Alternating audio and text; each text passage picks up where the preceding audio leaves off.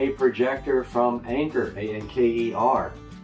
Well, today we're going to be taking a look at one of their other products, which I really, really love.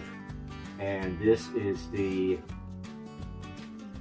UFI, I think it's UFI, I don't know, security smart lock with built-in Wi-Fi. There's the box right there.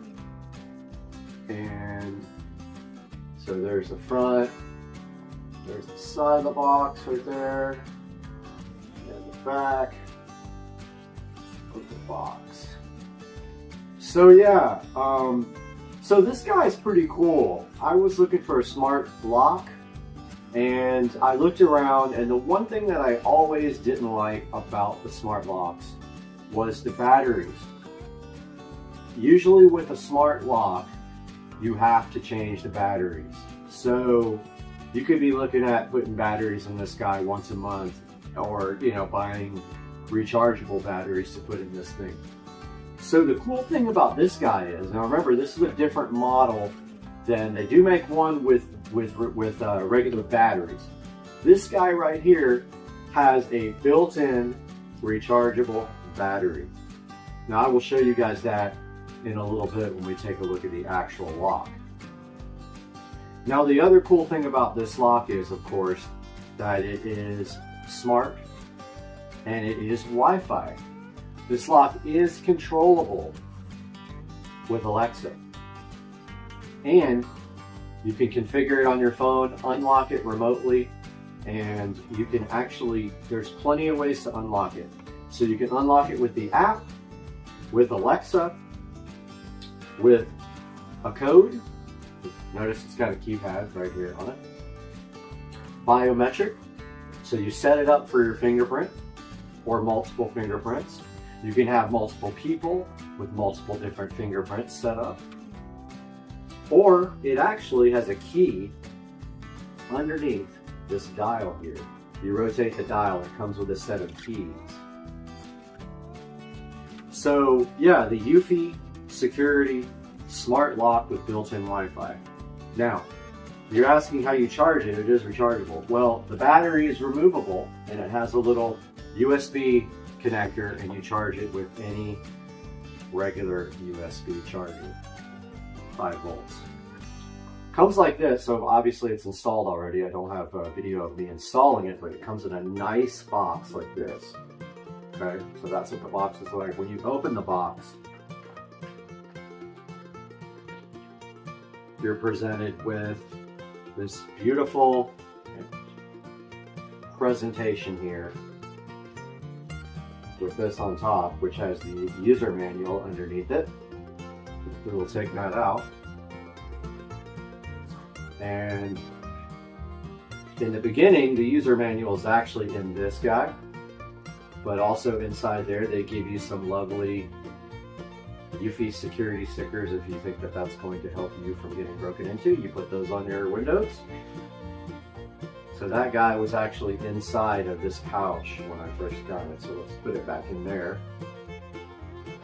And let's move on. So if we open up this styrofoam here underneath, you are presented with this cool box on top. And if you notice, it has the steps. It has the steps that you actually do the installation printed on the styrofoam. And then if you go under that further, you would have found the lock here. And these little cardboard boxes which have the rest of the steps on them and the parts.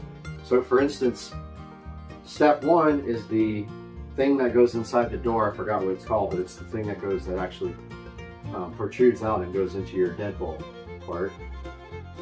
Then step 2 is your little, I believe they're strike plates or whatever they're called. And then this next box has keys, and it's marked like that. And then this is the screws for step 4, which is holding on your door lock. So if you take out the manual here,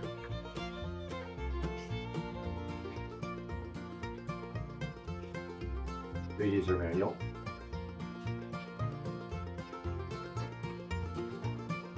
it will actually show you install instructions. So the first thing you do is go to step 1 and you install the deadbolt, is what they're calling this. So it's clearly laid out in the manual right here for step 1.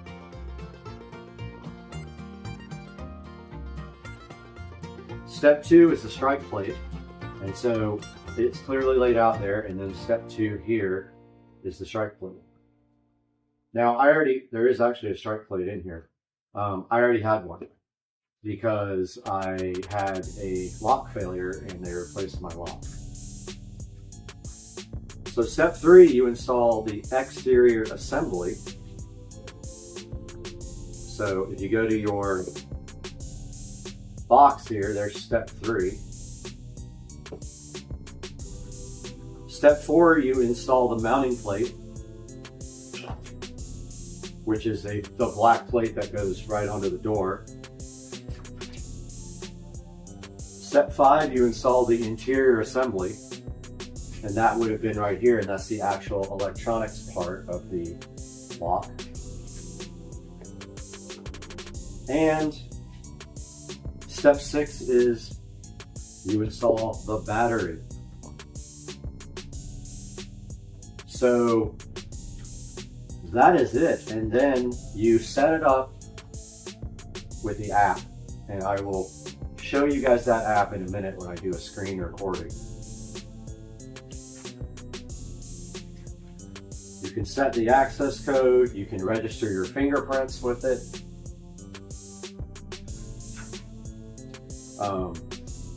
One cool thing about this lock is you can set it up to automatically lock at certain times of day or when you unlock it. So for instance, mine will lock 2 minutes after I lock it. So I'm putting this all back together and showing you guys how nicely this thing all goes back into the box. So that goes there, just like that. That goes on top like that. And lastly, the UFI, let's call it UFI, I think that's what it is. The manual pouch goes right there. And this guy goes back together like this. And then this all goes back in to the lovely box like this. Somehow. Tight fit.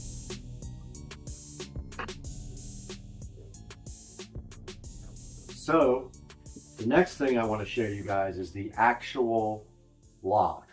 All right, guys, so we are going to take a look at the UFI Smart Wi-Fi door lock. And so here it is actually installed.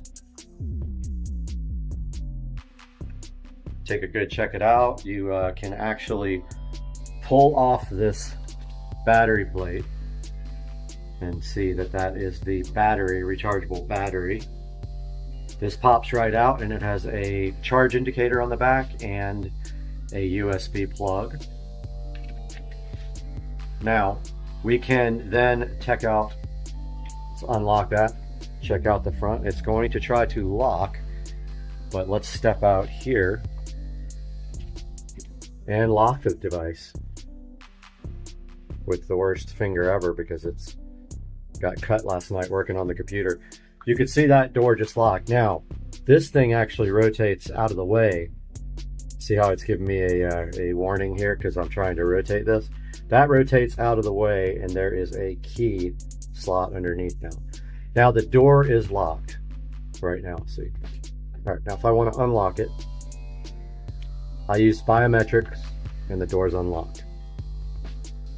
Let's lock it again and try the code. Okay, usually that works first time, but my finger's all cut up and raw. So I'm going to unlock it with the code now.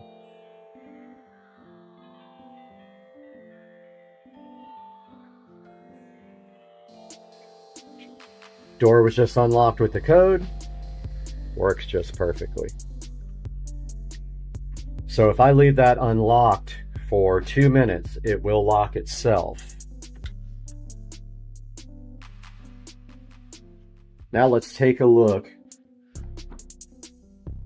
at the battery pack. So if we remove this, set it aside.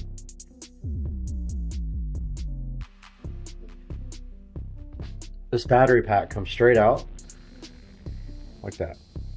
Now take a look at the back of this battery pack. So if we want to charge this guy, all we need to do is bring it over here. I already have a charger set up here. Plug this guy in somehow. Now you see how that light is red. That will charge for a while and then it will turn green.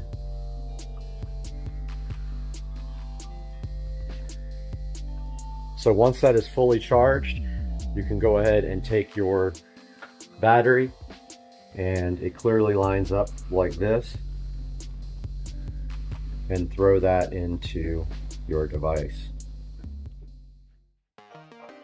And it gives you a little song to tell you it's on, and this guy should lock itself here pretty quickly.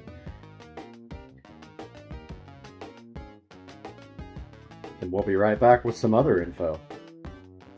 Alright guys, so the first thing I wanted to show you on this app was how this works. Now, I have already added my device, but if you don't have your device in the app yet, you'll need to sign up for the system for Eufy security. You'll have to hit add device, at which time it will discover your device. Okay, and once your device is discovered, you will see it here on this page. And then to configure your device, and you notice it says it's locked here, you can unlock it by dragging to the left or to the right here. You can also manage the access here. So you can add access for other people with this right here, as soon as it figures out how to respond. So that's my access there. You can look at the events, when it was locked and unlocked, and what day. And then if we go back here to this page, your settings is this little gear icon right here. So notice it says what kind of lock it is. It's a smart lock touch Wi-Fi, touch and Wi-Fi. Don't get that confused with the other lock, which needs a Wi-Fi bridge to actually work properly. This has built-in Wi-Fi and a rechargeable battery, and I will link it in the description to Amazon. Now this is where you name your lock right here. That's how you do your name. Now auto lock, this is cool. So this is what I was telling you guys about. This will lock the door after 2 minutes if I leave it unlocked. So there's no way you can leave your door unlocked. And then the schedule is, I want my door locked during this time no matter what. So please lock it the whole entire time from this time to this time. Now, one touch locking. That enables you to lock the door by long pressing the lock or cancel button on the lock, so you don't have to put a code in or anything to actually do it. Now this next setting is wrong try protection. So if someone tries to unlock my door with a fingerprint or the code more than 5 times, then it will disable the lock for 3 minutes. So you can set the attempt numbers here, and you can select the minutes here, or you can just switch it off completely. Scramble passcode, what that means is it will require you to put in a random set of numbers before your passcode. So if someone is looking over your shoulder surfing, it'll always be different in the beginning, and they won't understand why every time you walk up to the door you're putting in a different password. At least it'll deter them. It's not a sure thing, but it's a deterrent. So this lets you enable a sound when it's locked. It makes a little tone sound, and you can set the volume on that to low, medium, or high. So actually this turns on and off notifications on your phone. So when the door's locked, it'll send you a notification when it's unlocked. This lets you calibrate the lock. You have to do that when you add a new lock, so it checks the tension on the deadbolt.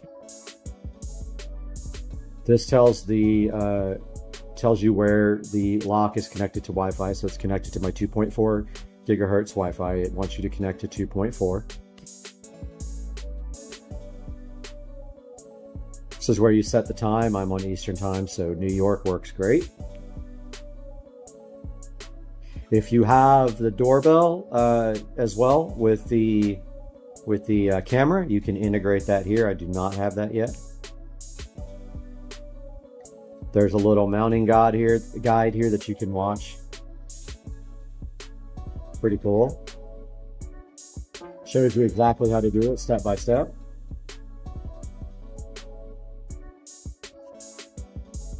You can share your devices with family and friends so they can actually use the app. And then here in About Device, it shows you the serial number, MAC address, firmware version. You can check for a firmware update, and this is fully updated. So now I want to show you how to add this to Alexa. So we go to our Alexa app. We find at the bottom right, we go to Skills and Games. We search for Eufy, and it is the Eufy Security, not the Eufy Home. Now you click Enable. Now you put in the email address that was associated with your account. So we'll be right back so that email address doesn't get shown. It took me forever how to make this thing work because it was saying my microphone was in use, but I figured out it was from Alexa. So I actually disabled that permission, and now I can... So she's talking to me because she heard her name. So here it shows that my account is linked. You click Close. And then you click Discover Devices.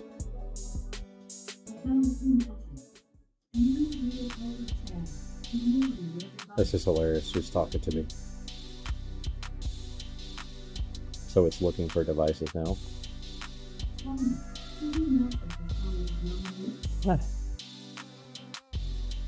So it takes a second to find devices to connect to. It should find my lock.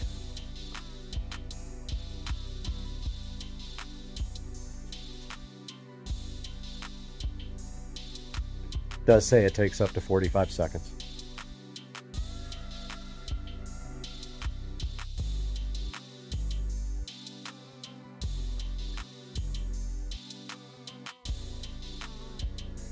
Aha, no new devices found. Well, let's see if it's actually in there. There it is.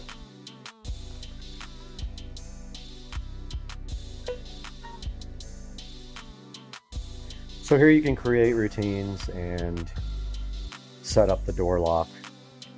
So if we hit the little thing, you can tell it, you'll allow it to unlock with the Alexa app. Oh, we're going to wake her up again. Okay, so when you do the unlock by app, you have to put in your Amazon account password. When you do unlock by voice, you have to put in a 4-digit code. So that way, when you tell her to unlock, you have to use the 4-digit code. So I am actually going to change that code, but for now it is temporary. So Alexa, unlock Brad's front door lock. What's your voice code for Brad's front door lock? 6666. Unlocking. Hang on. Okay, so that did unlock the door. Alexa, lock Brad's front door lock. Locking. Hang on. So you don't need the code to relock it. So that is how you enable this to work with the Amazon ecosystem. And I hope you guys really enjoyed this look at the Eufy Security Smart Wi-Fi front door lock. We'll see you again real soon. Later.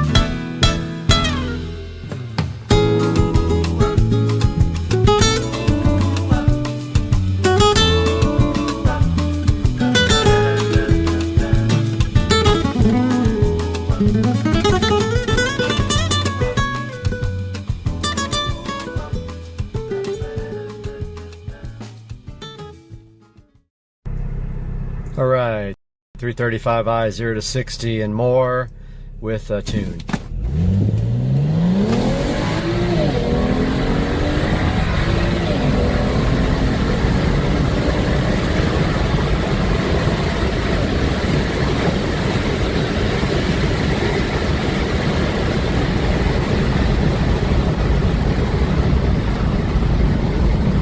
So that's transmission XHP flashed stage 2 E85 30% mix with just downpipes and a tune. Resistance is futile. The line must be drawn here. 173467321 Charlie 32789777 Tango 732 Victor 731178888 732476789764376 lock. Oh, yes! I hate this! It is revolting! More? Please.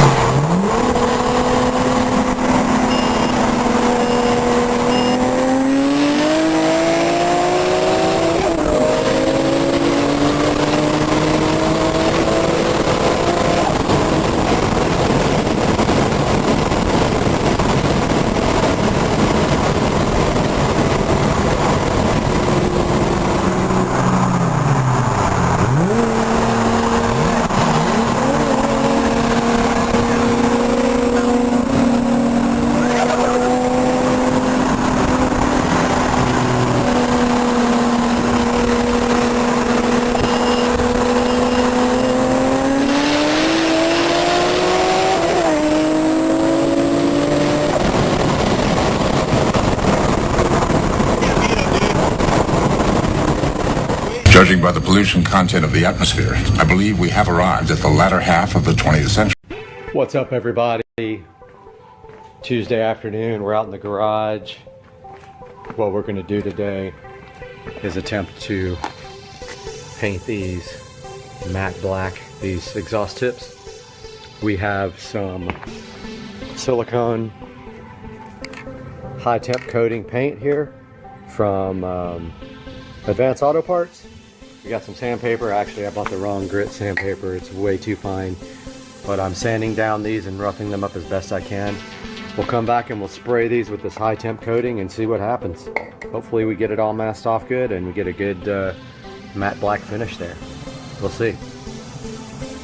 Got the back all taped off and ready for paint. You want to be really careful with this stuff compared to Plastidip because this stuff is not going to come off. So I've got plastic bags all up the inside around the exhaust pipe. I've got everything taped off around the upper lip. I'm gonna go ahead and spray it now and let you know how it goes. Got the first coat on. Looks freaking awesome. Stuff is kind of watery, so that helps with the overspray. Just go around it a couple of times and I'm gonna give it like 2 total coats and see what happens. First side has had some time to dry. That's what it looks like. Looks pretty cool. I'm gonna go ahead and do the second side now. I got this all taped up and ready to go. We're back. That's what it looks like. Came out really good. As you can see, the body work around it is already black. Turn the light on so you can get a good look at it. There it is. It almost looks a little bit purple from the lighting. I guess the white balance on the camera. And that's our little project for the day. We took those chrome exhaust tips on the back, wrapped them in DEI high temp silicone coating, and now they're matte black, matching the rest of the emblems on the car and the soon-to-be wheels. A little update on UPS and my wheel situation. 3 out of the 4 wheels are still delivered. 1 is not. UPS is running 3 to 5 days behind, and they literally do not care about your packages. If you call them, they'll lie to you. They'll tell you every excuse in the book. Your package is coming when they feel like it, or it might not come at all. That's gonna do it for today, guys. We'll see you on the next project, which is gonna be those wheels and tires. Later. We are right here, Supercar Street Racing Closet today, to go ahead and fill up the first row of these watches, because right here, a company named AYCY, and I can't even pronounce it, was gracious enough to send me another Android smartwatch. Now, I am going to be taking this Android smartwatch today and opening it up, looking at some of the menus with you guys, and then we're just going to go ahead and put it right in this watch holder to add to this nice watch collection right here. So hang out and let's have some fun.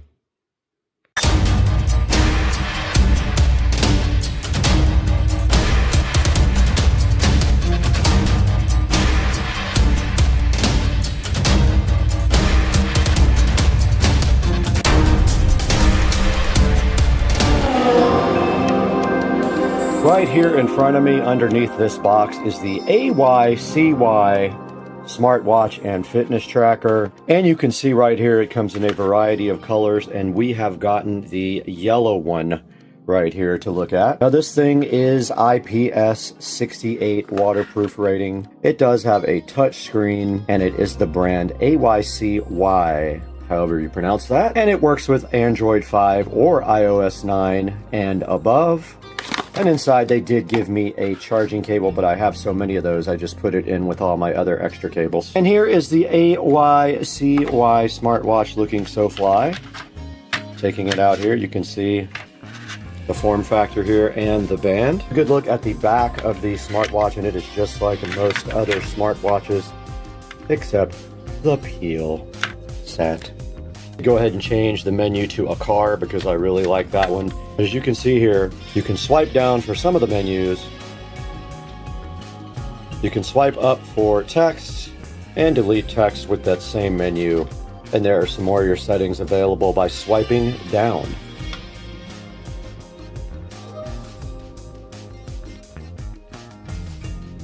Now, being that this is a fitness watch, of course it does keep track of all your fitness stats. It does do music and weather for your area. It can be an alarm clock. It does training, voice assistant, SOS, and you can go into the settings here and set the watch time, the brightness, the sounds, the vibration, the password, and it raises to wake when you lift up your arm. Now you can change the front screen to any number of screens that they have available, presets. Now here's a look at the themes here, and you can see that I have the car on, but you can also set it to any one of these, and you can also do it inside of the app. Now you do require this app called GloryFit to use with the smartwatches. I'm going to show you guys that now.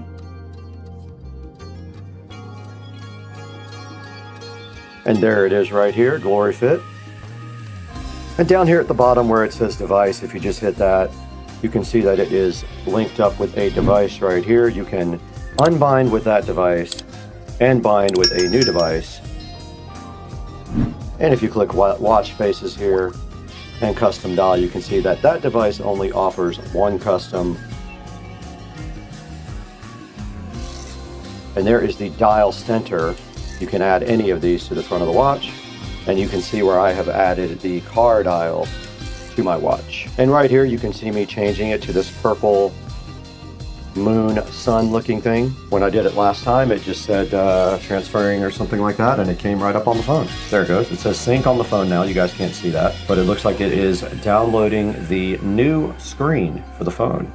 Now going back into the GloryFit app here, it says that the call's Bluetooth connection is down, and if you want to use this with a Bluetooth phone, you have to turn that on, but all of these are your options for monitoring your heart rate, your SMS messages, and things like that. And then on this front page is where you would actually get your heart rate recording and your steps that are recorded for your fitness part of the watch. And right here you can do running, cycling, jumping rope, or swimming, and it will record that data as well. And then right here is my account, and you can set up things like a training plan, some goals, and other things like that, and your just default system settings. And it shows you your firmware right here. Everything is up to date.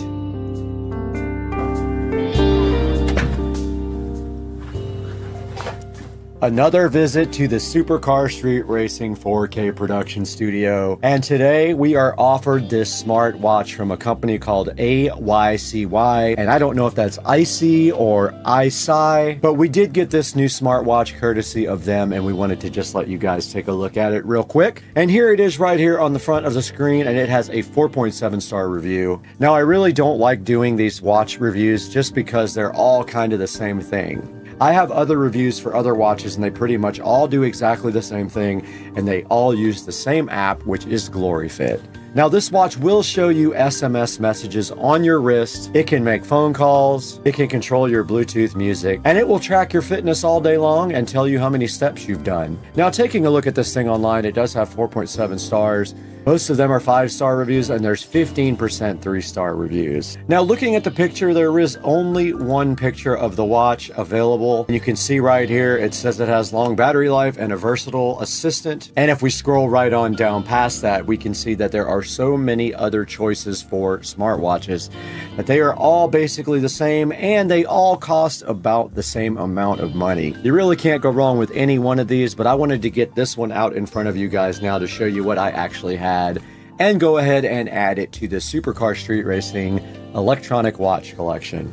And I did play around with this smartwatch. This is it right here, and you can see I was able to change the face on it.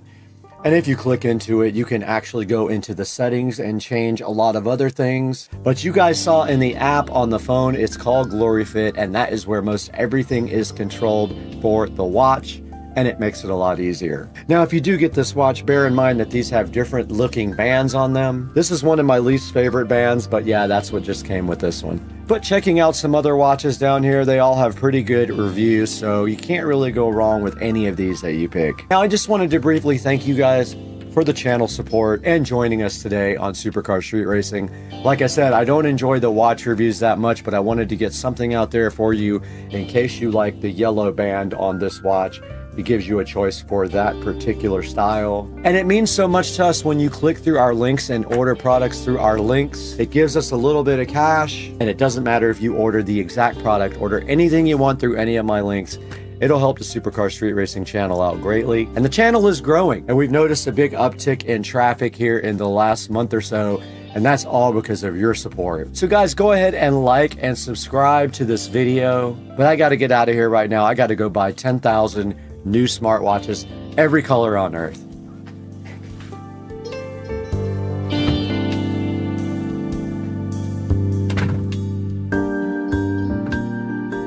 Back in front of the watch now in a little bit darker room so you can see it. And you can see we transferred this new watch face from the phone to the watch, just like that. There you go. It's upside down though. Yeah, I know. Go. Oh, let's go. What's up, everybody? Supercar Street Racing here. And today, UPS just left, and there is something out here I want you guys to check out.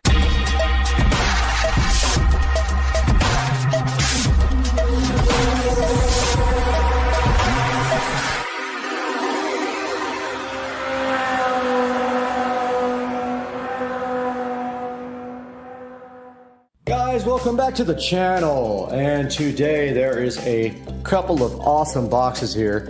Don't make fun of my socks, it's cold and I have hardwood floors, but let's take a look at what's in these boxes. What do you guys think? I mean, I'm so hyped for this. I looked forever for exactly something that I wanted, and I found it and literally ordered it yesterday, and it is here now. And oh, you know what that is. That is the special wheel condom. And underneath that wheel condom, we have, oh man, these are freaking beautiful. Look at the wheels, guys. I am so hyped for these wheels. Look at this. Check out these wheels, guys. We got the little SS center cap, which I really want to turn black. I'll probably end up doing that black, filling that in with the oil base marker or whatever, but check this out. So these are 14-inch wheels for the club car precedent, and they look just like some of the wheels for some of the cars which I used to own, so I'm really stoked about this. These things look amazing, and the reason I love these is because the new ones all have bolts, silver bolts all the way around, and this is a clean look that's going to look absolutely sick on the golf cart, and I am so hyped. There also should be black lug nuts in one of these packages. I'm not going to go ahead and open up the other packages yet, but at the moment I am looking for tires for these, so as soon as I can find some tires, I think I found some, then the guy will also mount them pretty cheap, so we're going to be heading out to do that, maybe with Joe. Joe will give us a ride. But yeah, I just wanted to give you guys a little update and let you check out the new wheels that I got. Get you a closer look here. Look at these guys. Things are so awesome. Really nice quality wheels, and perfect for a black golf cart if I do get the golf cart to be converted to black somehow. I'm still working on what I'm going to do with that, if I'm going to get the body painted or wrapped or whatever. But stay tuned, guys. These are the new wheels, and I am super hyped about it. Alright guys, I just ordered a VIP carbon fiber dash kit for the Precedent, and I'm about to order the little bezel right here that goes across it in carbon fiber as well. But that is the kit, VIP dash kit here. If we click on it here, it actually has a hole here for a gauge style marine radio. However, I think I'm going to try a tablet on mine and mount it right here over this hole. If that doesn't work out, I will get the marine style, but I really want to do a tablet, like an 8 or a 10-inch tablet on this. I think it would look awesome. But there's a good look at that. And then next I'm going to be ordering the little bezel cover for the dash to match the carbon fiber dash kit for the club car Precedent.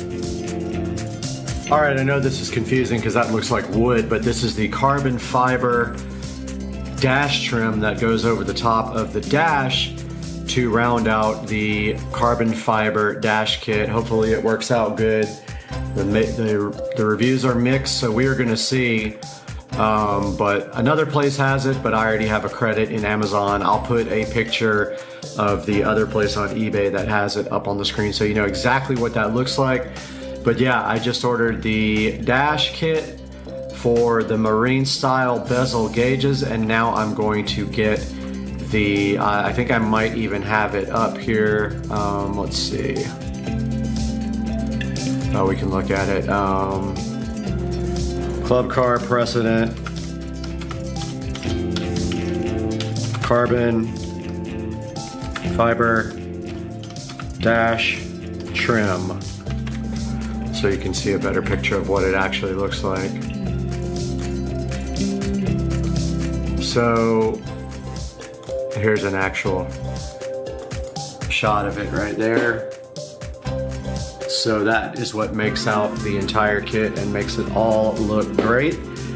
Guys, just wanted to give a huge shout out to ST Wheels, who were awesome in this transaction, and I didn't want to leave them behind. I'm going to put a link in the description to ST Wheels on Facebook. This guy's awesome. He shipped the wheels out literally Saturday, and I had them today, so literally 1 day later. Either Friday or Saturday, I can't remember, but it came really fast. He's also in Florida, so it made it easy. Guys, please do the channel a favor. If you need wheels for your golf cart, check out ST Wheels. The link is in the description and below. And I hope you guys enjoyed the video and have a great day.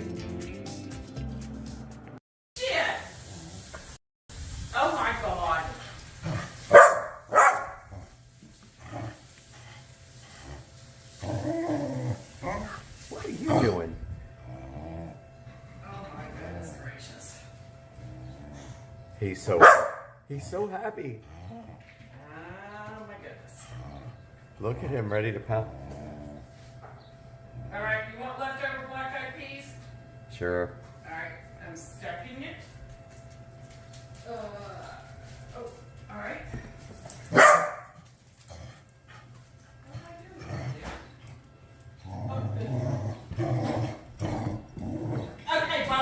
Cooper, stop. Jesus, Cooper, stop. Cooper, why? You don't even care about mice. He is looking straight at it though. Alright, you guys, seriously. Goodness gracious. This is the best. Oh, he tried to. Get it, Bubba. Get it, Bubba.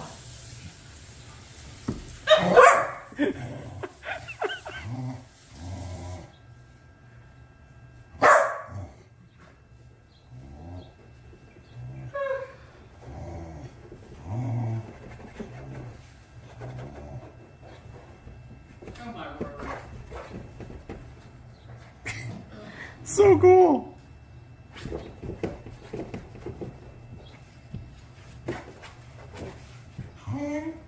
What are you? What? You're a grand old flag, a high flying flag. That's it. That's it. I don't know the rest of the words. Da Da da da da da wave. Da, da, da, da, da, the land I love, home of the free and the brave. Exactly.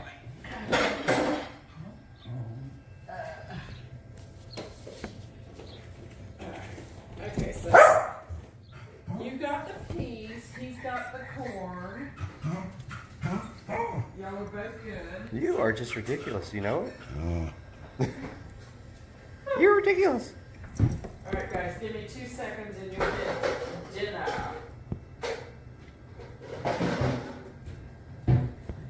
This is the best video ever. You! Cooper! Cooper, please stop. That's enough, buddy. Enough. Enough, asshole.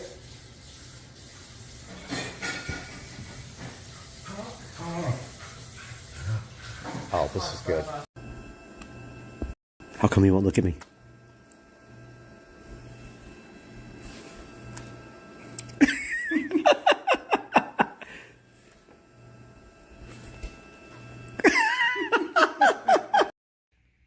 What's going on, everybody? Supercross Street Racing here. This is my Aerosmith poster right below my guitar. Epic.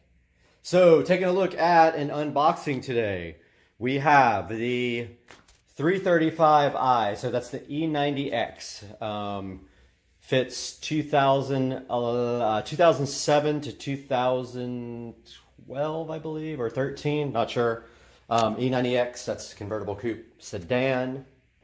Now, what we have here is a caliper kit, rotor kit, and pad kit. Pardon me. And so we got everything in this kit from eBay. Now, this is not a big brake kit. It is not it's a performance brake kit, but it's not a bigger brake kit. And I am not a race car driver, so I don't need a bigger kit. But it was almost time to replace the brakes, and I figured that I would do something cool. Now, I wanted black calipers, but these are powder coated in red. But these are freaking awesome looking, aren't they? If I had these out of the bag, I could show you. But yeah, these are the red powder coated calipers. I believe they're remanufactured. I'm not 100% sure. Don't care. But those are the brand new front and rear brake calipers. And then in here we have a little treat for you. If I can get the box open. Oh yes. So here are the vented and slotted disc rotors, front and rear, for the 335i. So this is all from eBay. I paid $550 for this whole kit. 4 rotors, 4 powder coated calipers in red, and 4 sets of brake pads for my 2011 335i convertible. Stay tuned, because I will have a video of the install process, and that will be coming up this weekend. Peace out. What's going on, everybody? Supercar Street Racing here with a little update. I did sell my Lexus IS300 to my friend Philip in Hawaii. The car did leave on Saturday, and I do have some video of that. I'll be posting, or I might have already posted that. And here is my new car. This is a 2011 BMW 335i convertible. Purchased it in Florida. Drove it up from Jupiter to Jacksonville yesterday. It is 52,000 miles, and it is black sapphire over saddle brown, in really good condition. Really love this car. This is my second 335i. I do like the auto transmission over the manual in these cars. So this car has the MHD stage 1 flash. I'm waiting for some hardware parts to come in before I flash it to a higher stage. Ordered full bolt-ons for it. It also has the XHP transmission flash in it, and so that should help out as well. It's really cool that they finally were able to crack the 6-speed transmission on this car. So that's my new BMW 335i convertible. You'll hear some more updates from me. Supercar Street Racing later. Got my multi-tool. We're gonna have to do a little bit more cutting. On to overheat, initiated.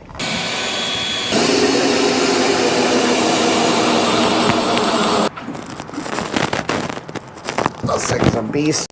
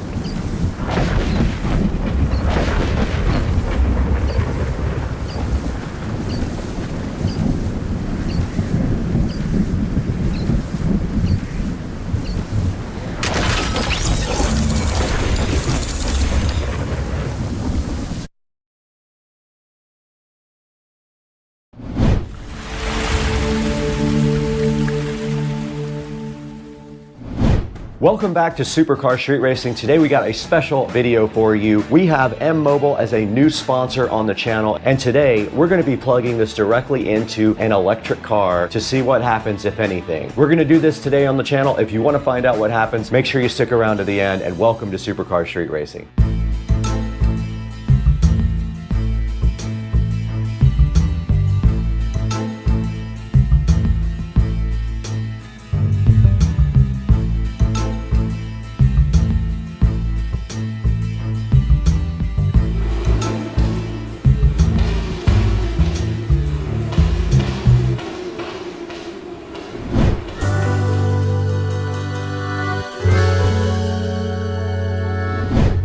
You're back on Supercar Street Racing with Brad, and I'm so happy to have you on the channel today. And if you are a new watcher, I hope that you will do us a huge favor and hit that like and subscribe button and support the channel.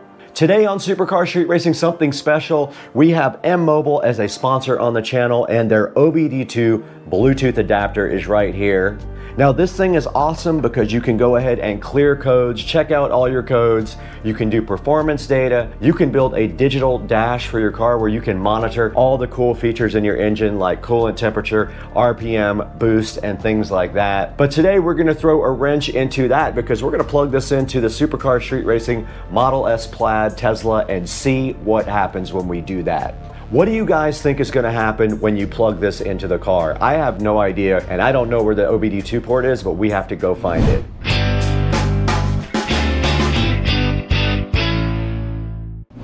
The M Mobile OBD2 scanner is sitting right here, so fly and so fresh for you, and we want to show it to you right here on Amazon. We have the page up right there. Now this thing is compatible with both iOS and Android. This is the 2024 version. It uses Bluetooth 5.4, so that is the newest Bluetooth standard available.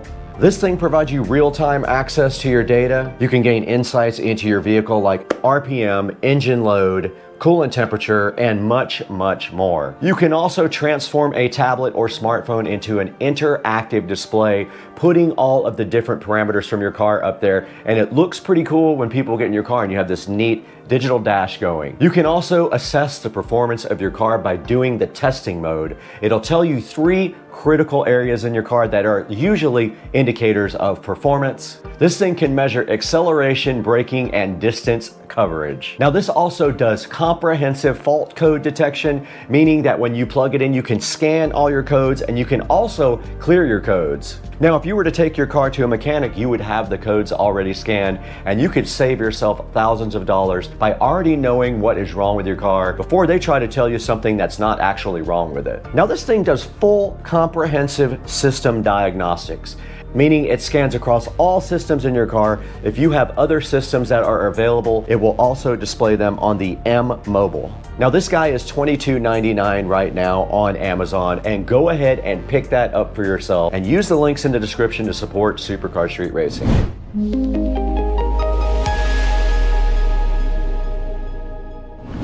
Out in the SCSR compound, awesome garage, and I know your question is there actually an OBD2 port on this car? Well, I didn't check, but I heard that there was one near the gas pedal. I put a light in there without checking because I wanted to do it live. We'll do it live!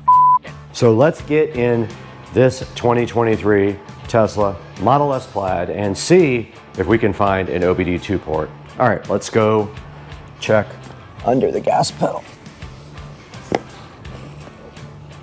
I don't see, there's some kind of flap there, but that doesn't look like it. I heard there was a panel under here. I don't see any panels, just a bunch of carpet. Oh, it's right here. It's right underneath here. I don't know if you guys can see it. So let's get our OBD2 reader. Don't know which direction it goes in either. Okay, there's a red light on our OBD2 reader now, so I guess it does work. Okay, we're here on the Android phone, and all we have to do is see this OBD Home app and go ahead and open it up and try to link with our device. Let's see. It's looking for my device. Oh, it found the car. Connection succeeded. Dashboard, display real-time data about the car. We are successfully connected to an electric car with an OBD2 scanner. Now the question is, what kind of data can we get off of this thing? That's so funny, it has everything about engine coolant temperatures and everything. And of course, none of that applies to our car. So there's not really a whole lot in here we can do. Now here's where you can do a dashboard, which is kind of cool. So this is the setup. We're gonna change it from metric to inches. Okay, so that is just the settings. Back at the home screen now. Now, I don't know if it's going to show miles per hour or not. We would have to take the car out to check that. It does have an acceleration for performance. Not even stepping on the pedal gave us any data. Let's see what we can scan here. Let's see. It's scanning for trouble codes, none. MIL status, no data. Freeze frame, done. No data, oxygen sensor. You can't find anything to look at. Car information, PID snapshot. Okay, let's take a look at our car information. It only has a VIN number. It does not show anything else. No trouble codes are detected. So yeah, there is not a lot of data you can get off of this thing with an electric car like the Tesla. We did get this switched over to miles per hour in the dashboard there, so that's good. I guess we got to take the car out and see if it does anything on performance or the dashboard. We'll do that next. Okay, we have our OBD2 app open up on the phone, and we do have our GoPro going at the same time. We are about to take a little trip. I'm gonna go ahead and test this out when we do that. So let's get going. We gotta get our briefcase and everything loaded up. I'll be curious to see if this thing does anything. All right, we're in the car. Let's see what happens. I'm gonna go ahead and put on the dashboard, and then we'll do the little performance test if we can get that working. Not sure if it is gonna work. Sorry if it's noisy. We have AC going. We're at 87% state of charge. I'm gonna put the dashboard up now. So far, there is nothing on the screen, so this might not work in my car.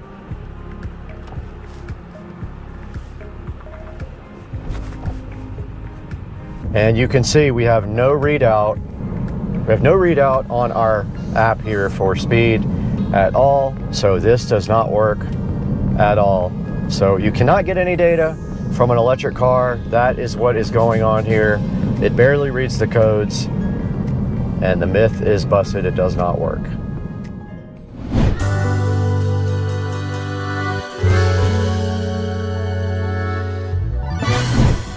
All right, guys, we have busted the myth, or maybe there was never a myth, I might have made that up, that you can put an OBD2 card reader into an electric car and actually get any data. You can get some data, but you're not getting a whole lot. All you can get is basically your car VIN number, and that is it as far as my car. Now, another car might do something different, but my car only shows the VIN number. We also took the car out and tried to do the performance testing as well, and you could see that we could not even do that because the car does not even read miles per hour. Now, it might have something to do with the fact that RPMs don't display either, because there is really no such thing as RPM, although the motors do spin up at RPMs. It is not like a conventional car. It is not going to read out on your OBD2 app. And there are no codes displayed either. I thought there may be a special something for OBD2 for electric cars that they would maybe adapt to the Tesla, but I'm sure there are some apps that do work with the Tesla. I have not investigated that. I know that Tesla has their own custom software for diagnosing the car. But like I said, we wanted to go ahead and try that for you guys to see if we could get anything out. Now, if you're wondering where the Tesla is, it is actually in the tire shop, because every time I drive the car, I have to run over something and get a flat. The same exact tire that was flat about 4 months ago is flat again, and they had to tow the car on a flatbed. That was when I went out on the trip earlier to test the performance. I went on an errand, and of course I was the only person in the road, and I hit something metal and it flattened the passenger side rear tire. So the car is in the tire shop getting a tire replacement. We appreciate you guys watching. Now let's throw it back into actually the office there with Brad for Supercar Street Racing and getting out of this video. Thanks again for watching. We will see you next time on the channel. Yo, the moon's insane this morning. Look at that. So cool. I think it's like 6:30. I don't even know what time it is. That is just the coolest thing ever.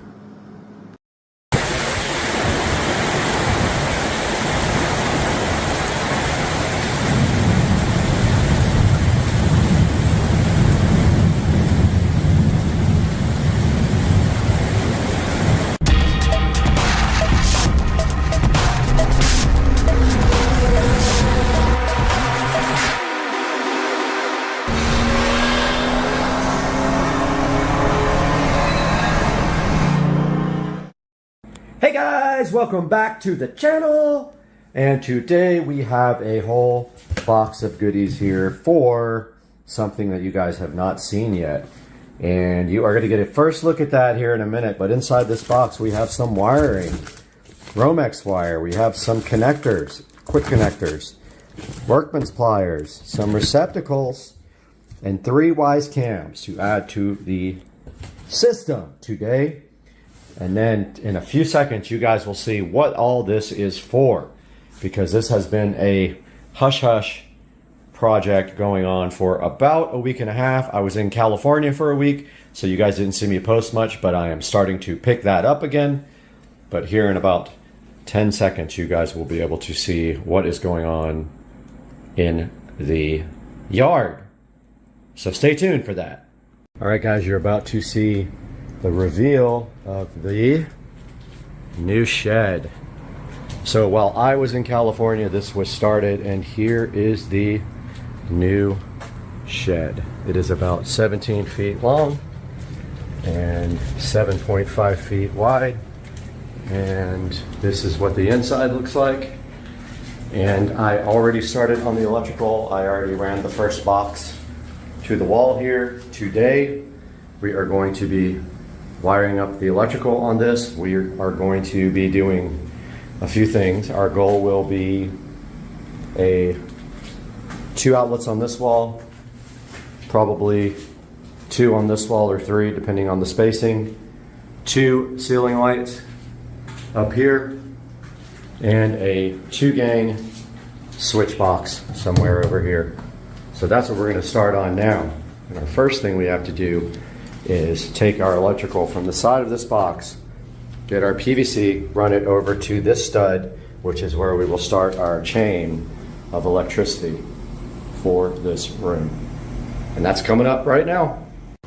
All right, guys, we are back, and I pulled out the receptacle. The very last thing we do is connect the electricity to this receptacle, so that way we're not working with hot wiring. But we have a kind of a complicated little task right now. We have to get, we need to get this connector screwed into the side of this. Oh, it's the wrong size. It's 3/4. Wow. Okay. That sucks. Actually gonna probably just glue that in there since it's the wrong size. Yeah, that's what I'll do. I'll just glue it and then it will fit this pipe because I don't feel like going back to the store. But we do need to cut this pipe long enough to go into a hole over here. And our pipe is 1/2 inch. Let's see which bits we have.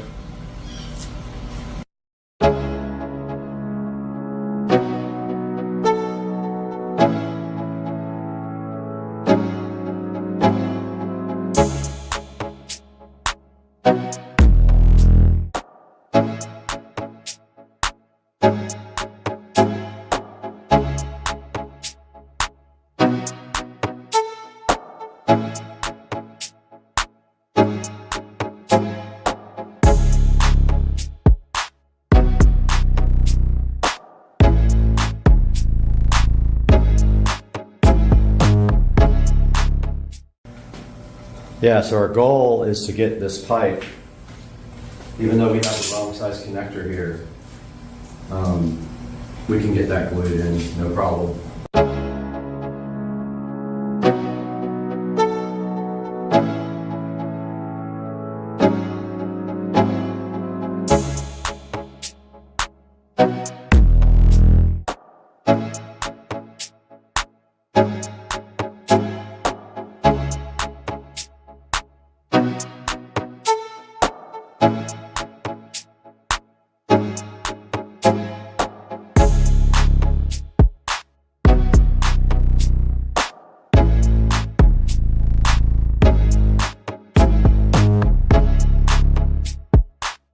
All right, guys, we got our level here. And what we're going to do is, first we're going to take off this little connector, which we know doesn't fit now.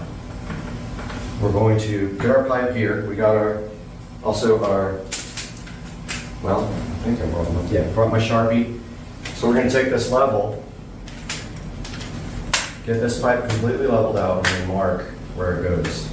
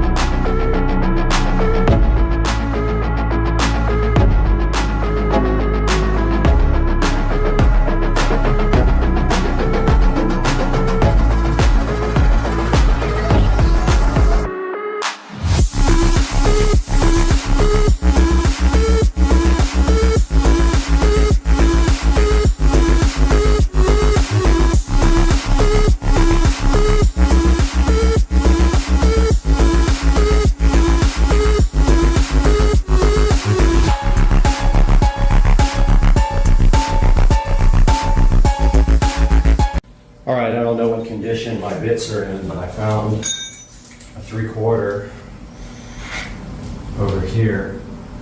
This thing looks ridiculously dull.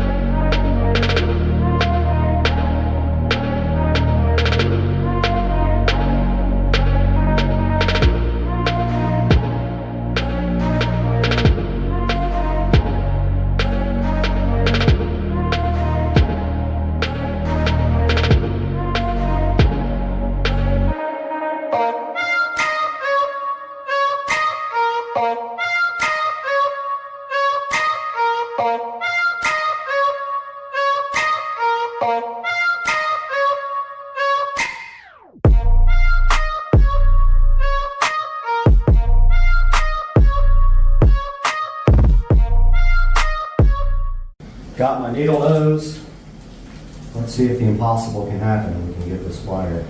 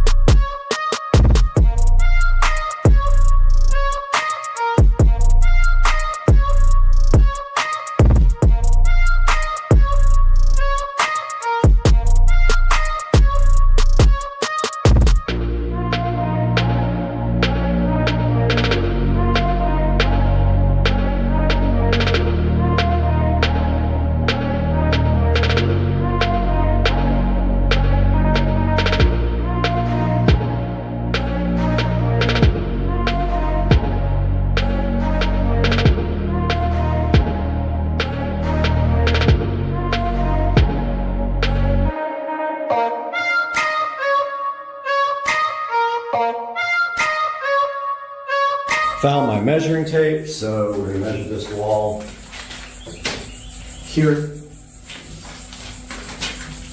And it is 90-ish. So we're gonna do one receptacle at 45. Okay, so we're gonna take it on this side. We're gonna run up with probably, we're gonna go that way. We're gonna go towards the door over here, and we're gonna go towards the roof. We're gonna do both.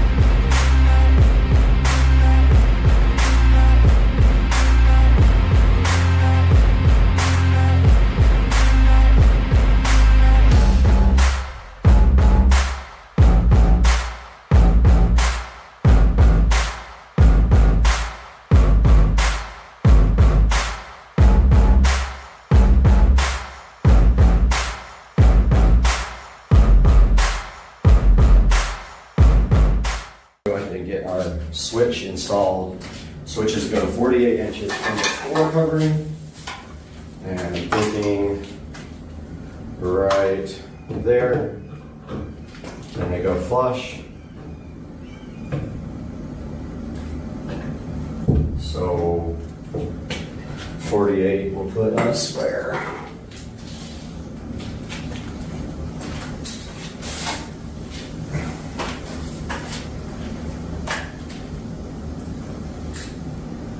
.48 inches.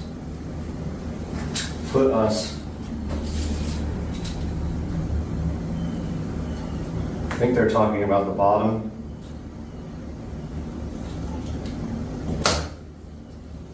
Which puts us right there. Okay.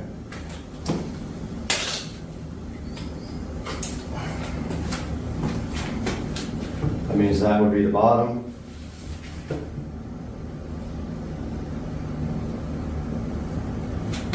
And it's got to be flush. Of course, it tries to move when you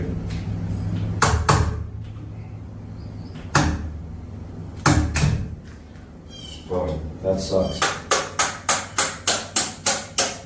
I never use these nail-in ones. I hate them. Couldn't find one with screws though.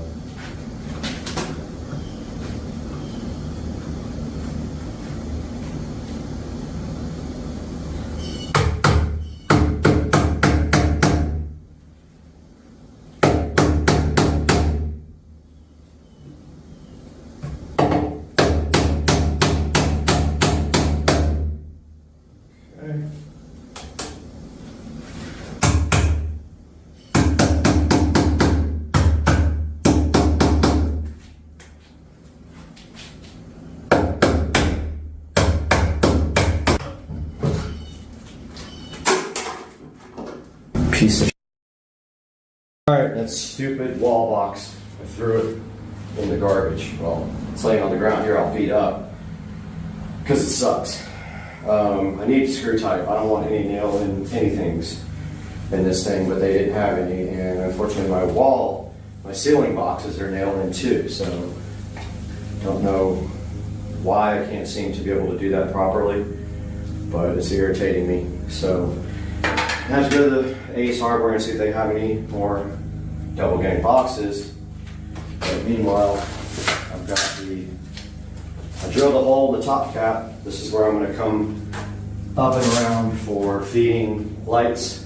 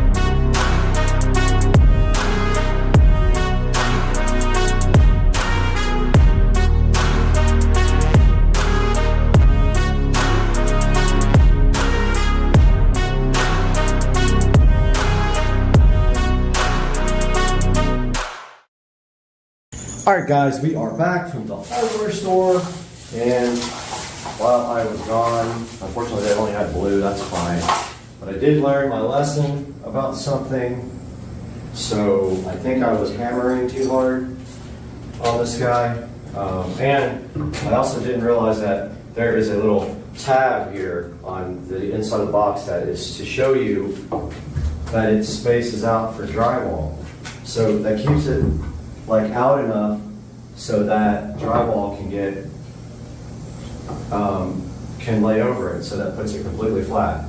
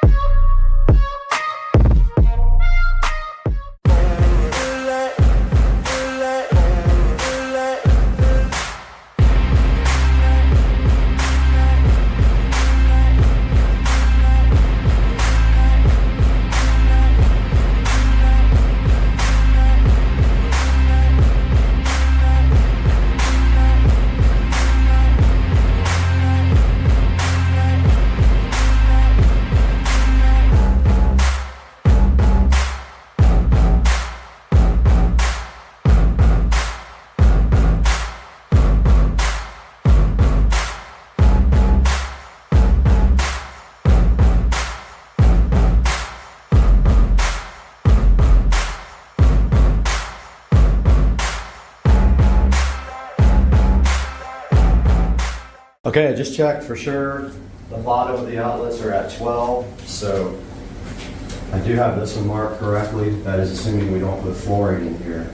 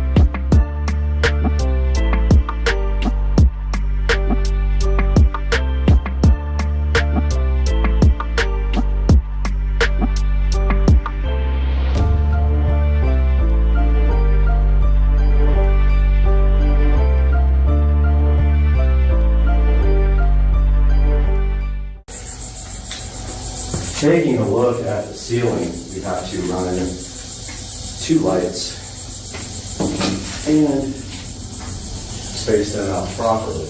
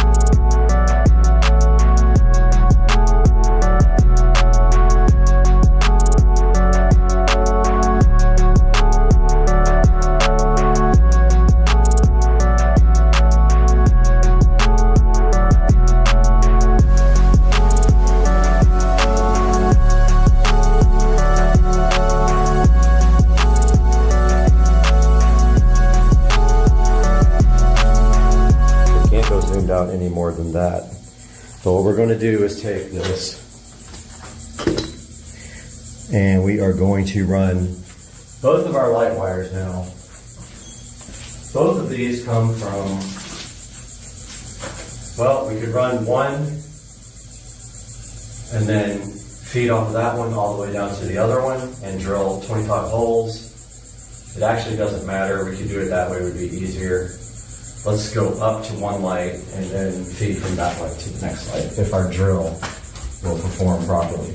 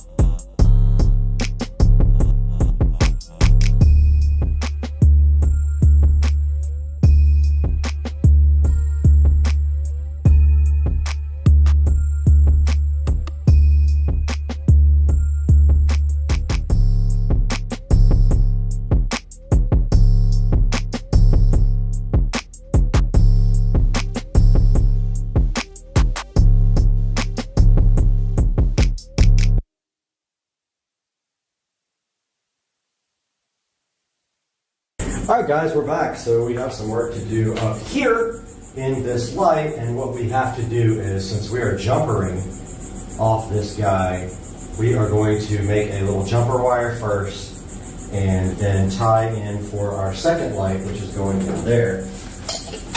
So we can get up here and strip our wire pretty high up. Use your razor knife for this. Watch your fingers.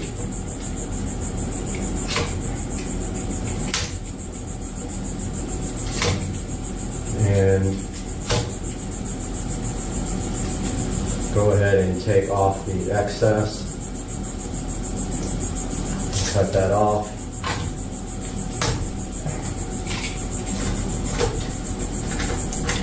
Oops. Almost tried to cut the black wire off. Okay, so we have our tie-ins right here. We've got way too much wire. We're gonna end up cutting that, but we have to run a second wire all the way over. So let's get that started.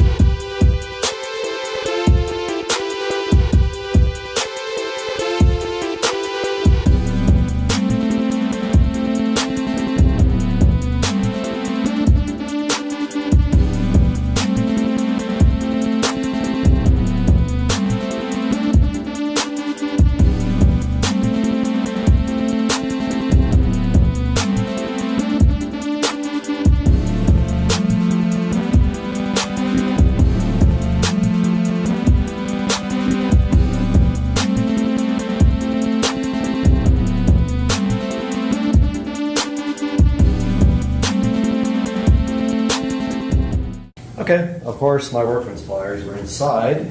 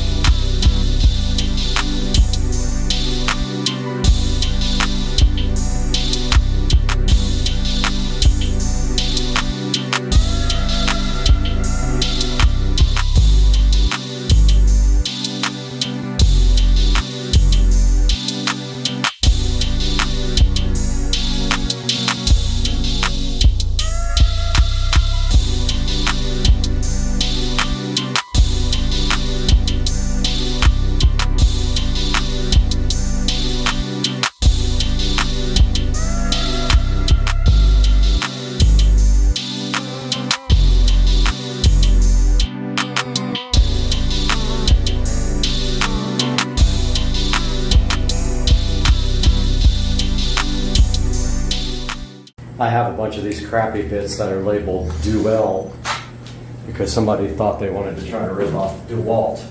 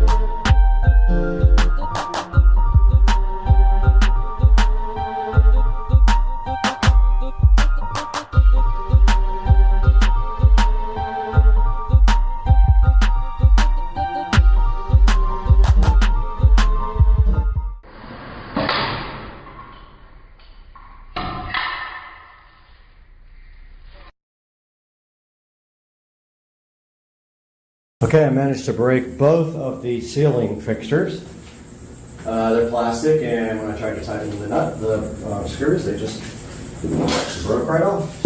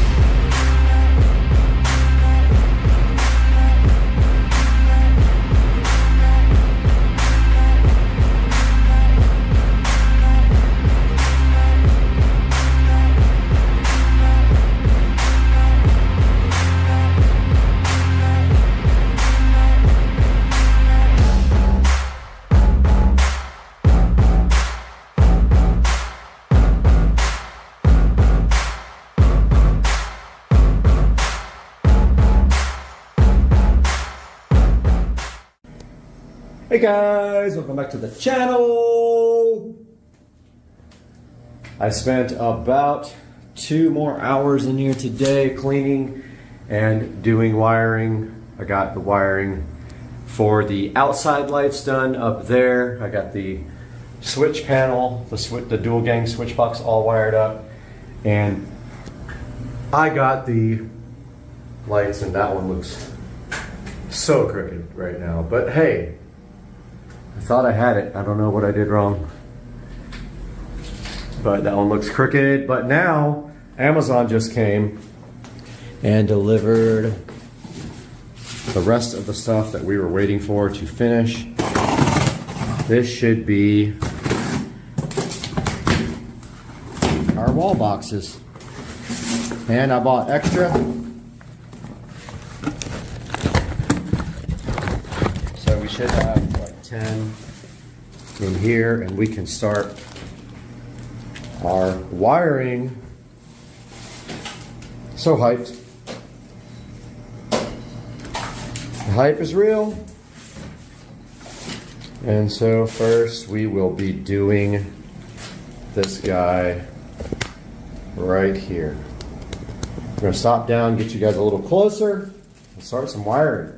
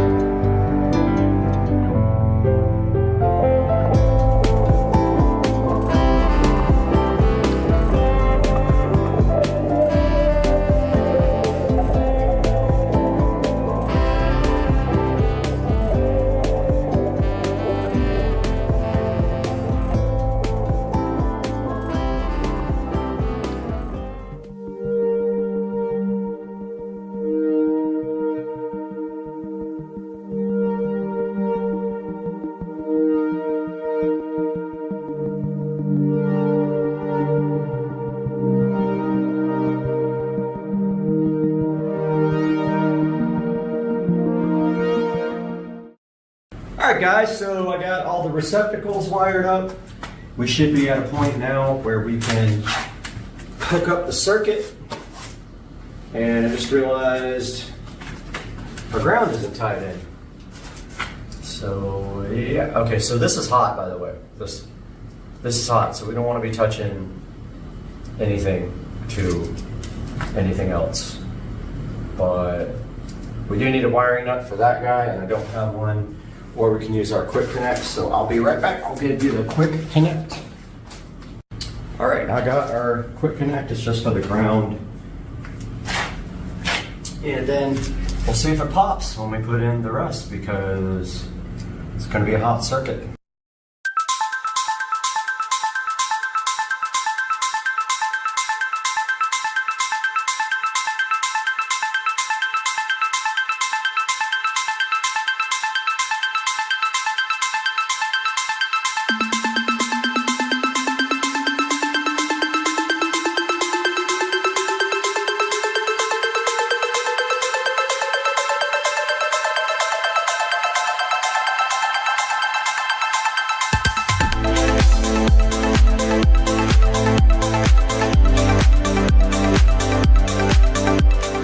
Alright, so I connected the circuit and one of the lights is red.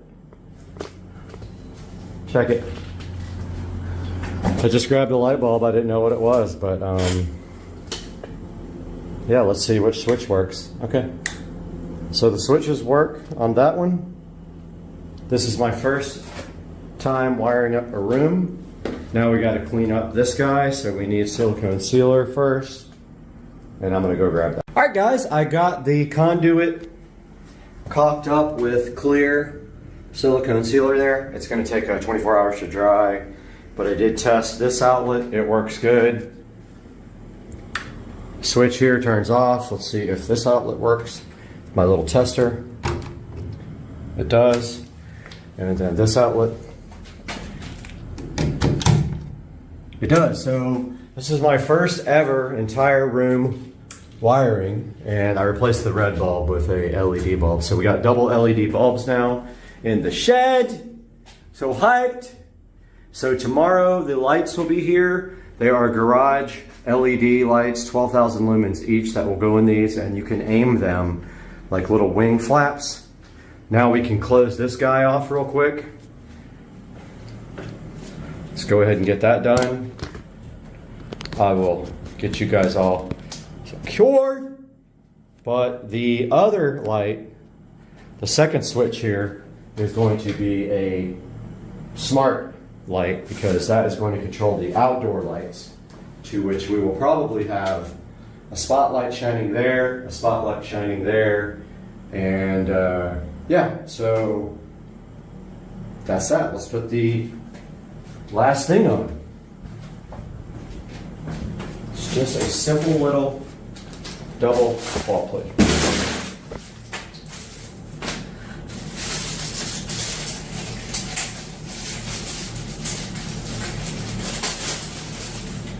Just like that.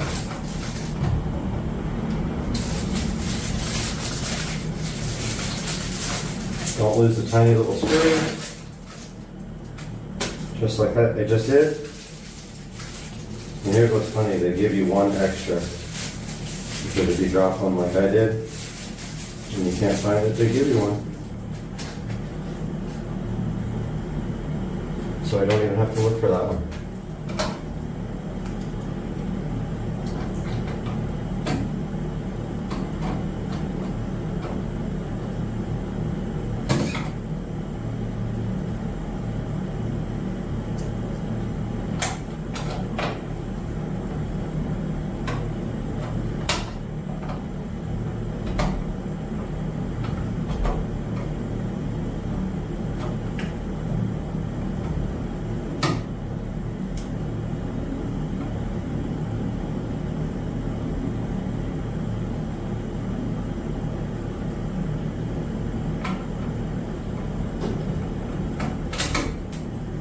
Okay, I did drop that one.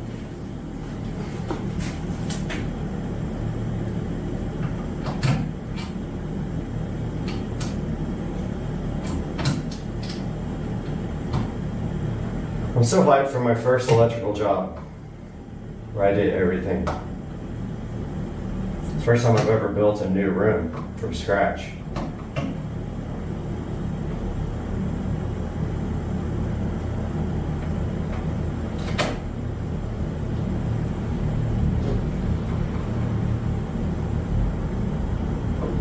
All right, so that's that, guys.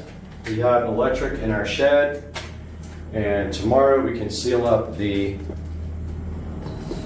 remaining outlet and get that done, and then start thinking about shelving and storage, because that's what this is for. This is for the golf cart, which is why it has a double door there. And then over here, maybe a workbench or something, I'm not sure. Maybe an air conditioner in here if we can get it, but that's the only thing left, and that will have to sit for a while till that silicone can dry. Hope you guys enjoyed it. Next video will be the outdoor lighting situation, so you will see me at that point, and we will talk again. Supercar Street Racing, peace out. Very dirty.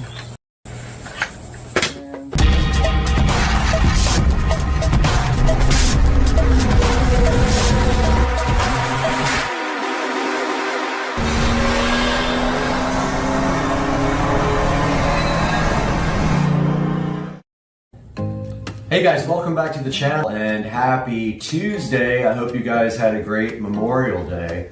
And today we have something special that we're going to take a look at. I'm really excited about this because I don't have any of this particular product, but I love Govee. Govee is probably one of my favorite companies in the world. Their lighting is amazing. They have all kinds of different solutions for different types of LED colored lights and normal lighting. And today we are taking a look at replacing the light bulb that is in a lamp on the patio here. Now, what is on the lamp already is an old school color changing light bulb, and it uses an RF remote to change the colors. We're going to be upgrading that today to a Wi-Fi enabled smart bulb from Govee. We have it right here in the package, so let's take a look and see at what we got here. All right, so here is the unopened Govee smart LED light bulb. So what I like most about Govee is the fact that you can take these bulbs and you can basically use them all with the single Govee Home app. So I buy mostly exclusively Govee products now. Now this is an 800 lumen bulb, which is pretty bright. It says it uses $1.08 a year in energy, which is almost none. And if you run it for 3 hours a day, it'll last you 13.7 years. The model number is the H6008, and it is an E26, which is just a standard Edison bulb. It uses 9 watts of total power. Again, this works with Google, IFTTT, the Govee Home app, and of course with Alexa. So let's go ahead and take this guy out of the box and see what we got here. Traditionally, these are pretty easy to set up.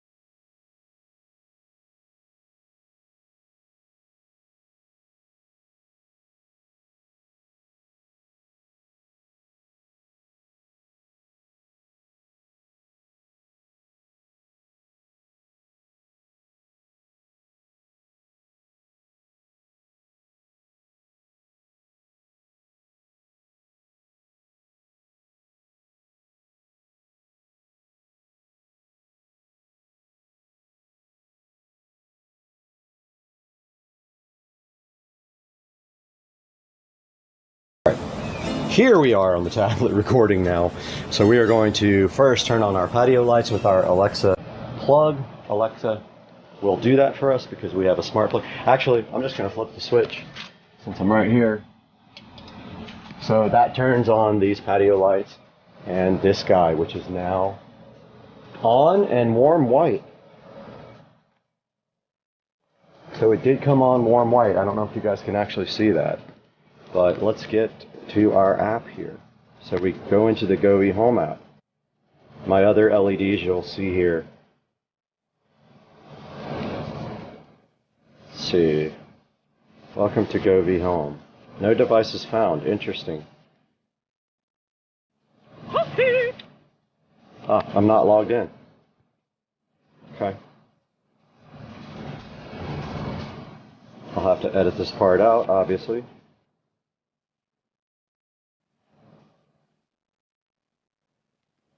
Alright, so here we are logged into the Govee Home app.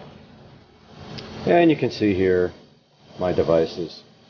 Bluetooth is off, so let's turn Bluetooth on my tablet. We are on now. To add a device. You click the plus, so I'm clicking it now. And then you have to know which light you are adding. So let's see, indoor lighting. So we have the H6008, so we pick that on the tablet. It's one without the bulb. It doesn't have a bulb symbol, it just has a G. So it's found the bulb. Here it is, H6008. So we click on it. It's connecting via Bluetooth.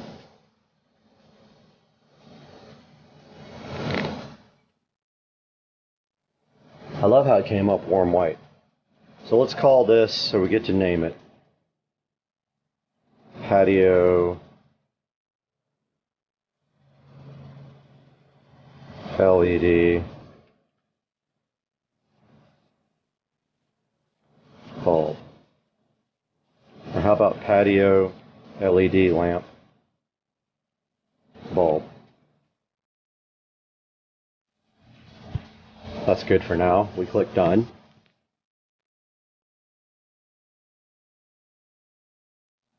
Now it's looking for Wi-Fi. Now don't forget I have multiple Wi-Fi, so I'm going to join one that is closer. That's interesting. It doesn't see all my Wi-Fi. Oh, okay, there it is. So we're going to join this 2.4E. There we go. Bulb seems to be connecting to Wi-Fi now. Said the signal is strong, even though that's in the front of the house. That's interesting. And let's see if we have the ability to upgrade the firmware. There's usually a firmware light. Let's see, firmware version 1. Yeah, there's no place to... There must not need a firmware update. Usually it shows the firmware update right here next to the little bulb. But as you guys can see up here, it is white. And you can do scenes and color wheel. So if we go to scene, we can do the same ones that we have on our bulbs for our smart mirrors. And there we go. You can't see it, but it is running colors now. So that is basically it. You can also sync up multiple devices. Like you can have, that's a different color there. You guys can't see it, but it's a bluish color now. I don't know how much of that you guys can actually see. But yes, I can change it here in the app, and you're seeing that live as I do it. So then if you have like devices, you can actually pair them all. And you can make them do the same exact colors. So that is the, I thought that was falling. That is the Govee Smart Bulb. The Govee 6008 smart bulb, guys. I hope you enjoyed this little review and setup of this device, and I hope you guys have a good day. I can't figure out for the life of me what's missing from this closet. Oh yeah, we need to put a subwoofer in here.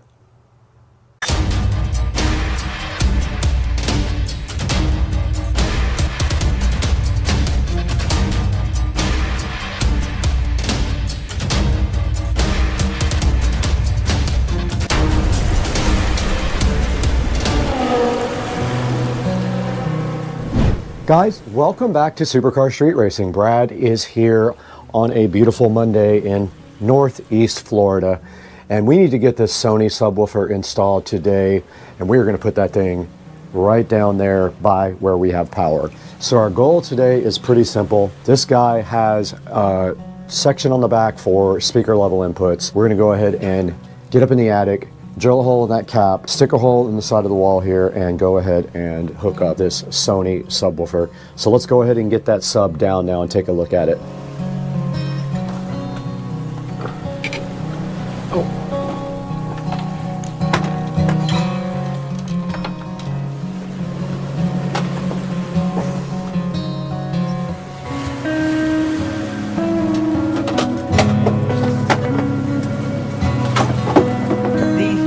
All right, we are behind the Sony active subwoofer right now.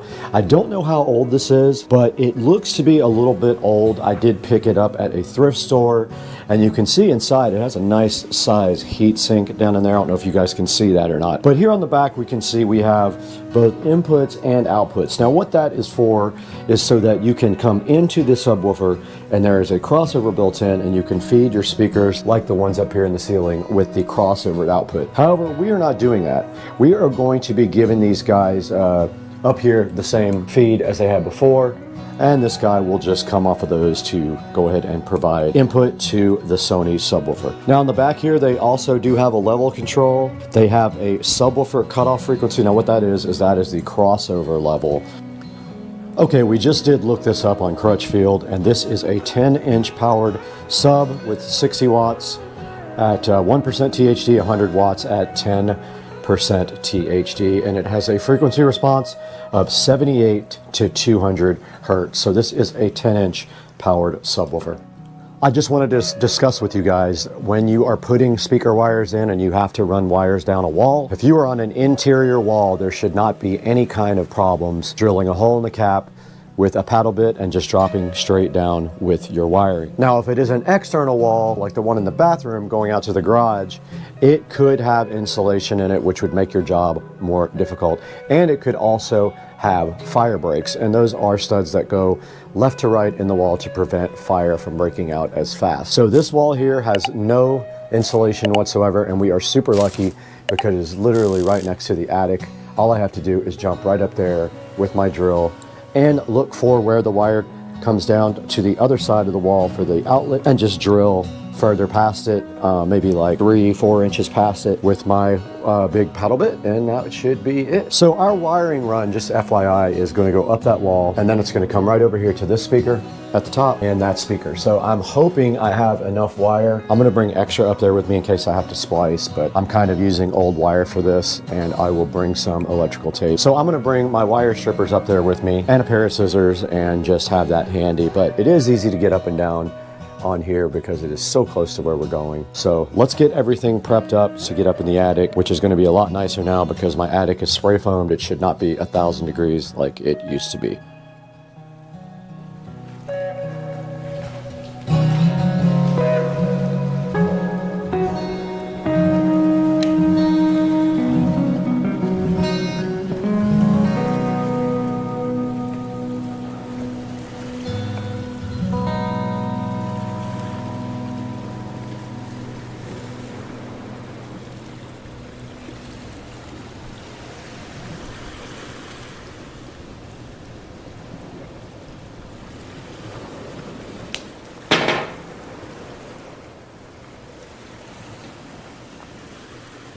Okay, we did prep our wire for going up in the attic. This simply gets it so it can just go straight down the hole, and then all we have to do is drop the wire all the way down, and pull it out of the hole.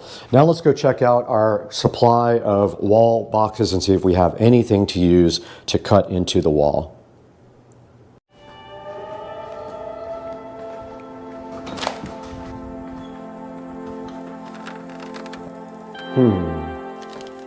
I actually found that I had bought an extra one last time, so I have the box and the little cover plate that the wires can just pull right through that has the little brush on it. So we are good to go to have everything to do for this project. This is the brushed part where the wires come through, cover plate, and actual box that we have to trace and cut out with a drywall knife.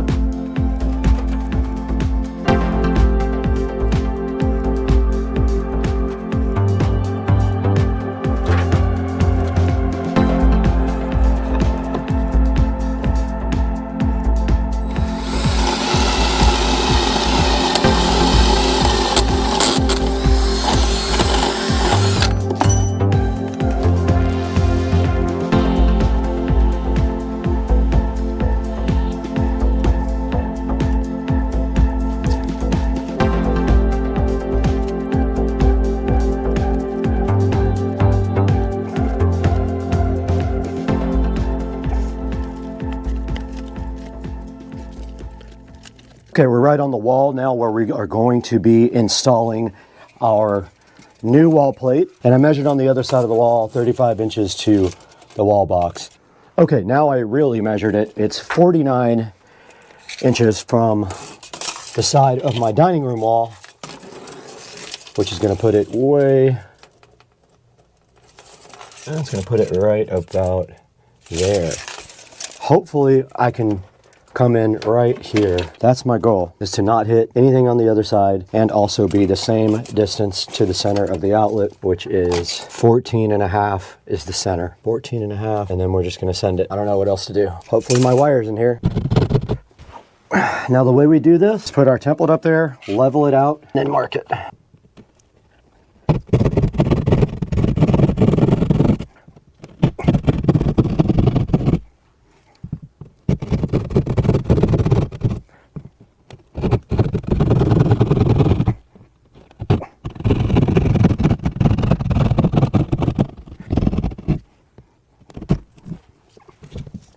We went ahead and got our wire pulled through, and now all we have to do is take our brush plate and poke the wires through the center of it because it goes on last. But we need to get got my impact now, so we can go ahead and put the wall plate in. So this is the kind with the flaps that open.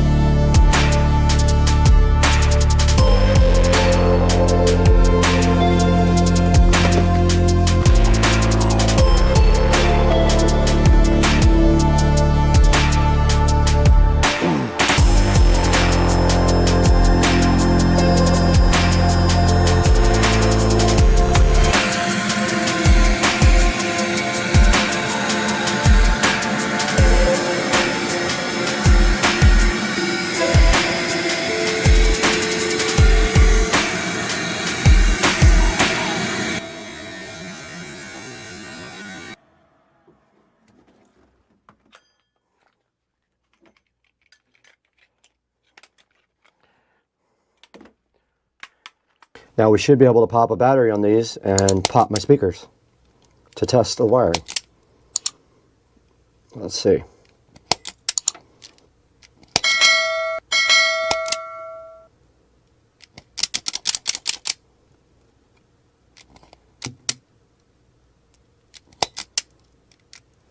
All right, let's grab a battery. 9-volt battery right here to test. We should hear it in the speakers right now. There's one and the other. Both of these work. Doesn't matter which is left or right. This is a mono system when you're using a sub, so you can connect it to anything you want. In is the back ones. Positive is always stripe, remember that. And if you don't hook it up right, it'll be out of phase. All right, it is connected. Power is on. Go ahead and plug it in. I wish it was lower now so you didn't see the wall plate. Go ahead and get this thing connected all up. This wire behind here.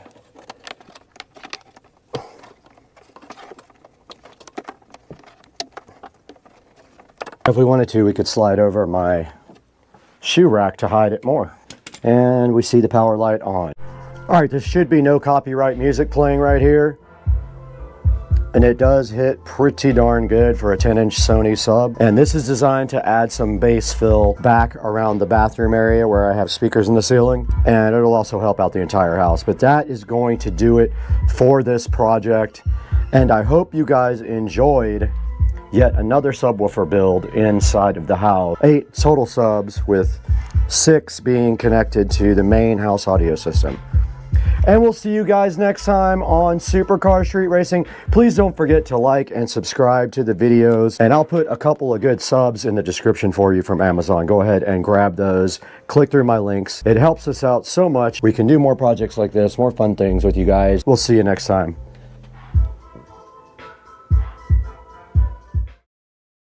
Okay. Good. All right, guys, shut it. Shut. That's going in the flippers.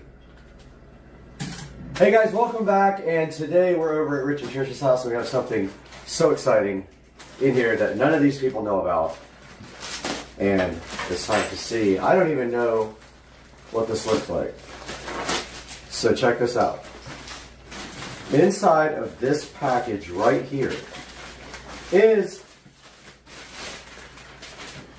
the new channel merchandise, and on the back it has the Tesla, and on the front it has the channel, and there is one for most everyone in here, including that dude over there.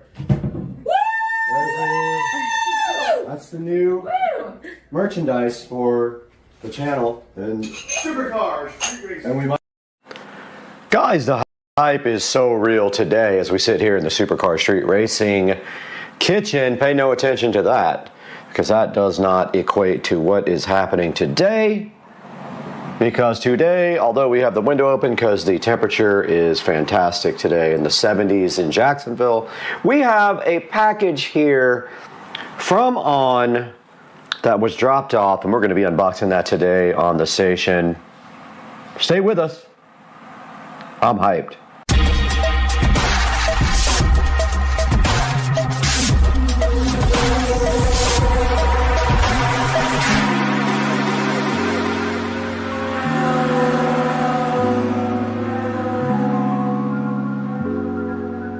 Ladies and gentlemen, sitting before me looking ever so fresh in this nice recycled box here from the company On. Yet another On product to add to the Supercar Street Racing closet. And the shoe rack we have today, the Cloud Drift. These are the Cloud Drifts in size US 9. And they are in white and cobalt. I have not opened them yet. They just came out of the bigger box where they've been sitting here on the Supercar Street Racing table waiting for you guys to unbox. So let's take a look at that right now. This cardboard box condom hides within it some Cloud Drift white cobalt that I am super excited about getting and trying on for you guys. And inside this box we have a nice looking packaging here from On, and also lets you know right here that this is 100% recycled cardboard, guys, so get hyped about the environment right now. And then right here, right now, we got the Cloud Drift in white and cobalt to be unboxed right in front of your eyes, and those are looking so fresh to death today on the channel. Very nice looking shoes already. I can tell these are pretty cool. They're like a light gray here, a white down at the bottom, and the cobalt would be this stripe right here. And if you flip it over, you've got a little bit of cobalt action there as well for your enjoyment. And inside of that, they have these wonderful shoe things that help them from getting deformed. We will throw those there. I have not yet had an on shoe that didn't fit me very well. No issues with width. I have problems with width on shoes, but Puma, whatever you want to call them, give me more issues than on. So far on have been flawless on the width with my weird feet action happening. And so inside of this protective thingy, we now have some more fuel to burn in the Supercar Street Racing fire pit. And here we have the beautiful On Cloud Drift. Looking amazing. Once again, you can get these right now on clearance. These are last year's model. So they are available now on the On site for a lower price. This video is not sponsored. On does not send me free shoes, unfortunately. That'd be amazing, but it does not happen in my life. But here's a good look at the back. Kind of a grayish thing there, and you can see the cobalt and white splits up right there, and then you have this nice black piece on the bottom. It says the On Speedboard there. There's the nice On chicken logo, that's what I call it. And then up top you have these lovely On flat shoelaces and a nice perforated area right there, as well as right here for your shoe to breathe. And then here's the other one looking so fly, and on the side it says Swiss Engineering and has the little Swiss cross there. Nice looking shoes with the little cloud logo right there and the little On logo up on the top. And this is how they look sitting fresh to death on the table. The On Cloud Swift in cobalt and white. Available now for sale on the On shoe website. It'll be a link in the description because these are last year's model and they are selling them 20% off right now, I think it is, which is not a bad deal. These are one of the best shoes made. They are high quality and they are very nice shoes, and if you can get them for under the stock price, you're doing good. Let's get them tried on and see how they feel. We are in the Supercar Street Racing compound in the Supercar Street Racing living room now with the On Cloud Swift in cobalt and white, and today we have on the brand new ASICs, and these are my workout shoes, so I had those on from working out, and I am going to be removing these and not trying to show you my gross feet, but at the same time we are going to be trying on these On Cloud Swift, and already they feel a lot lighter than the ones I had before, and putting them on with one hand will be fun and challenging. And they go on really easily. They are definitely unlaced, which I like that. I leave them like that. My feet are very weird. I have bunions and issues, so anything I can do to relieve the pressure on my feet makes me happy. And we have on the Cloud Swift, and wow, they feel great. So comfortable. Let's get up and take a walk with these guys in the Supercar Street Racing compound. Yes, these are amazing. On just has the best shoes I think I've ever bought in my life, and they look great, they feel great. I don't use them for exercising, although I'm thinking about buying one of their top-end running shoes so that when I do, I have the best available. The ASICs are cheap. $50 shoes. These are upwards of $150 when you get them on sale.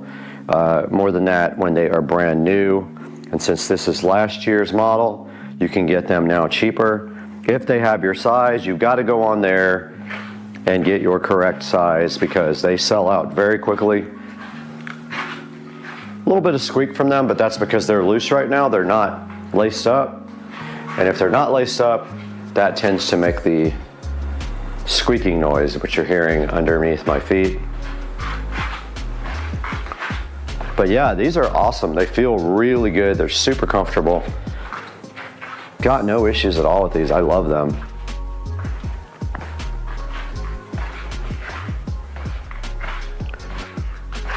I would say that for the price, these things are amazing. If you can grab your size right now, you need to get on there and get it while it's hot. I'll get it up on the screen here in a minute when we go into the 4K production studio. So let me get the price for you guys and I'll tell you how much I paid for these. All right, we got the invoice right here. These were on sale for $119.99 right now in size 9. The On Cloud Drift in white and cobalt, coming in this fabulous recyclable container. There's the On white and cobalt there, size 9 male.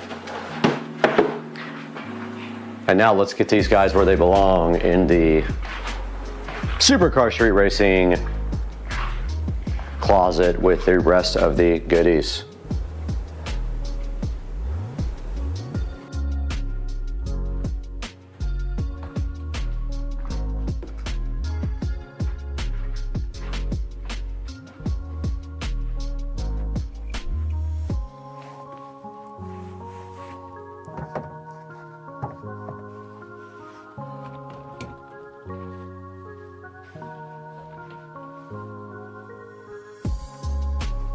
Back in the Supercar Street Racing compound closet, and you can see we have deposited the On Cloud Swifts to their final resting place here on the shelf, and I love the way, compared to the other shoes, they have this black strip right here. Notice the other ones do not have that at all. These guys are looking so fly. I really like that design. Compare that to the Roger here, and you can see this little black stripe with the Swiss engineering thing there. Not all of them have that, as you can see. Only the right shoe has it on all of them. The left shoe does not. There's another set of Rogers right there, another set of Rogers there. But yeah, guys, this shoe rack is looking hot with over $1,000 worth of On shoes there. And then over here we have the Puma rack looking so fly. And so I have a choice now of what I want to wear. If I want to go with the On shoes, I go here. If I want to go with the Puma shoes, I rotate this way, and then we have that looking so fly. And we will now go to Supercar Street Racing Studios with Brad.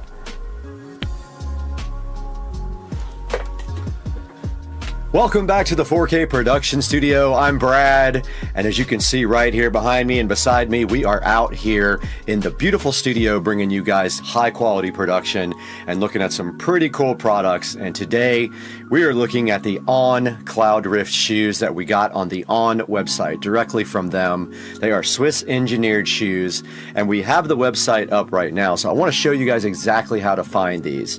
So these are last season shoes, so they have new models, so you can get these cheaper. So here we are on on-running.com. I'll put a link in the description below. And if we click shop here, you can see that we can click men, women, kids, all that. So we do men, and then when it drops down, we go to last season here, and that will give you the ones that are on discount. And now on last season, you can see here that they have the Cloud 5 Terry here, the Roger still available, the Cloud Swift undyed, the Cloud 5 Ready, the Cloud 5 undyed, and then here's the Cloud Rift, the ones I ordered, which are pretty awesome.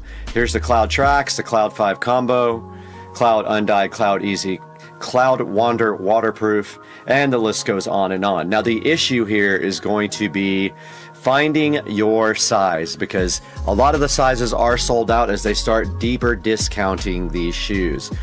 For example, I think we could actually put the size in here if it'll let us, maybe.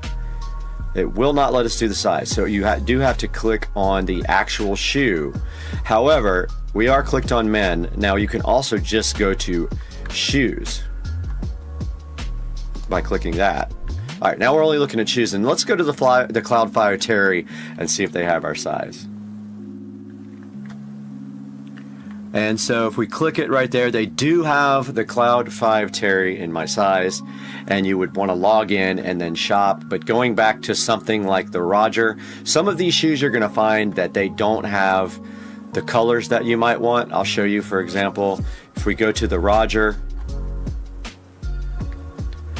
So that's the Roger Clubhouse Mid. Let's see if they have any more Rogers.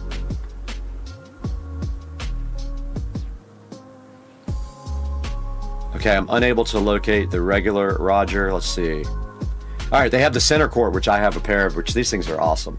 And if we click that, you're probably going to see that they're missing a lot of the sizes. So see here, only 7.5, 12.5, and 14 are actually available in the Roger center court. So I would not be able to buy that because I am a size 9 shoe.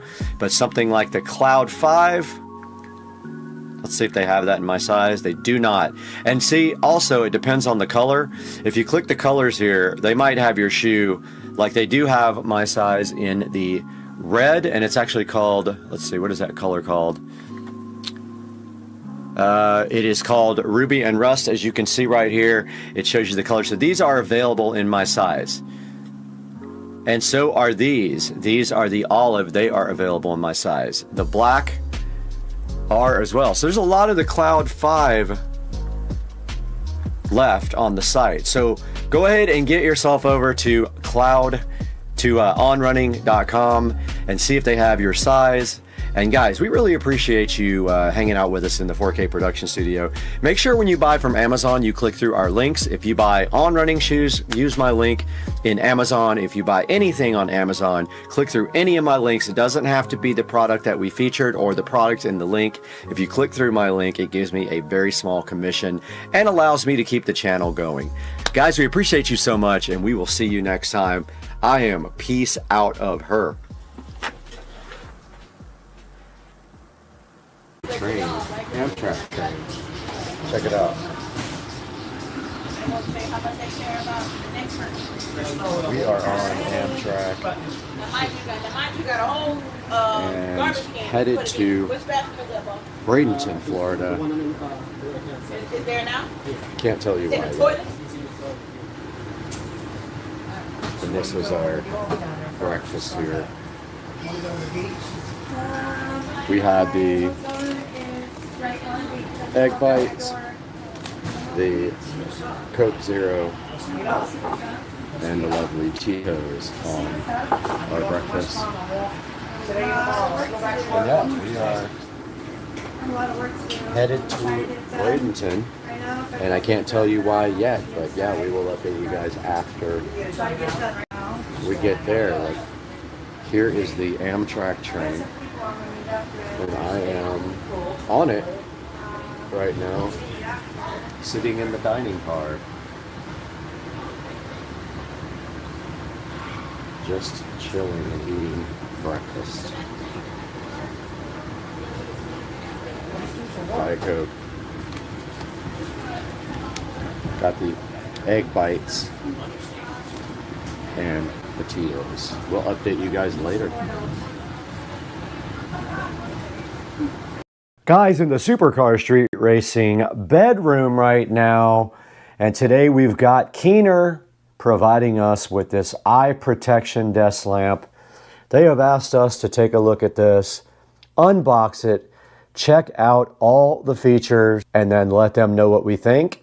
So today we're going to get this thing unboxed, see what you think about it, see what I think about it, and then let the company know how we feel. On Supercar Street Racing.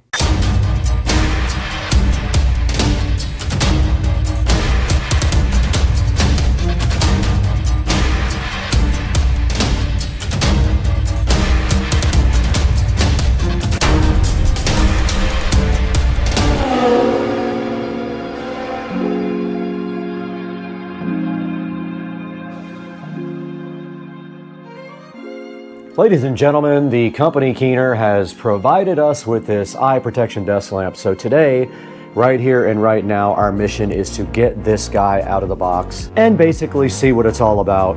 And then get this thing maybe in your hands if it's something you feel like you can use at your house. Let's go ahead and take a look at the box right now. Okay, so the front of the box just says eye protection desk lamp, and it makes your light feel softer. Not sure what that actually translates to, but I guess it means that the light is easier on your eyes. And then down here at the very bottom, it says it has product functions of 5 color temperatures, the brightness is adjustable, it protects your eyes, and it does have a timer. It's got a few modes here, also study mode, work mode, video mode, fill light mode, and night mode. And on the side of the box, it says do not get it wet, keep it faced up, and don't break your wine glass either. Moving to the back of the box, we see the product model YX01. It is made out of ABS and aluminum. It weighs 2.4 pounds, and it is 8 inches wide and 43 inches tall. Now it uses 100 volts or 240 volts. It has an 18 watt total light output, and the color temperature is variable from 3000K to 5600K. Now, if you don't know what that means, 3000K is going to lean more towards warm, which is what these lights are right here. And 5600K is more what this ring light is right here, which is a cooler. And this light is 5600K, and when you start moving up in the Kelvin, the light gets cooler and more bluish. Now you can adjust this light from 10 to 100%. And then it shows you that you can clamp it up to 2.2 inches, so we'll have to check out what exactly that means. We got the Keener eye protection desk lamp here that is ready to be so fabulously unboxed and shown to you guys. And the first step is obviously to open the packaging and see what's inside. We do have some instructions here from Keener. And we also see the desk lamp here in pieces, so it looks like we do have to assemble it. Now let's take a look at the instruction manual. So the Keener lamp does need to be installed, and here is the installation process. It actually should be called the assembly process. So that's the first thing in the instruction manual that you see is the assembly process. And then checking down here, it has the operating instructions after that. And then basically after that, it goes into other languages like German, which we do not need. Now let's take all the pieces out of the box one by one. And the first thing we have is this lamp head here. And it does look just like that. Same on both front and back. Next thing in the box it looks like is the actual arm for it. We'll get that unboxed and unplasticed right now. And here's how this part looks out of the plastic, and there is a wire connecting these two, so those go together. And that is all for that part of the unboxing. Let's see what is here. It looks like the power supply. Let's get that out as well. And taking a look at the power supply, it is just a standard power supply. There is no USB connector for this. You have to use the power supply. And Keener was so gracious to also give us the screwdriver along with the screws in case you don't have a regular Phillips head screwdriver. Now let's go ahead and move to the assembly of this lamp. Okay, now the first step to assembly in this is connecting the hard rod joint to the soft rod joint. That's what she said. So this is the hard rod joint.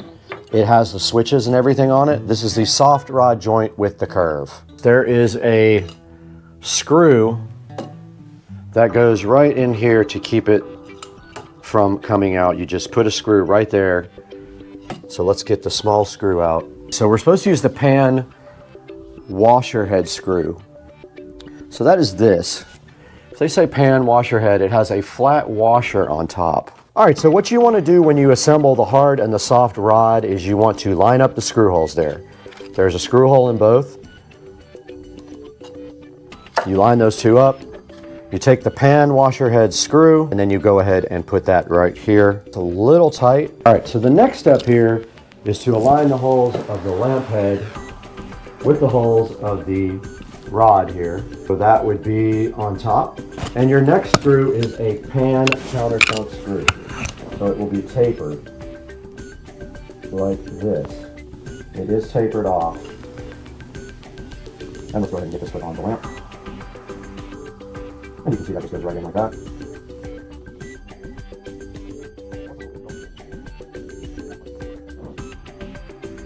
Okay, so basically this is flexible, so you can turn it back the other direction, and you want to have your controls facing forward there. So this is completely assembled now. Okay, the next step of the installation procedure is the lens hood. So this thing says there are 3 buckles corresponding to 3 notches in the lens hood. So here is the aforementioned lens hood, and there are only 3 places this can go. It's these 3. And then it can be slid around like that. There you go. The lamp hood is installed. And that is going to do it for the installation procedure or the assembly procedure of the lamp. Okay, the lamp did come with this remote control here, so let's go ahead and take the peel off the battery. And on the front of this remote here, you can see it does have controls for the brightness, a timer, the mode of the light here, which color temperature you would like, and we will test that out momentarily. Now, clamping the lamp to a desk is as simple as just opening up this clamp here, and we are clamping this down.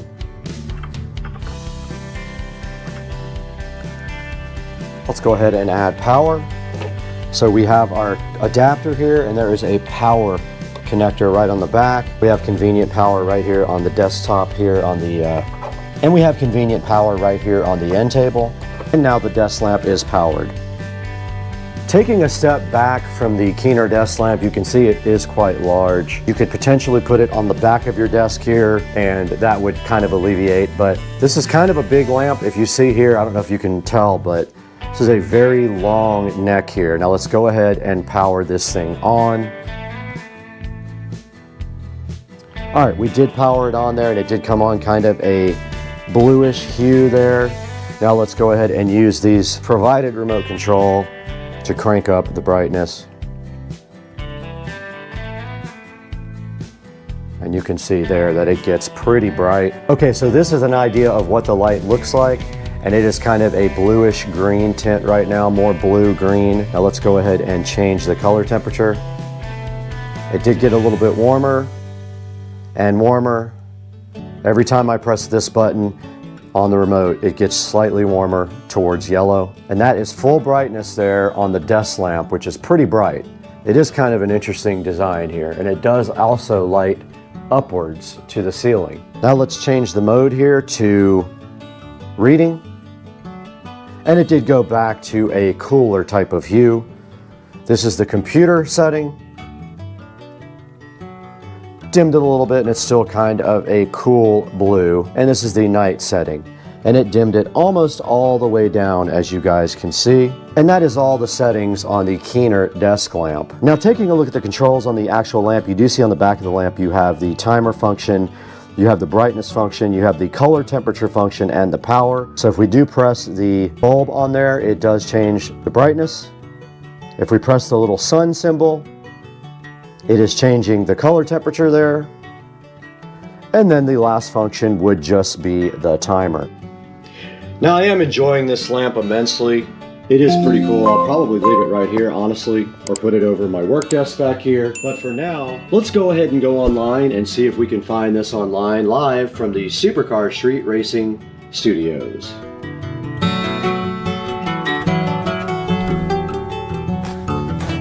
Guys, welcome back to another Supercar Street Racing product review. And today we've got the Keener iCare desk lamp for you guys to check out.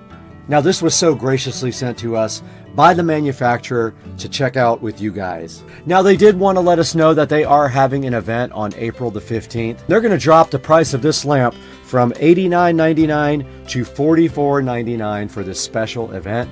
So make sure that you order this through my link in the description if you are interested. Now, this lamp is pretty cool. It clamps to your desk.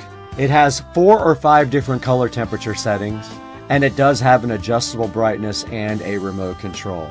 Now, if you see right here, it has 17 reviews, and it does have a very good 4.7 out of 5-star review. And let's take a look at some of those reviews right now. So for the 5-star reviews, it says it easily clamps on the desk, perfect for my workbench, highly adjustable position, highly adjustable high quality workbench light, outstanding task light.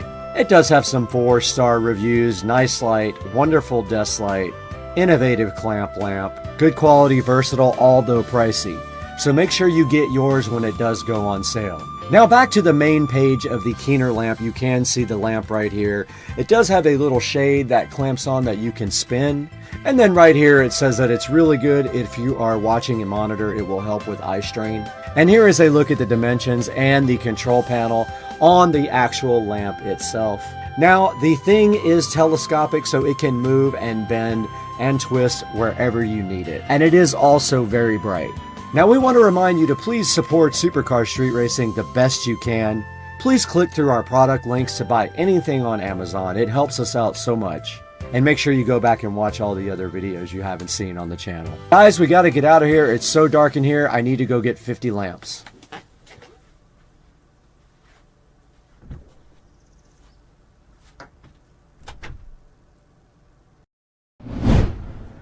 Guys, welcome back to the channel. Supercar Street Racing here. You got Brad. And today we are in the Supercar Street Racing sunroom here with beautiful not sunny Florida behind me in the background. And we got this camera that was donated so graciously to us from the company MubView. We're gonna be taking a look at this camera today, get it unboxed, check out the app, and see if this thing is worth buying. This is an indoor pan tilt zoom from MubView. I promised those guys I would take a look at this and help you guys decide whether it's right for you or not. So we're gonna open this up today, take a look at it, and it's probably gonna start raining here soon because we got another storm coming to Florida. So let's get this thing unboxed real quick, see what's inside the box, and go from there, guys. Welcome back.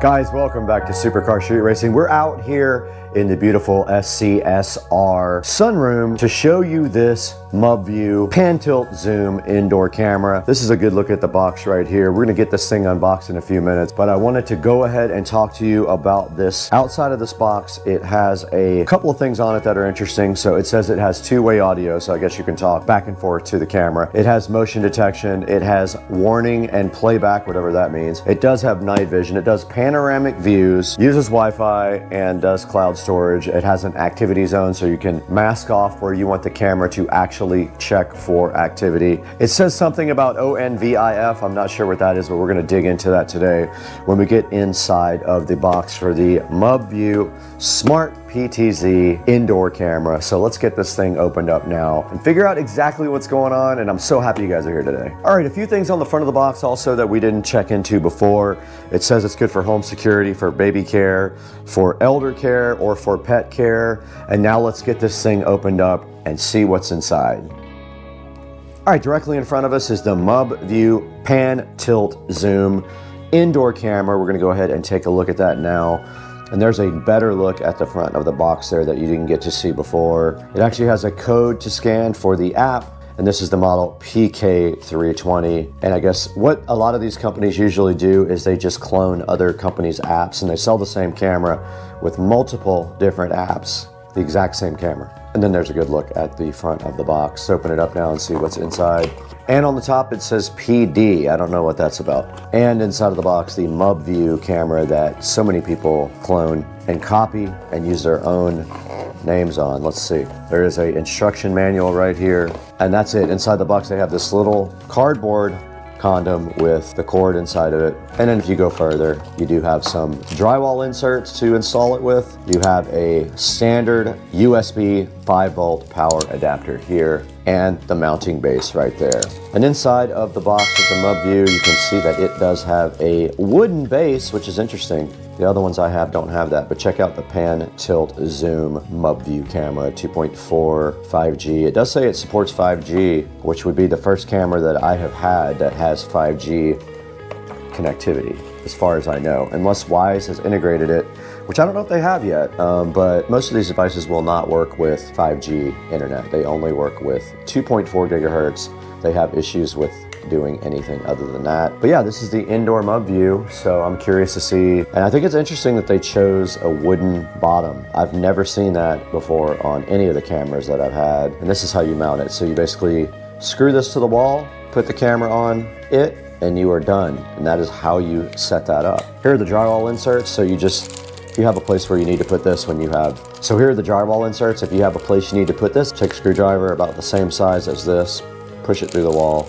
stuff these in there, and then you have mounting for your MUB view. And inside of the manual here, we can see that it has some information about the warranty. You can register it right here with this barcode, this QR code.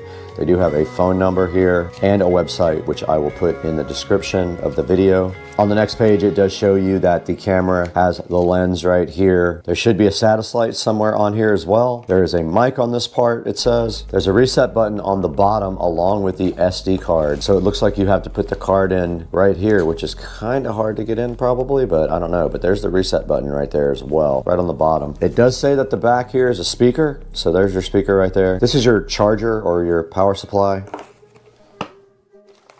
Okay, the next step here is to download and install the app, but we want to go look at the rest of the features. It looks like you have to sign up for an account with MUBview. There's instructions on getting the camera connected here, which we'll get to in a minute. And yeah, connecting the camera to the app is right here. And then more instructions on how to get the camera connected, which when we go to the phone, we'll be able to see that. And there's ways to share this with people. If you want your family or friends to have view rights on the camera, or they could also control it, you can do that right here. That's inside the app. And then there's a bunch of facts. So if you have issues with the camera, read through a couple of these, see how that works out for you if you have any problems there. 2 pages of facts. That's about it. So I think what we need to do right now is get this camera set up. So for that, we're gonna get to the phone here momentarily. Let's do that now.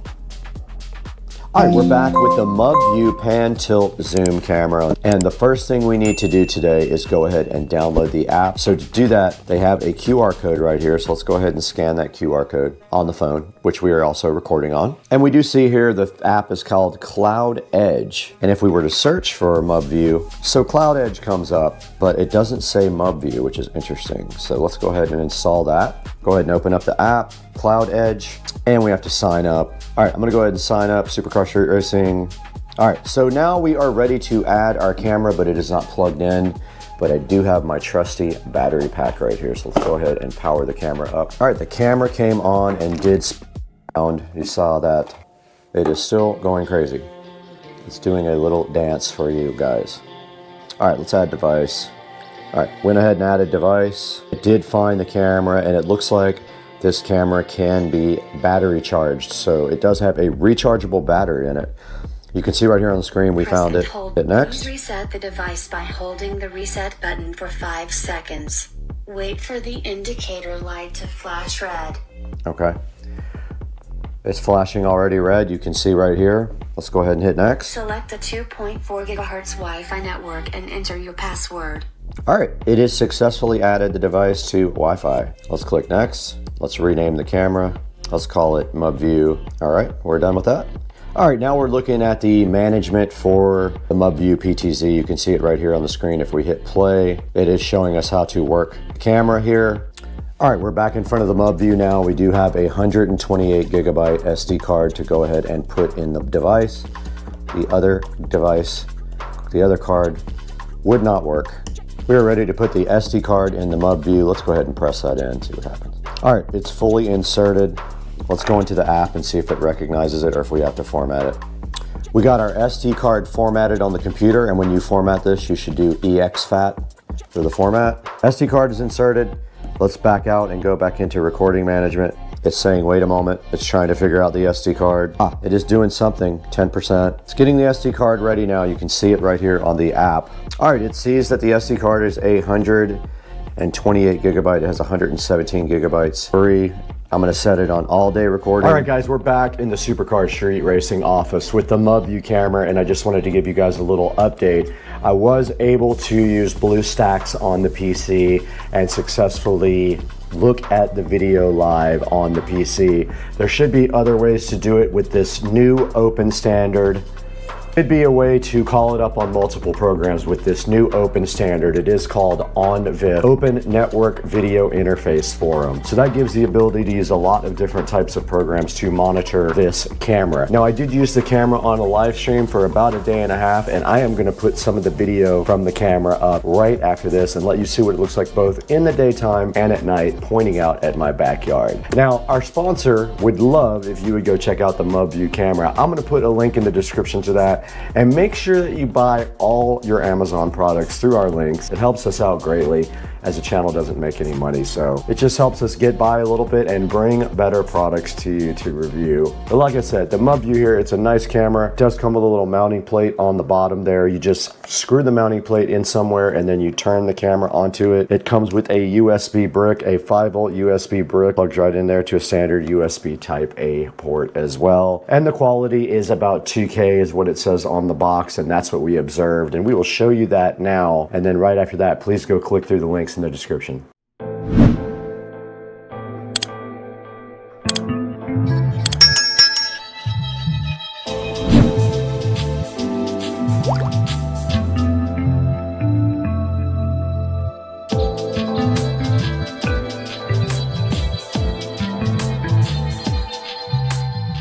We'll see you next time. Alright guys, welcome back to the channel, and today we have the SCAR Audio SDR12D4 dual voice coil, 4 ohms per voice coil subwoofer. It handles 800 watts RMS is what it says. Big ferrite magnet. It's got 2 voice coils rated at 4 ohms each, and the plan is to parallel them to get a 2 ohm load. And it is a 32 to, what does that say, 368 frequency response? Can't read it. But yeah, I've got that there. I've got the enclosure down here. So the mini plan today is to unbox this guy and then mount it in the enclosure so you guys can see the SCAR Audio unboxing.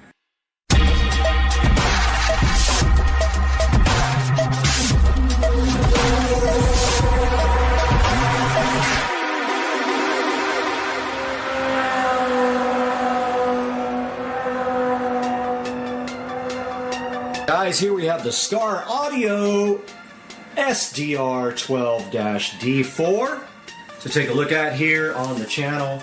And I have opened it once, so you guys are getting gypped this time, but I had to open it. I can't tell you why, because then it wouldn't be a secret anymore. But here we go, opening the SCAR Audio. They give you a nice SCAR Audio sticker here, which I don't know where I'm going to put it, but they do give you a sticker. And then right here we have a protective cardboard condom on top with a foam condom and then a plastic condom. Taking those off, we see the SCAR Audio lovely woofer right here. We're going to get that out of the box, and there is a nice instruction manual here. And it tells you the square footage that it needs and all that, but we are putting it in here regardless, and we will stuff it full of polyfill, which will give it the effect of having more airspace. Let's get this SCAR Audio big concrete. I don't know why I call it concrete. Cardboard condom out of the way, and look at the SCAR Audio woofer sitting nicely here on the table in front of me. Let's get it out of the packaging. I have not unpackaged it yet. This will be the first time. We will not put holes in it when we go to screw it in. I promise you I will give my best effort not to put holes through the SCAR Audio. So taking a look at this woofer, pretty nice woofer. Not expensive at all. I think I paid around, I don't know, $80 for it. It looks like there's a ring here that comes off, but I'm not sure. Oh yeah, it is. Okay. So they give you like a, I'm not sure what that's for. I've never had one that has that on it. I guess I need to read the instructions and see what they want me to do with this ring here. Okay, I almost put a hole in it already. But yeah, so it's got this ring around here that I'm not exactly 100% sure what that's for. So let me get into the box here and see if the instructions tells me what that is for, and then we'll take a look at the back. So it doesn't really say what that is, and I've never owned one that had this rubber thing in it. I guess it's just a gasket. Let's look at the back of the SCAR audio. I'm not going to flip it over because it'll hurt the surround, but we have the push type terminals there. It's pretty nice. It's painted black on the back. Very, very heavy magnet. And there is a gel pack here for you guys to eat later when you're hungry. And there's one side, so that's 4 ohms there, and then that's 4 ohms there. Taking these two voice coils together would yield you a 2 ohm load on your amp if your amp can handle it. You cannot usually bridge a 2 ohm load and make it 1 ohm unless your amp can handle it, but this is going to be a 2 ohm non-bridged load. And next we will show you guys a good close-up of the SCAR audio front, and then here is the back. You get a good look at the two voice coils there and the SCAR audio logo right here on the basket, and the high quality magnet. Pretty heavy guy. Trying to figure out if I could see how heavy it is, but it's probably in the ad, but I don't know, 30 pounds maybe, 25, 30 pounds on that SCAR audio woofer. And now we'll take a look at how we're going to wire them up.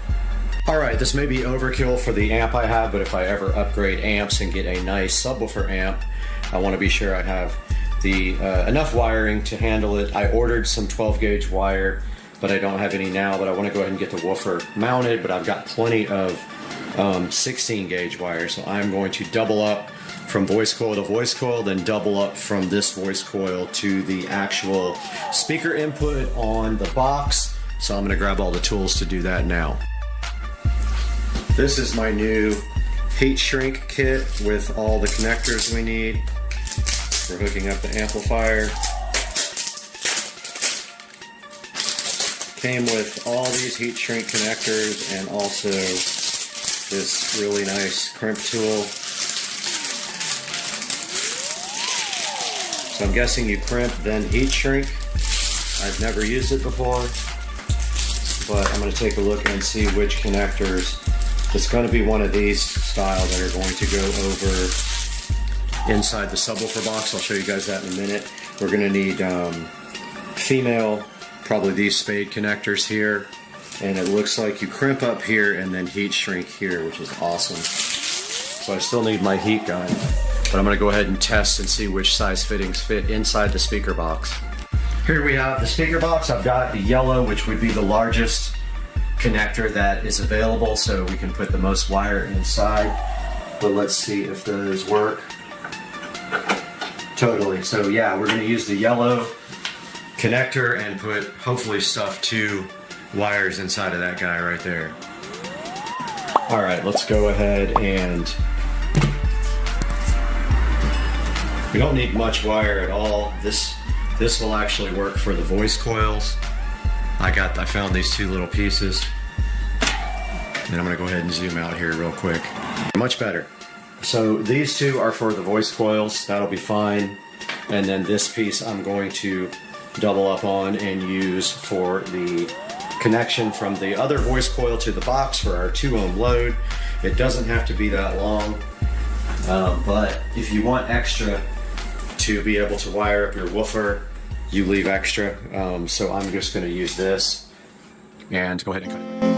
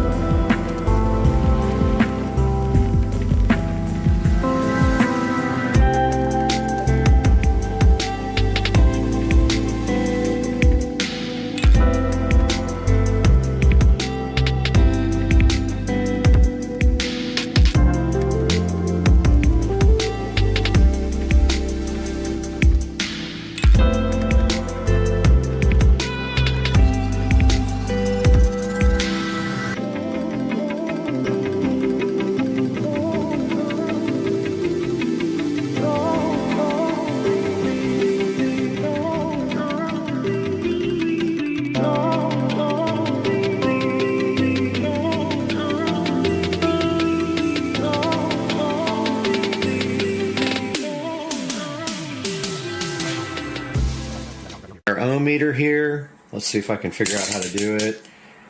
200 ohms. I think I've got this on the right setting. Let's see what happens. We should get a 2 ohm load.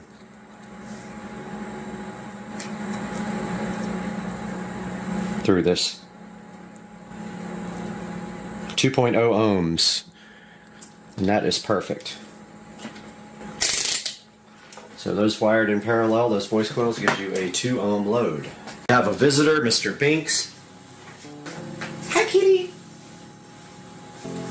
We got our woofer here. He's so interested in this.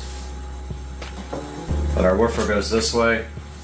And then we got to hook our wires up, and positive is on the top.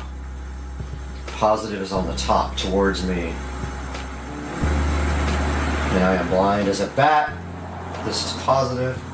This is negative.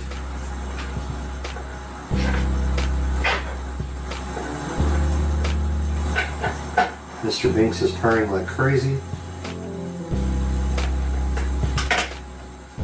Okay. That's that. The woofer is officially hooked up. Now all we have to do is screw it to the box. Ah, there it is. And we gotta try to get it centered. Gasket's a little off. Not that worried about it. There we go. So there's a good look at our woofer mounted in the enclosure. It is wired up and ready to go. It looks so sick. Love it. Forgot the polyfill.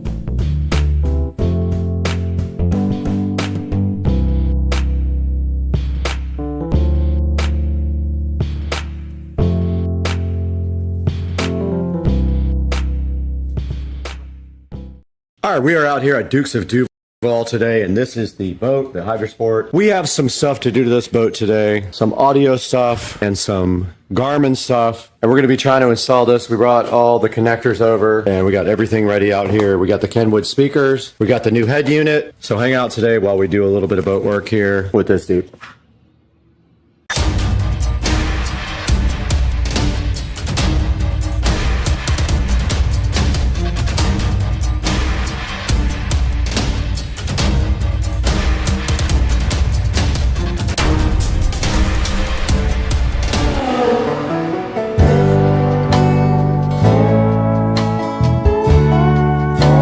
Out here today at Dukes of Duval, and on the back of the golf cart here, pay no attention to these two bottles, but in front of those we have all the tools we need to do some wiring. We've got our butt connectors here, we've got heat shrink and crimp, and then we've also got the tin cons that you just use a heat gun and it melts the solder and does like heat shrink tubing kind of solder on it. We got a park zone right here, so if you guys are trying to park, I don't know why that's in there, but we got a park. Oh! Stop. Stop. And today we're just going to look at this. And what are we going to do first though? Like, what's our first thing? All right, so if you guys remember from one video, like maybe a year ago, yeah, we bought this boat, got a good deal on it. It's a 2004, so it's in great shape from the fact that like it's been in dry storage and has very little hours on it. A lot of the electrical is going to get updated on it, so okay, maybe the trolling motor in this video, next video, but yeah, it's a little outdated, so it's time to upgrade. Okay, so what's our first goal? Like immediately, what do we need to do first? Radio stuff? Okay, yeah, cool. it's so old that the only thing that has on it is like a USB style connector for music, and that doesn't work for me. So I was able to find this brand new receiver radio, Fusion, which is a really nice one that has Bluetooth on it. So we're going to put that in there. And then I had to buy this aftermarket facial plate on it. And I think they like 3D printed. 3D printed plate, yeah. 3D printed Which we plate. we could probably sand that down with a really high grit sandpaper. We might, right? Just kind of smooth out the edges and stuff, but I'm not too picky, right? Yep. Yeah, not really. But as you can see, like never used, right? And yeah. I got this on Facebook Marketplace. I think I paid $50 for this.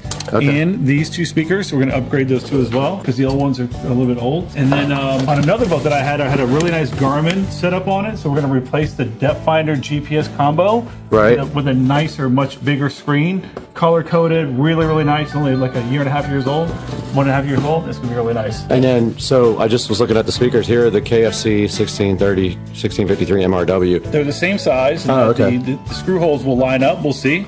Hopefully it'll be a pretty easy swap. So yeah. All right. Both in great shape. It just needs a little bit of updating. That's all it is, right? Yeah, that's what we're here for today. We came here to work, so let's get it. Yep.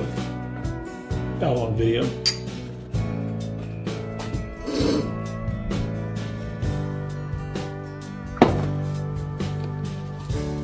Oh my God, a cat. Milky Eye.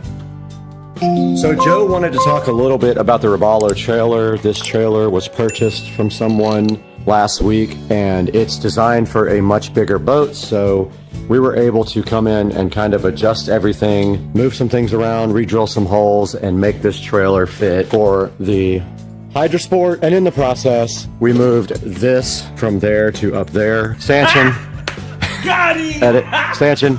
Got him! And also adjusted the, what are those on the bottom? Bunks. The bunks. Yep, and then a cross member on the back because the trailer was too long for a 25-foot boat, but it's working just fine for a 20-foot boat. So. And there's also room to upgrade now to a bigger boat later in the future and still pull this. Now all you have to do is delete Robalo off the side, which is on with sticky tape. Or just buy Robalo because it says it already. Not a bad idea. Just buy a big Robalo boat that fits. And there you see the older head unit up there with the older Garmin unit. We're going to be taking that out today. And we're going to attempt to install this new marine head unit. And basically it has both speaker level and RCA outputs. It's got an auxiliary in left, right, if you wanted to if you wanted to do like, you know, a hardwired input, but we don't need that because it's got Bluetooth. Yep. So, and then on the back here, everything's labeled pretty clearly. So here's the thing about why we got this 3D thing is that the existing radio is a normal like single DIN radio outlet, right? Yeah. Or backside. Right. It's a double DIN. But with this one, it's a single, like a smaller single DIN, but then a weird size. Right. So like in reality, it's almost too small. Half a radio. It would have like fallen through. Yeah. When it lined up. So this one just literally goes right like that. Can still utilize the existing layout of the single DIN, and then we'll have to add some additional holes, but at least it's clean, right? Mm-hmm. So it's great. It's kind of nice. Actually, it looks pretty good. Yeah, it does. Hyped to hear it bump. If you had to and you didn't like it with the stock level, you could just grab an amp and go RCA out. Correct. To the amp and then just go that way. Yep. All right, stop talking and start working. Let's go. Getting the tools ready right now, just everything we need to start the project, getting the video set up, drills. And so taking a closer look up here, you can see there's a waterproof DIN, single DIN of it, like around the cover. So it's supposed to be waterproof. But so the first thing I'm gonna do right here is take off this cover. So there's 6 screws here to remove the cover of this. And this is just literally to kind of maybe protect a radio that's not designed to be a marine radio and get wet. Not yet. Tap, tap, tap in. Hey, instead of doing all that, let's just try to get this whole thing out. Wiring harness or RCA or something. Wiring. The back of the golf court. Here you go. Yo, we can just cut the power, ground, and remote from this harness right here and extend it.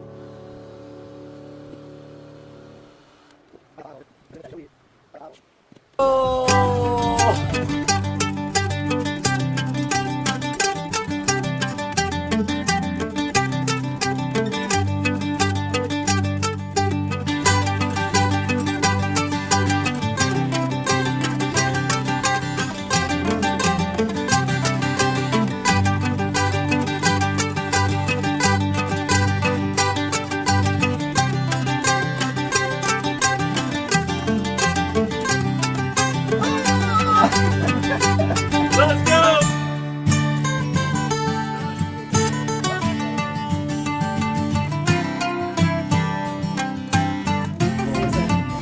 Dude.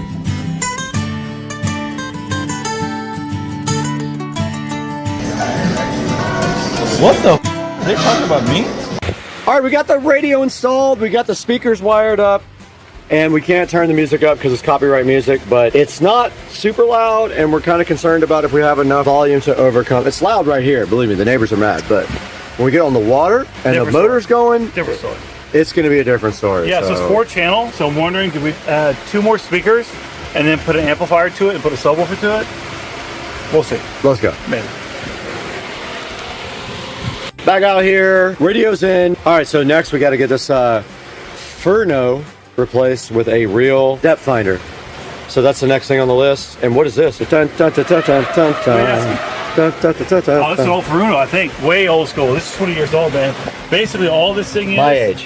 Yeah, it's old. Yeah. So basically, all it is a depth finder. That's all it does. Look. It's got a fish on it. Oh, my God. No. Wait, doesn't it have to have something underwater? It does. Transducer, but it's fine. We could use the same one? Old school. We use the same transducer? No. How do we get the other one down there? Pull it through with the other wire. Dude, we don't have a good pull record. We can't pull. We can't pull. We both, between you and I, we both pull. Last time we pulled, we ripped one in half.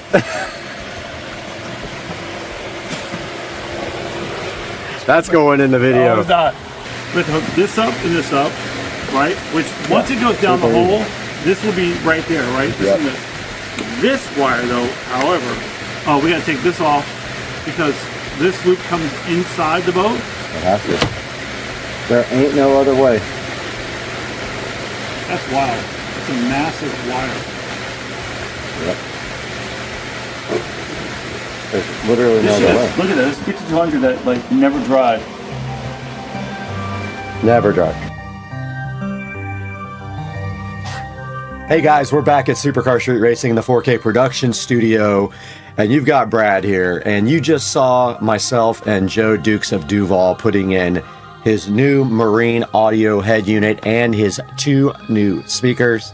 I just wanted to go over a few options with you guys to put this in your boat. And taking a look at the screen right here, you can see there's a Boss audio unit here that is square. That would actually require you to cut your little console up there.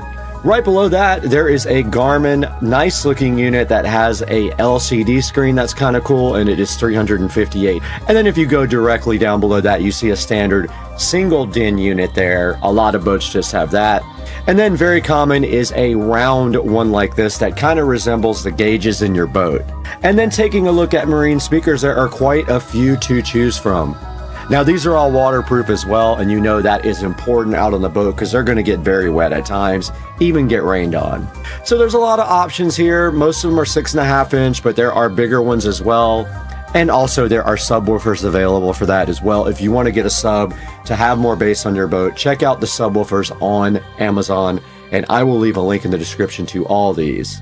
Here's some that go on the tower of your boat. They clamp right onto that, and they also have some that have like LEDs inside, which is pretty cool.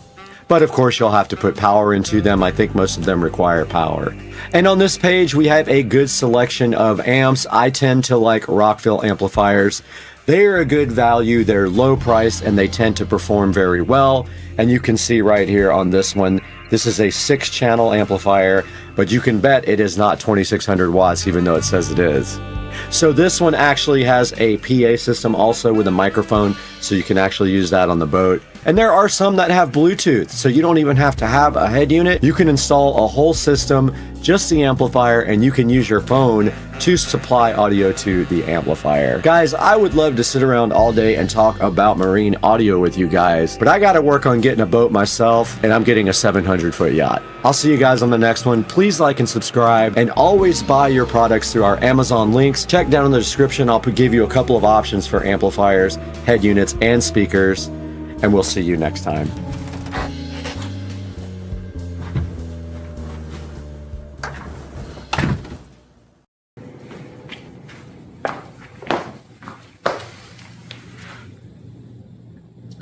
Man, if I would have had this, I probably wouldn't have had this.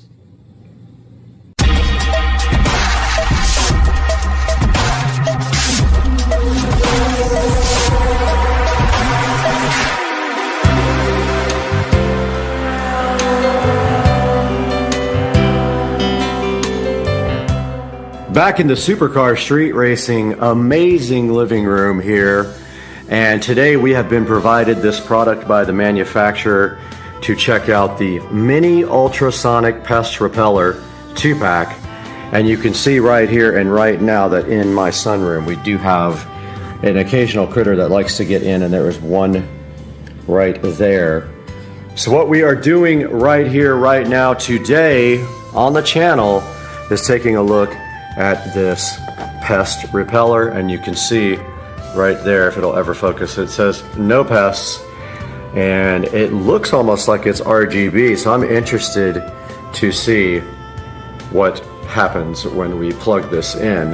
Now yes, this was provided with me by, from the manufacturer, and it says that you can plug it in to repel mice and pests using high frequency sound waves, and they're imperceptible. And what we also will do is probably put one outside on the patio since we have a problem with rodents.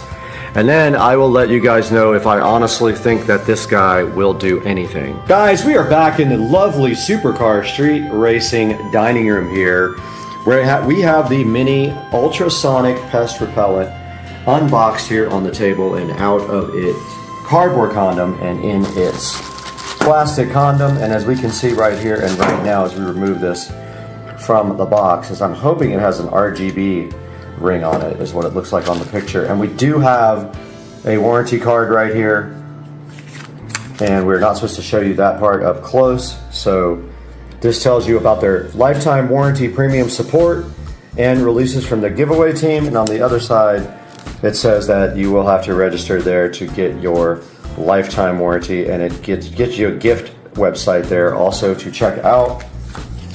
And right here we have our instruction manual. Let's go ahead and take a look at what that says inside. And it tells you about the working principles of how this works, how it does prevent pests, how to use it on the back page, the cautions, and how to deal with batteries, and the warranty, and a little support QR code here. So let's take a closer look at each part of this little part of the manual. Alright guys, we are here live in the Supercar Street Racing 4K production studio, and you might hear the air conditioning on because that is the only way for survival in this hot, ridiculous environment. And the first thing in the manual here, it talks about the working principles of the Mini Pest Repeller here that we have the box for right here. And basically it's saying that the high frequency waves will not cause harm to you or your pets, but will annoy everything else like rodents and other creatures like roaches and things like that. And next in the manual here, it tells you how to use it. Plug it into an AC outlet, press the button on the side to turn off the light, etc., etc. Don't place this product outdoors or in a high temperature or humid place. This is definitely both of those, but we're going to see how it acts in here in a little bit. It says install low to the ground and it will take effect within a few days, but the maximum period of time is 2 to 4 weeks. And the next page talks about batteries, which is interesting because it actually just plugs into the wall. We have one plugged right above my head right here, which is coming up in a minute on the video that you can see. And then it comes with a free 12-month warranty, and inside of the manual you have to go register on their website to get this warranty. And then it has some support, email address, Thanos Home, and 1-802-200-9062 for support. And that was that for the actual manual itself. And so now let's take a look at installing these things right behind me in the Supercar Street Racing Studio. Guys, back in the Supercar Street Racing 4K production studio, and we have brought out, while all of our systems are firing up here, we have brought out our ultrasonic pest repellers, and we're going to go ahead and plug 2 in here right now. And these have a switch on one side, so I think it would be more convenient if the switch is at the bottom. And so we have outlets up here on the wall ready to go for this installation. And there we have it. We have the pest repellers installed in the 4K studio, and they look so fresh with the RGB ring.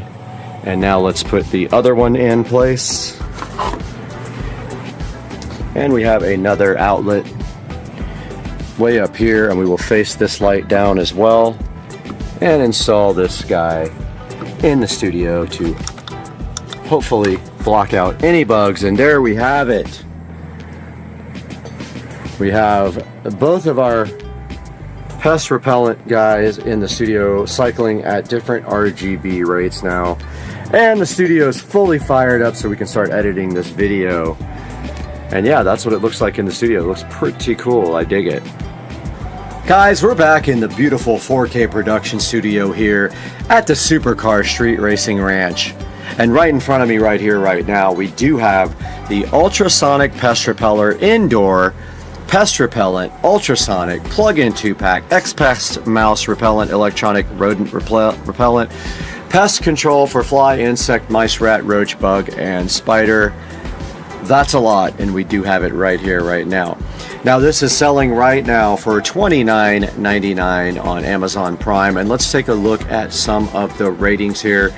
And we can see right here and right now it has a 5-star rating, and it does say amazing right there. But let's go back to the actual product here and take a look at some of the pictures. Now you can see on this main picture here, and we call this up in the Supercar Street Racing Studio, we do have a RGB looking light. Now one thing that is not exactly correct is it does not chase on the RGB mode. It looks on the picture like it does, but actually in reality, right here, right now, where my finger is, that is actually what it does.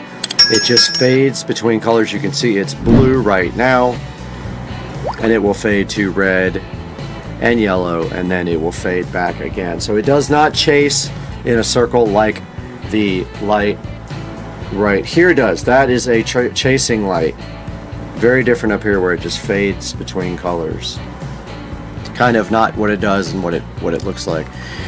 And this thing says right here that you can repel mosquitoes, flies, and there's another type of fly, and there's a spider and ants, roaches, and then mice with this. So it is yet to be seen if this is capable of doing that. I will have to run it for a few weeks and then get back to you guys to see if I notice a difference in the amount of critterism. And then on this next system here page, it shows you that it affects the nervous system, the auditory system, the reproductive system, and it takes about 1 to 2 weeks where it doesn't do much.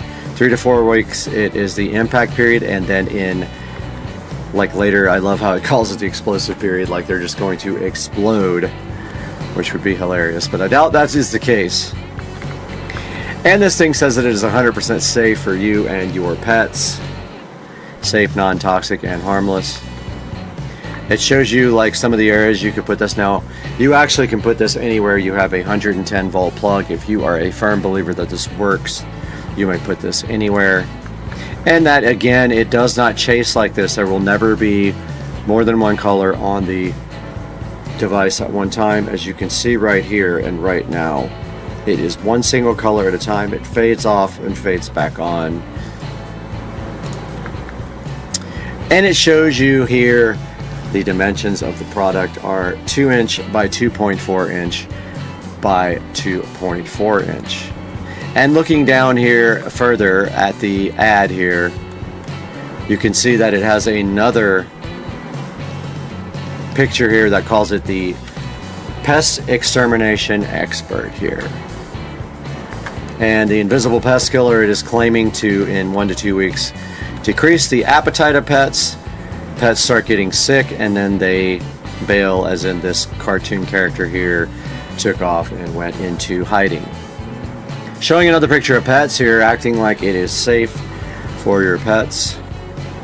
And it shows you again a bunch of the things that you can do here for it. And it does have a warranty. And if we click there, it says to contact the seller directly. And if we do a search for other ultrasonic pest repeller indoor, let's see what we can come up with and look at a few of these guys. Alright, so we can see right here we have a variety of choice. With this seller you get 1, 2, 3, 4, 5, 6. It has 4,738 reviews here, mostly 5-star. With this guy you get 6 for 36. We got 2 for 19 with the current seller. We have a big 1 million pound looking device here.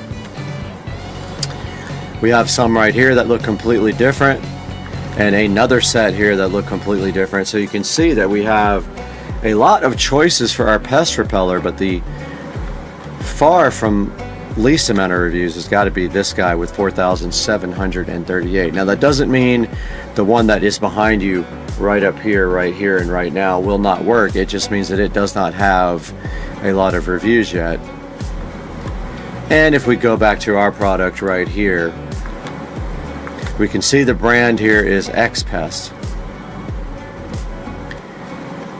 And make sure that you please look into the description for this. I will drop this whole description here into the video description, which then you can click, and what it does is it puts the full description there. And then since I have an affiliate link, I go up here and I go to this and I copy this link, and this is the one that you click for literally anything you want to buy on Amazon. You can click through this link. Even if you don't want to buy the pest repeller, you can click through and buy something from my affiliate link, and you can help out Supercar Street Racing so much if you could just do that for us and give us some income from your buying on Amazon links. But again, hopefully you will be able to go to my affiliate link here and check out the brand X-Pest ultrasonic pet repeller and give that a shot. And then in a couple of months I will do another video and update you guys on exactly how I feel about the product and if I feel like it did anything, and we will put that back on the channel later. Guys, your support is so important to Supercar Street Racing. What does that mean? It means you need to click the like and subscribe button, the little bell icon, so that you get notified when we have new videos out. Support us by buying through our affiliate links. Let us know what you think in the comments section, and we appreciate you guys so much. We wouldn't be here without you. We're doing this without making money, and we just appreciate you so much, and we'll see you next time on Supercar Street Racing. Over here on the treadmill, and there's a freaking little crab. It's the second one I've seen in 2 days in the Sunday. Little crab. Hey, crab. That smart mirror peel is so good. The peel satisfaction on the smart mirror is so good in your life. That peel sat on the smart mirror. We got the smart mirror and we got the peel satisfaction. We got the peel sat on the smart mirror.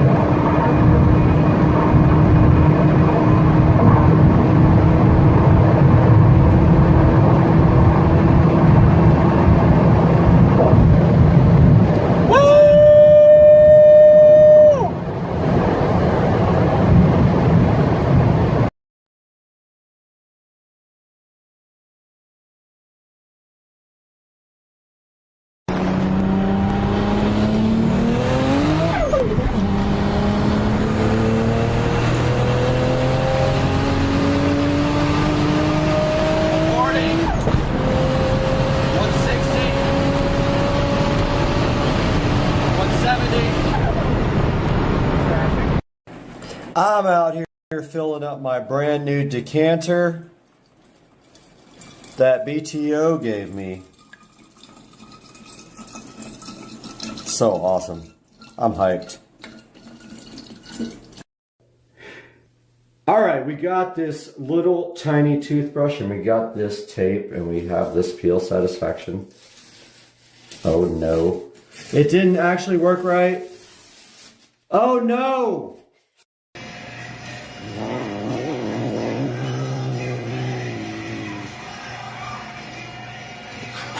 Oh.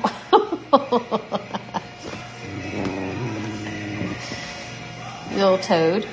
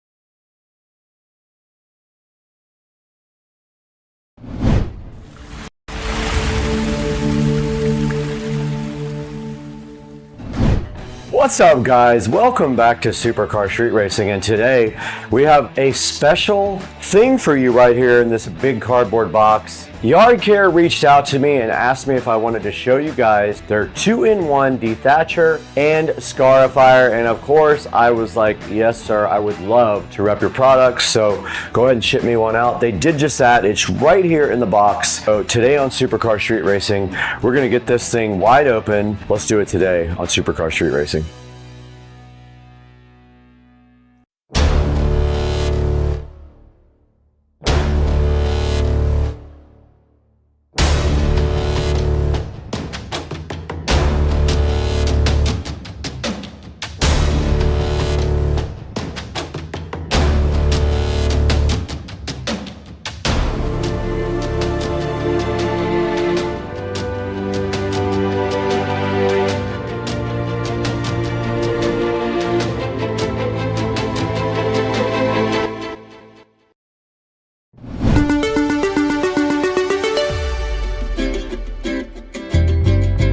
Alright guys, today on Supercar Street Racing we have something super special for you. Yard Care reached out to me directly and wanted to know if I could show you guys their 2-in-1 dethatcher and descarifier, and of course I said yes because I'm bringing you guys all the best stuff. We're not just going to open it, we're going to actually use it on Rich's yard because he needs it over there. I don't on my yard, but let's get this thing open today. I want to show you guys all the features of this, what it can do, because it has one for dethatching and one for scarifying your yard. So basically the descarifying process slices through the roots and makes the soil looser. Now when you use their scarifier, it cuts through the roots of the grass and allows the roots to get a healthier hold on the soil and grows your grass so much stronger. I'm hyped to try that on my yard because my yard growth is awesome, but I feel like this might help.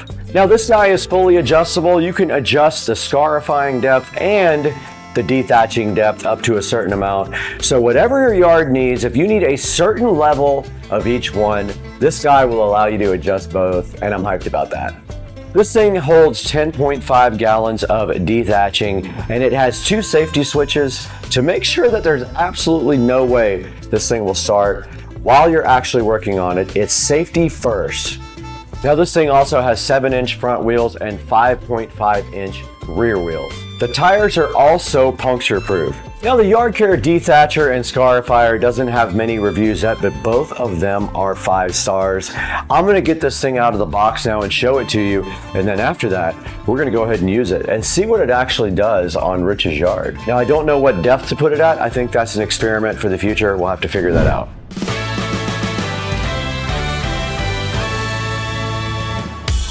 All right, you guys just took a look at all the features and the details about this yard care dethatcher and yard scarifier. There's only one thing left to do right now. In my right pocket here, I have the SCSR patented Smith & Wesson knife. This thing right here is ready to go ahead and open up the box. Well, let's get it sliced open. I already took the exterior condom off. All we have is the actual box. Let's get that opened up. All right, I did, completely honest, 100% truthful. There were a lot of things inside the box rattling around, and I see now what that is. It is basically just like parts that have to be assembled. And on the very top of the box, we have a nice manual here for you guys to check out at some point. So this is the electric dethatcher and scarifier user manual. Right on top of that, it looks like we have some parts to put together. This was rattling inside the box. So just completely honest, yeah, this stuff here is not packaged, it's just in the box. Here is a bag of accessories here. It looks like things that you tighten up. And here we have another metal wire frame here. Here is the bag. This is a catcher bag.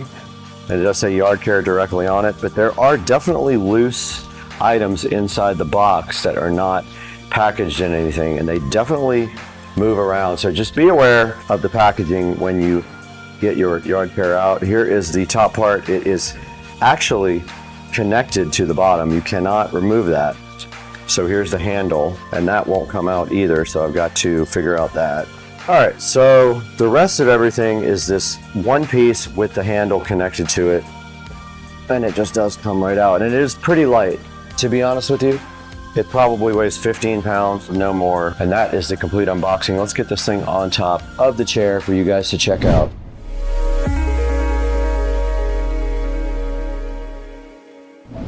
Thanks for taking a break from the video to take a look at today's sponsor. It's Tron. Tron sent us this brand new rotating outlet extender for you guys to check out. I got one in my hand right here. It's pretty cool. Basically, you plug this into any existing outlet, and it allows a little bit of an extension on the outlet and also allows you to have 3 whole entire plugs from one outlet. And if you look right here, it does spin also. That gives you convenience that you can spin the plugs on any direction that you want to. Now it does also spin, so that gives you the advantage of putting the plugs on any side that you actually want to. Since it has side plugs, you will not block your existing plug. This thing is awesome for business trips and travel too. You can throw this in your suitcase and take it along with you when you go on trips. So since this doesn't have any kind of internal protection at all, it's perfect for cruise ships. It is approved for use on cruise lines. It's so cool because it fits into tight spaces like behind furniture or behind appliances in the kitchen. So go ahead and take a look at this Tron multi-outlet splitter extender. I'll give you guys a link down in the description. Please tell them Supercar Street Racing sent you and go ahead and buy from our official sponsors.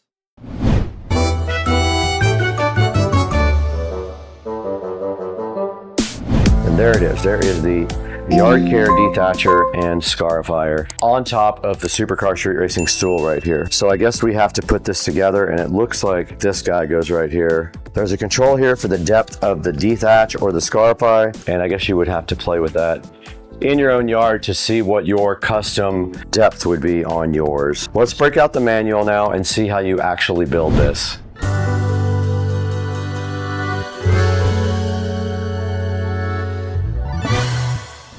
All right, I got my reading glasses on now. You guys have never seen these, but this is the only way I can read this tiny text on the manual. The first step is to put the cable holder on.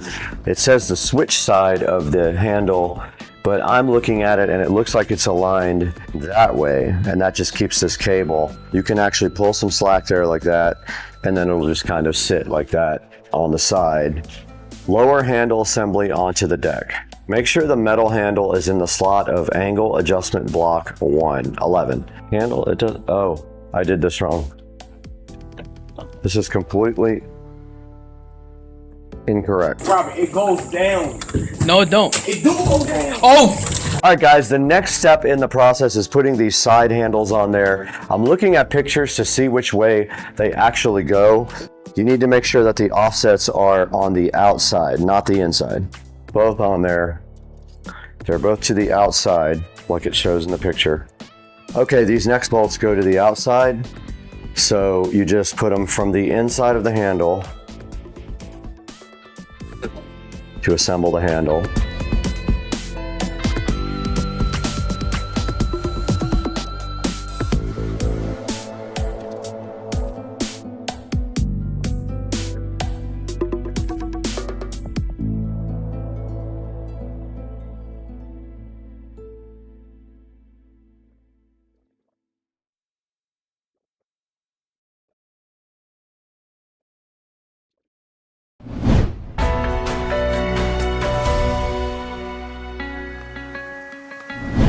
All right, guys, you just saw me build this whole entire dethatcher and scarifier, and it took me about an hour because basically I could not figure out the part with the bagger. Yeah, now after we built this thing, all we have to do, now reminder, this is electric, so it needs an extension cord, so it is not battery powered. But now that it's built, all we have to do is go directly over to Rich's house, go ahead and dethatch his yard and see if we can make his grass grow a lot better.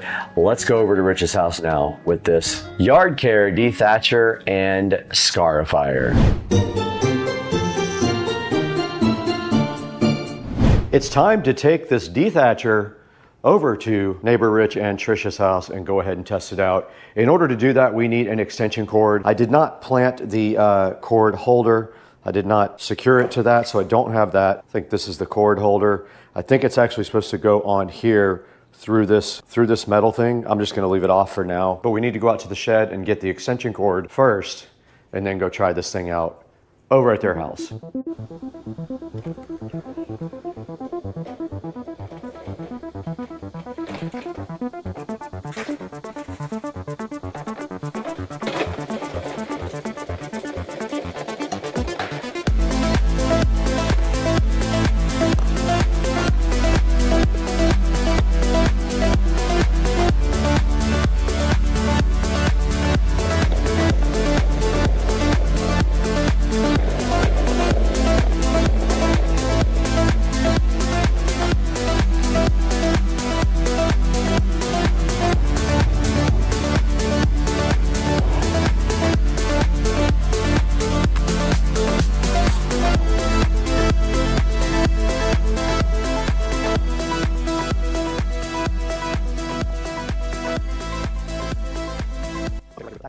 Okay, we're right here with the dethatcher. I'm not sure of the height. I've got it on -9 millimeters. I'm gonna try a little bit like that and see if it does anything, if it has a good effect. Now to use it, you simply push the button on the handle and you hold back on the lever.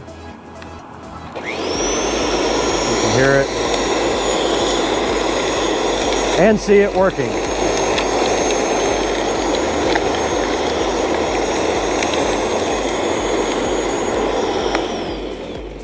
Now you notice this is already almost full with grass, and the strip that we did looks awesome. It didn't cut the grass, it just pulled up all the thatch. Actually does a really good job.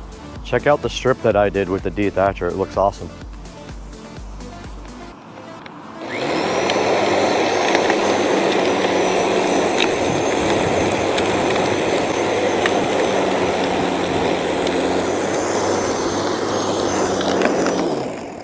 And it did just fall right out. But this is what it took out of Rich's yard, that whole thing. I'm actually gonna raise it a little bit. It filled that bag up quick. Okay, that did some.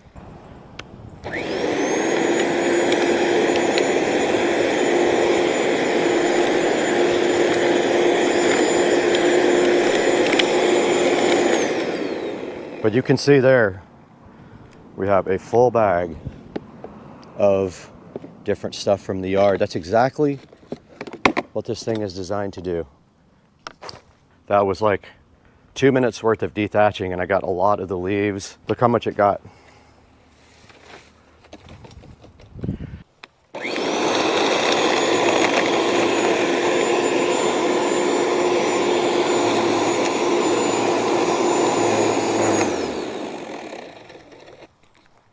Now the other blade is for chopping up roots and growing your yard better by letting it aerate your yard. I'm not going to attempt that on my yard or Rich's yard, but you get the idea. That's kind of what the dethatcher will do. It pulled out all of these dead grass roots right here.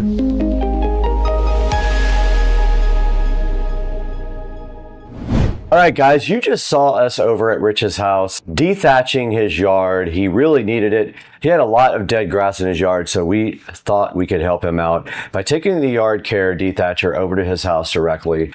But now let's throw it to Supercar Street Racing Studio B with me. I'm going to tell you guys how to order this on Amazon. There'll be a link in the description for you to go ahead and order that. It helps us out greatly. If you can order all your stuff through any of our affiliate links, you don't have to buy this product. If you buy anything, we get a little bit of dollars and it helps the channel grow. And thanks for 160 something thousand subscribers.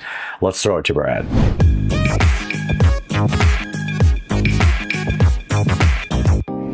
We're back here once again in Studio B after a short vacation up to Canada to check out the Hamilton Tiger Cats with Rich and Trish. But we're back in full effect now in Supercar Street Racing, and we want to show you guys this awesome dethatcher from Yard Care. We got a chance to put this dethatcher together and put it to a test, and it performed very well in Rich's yard. I would definitely use this again if I had a yard with a bunch of leaves in it. It pulls them straight up. The only thing is it fills the bag up very quickly, so I can see you getting a full bag fast and having to empty it multiple times. It also has an adjustable height. It is plugged in power, not rechargeable, so keep that in mind. I'm going to put a link in the description down to this dethatcher and this scarifier. It does both. It has an interchangeable blade that allows you to both dethatch and scar your yard if you want to do that as well. That's supposed to increase the root health and allow you to grow thicker, greener grass. Like I said, it took a little bit to install. The instructions were not great, but there is a video to help you install it, and I will drop that down in the description as well to help you guys. If you have any questions, let us know down in the comments section. Let me know what you thought of the dethatcher and scarifier, and let us know also how you feel about Supercar Street Racing. Thank you so much for all the likes and subscribes. Please buy this from our official product links down in the description. And before we go today, just want to talk about something that happened in my life. My father actually had a stroke about 2 weeks ago. I had to go to Memphis at the last minute and be with him in the hospital. He had a blood clot in his brain that he had removed. My thoughts are with my father right now. Of course, he is recovering at home, but I love you, Dad. If you hear this, I love you, and I'm with you. If you need anything, you know I'm there for you, Daddy. So let me know if you need anything. Guys, pray for my dad. He is recovering from a stroke and needs your help.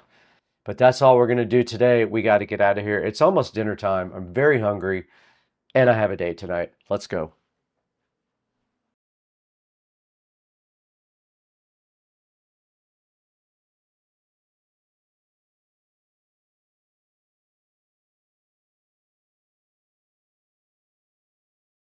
All right, I dropped my mic feeding the alligators. I had to go figure that out.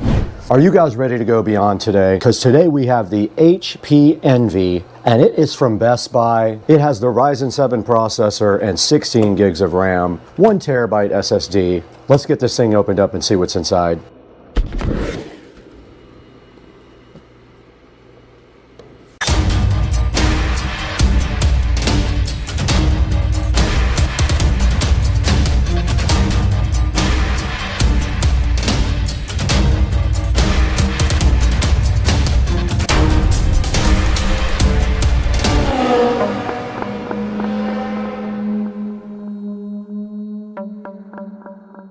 Now we're right in front of the HP Envy and also in front of the iMac that we did purchase from a thrift store. You can go ahead and check out that video later. But right now I've got this backwards actually because it does open up from this side.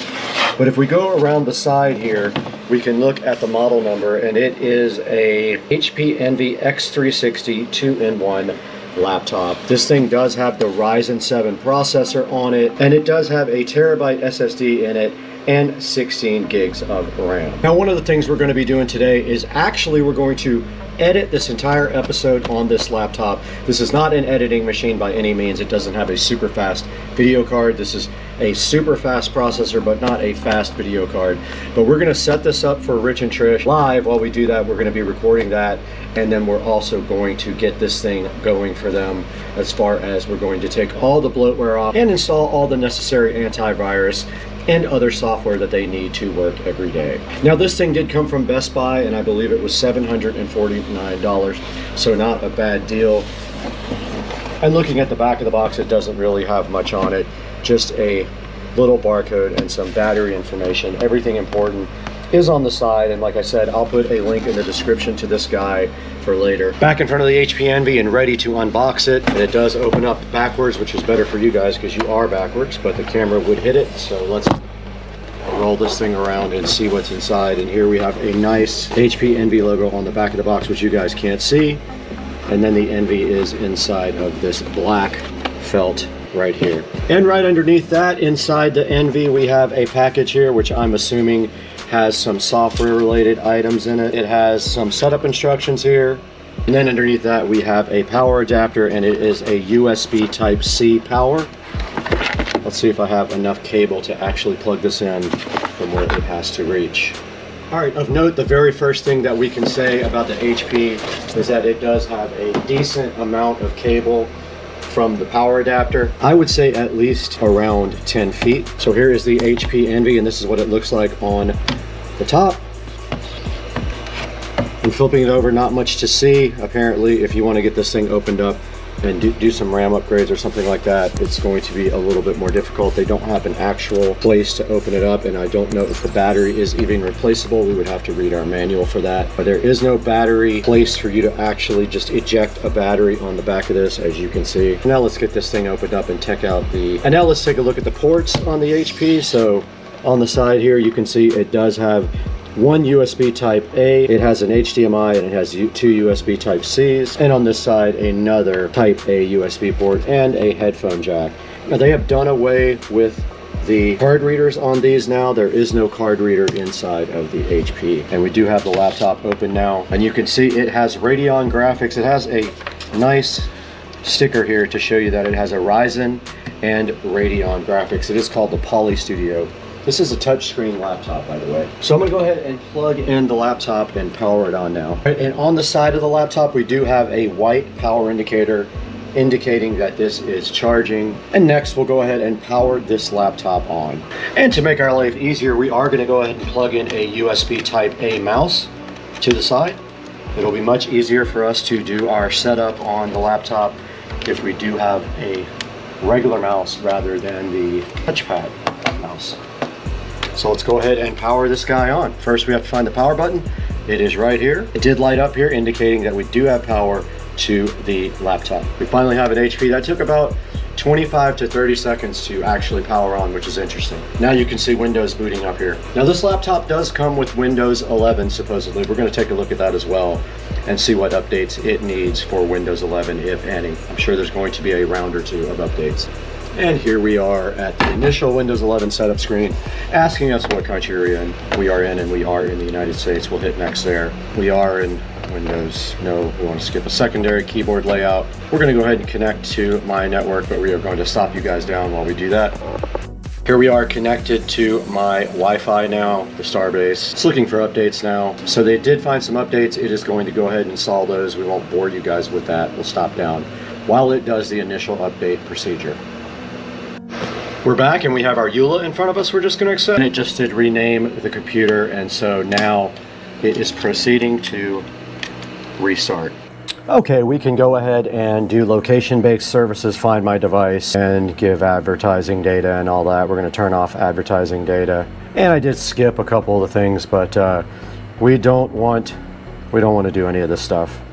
Okay, so it is updating the software now. We'll get back to you guys when it is done.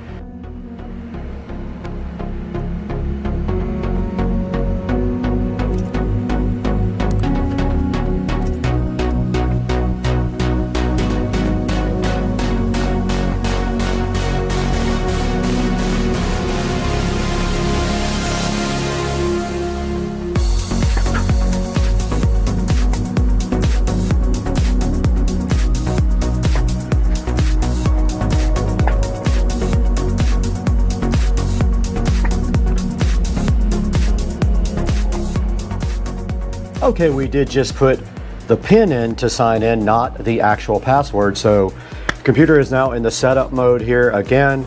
It says it might take a few minutes, so we're going to leave it right there while we check on dinner.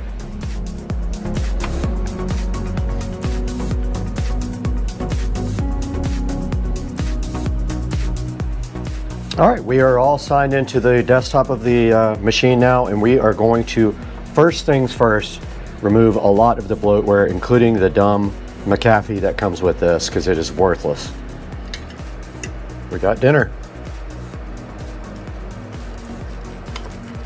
Prime rib from Cody's Roadhouse. So the first thing we're going to get rid of is this ridiculous McAfee. We're going to put AVG on there because McAfee is terrible. And we have to restart, and it wants to do more updates.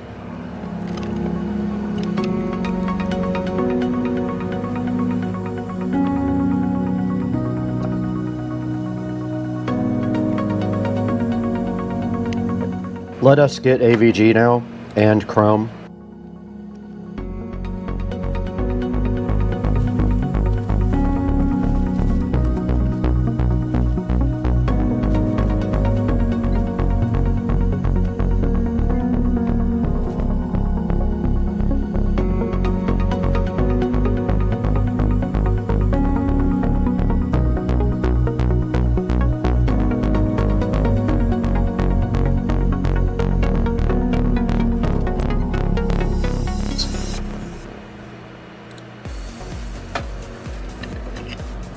And AVG is installing. While that goes, we can go ahead and get Google Chrome. Microsoft will try to convince you not to get Chrome. I'm going to go ahead and set up Google Chrome. And AVG is done setting up. And it's going to run a smart scan. I'm impressed with this laptop so far. I just made Chrome the default browser. Now we're going to download, WinRAR. And this prime rib is absolutely fire. We don't want to launch it at this point. Now let's go back into add remove programs and see if there's anything else we can clean up. Just anything I see that she will not use, I can disable. The clamp video editor, uninstall. Dropbox promotion, uninstall. Don't need it, uninstall. OneDrive, uninstall. Teams personal, whiteboard, uninstall. Movies and TV, uninstall. Office, Omen Gaming Hub, uninstall. Outlook, uninstall. People, uninstall. Power Automate, uninstall. Solitaire I'll leave in there for her. Voice recorder I'll leave in. Weather I'll leave in. Xbox Live, uninstall. And there, my friends, is how you clean this up immediately. Okay, we did install Driver Booster Pro, and now we are going to go ahead and scan the PC for driver updates while Microsoft Office is installing in the background. So we have 28 outdated device driver. Don't see any reason why we shouldn't just install all those. I'm not going to use the official drivers. It is downloading the drivers now. And this thing is installing us drivers right now. While this happens, we are going to take a little break and throw away a bunch of food that we need to throw away. All right, I dropped my mic feeding the alligators. I had to go figure that out, but we are now copying everything that was on the last memory card to the laptop. Now we got to get the free beta installed for DaVinci Resolve. Okay, now we're installing all of the latest updates from Windows Update. DaVinci Resolve free, it is completely legal. This is still copying from the USB 3, what's a Ryzen 7 8840HS with built-in Radeon graphics. It is 8 cores, and we have 16 gigs of memory and a 1 terabyte SSD, and it is rocking right now, as you can see, everybody. This will be DaVinci Resolve 19. It's loading, and we still haven't touched the CPU yet, which is impressive. Now we are on plug, not battery, using 8 gigabytes of 16, and this thing is busy in the background. And DaVinci Resolve is loaded without any issues. PNV. And here comes DaVinci Resolve with its familiar screen, which I'm happy about. Let's close it. Okay, we got our NAS open right now. That's where we're going to be dragging our editing stuff from for our... This is going to be difficult with one monitor, but I'm down to try. Drag the second clip down. So far, no slowdowns. Let's see. Are you guys ready to go beyond today? This is actually not a bad editing experience at all. Because today we have the HP Envy.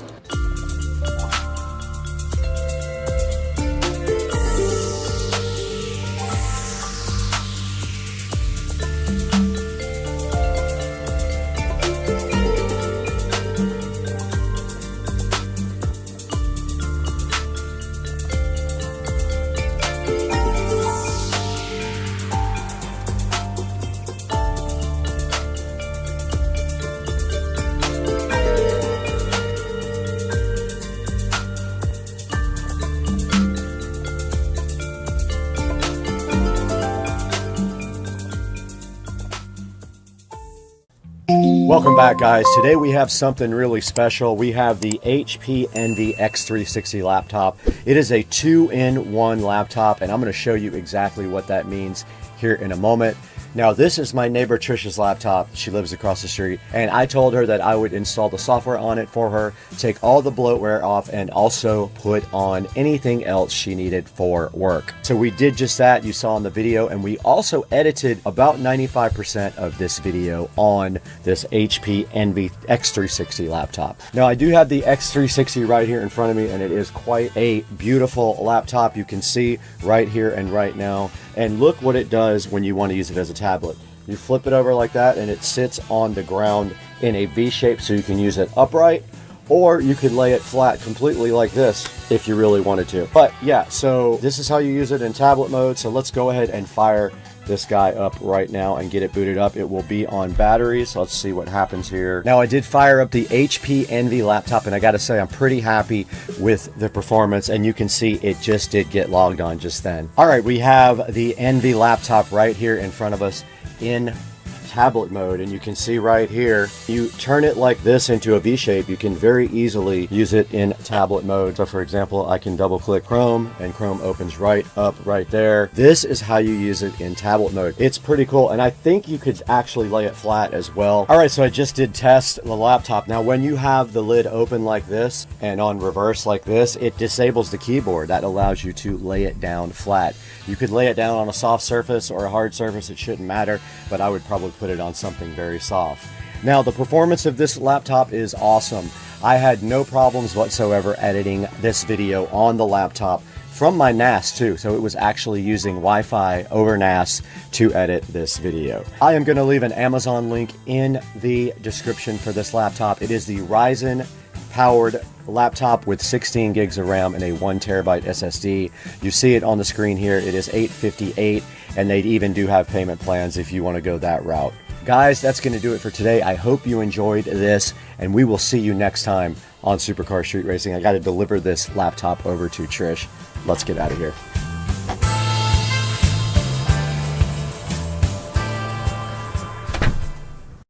Let's go. We got the Keener mini fan that plugs into any standard light bulb socket. It has a color temperature adjustable bulb and fan speeds on this remote control right here. Keener, thank you so much for donating this. Link in the description, and let's go.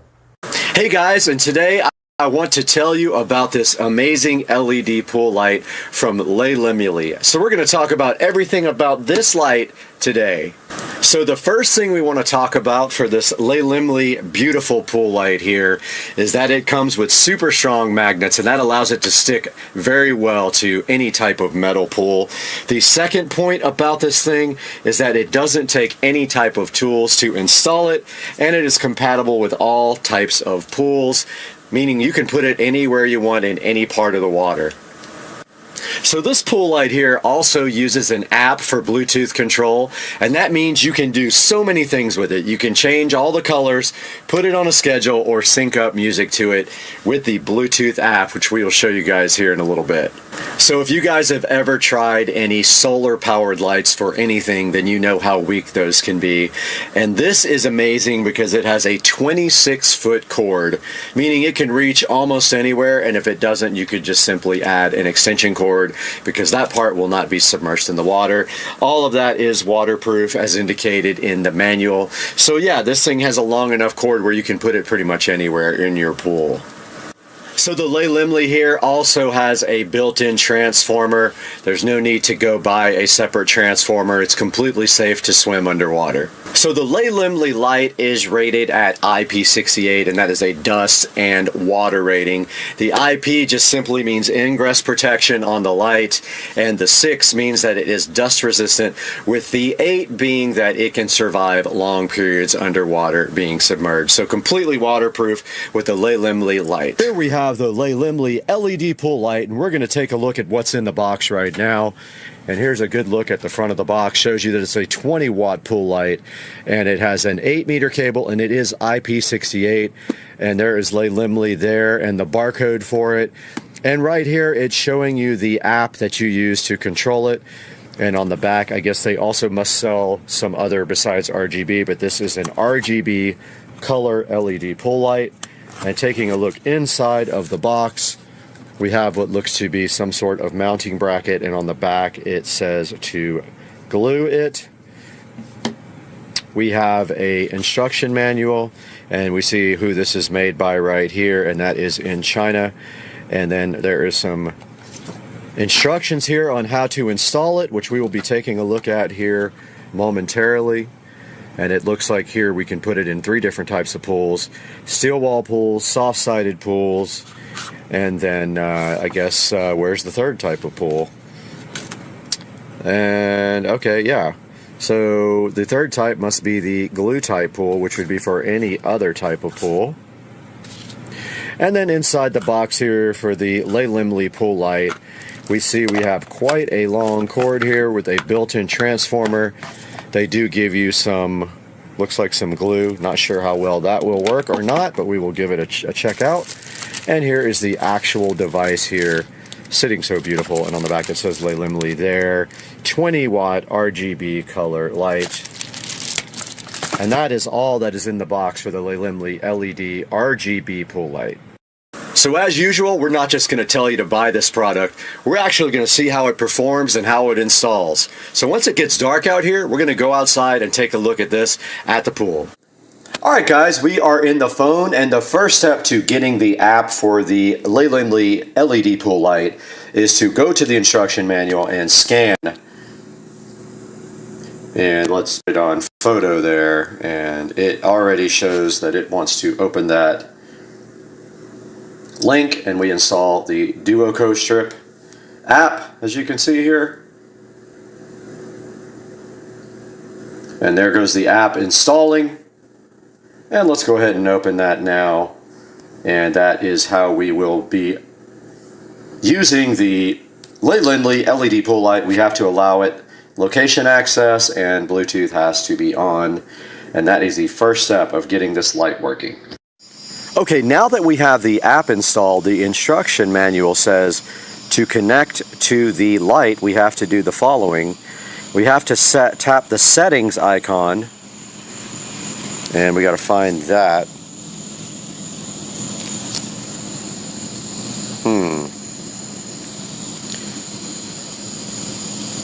It's already on the screen. It says BLE DOM. So we're going to click that. Nope, it's not there. Interesting.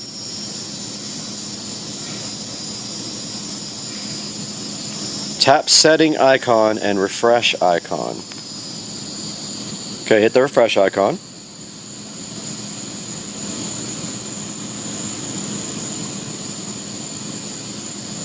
And there it is. It says it is connected now to the light. Alright, we are out by the beautiful pool now with the Lemley light. And what we're going to do right now is take it out of the packaging. And this is actually the mounting bracket. So what you do is you attach this to the side of the pool. And then the light actually is magnetically mounted to this guy right here. Here we see the Lemley LED pool light in the package, in this plastic packaging. We can remove that now.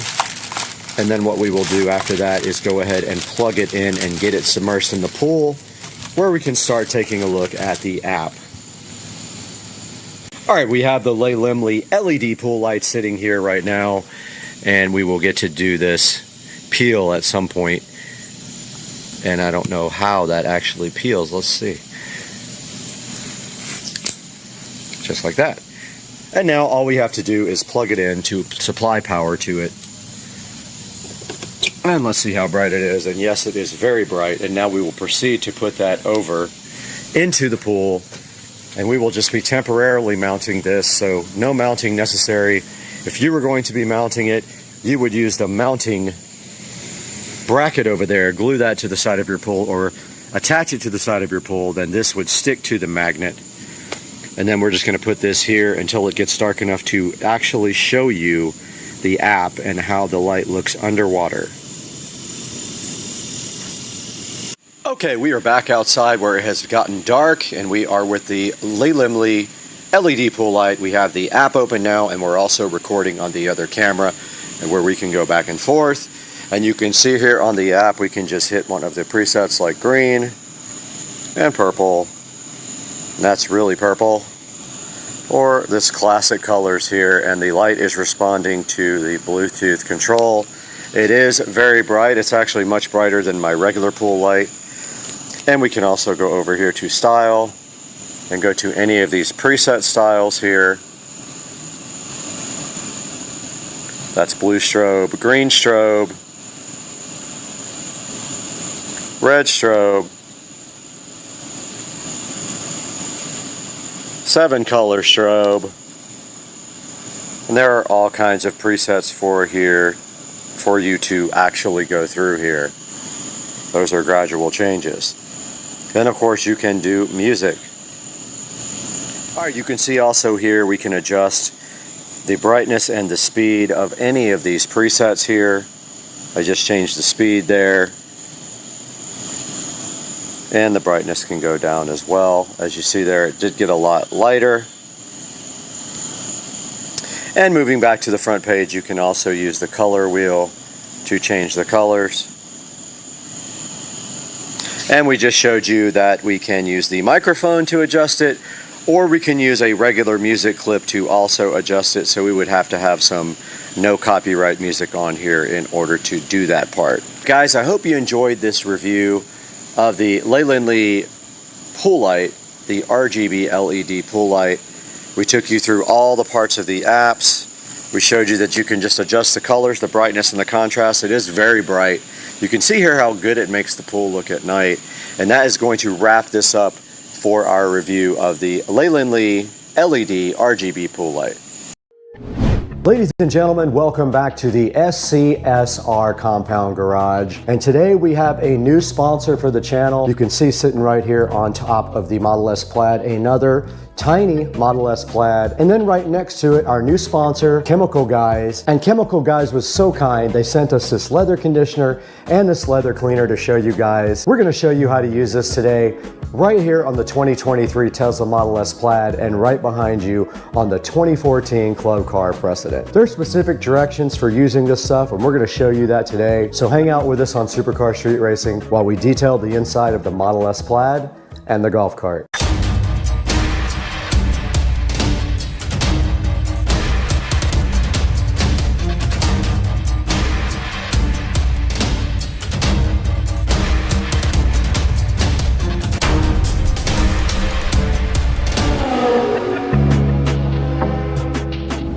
Welcome back to Supercar Street Racing, guys. You can see we're out here in the garage with our Chemical Guys leather conditioner and leather cleaner. They were super nice, and they sent us this to show you guys. They're trying to get the word out about their great products. So today we're going to give you guys a look at these two products right here in the SCSR garage. Now there's a certain way you need to apply these. There's a certain order and a certain way you have to do it. So we're going to show you today the correct way to do it, because we're actually going to detail the inside of the Model S Plaid. Now we try to keep this Model S Plaid really clean. It only has about 2,000 miles on it, and so we drive it on the weekends only, and we keep it detailed and nice here. But today we're going to take it one step further. We're going to use the Chemical Guys leather conditioner on the seats. It does not need to be clean, but it does need to be leather conditioned every few weeks. So we're going to go ahead and show you that right now. We are coming to you live now from inside the Tesla, and we have the Chemical Guys leather conditioner right here with us to show you guys. And we want to show you how to actually use this as well while we have time. So the instructions do say take the leather conditioner and grab a nice soft towel, and then just take and put a couple of stripes, 2 or 3 stripes, directly onto the towel like this.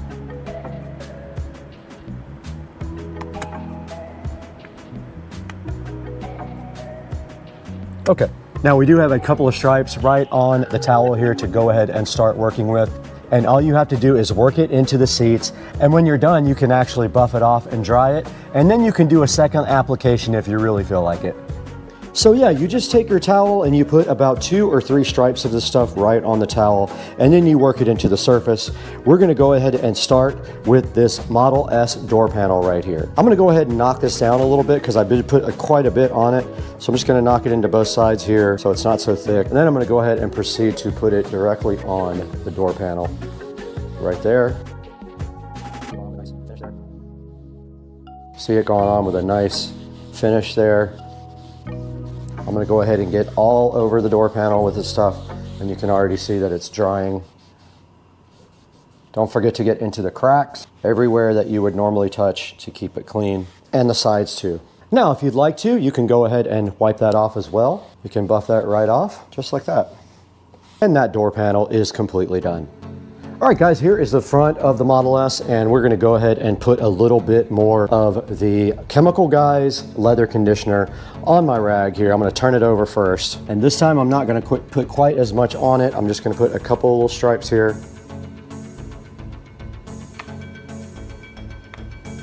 Should be good enough. And now let's go ahead and apply it to our seats, but let's put the seat forward a little bit so you guys can see it better. And we'll go ahead and start, get it worked into the towel a little bit, and go ahead and start conditioning the seats on the Plaid. Actually go up a little bit more here.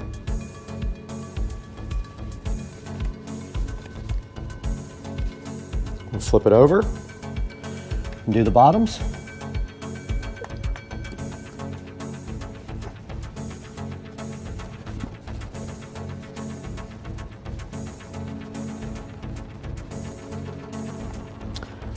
I'm going to take my dry cloth now and go ahead and buff the whole seat out.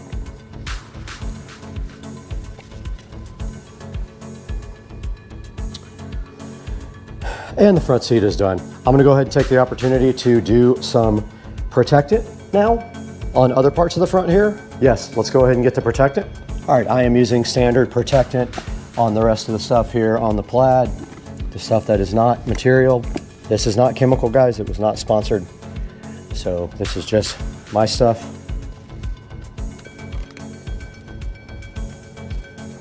And I'm gonna hop in and finish the rest of that part that I can't see, but I am gonna do the dash with the Chemical Guys.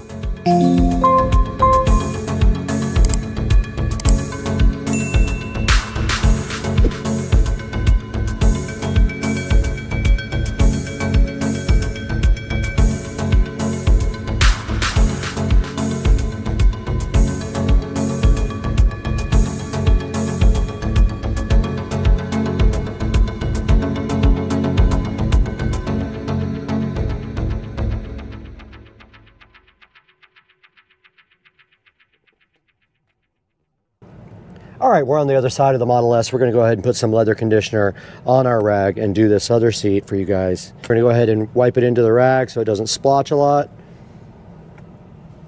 Move the seat forward a little bit and go ahead and apply.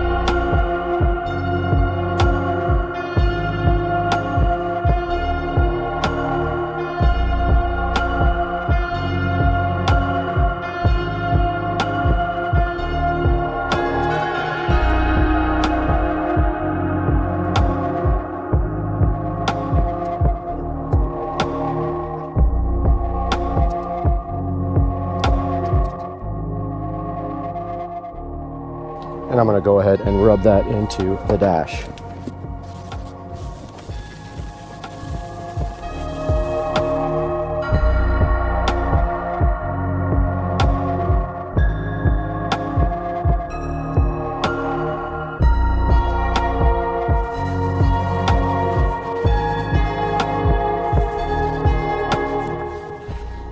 And now I am going to get this underneath of the dash here.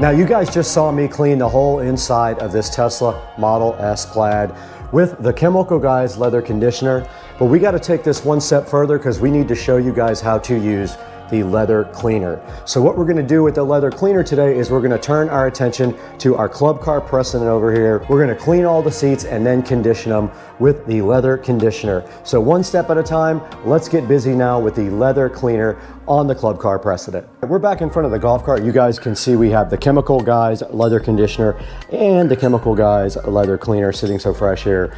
This time though, we're going to go ahead and clean the seats with the Chemical Guys leather conditioner, and per the instructions, you shake well, you spray the leather cleaner on a microfiber cloth, and then you wipe the leather cleaner into the surface to remove the dirt. Let's go ahead and get our microfiber cloth out, fold it up, go ahead and spray some of the leather cleaner on it.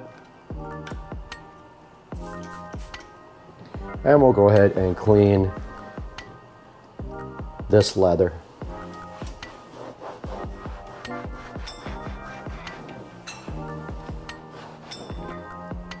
Does have a little dirt coming off of it.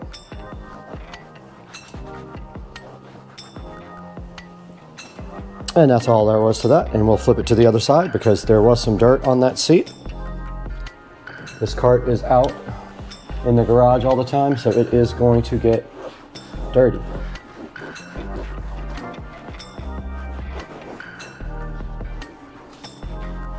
All right.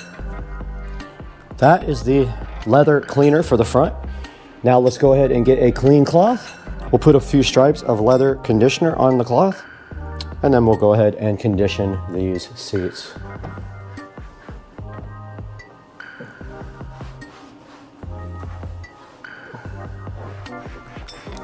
And you can see it soaking into the leather already. Flip the towel over, put a few more in it. And the top seat is done. Let's move down to the bottom seat.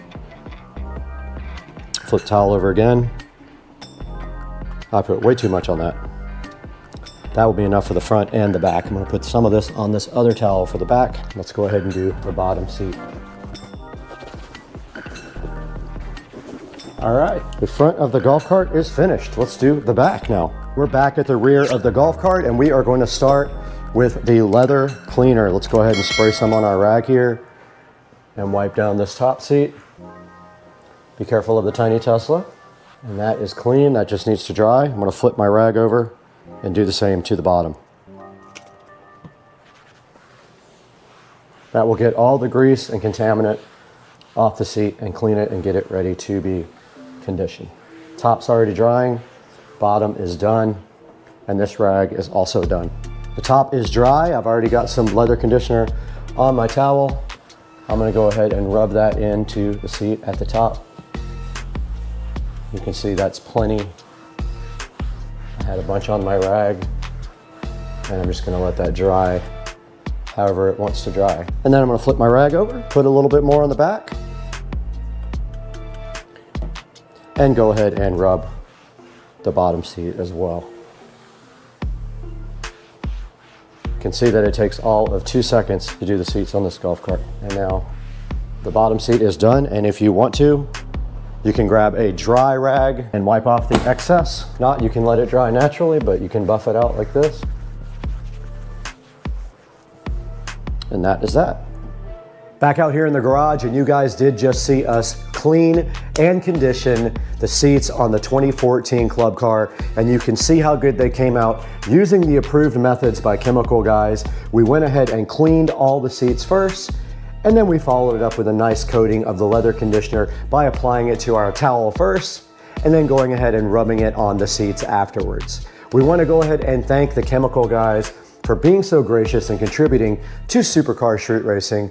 Guys, do us a big favor. We'll put links down in the description for this. Make sure that you order everything from the approved links from Supercar Street Racing. You can order anything you want from Amazon through our links, and it helps us out greatly.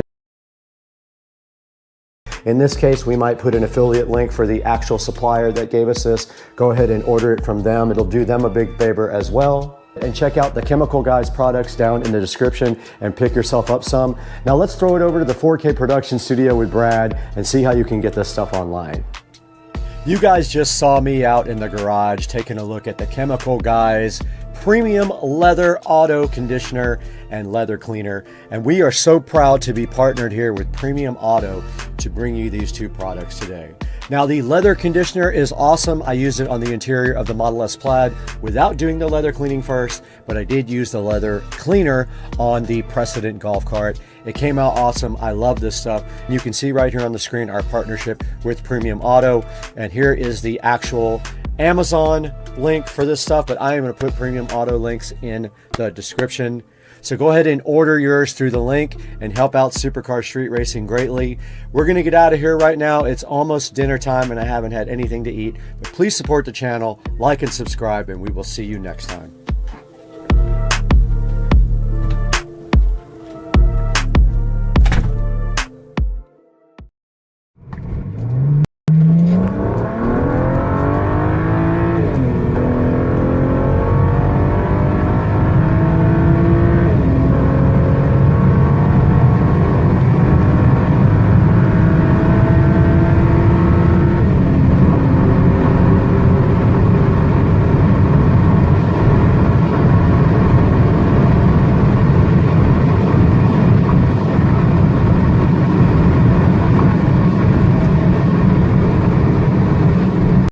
Just a text, can you believe it? Oh boy. Looks like we got a present out here we need to bring inside. Well, I accidentally hit stop there. Package got to the US and got lost in Philadelphia. Never heard from again, and of course you know UPS. If your package doesn't show up, that's the last time you're ever going to hear from them, because investigation did nothing. Never even heard from those guys after an investigation was opened on the package. So the guys at ID4 decided to go ahead and ship me another one. Very difficult to unbox and film at the same time, but we're going to do that. So here we go. We have the ID4 digital gauge cluster here. We're going to be right back. All right, so full of peanuts. That's good, right? I'm gonna dump some of these peanuts out and then start the video again. All right, I really meant for this unboxing to go smoother, literally. Here's the first thing I see. Looks like it might be part of the, yeah, so it looks like the top part of the instrument cluster there. Yep. Set that aside over here so it doesn't get damaged. Sorry, the dishwasher is running. There's that. Took some of these peanuts out. You can see it is well packed. Now we've got a box here. Let's take a look at this and see what this is about. All right, there's my receipt too. I paid well over $1,000 for this setup, and I got a bunch of options. I really wanted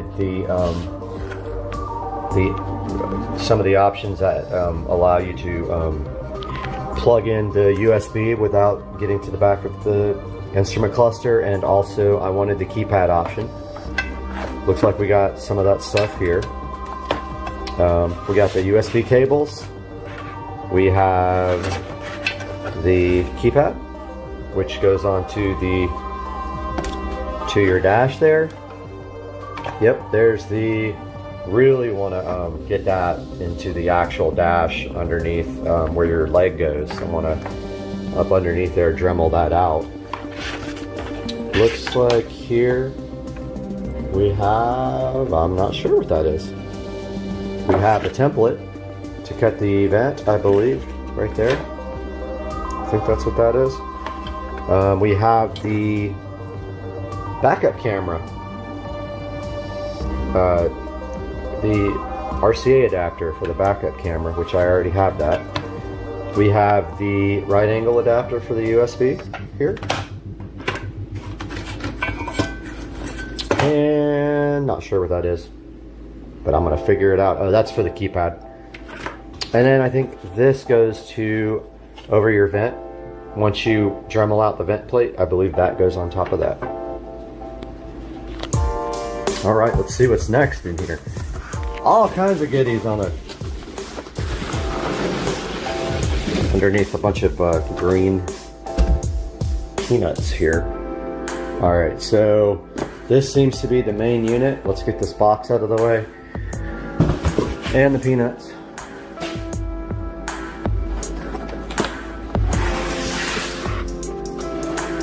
Yep. So yeah, I really felt bad for these guys because they had to make me a new one after UPS lost it, and hopefully they get all their money back. I'm gonna go ahead and unbox this and restart.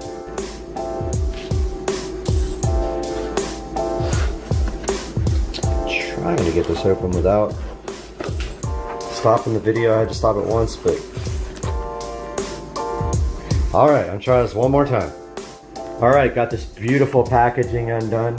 Here is the actual digital gauge cluster by ID4. This is probably the most exciting modification I've done to the car yet, or am going to do. Take a look at the back of it. So there it is. There's all the connectors, the USB, the little fan.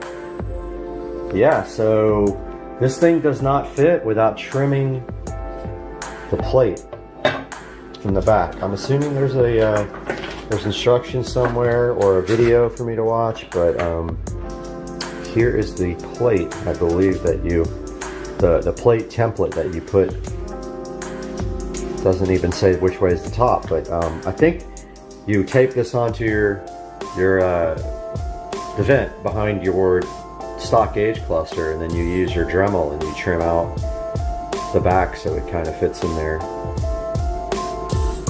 Now I do also have that's interesting. Yeah, I also have the Android head unit, which uses a backup camera. I have not installed the camera, so my plan is when I go in here, I am going to Y-adapt here and finally connect my Android navigation to the backup camera, which I've been wanting to do, I'd say probably for over a year now. So I'm going to look into the paperwork right now, see if there's instructions for this guy, and go ahead and update you guys after that. Alright, so I'm watching the video now on ID4 site. Don't know how old it is, if it's updated or not. The first thing it says is I need a Torx tool set. Now I have this Torx, and I think this is the right one, so I'm gonna go in here now. It's super helpful to have a convertible, obviously, because, you know, so much more room to do things.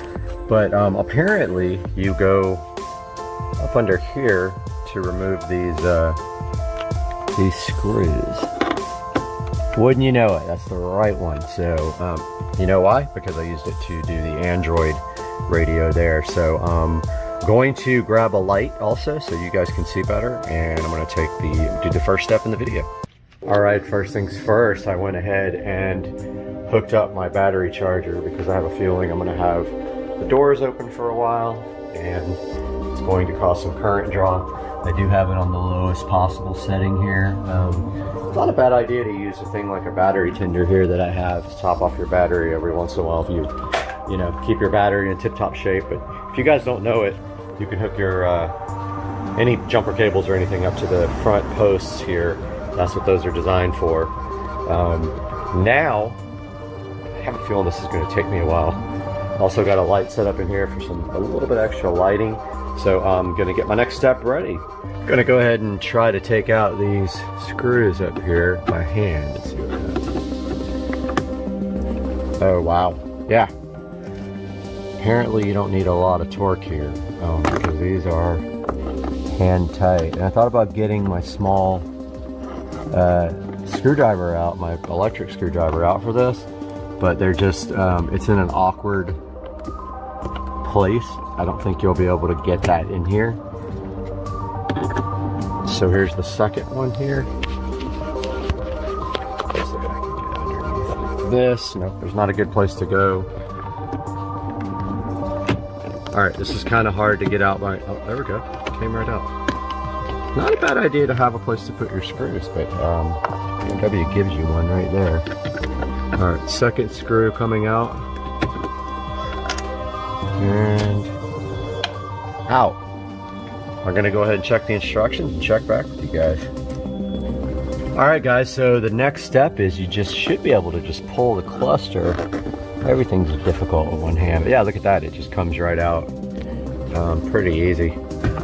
Also, make sure that your steering wheel, I drive with the steering wheel all the way down, but make sure that it's all the way in the down position, otherwise it might be difficult to get this out.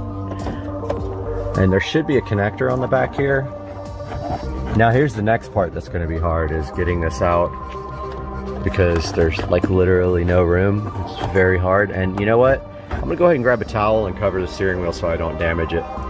Okay guys, as you can see here, I covered up the steering wheel. And I think if you lift up, it will pop right out and be difficult with one hand. I'm really trying to do this while I film. Okay, there we go. So that is it. And now there is a connector on the back with a little clamp that you disconnect. Apparently, it is right there. I'm gonna do that now because it takes two hands. But you just pull the little protective lever over and then you disconnect it. Okay, so there is a little notch here on this connector that you have to push in to move the connector, to rotate the connector down. So just get a little screwdriver or something and push that notch in. This thing should come right out. And then we'll update you on the next steps. But this is our query now. We've got this vent that is right in the frickin' way. Ideally, they would have made a vent that was pre-done, but they didn't do that. So we are going to be cutting this now. It's going to be scary and fun. Can't wait. All right, guys. So the next step here is we need to take out this air vent and the light switch. Looked like he just popped this off, but I advise you to get. Whoops. Lost the tool right there. I advise you to get this. This is a trim kit.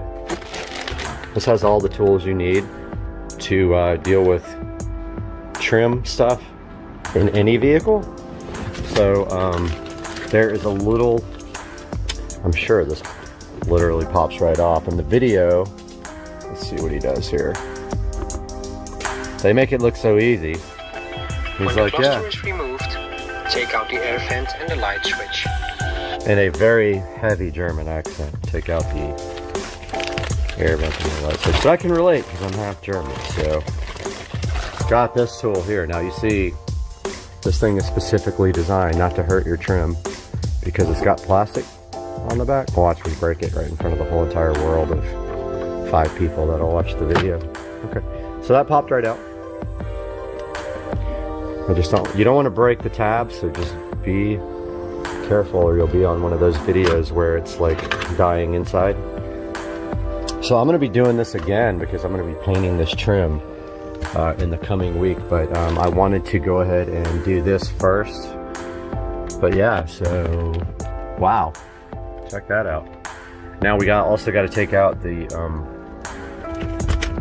headlight switch, but now that you're in it, I'm assuming it pops right out. I am assuming. Okay. Boy, I love how much. Get focused. I love how much space there is. Look at this. Amazing. All right, let's see what we do next here on the video.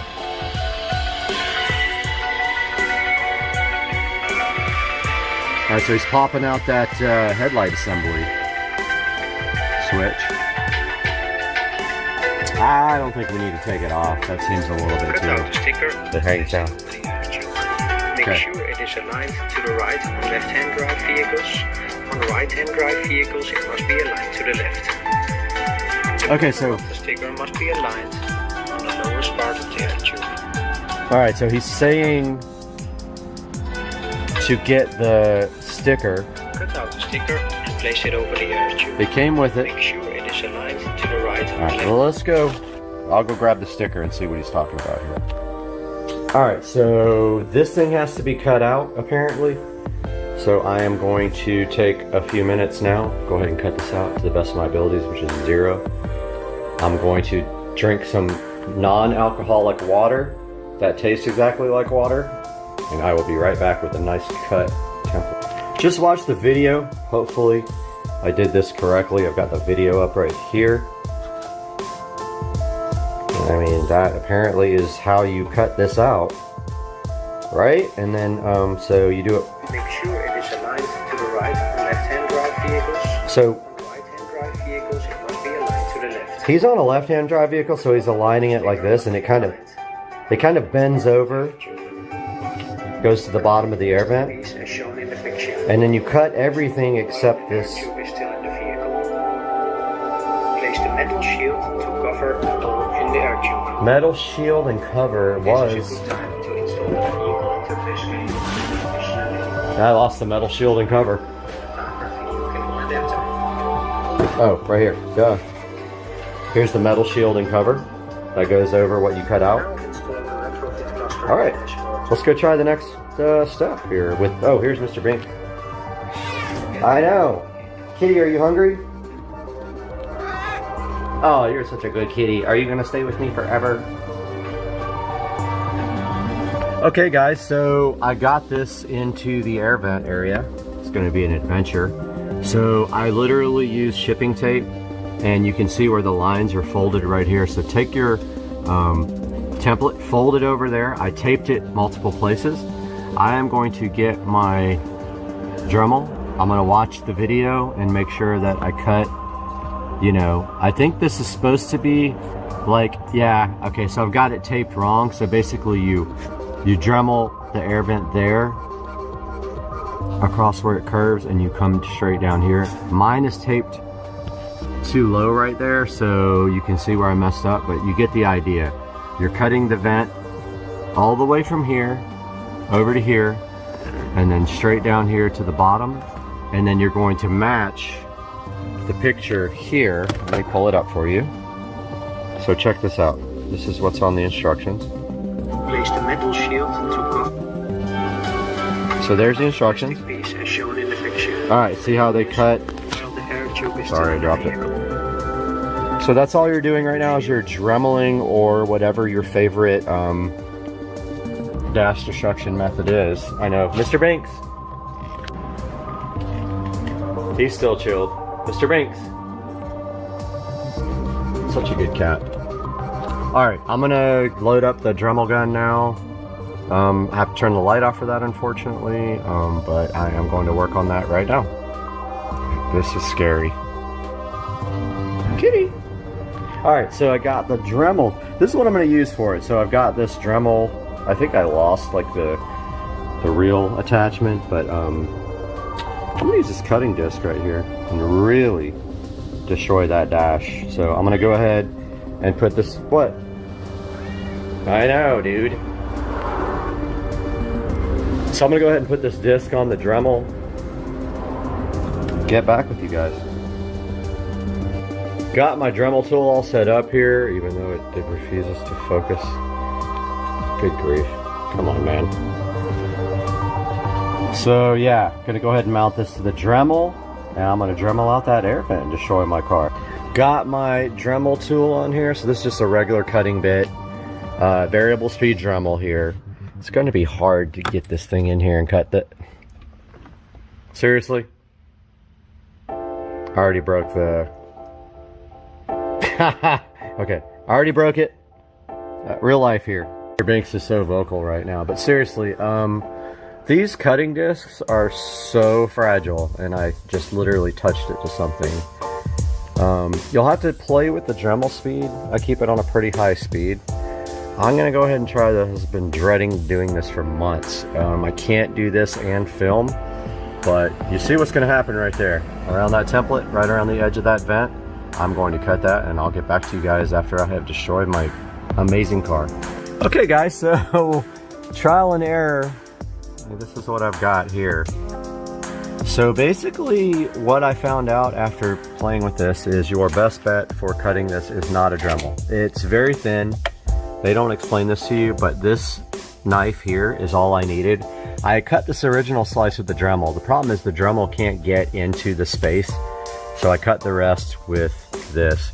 Now, It seems like, what good would this do? I don't understand. We're gonna find out here though very quickly, because this little piece is going to go here. I'm gonna retrieve that and see if I actually did this right, but it's really rough. You can see here, there's still like a little bit here. I'm gonna trim off. All that has to be gone for this plate to work properly. Yeah, I missed a little bit right there. I'm gonna go ahead and trim that off and I'll get back to you.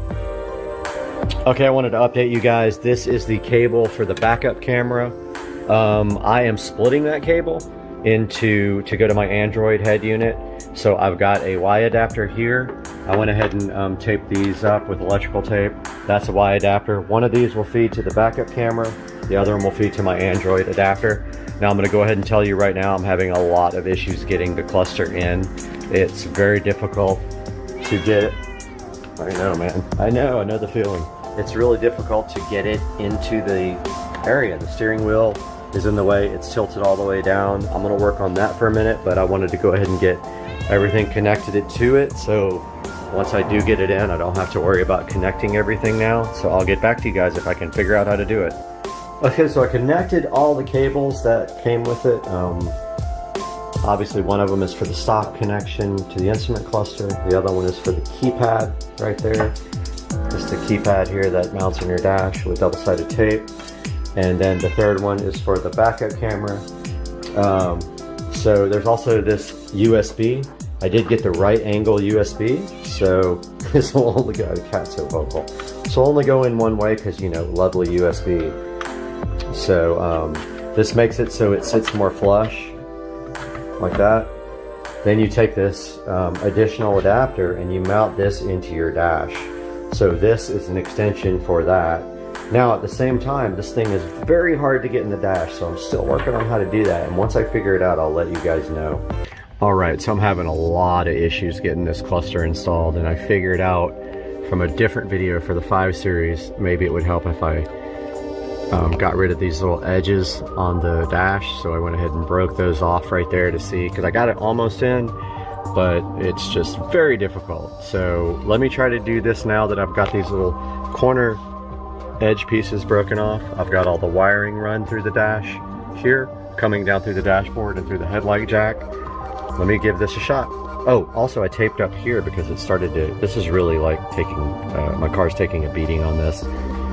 Yeah, see, I already scarred up my car. This is really, I'm having issues here. I'll be back. Okay, I'm ready to punch myself in the face. I think I've messed my car up so many different ways and scratched every single thing up, including my steering wheel, which was perfect. My dash was perfect. It's all messed up. This is a very hard install. I come to the conclusion that it has to fit behind the little tabs in the corner. I tried to Dremel them out so it could lay back a little bit more. It's not going to. I don't know if the cover's going to go on or not, but we're going to do a power on right now and see if it was worth it. Okay, well that's pretty freaking awesome. And if we go over here, we can get the Android. Alright, so now the challenge is getting this thing mounted and getting this trim ring on. And oh, also, by the way, during this whole process, I lost this little clip. Yep. So now I don't know what I'm going to do about that. I don't have it. It fell into the dash. It's freaking gone. I'm going to work on this. Goodbye. Alright, so it is the next day. Wow. What a night. What can I say? I spent 5 hours trying to get this thing installed yesterday. All I can say is this about this, because I don't want to give the company a bad rap at all. So the first package I got from them got lost. Not their fault. Second package came. I followed the instructions. I cut the air vent. Still, I could not get this thing installed. Now, I made the biggest mistake in the world. I didn't protect my steering wheel and my cover here for the steering wheel that great, and yeah, I scratched up my interior, which was perfect before. My steering wheel has marks on it now, which it did not before. So that was my impatience after being frustrated with this thing. Also, it is not lined up correctly. It needs to go down about 1/4 of an inch, so I'm going to be removing it again and cutting away some more of the vent, and I want to go get some of that flexible aluminum tape instead of the little cover that they supply to fill the vent. So for now, I stuffed a towel in the vent to keep the air going, but I want to show you guys what this thing looks like. And again, I actually scratched up the screen right here just a tiny bit, which I think might come out with plastic polish. I scratched up my steering wheel. I scratched up my top of the steering wheel cover. I scratched up my dash out of frustration, and then in the last just ditch effort to ruin my entire car, I scratched my tint right here. So wonderful, now I have scratched up front tint. So overall experience with this has been a nightmare. This is all I'll say. It is still so hard to get in that I had to force it into the position where it is now, and I didn't use the stock factory screw holes. I put self-tapping screws in wherever this thing would go, but it is in. But you can see at the bottom, the lip is showing there. That needs to be fixed. So let's start it up and show you what it's like. So I don't know why the, okay, so high battery drain is on, which I don't understand why. The car's been off. That's something I need to look at. And actually the car's on a charger right now, so that's interesting. High battery drain, okay. Increased battery. Okay, so that's new since I put the screen in. But as you can see here, I got the screen installed and I did configure it. There's the RPMs, and this is how it looks. And you can either use your stock here to go into the menu. So you push in the menu button there, and that's where you have the configuration items. I do have it on, I'm not sure which one I have it on right now. I think this is one of the sport ones. I think it's Fierce is what it's called. But inside that menu, that's where you set up all the options for the screen. You can set up a display for when you're normally driving, and then when you go into sport. So you notice how when I go into sport, I have it changed to a different theme, which is called orange. I don't know, sport orange or something like that. I can't remember what it's called. But notice, like, I've configured it the way I wanted it. I set up horsepower and torque right here as the extra gauge that I wanted. I got the M Sport logo. Pretty cool. Now it doesn't show boost. I heard they're working on that, but I don't know if that's ever going to be available. But I wanted to just show you guys because I had such an experience with this thing that was a nightmare, and still not right. I did not install my camera yet. I've got the cables all back here. The keypad for it, I did not install either because I was so frustrated at the end of my night. I literally just wanted to throw it out the window, and that's why I threw something at my front windshield. But honestly, my front windshield needs to be replaced anyway, so that's probably going to happen soon. But wanted to show you guys this, and if you go in here and you go into appearance and you go into themes,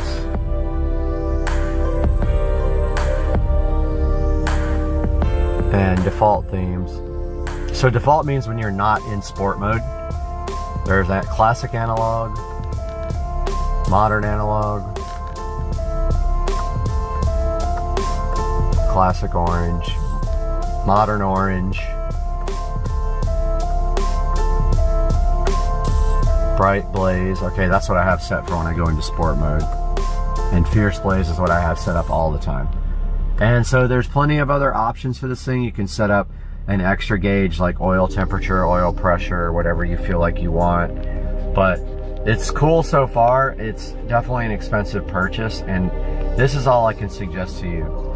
I would personally probably get a professional installer to do this. And honestly, I would ditch the plate that comes with it to cover the air vent, and I would just use the aluminum tape. Like, it's, you know, it's like flexible metal tape, because you can also push on that a little bit if you have to get this thing in. And I'm not kidding you, I had to force this thing in where it is right now, and still this bottom lip is showing, which is bothering me. So I'm going to take it all out. I'm going to Dremel out the vent, pretty much completely out of where it shows up behind the cluster, and then I'm going to put the cluster back in, hopefully. So I'll update you guys when I do that, but I wanted you guys to see how the display looks, and I want to get this video edited and up. If you have any questions, post them in my comments section. Have a good day, Supercar Street Racing! Resistance is futile. The line must be drawn here. 173467321 Charlie 32 789777 643 Tango 732 Victor 731178888 732 476789764376 lock. Oh, yes! I hate this! It is revolting! More? Please.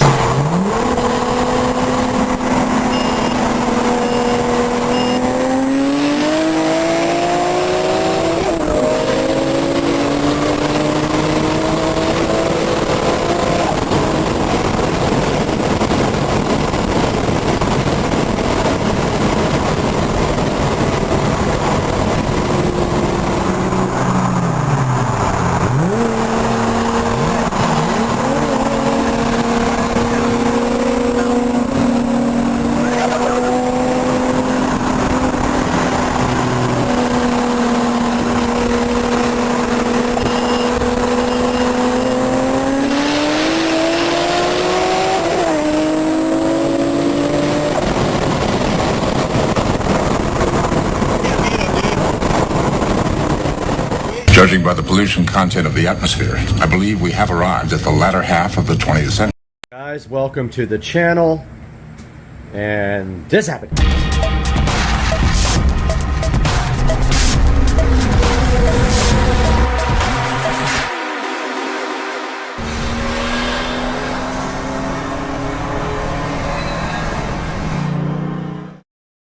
Guys, welcome back to the channel. Supercar Street Racing. I went to California on vacation and I came back and this was sitting in the garage. The channel just got a green machine 200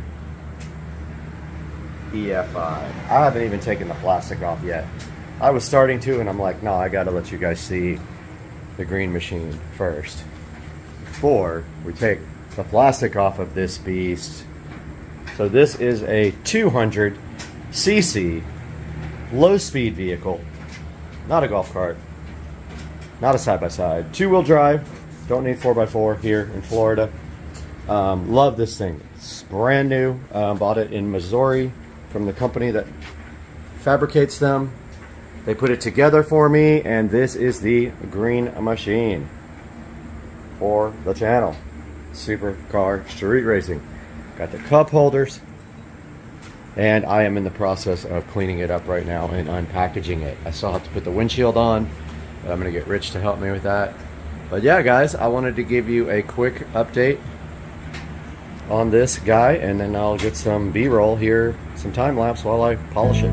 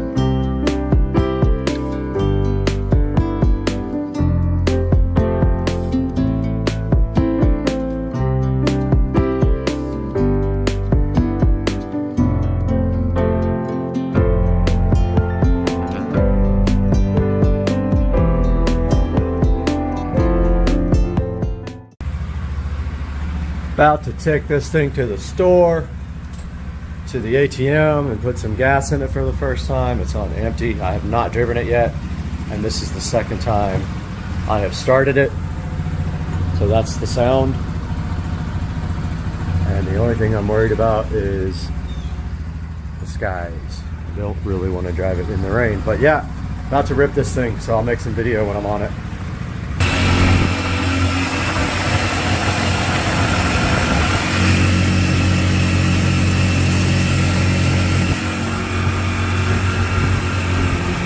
So it's a lot louder than I thought it would be, honestly. I didn't think it would be nearly this loud, but it's gas powered.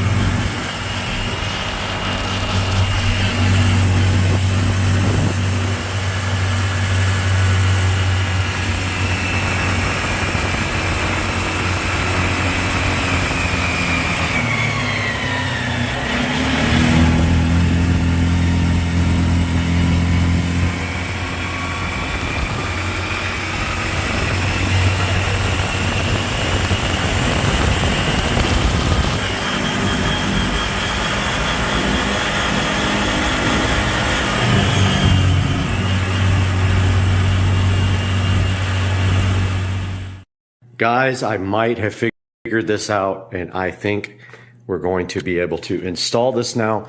It was a process, but I am about to try it.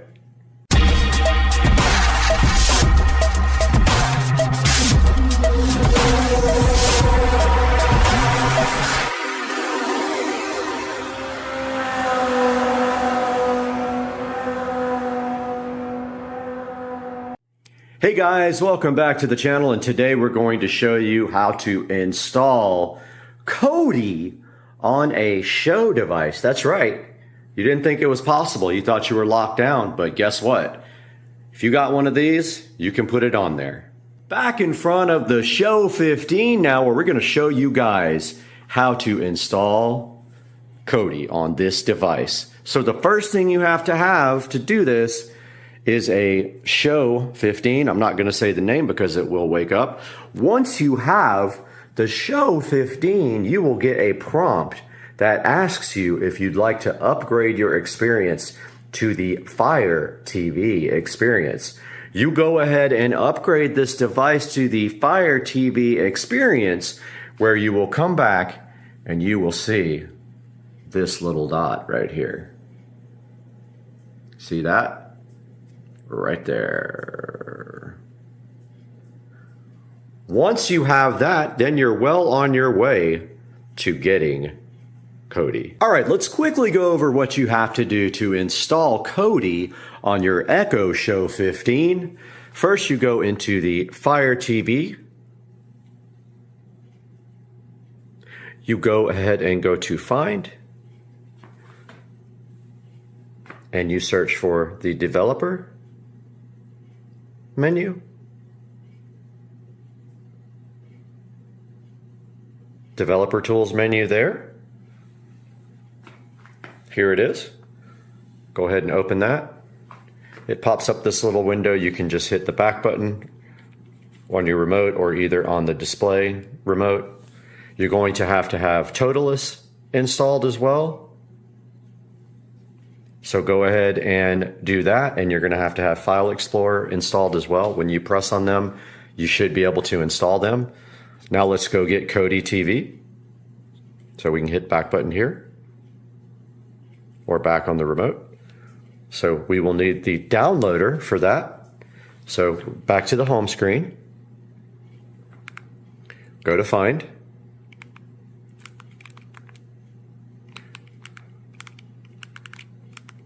Try that again. Find, search for downloader.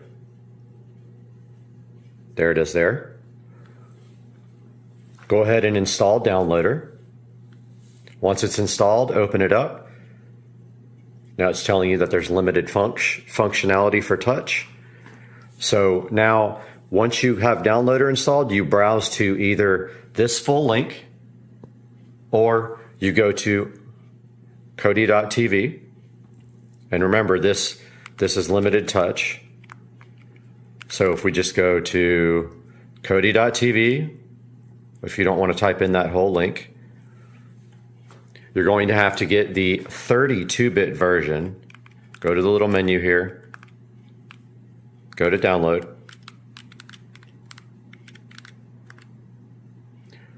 Go to Android, the little Android robot. Get the 32-bit version. The 64-bit version will not work. It will go ahead and download. Once it's done, it's going to attempt to install, which is going to fail. This doesn't work because when you hit settings, it's just going to disappear. So just click done on downloader. Or actually you have to use your remote. Again, the touch doesn't work on a lot of things. Click the home button here or on the screen to get back to your Fire TV mode. Go into your apps. Find your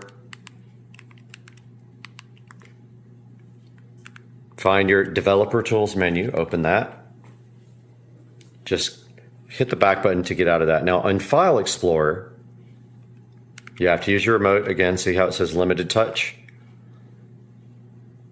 You're going to want to go to your downloader folder where you downloaded that Kodi. Select the one you just downloaded. I have a couple in here. So just select it with the middle button or on the screen. Click cut. Hit the back button either here or on the screen remote. Go to download and paste it. Once that's pasted, go back again, go into Toolless, right there. Toolless, or whatever it's called. Open that. Find your download folder. Find the app you just copied. It's one. These are old. I've done it a couple of times now. But open up the Kodi app. It will then say continue, and it will install, and it will finish. And then once it's done, you will see that if you go to the home screen now, and you go to all your apps, you have this wonderful Kodi. There is proof that Kodi works.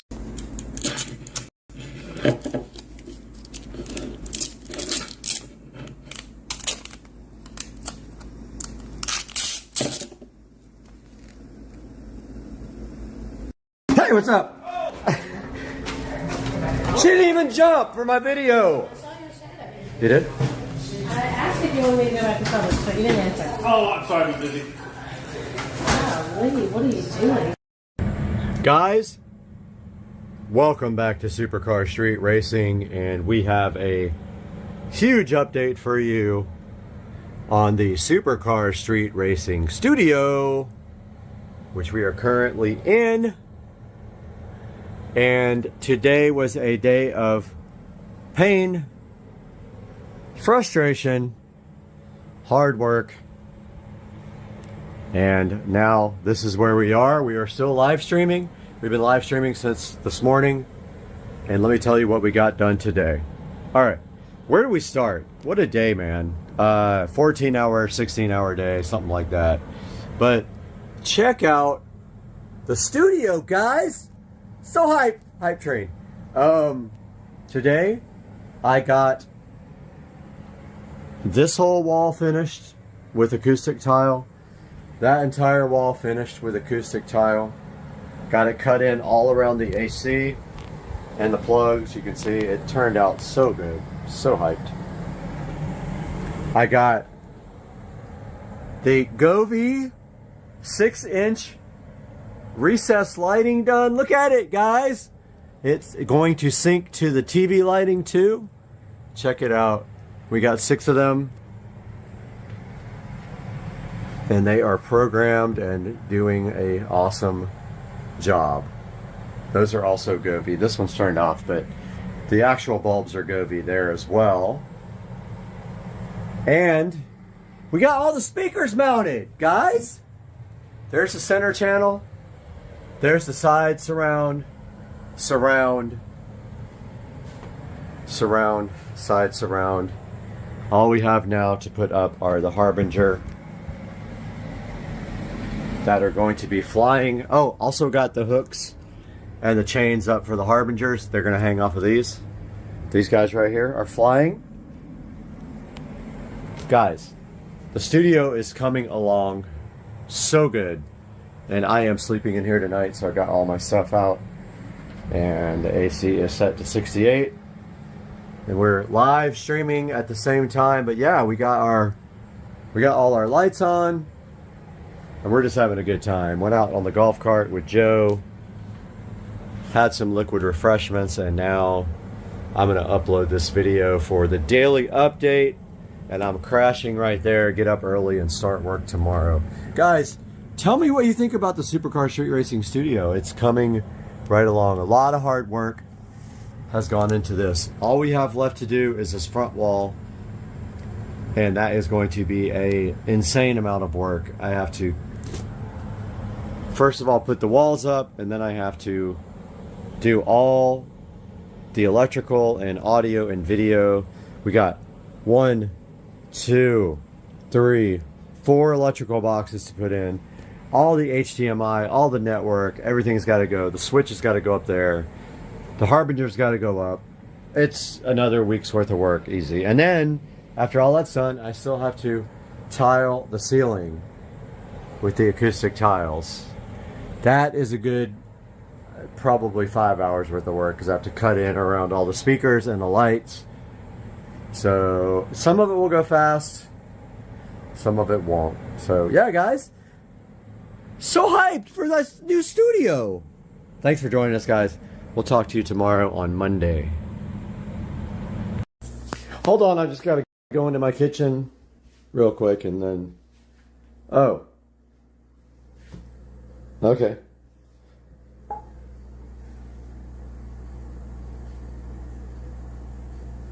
Two, 3.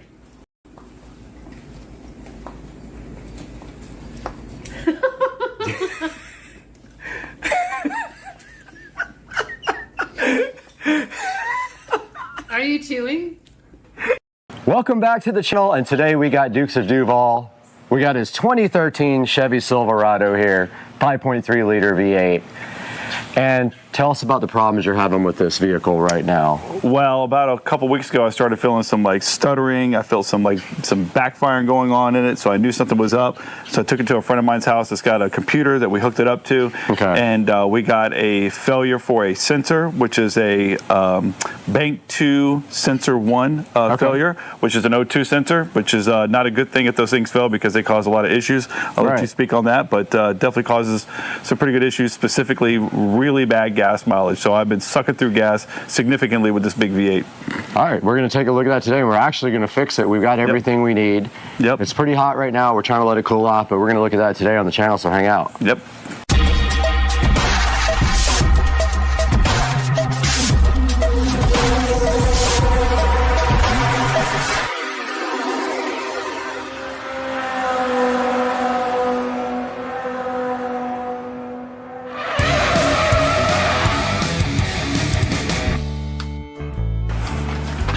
All right, we're here in front of the 2013 Chevy Silverado.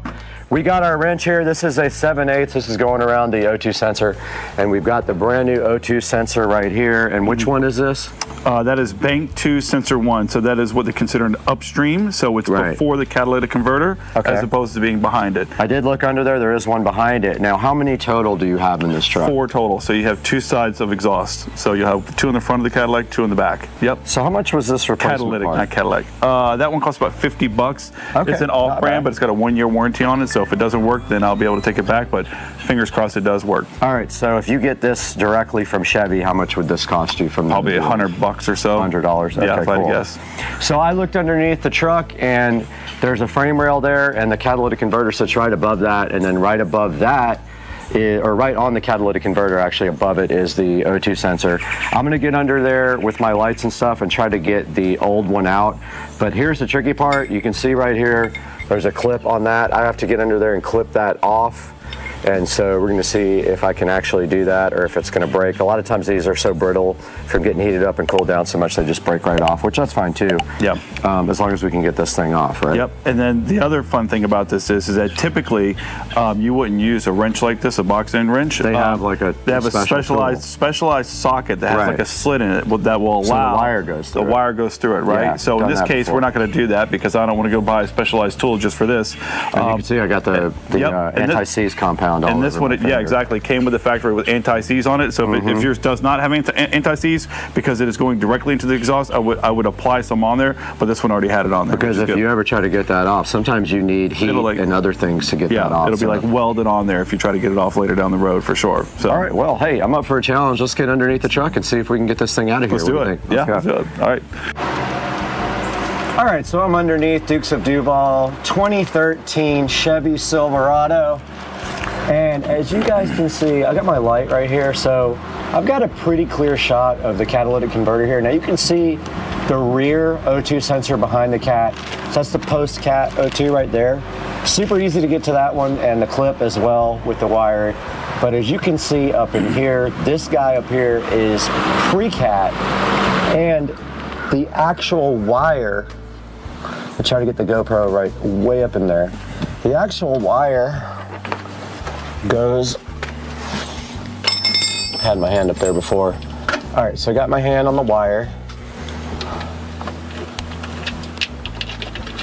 All right, I got the wire now, and that goes, oh, no problem. So the wire actually is right here in my face.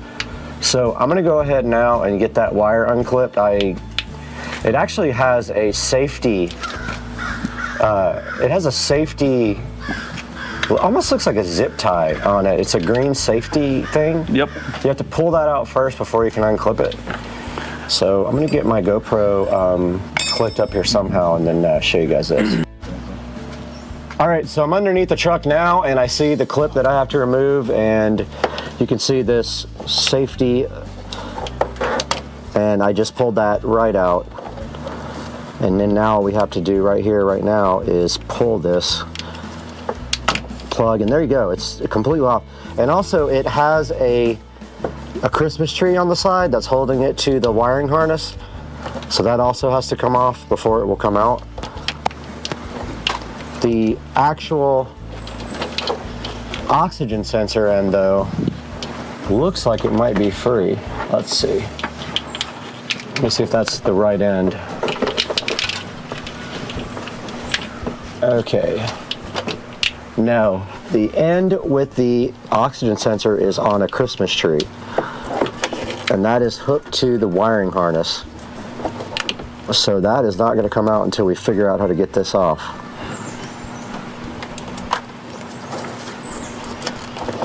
Oh, that thing is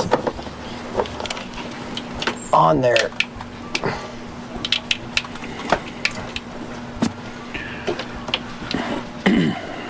Yeah, there's like a clip hooked to the harness, the body harness, the wiring harness, and it is on there, brother. Brothers and sisters, I'm getting this thing off.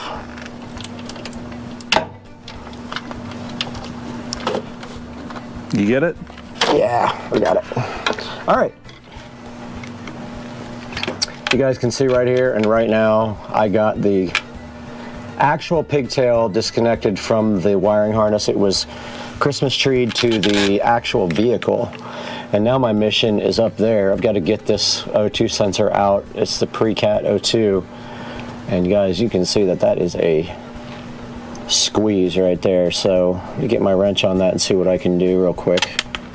Take the box in. Now, if you've got it loose, if you could slide it over the wire, use the box in so you got more meat on it. I can, yeah. Actually, I think I can literally get all the way around it. It's just not fun. The only reason I'm telling you to use the boxed end, or the closed end, is because actually, in case we got to put another wrench on it to give it more leverage. Oh my God, dude. All right, so now you know. You want that fan on, or you're not worried about it? No. Now, when you guys know when you do this, this is what you're in for. Also, filming it and doing it at the same time, that's fun. Oh man, this is a fun time.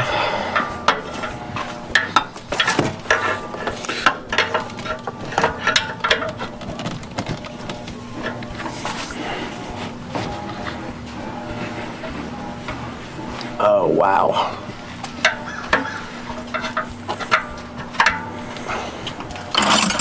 All right, I've got the wrench over the O2 sensor now. There is just a very, very little amount of actual room to do this, so you can only get your wrench on there with one. Do you want to double your wrench up? No, I'm gonna see if I can power this guy out with it like this. If I can't, then I'll do an extra wrench. Let me think about this. So I think you gotta go towards my feet. Yep, go towards you. Not like when we were doing the calipers. Yeah, the opposite way of that, the right way. Yep.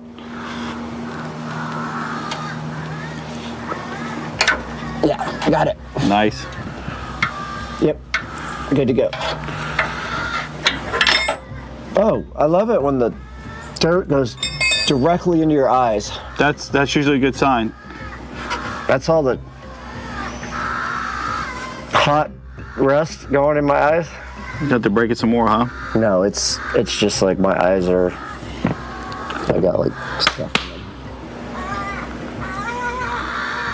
What is that noise? Some bird. I don't even know what kind of bird. Kill it.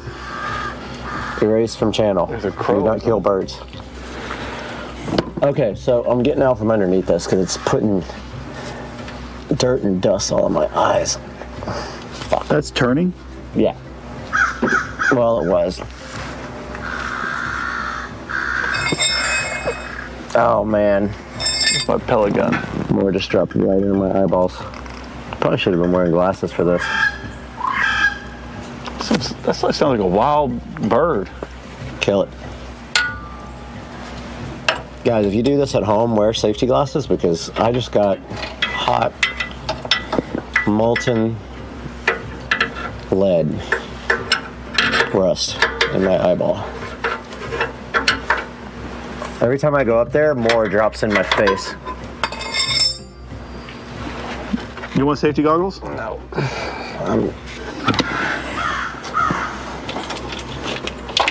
The hard part is trying to record while I'm doing it. Let's pray this is bank 2. I'm pretty sure this is bank 2. Hopefully this is bank 2, brother. Good thing. All right, I have the old O2 sensor out. I've got the new one in my hand. It has anti-seize compound already on it.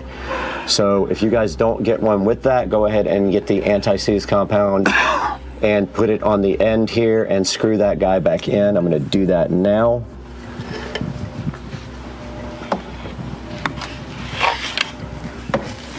And so you guys see, there's a kind of a like a plastic shield down here blocking, and that's what's making it so difficult to get this guy in.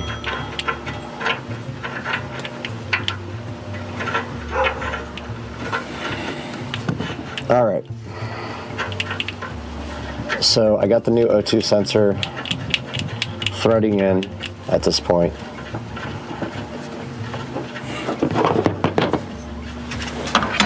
Turn it as much as you can with your hand, and then you'll tighten the rest up with your wrench. It's not really, it's an awkward position, and I'm gonna go ahead now and tighten this up off camera because I can't hold the camera and tighten. All right guys, so I got the O2 sensor replaced now, and I got the little pigtail plug back in. And now we are going to go ahead and start the truck after this. I'm going to get out of here first. And we're going to see if that was the culprit of all these issues. But yeah, it looks like everything is good to go now. Just going to stuff this back up in here. And we'll go test the wire. All right, cool. All right, well, Brad just finished up putting everything back together, so I'm going to check to see if my sensor turns off and everything starts running normal again. Fingers crossed. All right, still showing a sensor. I do have a low tire pressure that I got to fix. Still feels pretty rough right now. I don't know if that will correct itself after a minute. Do we have to reset the codes? I can't imagine we would. The only way we do that, I guess, is just pull the OBD2 reader. Yeah. Right. I mean, can't we just take the pull negative? The battery? Yeah. Yep.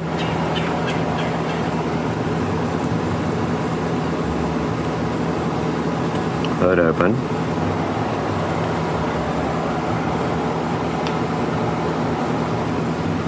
And we don't have an OBD2 reader, right? I don't have one. I'd have to go over to my buddy's house. Oh. No. Still running rough too? Feels like it's running rough, yeah. But maybe it needs a second.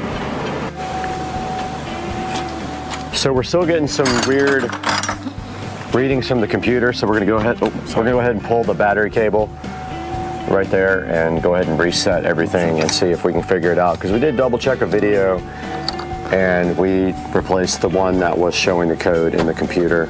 And so to pull the battery cable on this thing, looks like maybe an 8 or something millimeter ish. Just broke. And it'll quickly reset the ECU. And go from there, and then we'll pull the codes again if that doesn't work, and we'll see what's happening after that, because we replaced the one that it said according to the video. All right, so we put everything in. Truck still's running a little bit rough. The code was still on the dash, so we just unhooked the battery for a minute to try to reset the code. It did reset. I still have another code on here for a low tire pressure, but we're hoping that maybe it's one of these things where it just needs to run for a little bit and try to clear itself out, but no guarantee. So if that doesn't work, then we might have to put the computer back up to it and see if it's throwing another code. So we'll see. All right, we're gonna take it for a test drive here for a little bit, drive about 30 miles, see what happens, and then we'll update you guys when we get back. Yep. We got this tiny little charger sitting next to this brand new wine fridge, and we got the peel sat. That's so good, that you love. We peel it right off of here, and it gives you satisfaction, and you love it. And there's a tiny charger next to this fridge. Things are looking beautiful in Northeast Florida today. As you can see out here, we have this most amazing view available of the pond and the pool. And from the sunroom today, we've got this On-Foru 10-meter LED strip light for the closet where we made the charging station. We're going to take a look at this, unbox it, see what's up, and let you guys know, and do this whole entire project on the channel today. So hang out, let's chill, and let's go.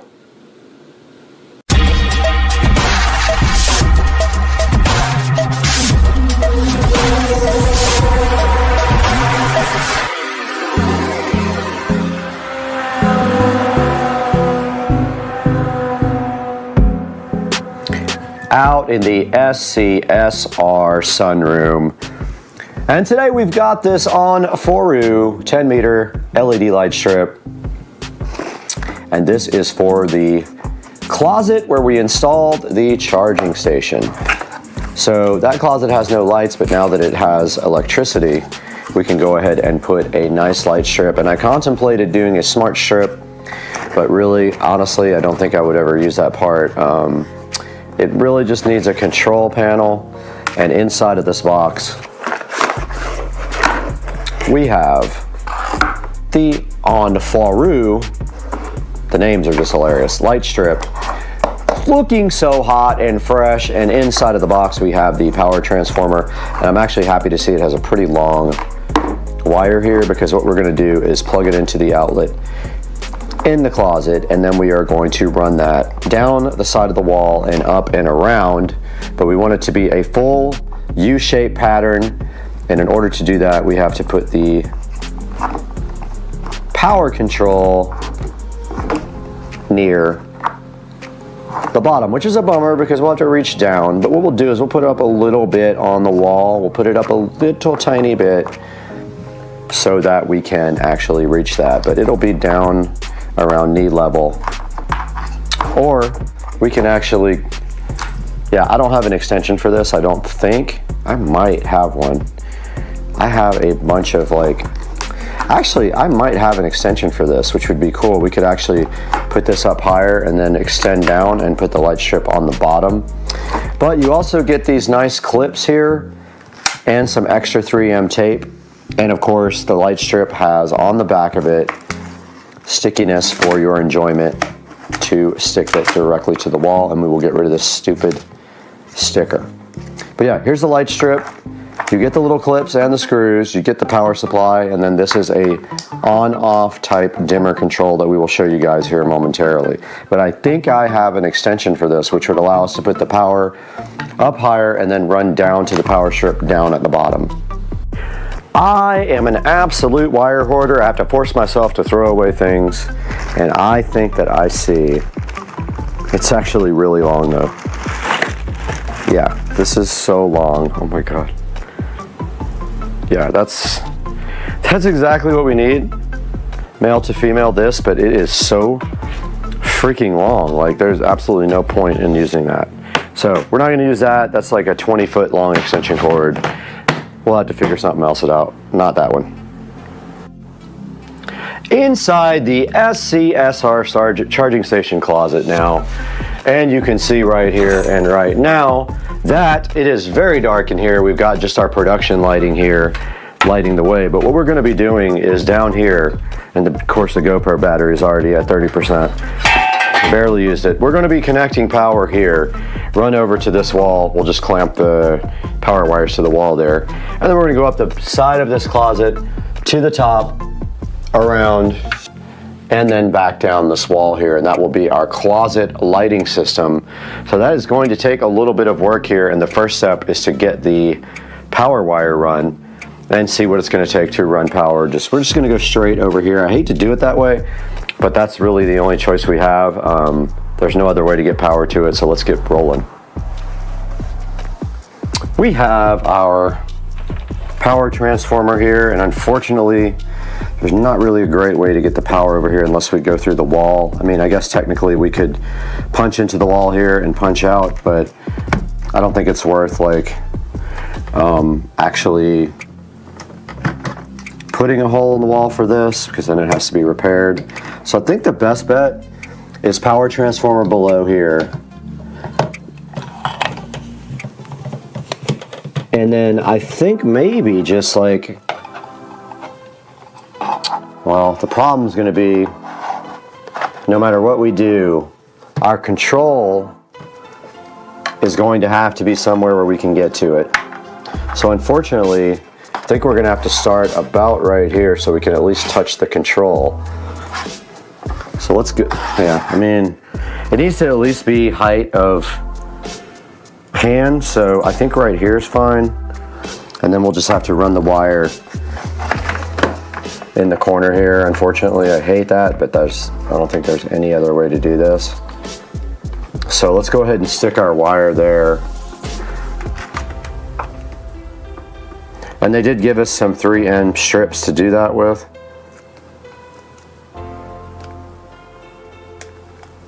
They give you like these little squares, so you just stick those on and then you just pull off the backing like this. Sorry if it's a little dark, I don't have great lighting yet, I ordered it. So we're going to stick that right over here on the wall at a height where we can actually get to it when we're ready to work. It's not going to be ideal,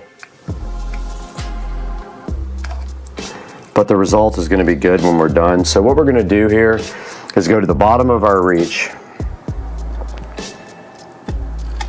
and then just go ahead and stick this guy. And of course I stuck it crooked. And then we're going to actually run the LED strip from that, and my phone is going off. But you can see right here and right now, this is how we have the controller, and then this will come off of an LED strip and go just like this. And our LED strip is right here, so basically there's so much extra wire here now. But if we go ahead and put this on, we can test it. And there's our LED strip. So you can see right here and right now, I think what we're gonna do is run this wire down the side like that. We're gonna take this off. Gotta get my scissors for that. And then we're just going to go down and start down here. Let me grab my scissors and we'll go from there. And the battery's almost down to go for I don't know about this. This battery has LED strip and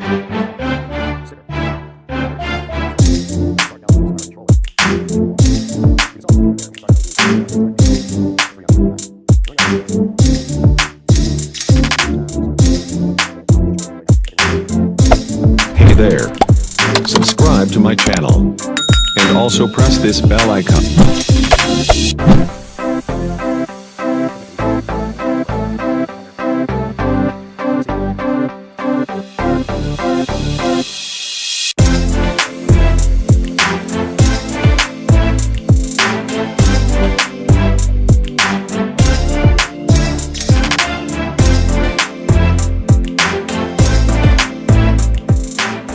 I wanted to show you guys the progress over here. So basically I mounted the controller right there, and the wiring is going to go behind it like this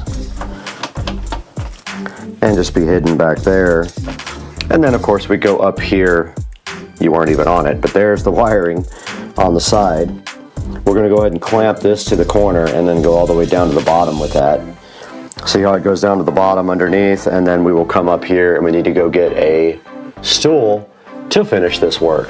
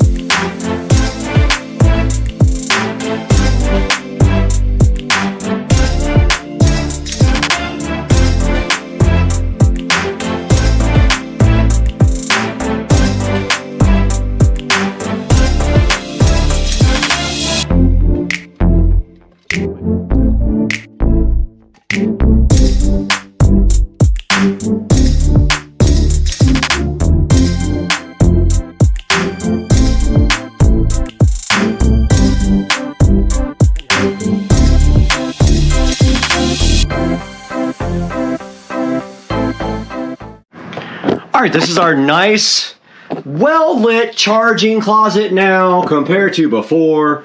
Check out the lighting on this, guys. We just have to clean up the wiring over here and tuck it behind here. like that somehow. Maybe put a screw back there to hold it in somehow, and then we will clamp everything down to the wall and make it legit, and everything will be fine. Everything fine. Like that, maybe. Maybe not. But we will figure it out somehow, and there is the adjustable light, and that is full blast. As you can see right here, right now, I can finally see what I'm doing in this closet for the first time on Earth. Now let's take it to Supercar Street Racing 4K Production Studio and Brad to take a look at these lights online on Amazon. Let's go. Guys, we're out here again in the beautiful 4K production studio at Supercar Street Racing, and today we finished up our project to create a nice closet to store all of our equipment in, and we did order lights. They will be here tomorrow, and I'm super hyped about that. Real production lights to actually add to the value of the station. And right here on the screen we have a very simple $22 on 4U LED light strip, and you can see right here right now it is dimmable, 3000K, and you did see in the video what the actual color looks like. And they have 2,835 LEDs. They have an adjustable dimmer switch, as you can see right here, and there's not a whole lot to it. You literally just take off the 3M tape on the back and stick it to the wall, and then you provide it with 12 volts of power, and it just is basically an LED strip. Now it does have a 4.5 star review here, as you can see on Amazon. We will be providing you a link in the description to go ahead and purchase this LED strip or any other product that you see. Please click through my link to buy anything on Amazon. Even if it says LED strip, you can buy whatever you want, and it gives me a small credit so that I can continue to bring you quality videos on the channel. So yeah, this thing has 4.5 star reviews. I don't know why. I read some of the 1-star reviews and it was like it stopped working after a few days or whatever, but that's what returns are for. I know it sucks to have to take it down if you have to do a return, but hey, you got to take your chances sometimes. But yeah, please like and subscribe to the station, guys, and then we will see you again real soon on Supercar Street Racing, because guess what? I'm out.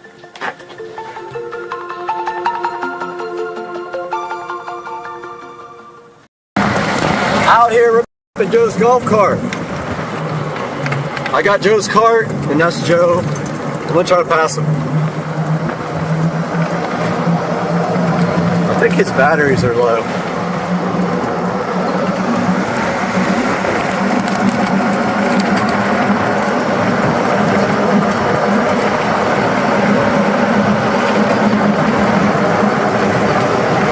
Going to Joe's new house.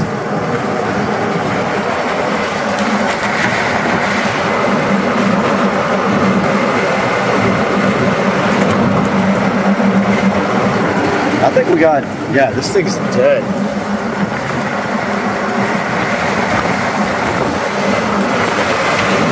Oh, the wind got us. Holy crap.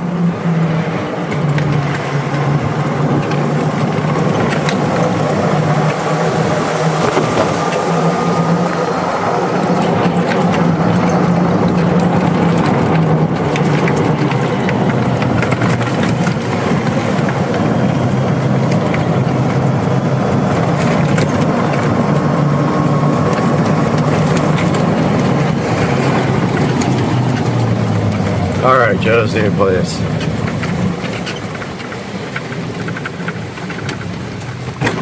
Can't get in yet. Your batteries are almost dead. That's my golf cart? Yeah, it was like 37 volts. Oh, that's weird. Yep. That's surprising, actually. It's 45 stopped and then about 36, 37 when you floored. So it needs a charge. Guys, welcome back to the channel, and you can see right here that we have a bunch of parts for the golf cart. This is the 70 volt lithium ion conversion for the club car, and also the AC motor conversion for the club car. We're going to be unboxing all that today.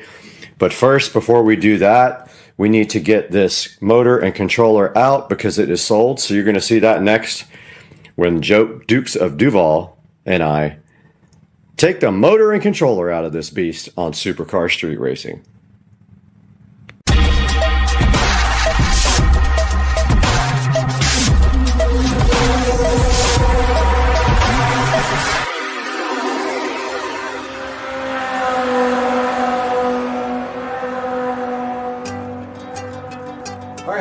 welcome back to the channel. We got Dukes of Duval over here disassembling the golf cart. So today what we're going to do is we're going to take out and this controller because we have somebody that's coming over to buy it. So once we get this motor and controller out, we got a whole bunch of boxes up there ready to convert this thing to lithium ion and 70 volt. First things first, we'll get the subwoofer out, we'll get the motor out, we'll get the controller out, and in about an hour we'll have someone here coming to pick up the stuff, and we can put that, however much money he's going to give me, towards the $6,000 worth of 70 volt lithium ion sitting right up there. So what do you think? Should we get to work? Let's get it done. Let's do this. Alright guys, so we got this Curtis controller. So this is probably the original controller and solenoid, and most likely had been programmed because the cart would do 30, 32, 33 max. So we're going to go ahead and get this out of here and document what we're doing, and then hopefully figure out how to put everything back in the future. We'll be taking out the charge port. The entire charge port and the charge port housing will come out, so we'll have to remove these hex bolts here. This whole panel will loosen up. We'll be able to pull that controller or that charge port out, and then there'll be a male plug for a standard extension cord. You plug your extension cord right into it, and you have an onboard charger that sits here. And this bay will be mostly empty, and we'll shed a couple 100 pounds. We'll be able to do whatever we want with the bay. So what do you say we get the controller out of here, man? Let's do it. All right. So what do we need? 8? I think it's, well, 8 mil. Yeah, try an 8 mil.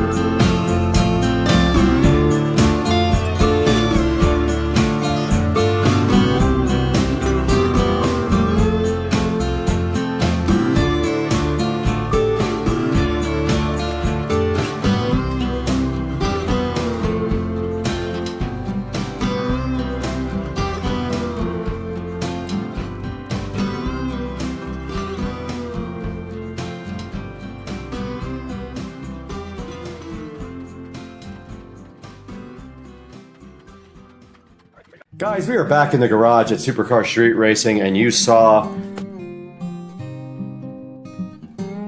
that we have removed the controller here. You saw us do that in the video, and we have also removed the motor, which was not fun. That thing is very heavy. Getting that new one in is going to be interesting. But over here now, we have the Eco Battery 70 volt conversion kit for the club car, and we have already picked it up and figured out that it weighs a lot.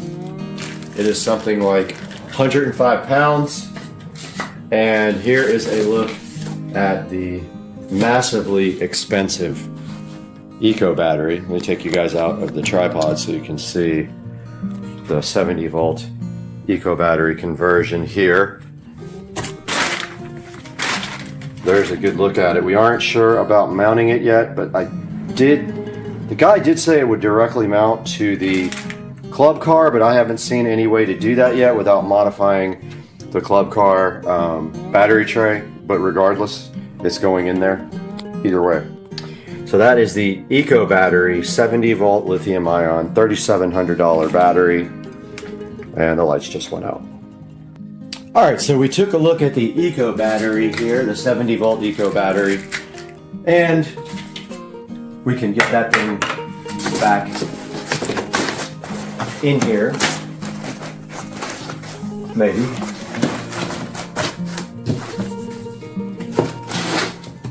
And take a look at the next box here. This says Novitas on it. I have not opened it yet. It is open because someone opened it in my crew. But this says Novitas, and let's see what's in it.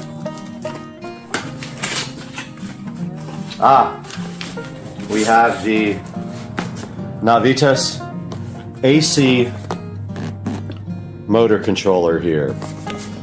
So this is for converting the cart to AC. And then I don't know what's in this box. Let's see.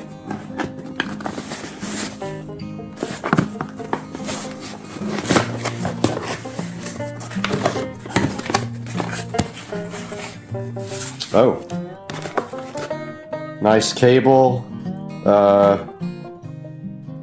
some connectors, and the on-the-fly programmer are inside of this next box. The programmer is right here, but you can actually use Bluetooth to do that.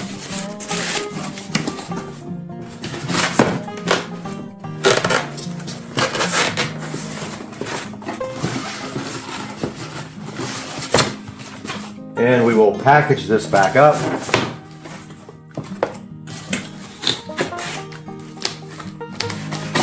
And move on to the next box. Not Xbox, next box. Alright guys, this box is open. We took a look at this already. But this is the solenoid. And there you see on the side. This is a, I believe, 400 amp solenoid.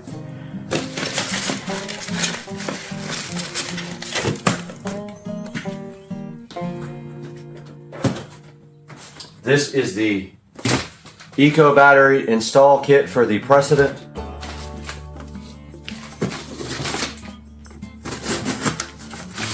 This is what it says. I have not opened it.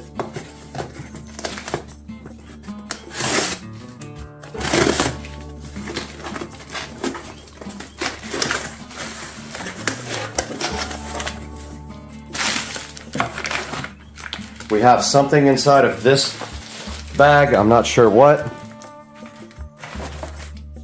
That might be the battery mounting kit. That's probably the battery mounting kit that we didn't know about. All right, we have the Eco Battery mounting kit opened here, and I am just popping open this plastic condom here to see what this is, because we were wondering how you mount it. And it is definitely a rail kit for the Eco Battery. There are the mounting rails for the battery. It looks like very nice powder coated pieces.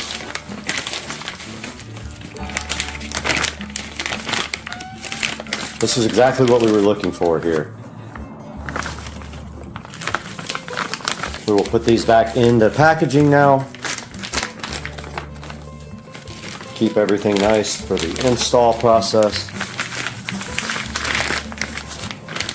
And what is next in here?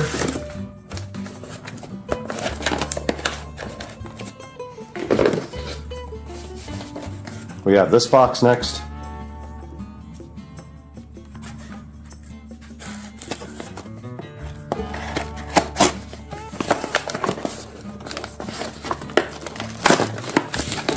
And this is the charging port. So it converts to onboard charger.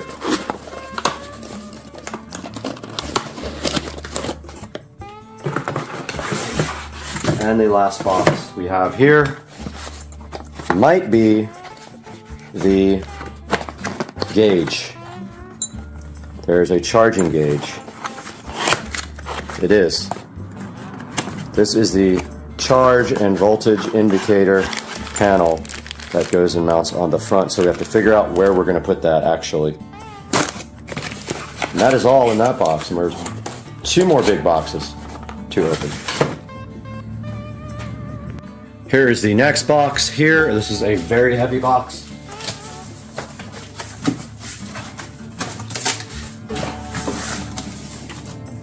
There are some screws. Look like some wiring caps, some eyelets. And inside here we have the Navitas 5 kilowatt AC motor with the beautiful color-coded voltage wires here. This thing looks awesome. I am so hyped for this. Hopefully you guys can completely see that. Let's zoom in. But there is the Navitas. This is the best motor you can buy from Navitas or Navitas or however you want to pronounce them. 5 kilowatt motor. This thing is going to absolutely rip. And is that everything? Oh, we have one more box after that. Put this thing back into its box.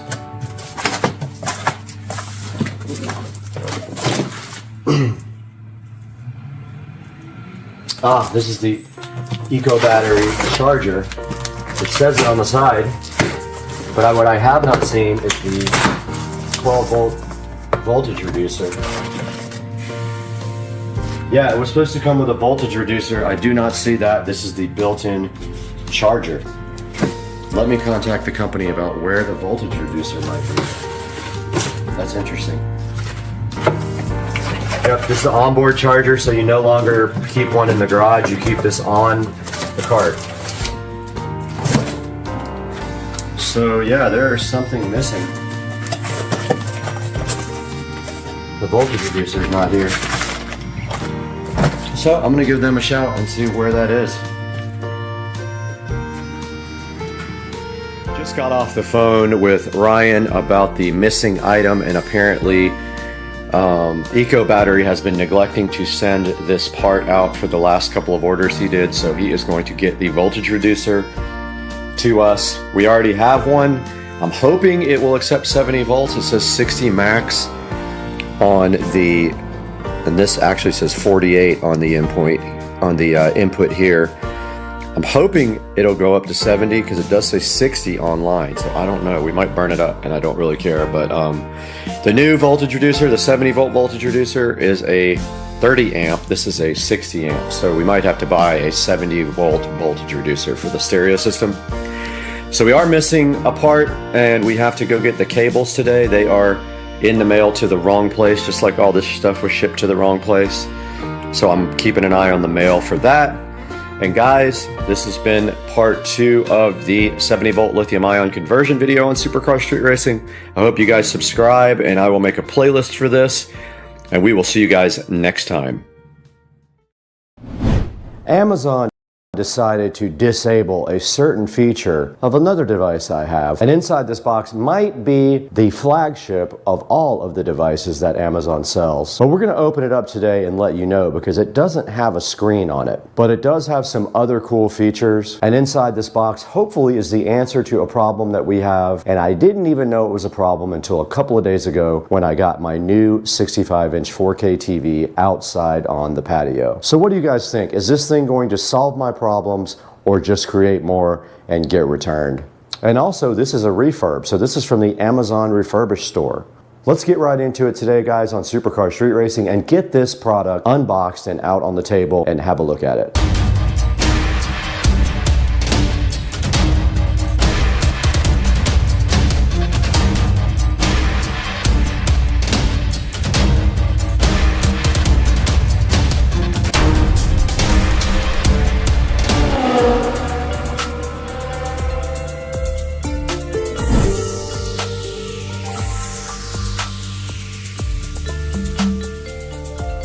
Supercar Street Racing back once again, Brad here, and if you're new to the channel, thank you so much for liking and subscribing, and we welcome you to what I hope is a very informative look at a product from Amazon that is pretty popular. Now inside the box here is hopefully an answer to what I have a problem with here, and that is using my Fire Stick outside on the patio with the home theater mode connected to the Echo laying in the closet over here. So before we get into this box, let's take a look at what's over here in the hallway and what we are trying to accomplish with this device.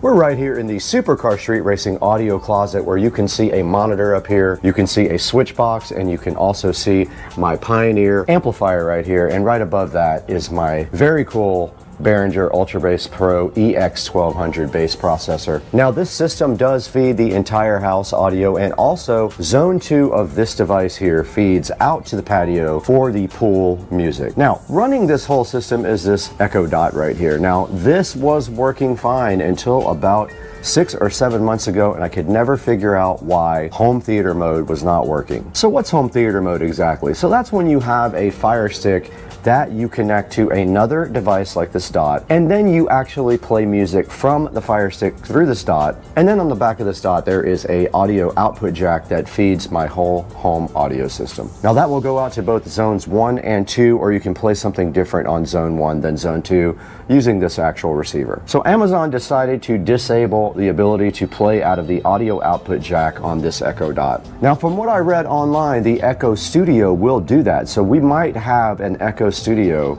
available to test out. I'm not happy about Amazon disabling this feature. It makes zero sense, and the only way I figured out what was going on was I tried to enable it again and got no sound, and I walked in here and audio was playing out of the speaker itself and not out of the output jack, which makes zero sense. I tried unplugging and plugging back in the audio output cable to no avail, and then online I found an article where people were complaining about this, and Amazon decided to disable this feature, most likely to upsell the Studio. Now let's go back into the Supercar Street Racing dining room and see if we can get this thing unboxed. Now that you guys understand exactly what I'm talking about and why this product might help us, let's go ahead and get this thing unboxed and take a look at what's inside. And we won't be using half the features, but let's get it out anyway. That's what we're here for, right? And inside this box, of course, you can see the familiar packaging of the Amazon refurbishment. First of all, it's pretty heavy. You guys will see that here momentarily. And I can tell already I underestimated the size of this guy. I thought it was very small, but I can tell right now it is not small. And we have our SCSR branded scissors to go ahead and take a look at what's inside the box here. And I don't know if we were right side up or upside down. I think we are upside down.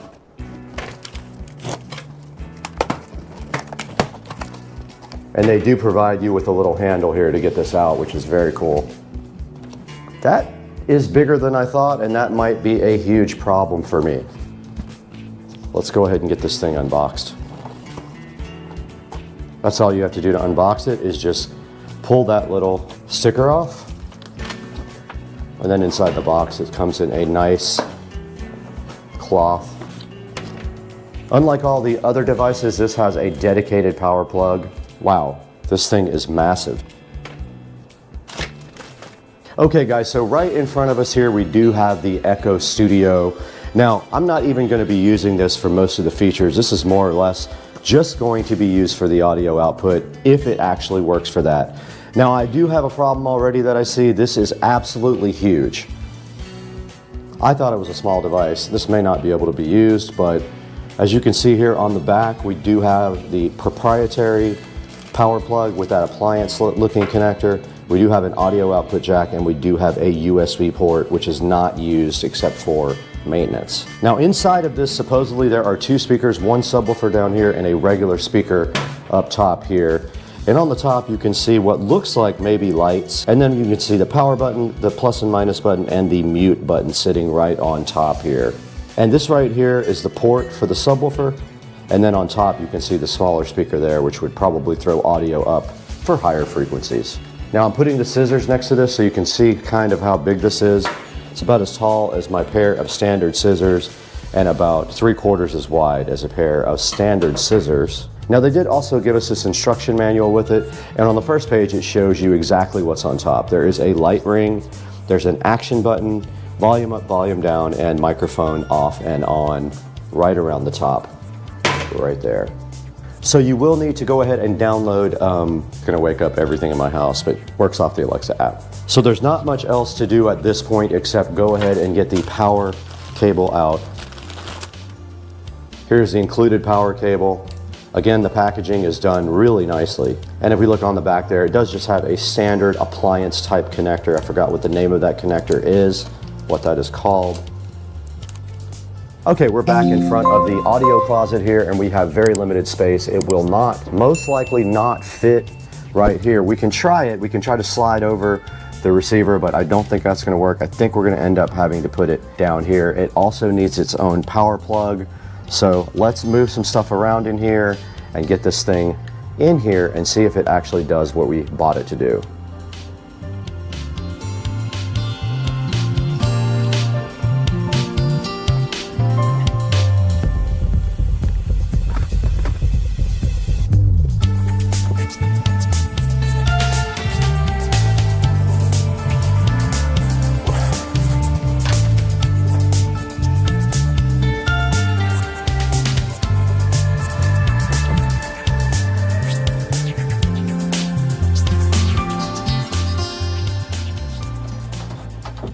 I'm going to go ahead and disconnect the old dot here, just the auxiliary cable.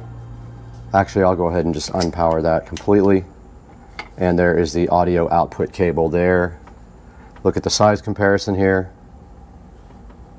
Pretty crazy. And now this thing is tied up, so we're going to have to cut that zip tie off right there. Okay, I'm just going to route this directly through the grating here down to the new studio and plug it in just to see if it's actually going to work.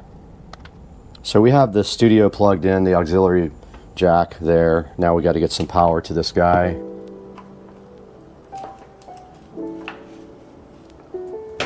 Let's go ahead and plug this in and see what happens. Okay, the light ring has lit up on the top, and it does look like it is starting to try to connect to the internet. Now I pre-set up this on the app. They sent me an email and I was able to get everything set up ahead of time. Let's see what happens when it boots up.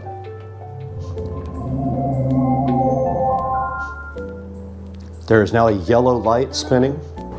Your device is ready for setup.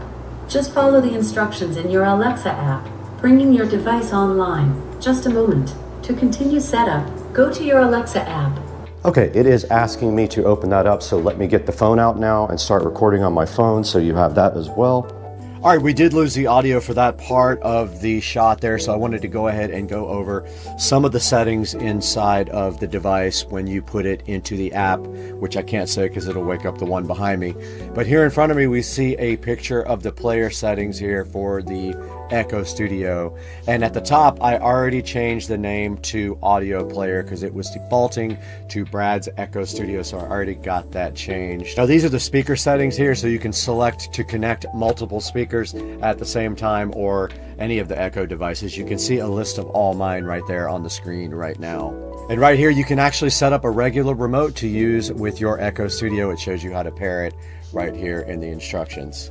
So right here is the sounds menu. This is where you can actually just use the regular volume control up at the very top to control the volume. So it also has things like alarms and notifications. And if we go in right here to the settings, this is where you can actually set up tones. Now, it didn't work the very first time I went, and I had to back out of the app setting and then go right back into it, and they were actually there. So there's the regular tones, and then there are premium ones, but they all said free when I clicked on them. So I guess you can just add those at no charge. See there, they're all free, so you don't have to pay for those. And this is just the kid parental control settings here, and it is disabled on mine, as you can see. So this is Do Not Disturb. It just lets you pick a schedule or either turn on Do Not Disturb so that the thing doesn't bother you at a certain time of night. And there we got the time zone and the wake word. Now here's where you can choose the voice, so that you can have your pick of American, Australian, British, Canadian, or Indian right there. So you can set your voice however you prefer it. And then you can see adaptive listening and local voice control right below that. English, and then the measurement units. And that's about it for the settings in the Echo Studio. All right, we have gone into complete and absolute fail mode. Apparently this is an audio input. Even though I did my research before, there were conflicting results as to whether that would output audio, and absolutely not, does not output audio whatsoever. So this will not work for my possibilities either. So this is going back to the Amazon refurbished store, and I have to look for something else. And I did just wake it up just now. Now let's go ahead and test the sound quality.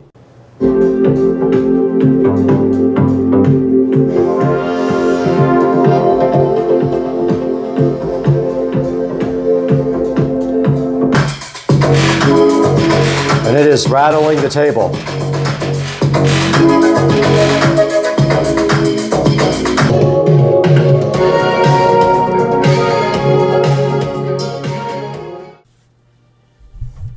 All right, we're back in front of the Echo Studio here, and just some closing thoughts on this before we go any further. This is going back to the manufacturer because it does not have audio outputs. Now, what did I really like about this? I definitely like the fact that it had pretty good sound. We tried different types of music, and they all sounded pretty good in my living room right there. What did I dislike about it? Well, the size is a little bit too much. You can see here, it's pretty big, and it looks like the old Mac Pro trash can kind of thing. Surprised that they copied that design there. But looking right there, you can see the subwoofer ports at the bottom there. But so the things I liked best were the sound quality and the fact that it meshes in with my existing ecosystem. The things that I did not like about it was its size and its weight, and also the fact that it does not have an audio output, which is just a dead deal breaker for me, guys. It has to have audio out in order to work for me, so that I can use it for home theater mode. It did not work for me. It is going back to Amazon, and we'll be packaging this up briefly and getting it back on the road with UPS, guys. And we want to thank you for supporting this channel and watching the reviews and paying attention and buying things through our affiliate links. It really helps us out a lot if you do that. We really appreciate you guys.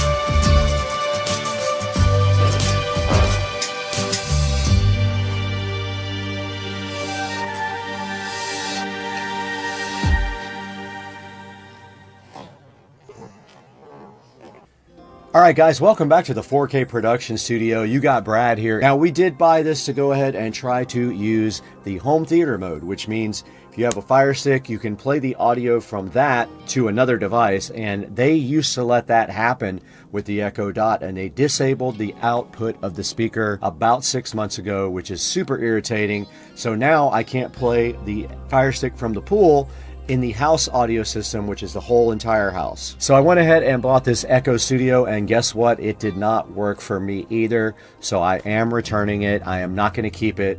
But if you want something like a speaker that sounds really good, this one actually does sound really good. It's got a nice subwoofer inside and then a full range speaker as well. And we had some sound tests for you there that you also heard, so you could see just what that sounded like in my living room. Guys, thank you so much for the support. Go ahead and click through the link in the description if you want to pick up an Echo Studio or any other thing from Amazon. It does help out the channel greatly, and we really do appreciate it. But we got to get out of here because we still don't have sound out by the pool.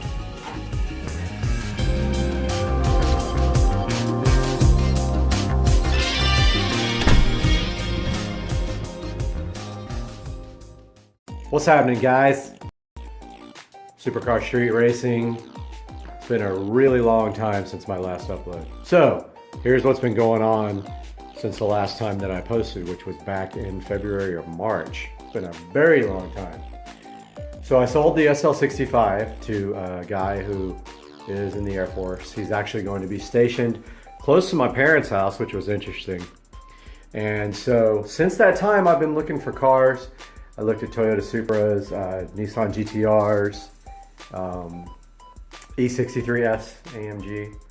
Still got my hat here for dedication.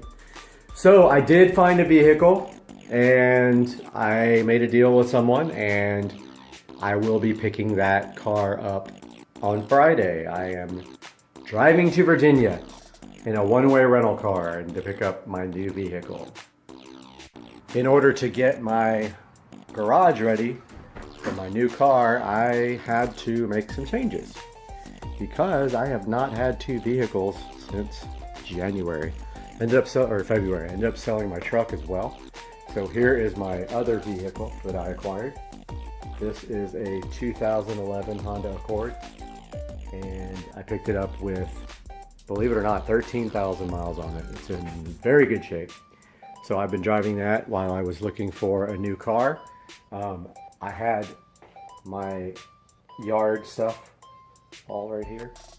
I did relocate that again back to my shed so I can make room for the new car. Still have some of my old car parts. I've got my ramps, my battery chargers. I still have the whole entire stereo system that I'd never put into the SL65 AMG Mercedes. And I am ready to pick up my new car on Friday. Super exciting. And I have all this ready for it right here. I'm going to also be putting my parts in here. Right now it's so poorly organized. Just a mess in here. So I'm going to redo all this. Get that ready for new car parts. And so I will be vlogging on Friday as I drive in a rental car to Virginia to pick up my new car, and I will be posting at that time. See you guys. Have a good one.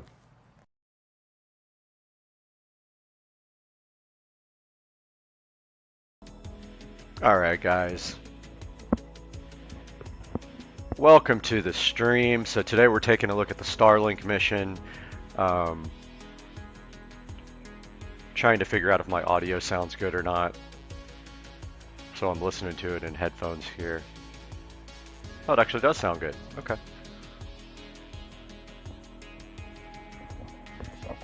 Wonderful. Alright, so today we are looking at the Starlink mission. And this is for SpaceX to put another batch of Starlink satellites up. And I don't know if you guys heard or not, but SpaceX actually put Starlink satellites up over the Ukraine so that Ukrainians could have internet access. LWO1 Weathernet, lift up conditions. And here we go, so they are starting the stream now. Yes, is ready for launch. Lower that volume a little bit there. Make sure that still sounds good on my headphones. Sorry guys, this is my first one, so I'm still trying to fine-tune everything. Yep, still sounds good. We are live. And there is Starman there. 4, 3, 2, 1. Good look at Falcon 9 with the vapor trail coming off the back of the engine there. There's a double landing. Good morning. It's Thursday, March 3rd, and you're looking at a live view of the Falcon 9 awaiting its 9:25 a.m. Eastern Time launch from Launch Complex 30. So it looks like we're still go for a launch here in about 10 minutes. And so right now they are fueling the rocket. You can see at the bottom of the screen right here where the RP1 was loaded, and then the LOX loading is still going. They're going to chill the engines around this time at about, I can't remember how long it is before the actual liftoff. They retract that strong back right there, and then we should see a timely liftoff here this morning. The weather looks perfect. It's actually, I'm actually in Florida. I'm about 2.5 hours away from the launch site. I can't see them usually, unfortunately, but sometimes at night, I suppose you could probably see it from Jacksonville. So he's just talking a little bit about Starlink now and how SpaceX has operational satellites over the Ukraine. Let's listen to see what he's saying here. Similar to our previous Starlink launches this year, or some of them anyway, we won't have ground station coverage during payload deployment, which means that we won't have live audio. Okay, so we're not going to see it. Of payload deployment in real time. We're not going to see the video of the Starlink satellites being deployed. So what happens in the Starlink is that with the deployment process is that the Starlink satellites are stacked up inside of the bay there. The fairing pops off because it's no longer needed once in the vacuum of space. The fairing is just there to protect the payload on the ascent phase of the mission. Once they are in the vacuum of space, they jettison that fairing, which then falls back into the ocean. It's retrieved and reused. Now, SpaceX has been trying to refurbish these fairings now for a little bit because of the expense involved in them. So they are reusing the fairings. This will also be the 11th landing of this particular booster, and not sure which booster it is. But it will be the 11th time that it lands. And so you can always go to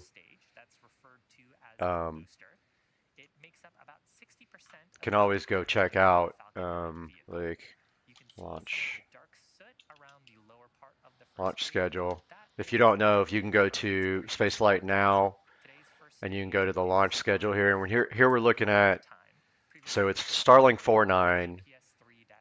And it tells you the exact time. So this is supposed to go off in 7 minutes.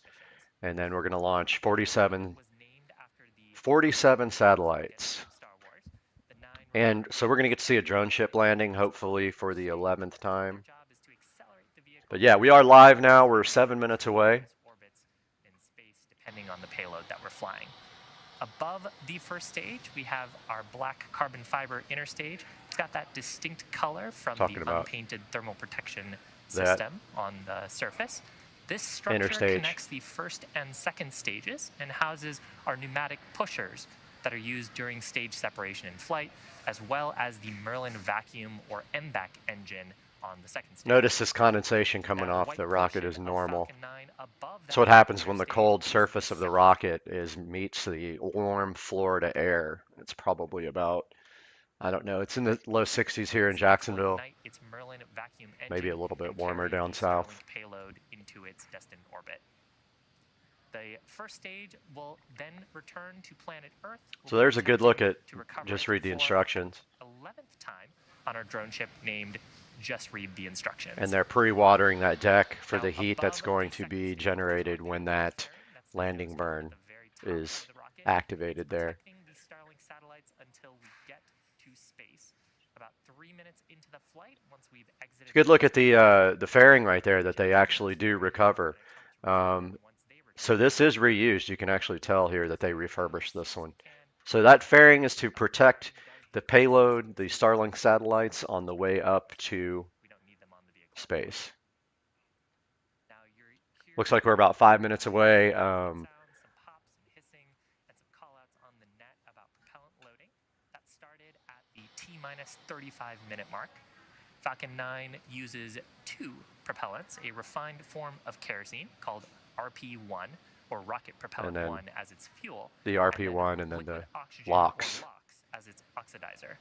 The liquid oxygen is chilled well below its boiling point. Yeah, so what SpaceX does to increase the performance of the engines is that they actually load propellant all the way up until the launch time, even with astronauts on board, which is unprecedented in spaceflight.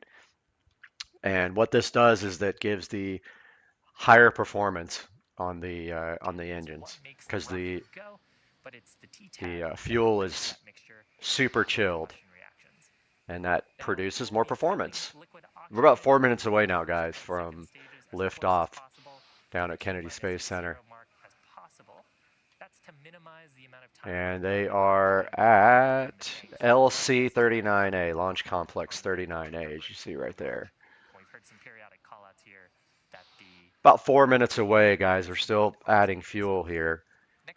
About 1 minute into when we're going to launch here, 1 minute before launch, the vehicle is going to go into startup mode where the flight computers are going to take over. And at that point,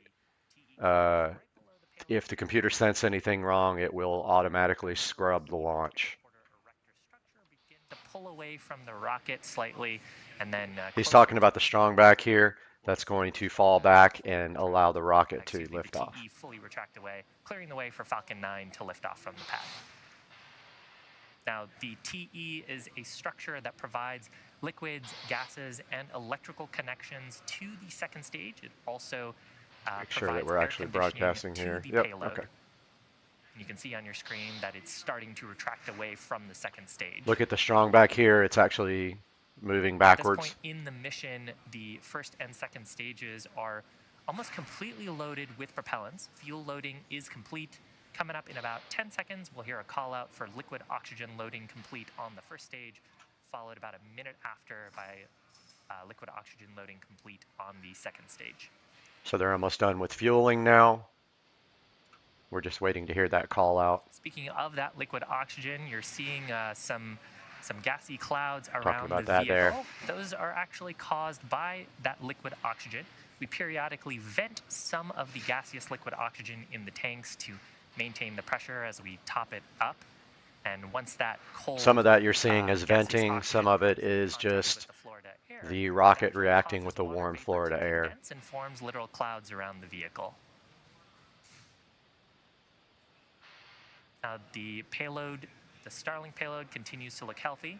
We're not tracking any issues with this. Coming up on about 2 minutes to launch here, so these launches are so common now that it's really easy to zip down. If you guys haven't been down to KSC to see a launch, you should definitely go down there.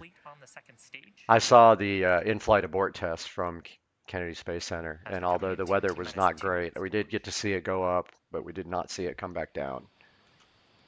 Coming up on 2 minutes here, fueling should be pretty much done here momentarily. Now, shortly after LOX loading completes on the second stage, we will also see venting from the transporter erector. Call it there, indicating that propellant loading is complete in preparation. So propellant loading is done. So we're about to get a go for launch here. As I mentioned earlier, it provides the fluids and gases to the vehicle. So as we're preparing for launch, we clear out those gases from the transporter erector. In about 15 seconds, Falcon 9 will transition to internal control. This is what I was talking about a little bit earlier. The flight computers are going to take over here in about 7 seconds, and we should see that on the screen. Through the rest of the mission. And then shortly after, Falcon 9 is in startup. So So it's in startup now. Then we see right here, flight computers are taking control. Let's listen to this amazing set of sequences here. From the launch director. We should hear go for launch here momentarily and see some exciting lighting of a candle.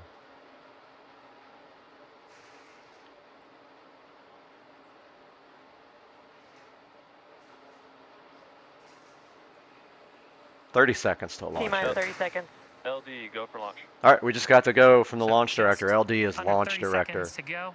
Launch director giving their final go for launch. Let's watch the final seconds here of terminal count as Falcon 9 takes these 47 Starlinks to low Earth orbit. T-minus 15 seconds.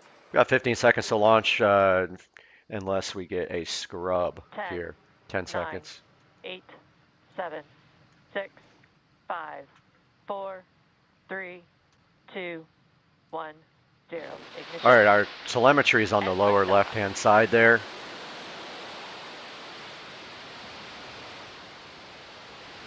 And there we go. What a beautiful shot this morning at Kennedy Space Center. You can see your speed on the lower left-hand side and your altitude.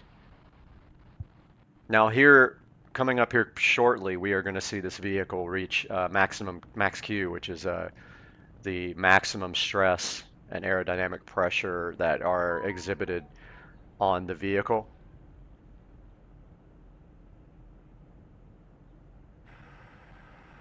Good shot down, looking back down the vehicle.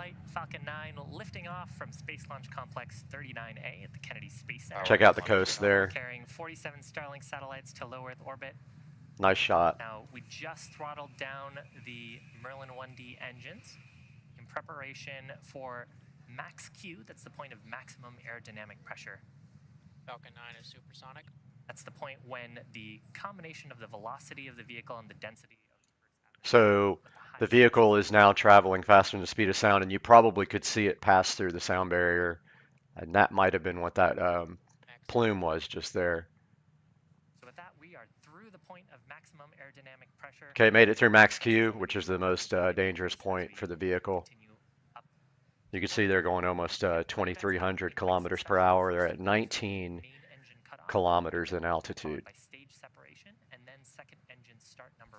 We're going to see the main engine cut off here momentarily, at which point the first stage will spin around and fire its engines and head back towards the drone ship. Just read the instructions. Using those pneumatic mechanisms in the interstage.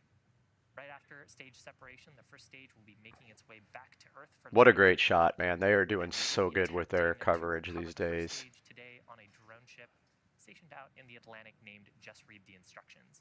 Vehicle is following a nominal trajectory. Almost 44 kilometers in altitude, almost 6,000 kilometers per hour at this point. We're going to see Miko here in the next 10 seconds. Main engine cut off. And hopefully we'll see that first stage flip around and head back towards the drone ship. Cut off, followed by stage SEP, and then SES1.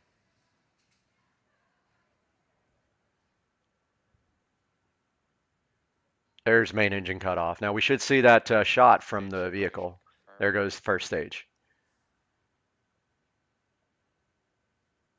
You can see those the engine firing. Fairing deployment as well. There we go. So stage 1 is headed back to Earth now. We can see the telemetry. There's your grid fins. Seeing space for the first time. There's a shot of the Merlin vacuum. You can actually see the fairing halves heading back to planet Earth. And on the left of your screen, you can see the fairings dropping off and heading back down as well. But on the left side, we've got stage 1, and we see our grid fins. You're looking down towards the bottom of the rocket here, and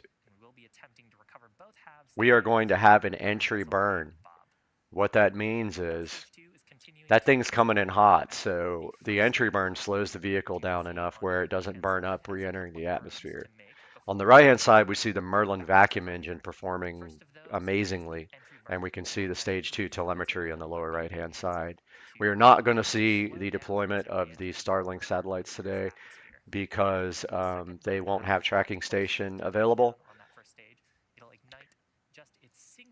So on the left side, you can see those coal gas thrusters orienting the rocket as it makes its way back down to just read the instructions.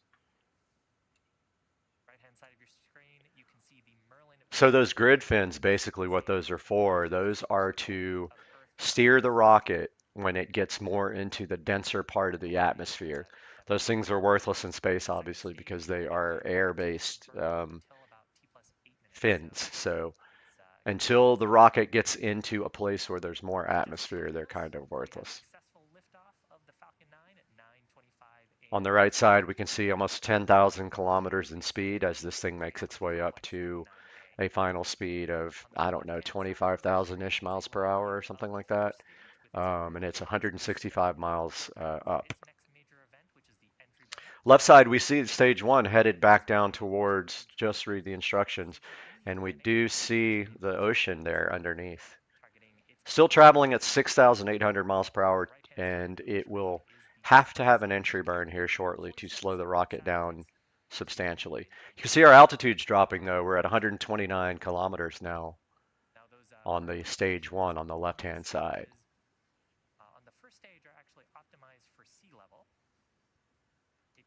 Still gaining speed on the second stage though. We're at 11,400 kilometers per hour, almost 183 miles. On the left side, we still see stage 1 heading back down to just read the instructions. And it's traveling, actually accelerating in speed, but we're going to scrub some of that speed off here shortly with a entry burn. It's going to fire those Merlin engines and slow down quite a bit here. You'll see on the little clock timeline there when that hit entry burn. We'll see our entry burn on the left side. And as we get back into the Earth's atmosphere, the first stage only uses those grid fins. Now the only thing that's going to keep this guy from burning up in the atmosphere is this entry burn. If you come in straight down like that, you would literally burn up in the atmosphere. I notice it's speeding up more. That's going to happen as it enters the atmosphere and gravity starts taking a hold of it. And as that gravity starts taking a hold of it and it enters the atmosphere, the more heat that builds up around the vehicle. So that, therefore, they'd slow it down with a entry burn.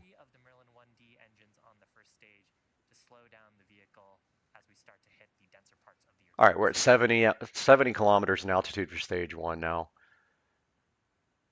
And we should see those rockets fire, those engines fire right now on stage 1 on the left. Right in here somewhere. There we go. So there's the entry burn. Notice the speed dropping substantially there. So that's what the entry burn does. It brings that speed down enough so that this vehicle can withstand the heat and the atmosphere coming in. And notice we're still at 39 miles, or 39 kilometers, sorry, in altitude there. And the right side's almost 17,000 miles per hour, getting up to 26,000. I'm saying miles per hour, it's kilometers per hour, sorry. Used to the standard system. Okay, we're at 5,000 kilometers per hour. The exhaust plume from that entry burn, we actually deposited a layer of soot on the rocket. Notice those grid fins starting to steer the vehicle now. Well, we lost our feed on the left, but as that vehicle gets closer and closer to the atmosphere, those grid fins can have more of an effect, and so you'll see those actually working more. And it's too bad we may not see stage 1 at this point because we lost our feed. Deposited onto the vehicle. Coming up about 20 seconds from now, we'll have landing burn on the. So 20 seconds away from the landing burn, as you see right here. And then Seco is second engine cut off. Now we should, hopefully we can see this, but it looks like we're going to miss the landing burn. So it's going to be an uneventful feed here. We may just get video of when it's actually landed. We may not have live video from just read the instructions here, which is a bummer. All right, it says that we have landed. Well, actually the speed's still scrubbing off here on the telemetry. So we should see that landing. We're not going to be able to see it. There it is, live from just read the instructions. 11th landing of this particular booster. And of course we lose the satellite feed because the instability of the antennas on the ship as And so there we go, guys. 11th landing of this particular rocket, and it has hit the X marks the spot. So another successful day for SpaceX in spaceflight, and they are going to be putting out these Starlink satellites, which we will not see. So at this point, I would say so far mission accomplished.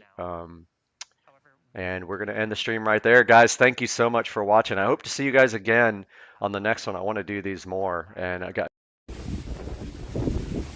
out here with the hurricane in Jacksonville, Florida. And we are streaming live on the channel. If you guys want to check it out, go to my channel. Check out the live stream.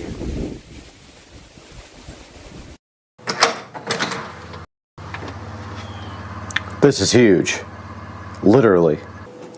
That's gonna leave a mark. That's blood. Let's go. Let's go. Let's go.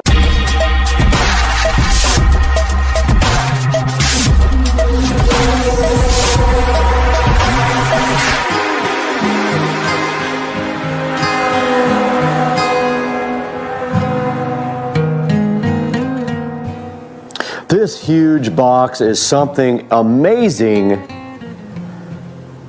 for the Supercar Street Racing channel, and we have been trying to order this for a while, and now, boom, how do you like that? We have this amazing upgrade for the channel. That way all 10 people who watch the videos can be upgraded. No, for real though, this is a huge upgrade for the channel, guys. I have been wanting to get this for a while.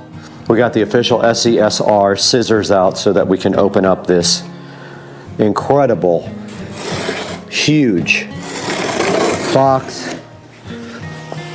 on the channel today. No joke, this is big.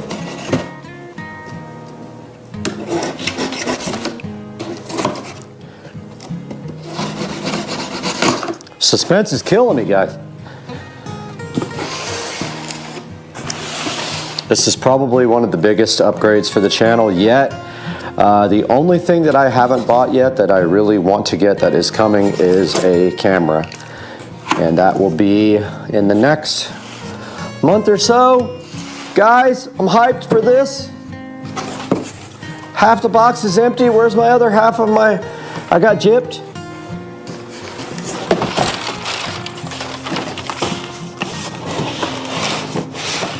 And inside of this box is another box.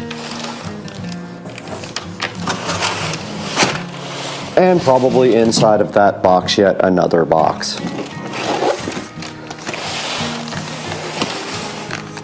Hopefully this is actually recording.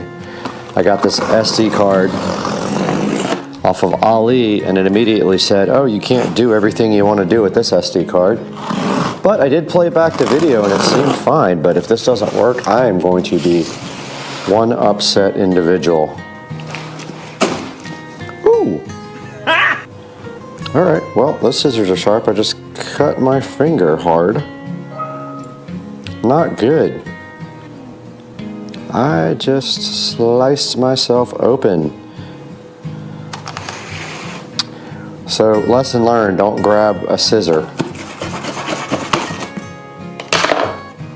That was quite a little slice. That's gonna leave a mark. Just thinking how the scissors weren't sharp and they sliced my finger wide open. Not good. All right, so inside of this box, trying to keep my finger from bleeding all over the place, but inside this box here, I know, it's a lot of drama. I look like I opened the bottom of the box. I don't know. Let's see. Look at that bag, guys. I am hyped. I probably need to get my finger taken care of real quick. I'll be right back. All right, those scissors took care of my finger pretty good. I went ahead and washed that off, but yeah, I didn't think those things were that sharp, but I just literally pushed on the blade and it took a chunk out of my finger there, but that's okay, guys. I am not discouraged because no one can ruin this. And inside of this box, I don't want to bleed all over this stuff either, so I may need to get a Band-Aid. Yeah, I'm gonna go get a Band-Aid real quick and we'll be right back. All right, so you can still see some blood there, but hey, I'm not gonna bleed blood all over my brand new light kit. But yeah, this is my new lighting kit for the channel, and you guys can see right here and right now inside of this nice canvas bag what should be a set of lights for the channel. And right there we have a couple of power supplies, guys. Get hyped for power supply and power cords that go with the power supplies right there. So these guys actually have good reviews. They are RGB LED photography / videography lights, and inside of this you can see one right there coming out of the packaging, so fly, looking amazing. And looks like they have 2 pockets here for them. So there's one pocket on each side where the actual light slides into right here. And then we got a completely empty 2 bags because those were where the power supply were.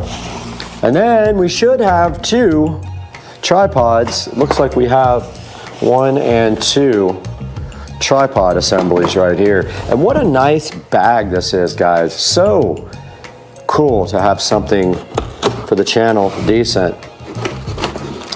And this tripod slides right out of this unit like this. And the battery on the GoPro has been used now for 5 minutes and it's at 81%. So welcome to my life. GoPro, dead battery and overheat constantly. That's your life if you use a GoPro. No joke. Use the phone? Nope. GoPro? Yep.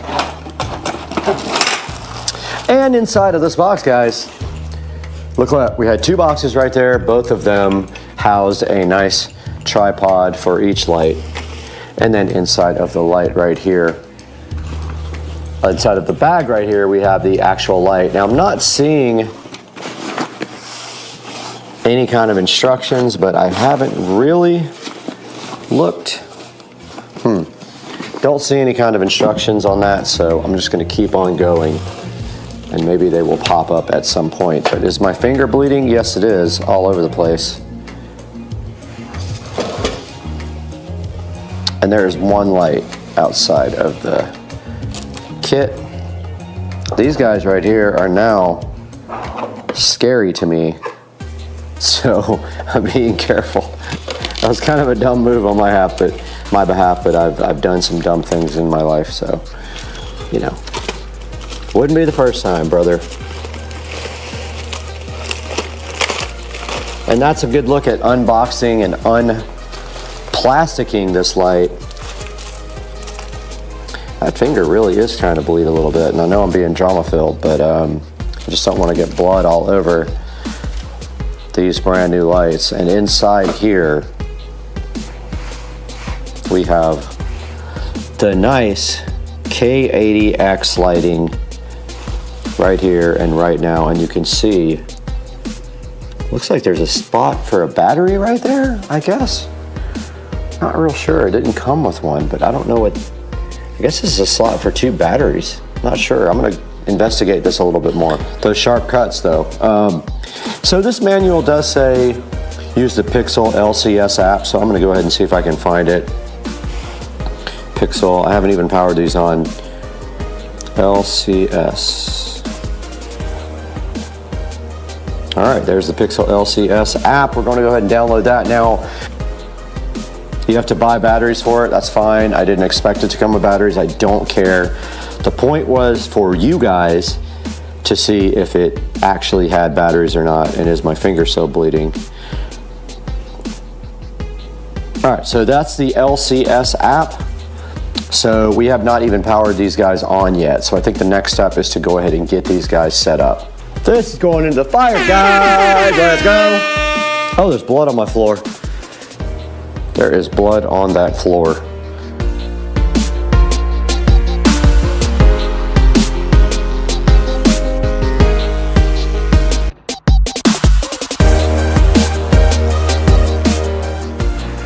All right, blood and all, we are back in full effect on Supercar Street Racing, and we have our lights set up left to right style here. They do have barn doors, and you can see right here and right now, when you make an adjustment to the back controls, it does affect both lights, which is pretty cool. These things are like joined. Very cool. This is 45% brightness. You guys can already see how much a difference this makes on a production. Like, I have nothing set up here except my Echo Show 15, and look at the nice stage we have here set up. I'm gonna need to grab my tripod real quick so I can get you guys on a tripod and we can go in front and do a little presentation. All right, I was able to open the app and add the devices to the app, no problem. And yeah, look, it says devices added, and they are right there now. So I don't know how to use the app yet. I don't know if I will use it. But there is the K80 lights. Definitely working in the app, even though some people said the app does not work with the lights. I beg to differ. The app is right there, and if you hit power, one light went off and two lights went off, so it does work. Guys, we are back in the Supercar Street Racing. Wonderful compound here, as you can see. Hurt finger and all, bleeding all over the place. There's blood on the floor. And who cares, because today the channel got a serious upgrade and we have these wonderful lights now for productions, and it's so intimidating to actually do production with lighting. If you've never been in front of lights, these are very bright. This is 30% actually, so you can imagine what this would be like on full blast. Perfect for night shots, I would think. And right here in my hand, I do have the carrying case that came with the light, so you guys can get a good look at this. Now inside of this, there's two nice pockets right here for the lights to go into. They come off the tripods and they slide right into here and here. And then the actual tripods themselves can slide right into the bottom of this. And as you can see right here, right now, we have the Supercar Street Racing channel called up right here, if we can ever get it to work. And of course it does not want to work for us, but this is our beautiful Echo Show 15. But yeah, so I just wanted something for you guys to look at while I was presenting with the new lights. And this is what they look like, guys. I mean, this is gonna be huge for us. The only other thing we have to figure out now is getting a good camera. We're on the GoPro now. The GoPro is set to 5.3K. We usually downsample that or down-res that to 4K and get it to you guys on YouTube that way. But we're looking at a really good camera, a Canon R5C, which shoots in 8K, no problem. And this is just the start of what I wanted to show you with these guys. We'll take off the camera off the tripod now and see if we can show you guys some more stuff with the actual lights. All right, we're right behind one of these lights now. As you can see, we have one light lighting up the other. It is incredibly bright. So I'm gonna go ahead and crank down the brightness a little bit. And also, there is a bit of a glare on it because it's only lit from one side, but that might be better. But as you can see right here, right now, here are the controls on the back of the lights. We have two slots here for lithium-ion batteries right there, which we have to order. It uses Sony lithium-ion batteries, so we need to order 4 of those. And then, of course, your controls are right here. You can see we are at 3000K, and to adjust the 3000K, you just go to the mode where you see the color temperature, and then you move, that's the brightness, so you go like this. You hit this multifunction button, and then as you raise it, the color temperature does raise. You can see that clearly on the other light. 2600K is more towards yellow. 2900 is warm white, which is where I want to be for what I'm shooting today. And then of course these guys also do RGB, so they have plenty of RGB settings as well that I haven't even gotten into yet. We're going to look into that now. So in this mode here, you can actually set the individual RGB channels, so you can go up with red, and you can see that the red is increasing. If you hit the multifunction button here, it goes into green. You can add green. If you hit it one more time, it goes into blue. And in that case, you can add more blue, and that's how that part works.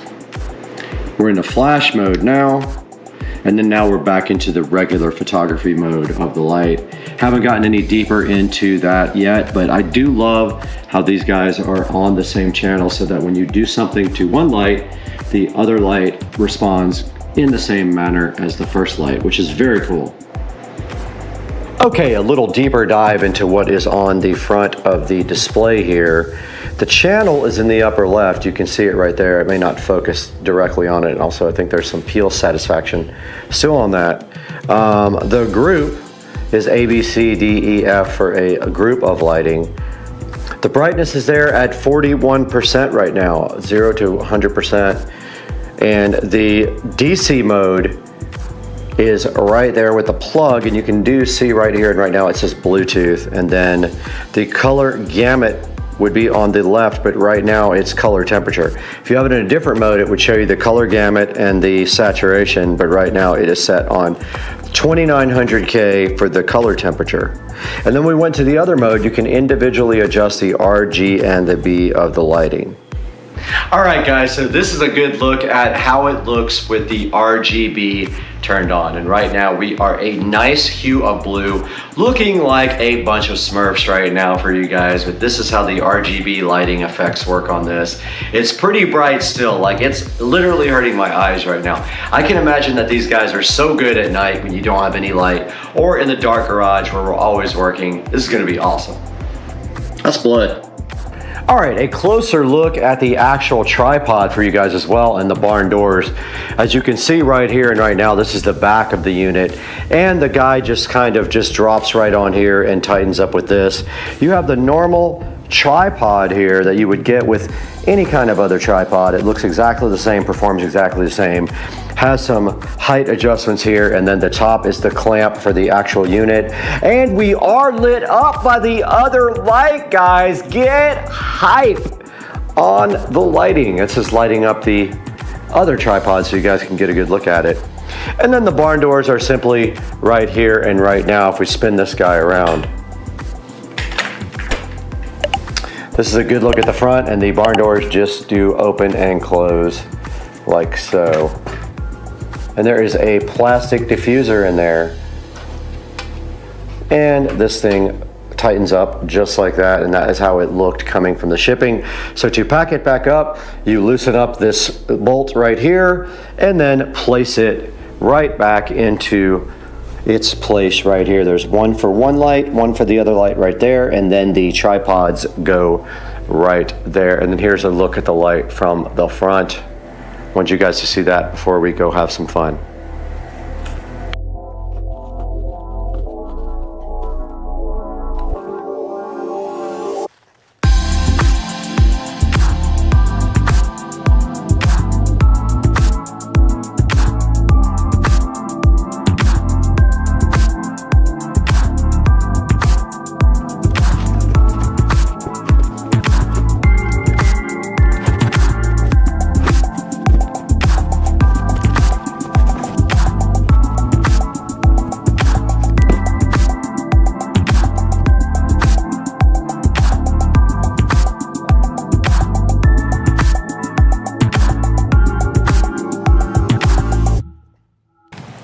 Let's go! And we have the light successfully packed back into the carrying bag, and you can see right here the way you do it is you put one light head right there, one light head right there. The tripods go in the center here, and I put the power supplies in this zippable bag right here. Then the whole thing just shuts and closes like this. Might be hard with one hand, but it will, in fact, close. Yep, it's going to be really difficult doing this with one hand. I'm trying my best.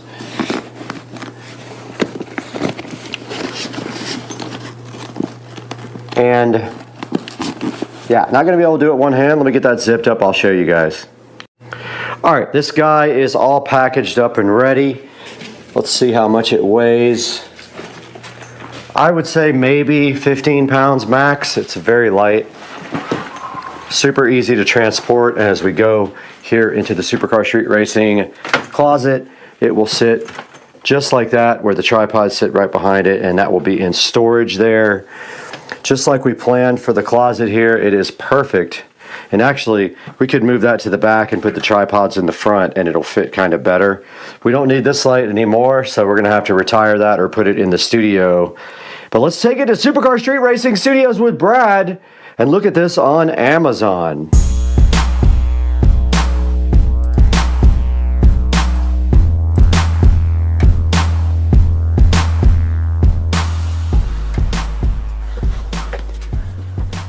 Guys, we're back once again in the Supercar Street Racing Studio. I'm Brad, and I'm so glad you're with us here today to take a look at these lights that we got for the channel. So let's get going by checking out the actual listing here on Amazon. Now, these are the Pixel K80 photography lights. You can see they have a 4.6 star rating there, so not bad at all.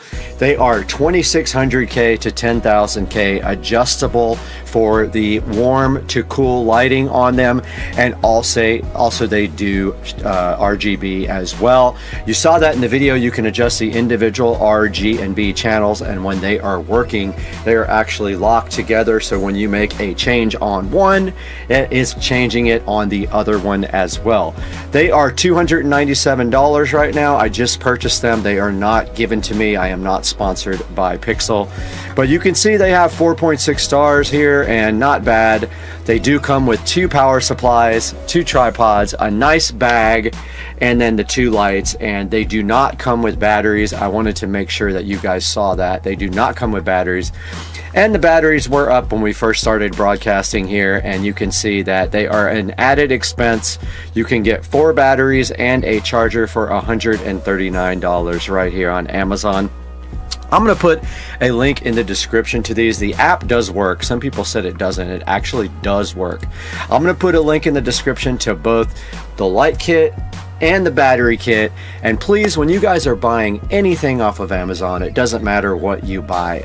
Even if you buy something different than what is in the actual link, if you could please click on our link, I would be grateful. We get a little bit of money from any time someone buys from my affiliate links, even if it's not what I'm featured. Amazon understands and still gives me a little bit of tiny bit of money to keep the channel going here. And as you can see, it's not cheap to run the channel. We lose probably about $300 or $400 a month on the channel, but anything you can do would be great. And I'm gonna leave links. Like I said, go ahead and click and subscribe and like the video, guys, and we will see you next time on Supercar Street Racing. I'm peace out.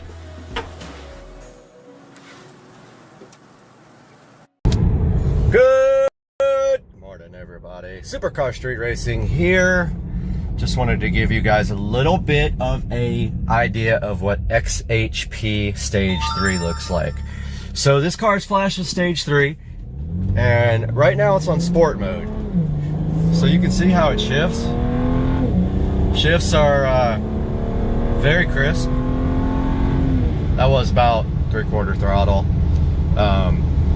I like Stage 3. I haven't tried Stage 4 yet, which is supposed to be all race. When you have it in sport, it will stay in 5th gear until, I'll show you when it shifts. So it's in 6th now at 80 miles an hour. So for driving around town, it's awesome. I definitely keep it in sport. But on the freeway, if you're not going to get up to 80, put it in D, like that, with that over to the right, and it will shift all the way up to 6th as soon as it can. Now, also, so the biggest difference here is that the shifts are optimized for RPM. They're also optimized for, they've also increased the line pressure quite a bit, and you can even, they recommend Stage 3, I believe it is, for a single turbo car. So basically you can also still, now the cool thing is it also does rev matching and everything like that when you, you know, when you shift. It's very cool. That's manual. So I feel like, and I've driven a DCT before, I feel like this shifts it as fast, if not faster, than the DCT does on the 335 IS or the M3 series, or the M series cars, M3, M4, whatever it is. But yeah, so that's manual. Okay, so perfect. We got a light here. So that's manual. And we're in one manual now. Traction control's on. I'll just run through the gears here real quick with you when we get a green light. So we'll start off in first manual. Now we're in sport manual. If you put it in D manual will actually still shift for you while you're in manual when you run through the gears. So you want to have it in sport while you're shifting. If you want completely manual, you want to have it over in sport.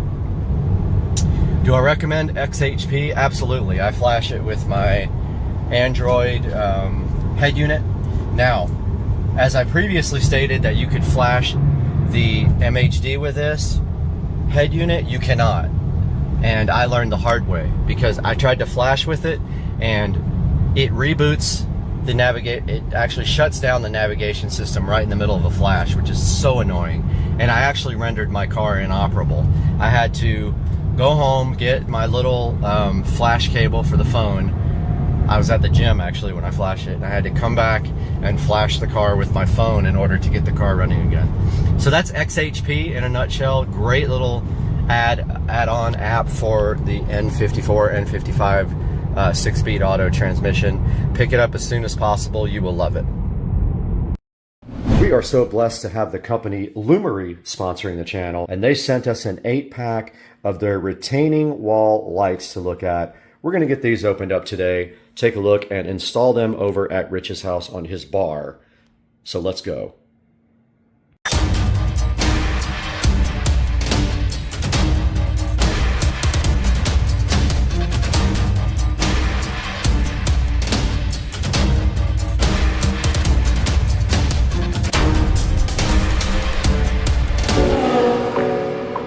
Inside of the actual carton, we can see right here and right now that they do look like this.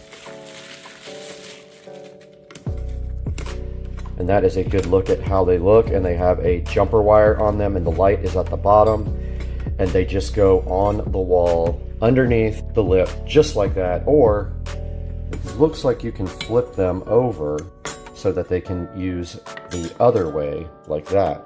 So they can mount either way, and then this is hidden up underneath the wall, just like that. Okay, so it makes it so you can light up a wall and you don't see the bracket. As indicated right here on the front in the picture, the bracket is hidden by this little ledge on top of the wall. So that is what one looks like. Let's get them all unboxed now and see if they gave us a power supply. I don't think they did. These are the rest of the lights, but there is no power supply. You will need a 12-volt power supply with these to get them working. So you will use a landscape lighting transformer that converts 114 volts to 12 to 24 volts. And that is all that is included. So we will have to order a low voltage transformer for this. I do not have one. I had one, but I purged it, I believe, so I don't think I have that anymore. I'll have to check. Double check, I do not have a transformer for this. I wish I would have kept the one that I had, but I didn't think that I would ever have a use for one of those small transformers. So I do not have a transformer to put these in with for Rich. I will have to order one for him, and I will get on the horn to Amazon right now and get that ordered so that we can continue this project. Because yeah, you cannot do this without a transformer.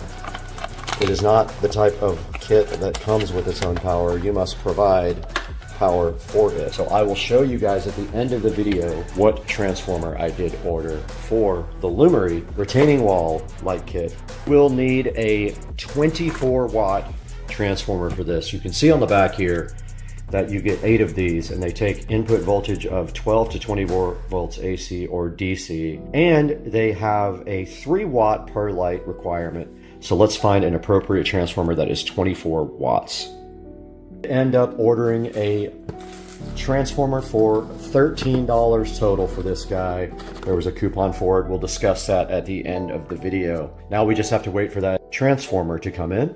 Okay, the second part of the equation did come in for Rich's lights, and that is the 12 volt 30 watt power supply that we got for like 13 bucks off of Amazon.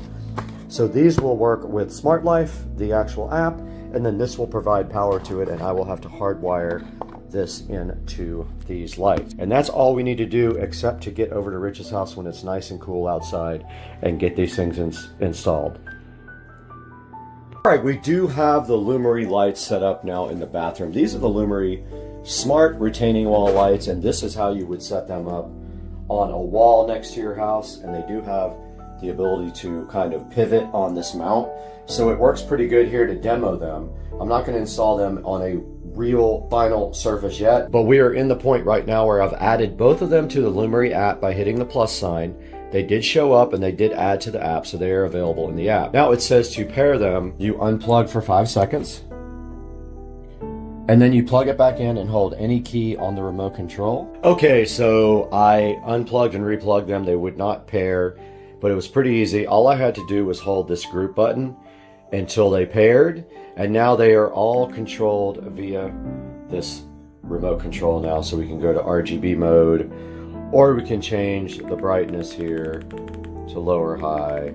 And then we have a lot more options in the app, but I wanted to step back here and let you see these guys as they light up. It's kind of a cool idea even for an inside place. Like, these would kind of work on under cabinet lighting. Honestly, they'd be cool for under cabinet lighting. And then you can change the color temperature if you just want white or warm white. And then I do believe everything else is available from the app, but you can see here how they mount. There's just a metal plate here, and then these are twistable. You can turn this however you want. If you want it to shine more on the outside, you turn it out. And yeah, so these are the Lumery. These are actually promised to Rich for his house. I went into the Lumery app and changed the scene setting to gorgeous, and that's kind of what it looked like right there with the gorgeous mode selected.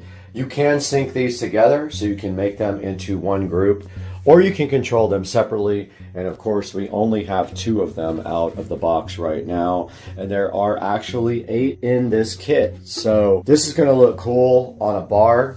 So this is going to actually be underneath a bar, all the way up against Rich's bar, and replace an old LED light strip that failed. But that is for a second video to install these. The first video is just talking about the actual product and showing you kind of a little demo of them. But there are more in the box, and I am just using this 12 volt 30 watt power supply for them. It was very cheap. I'll put a link in the description to that as well. Let's throw it into the studio for Supercar Street Racing and Brad to see these on Amazon.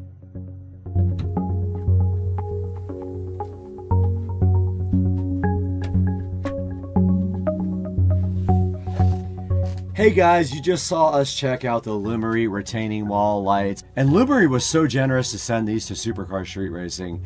Now let's take a look at Lumery showing you how to use the app to operate the lights.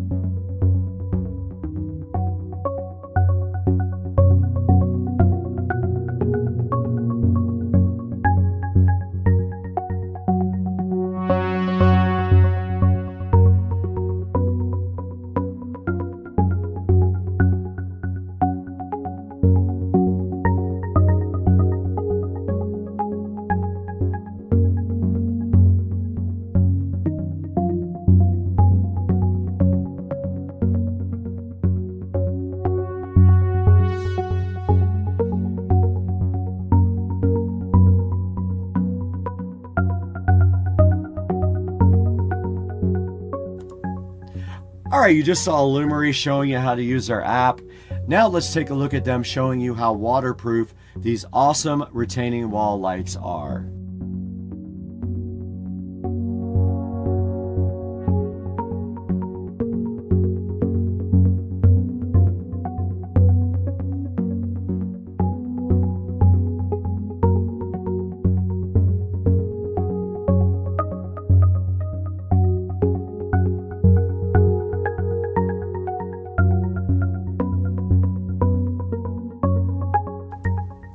Alright, you just saw from Lumery those lights went right underwater and had no issues whatsoever. Now let's take a look at Lumery Company unboxing their own lights.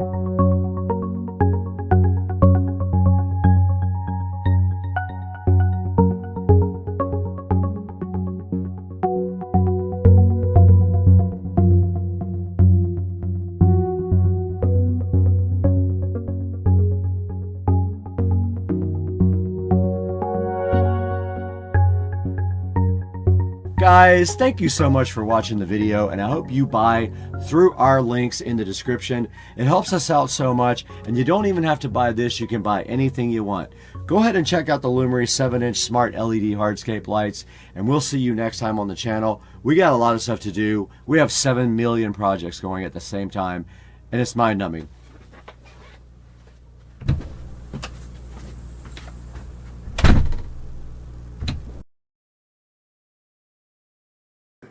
Tesla plan. You got to see your bike, man. So here's your bike.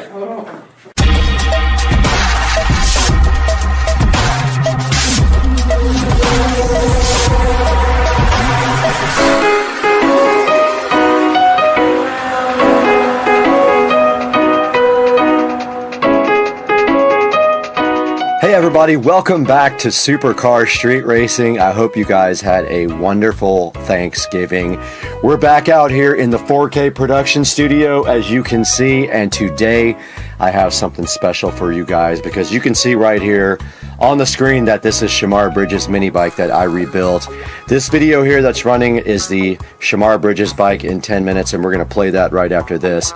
But Shamar came home for Thanksgiving and came over and hung out with his aunt and uncle across the street, and I got to hang out with them for Thanksgiving, and he got to check out his bike for the first time since he put it in storage when he was around 10 years old. So let's check out this video right now, and then we'll come back and see how Shamar reacted to seeing his bike for the first time.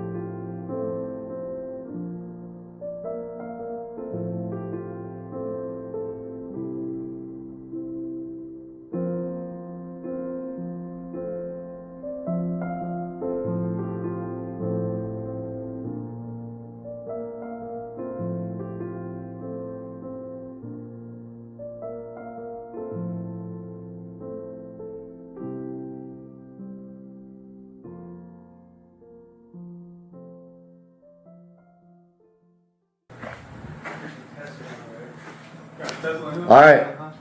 Tesla plant. You got to see your bike, man. The Tesla. Oh yeah. All right, so Shamar's never seen his bike after I rebuilt it. Oh.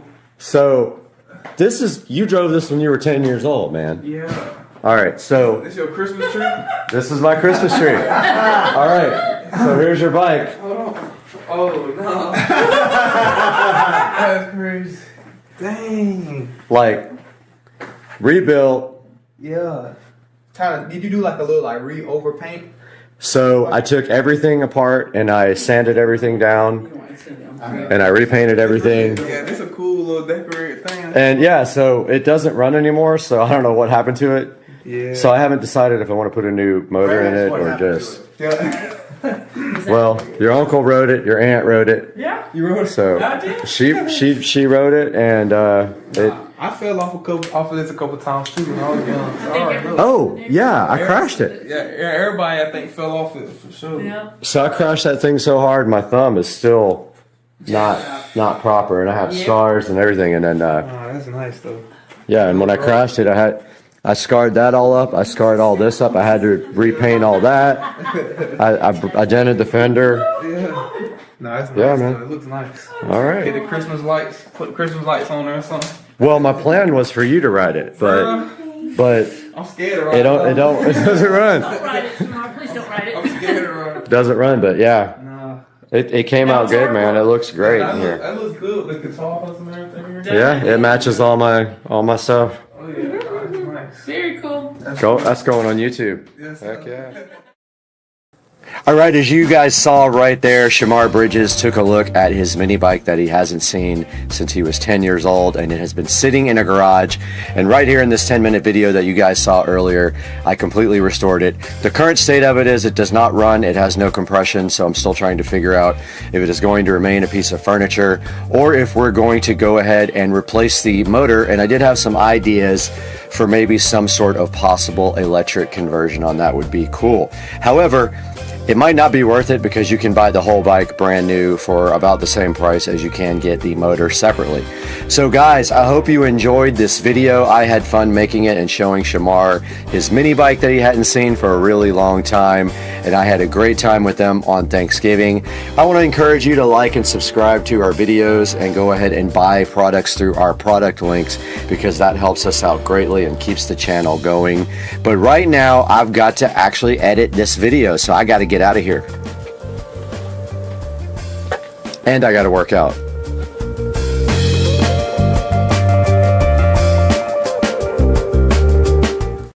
We are back in the SCSR compound after a short vacation and being sick for a whole week. But today we're going to transform this piece of furniture, which is now a retired mini bike, into something special.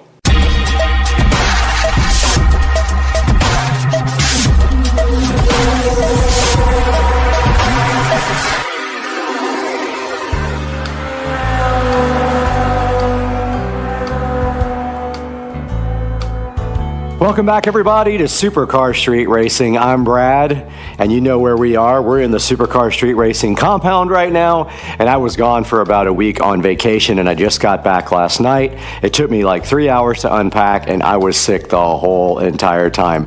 But nevertheless, we are back today with an important project because this retired mini bike will never ride again, and it is now a piece of furniture. I have decided to dedicate it to the SCSR compound here, and so we're going to make this thing something special today and make it stand out as a piece of furniture.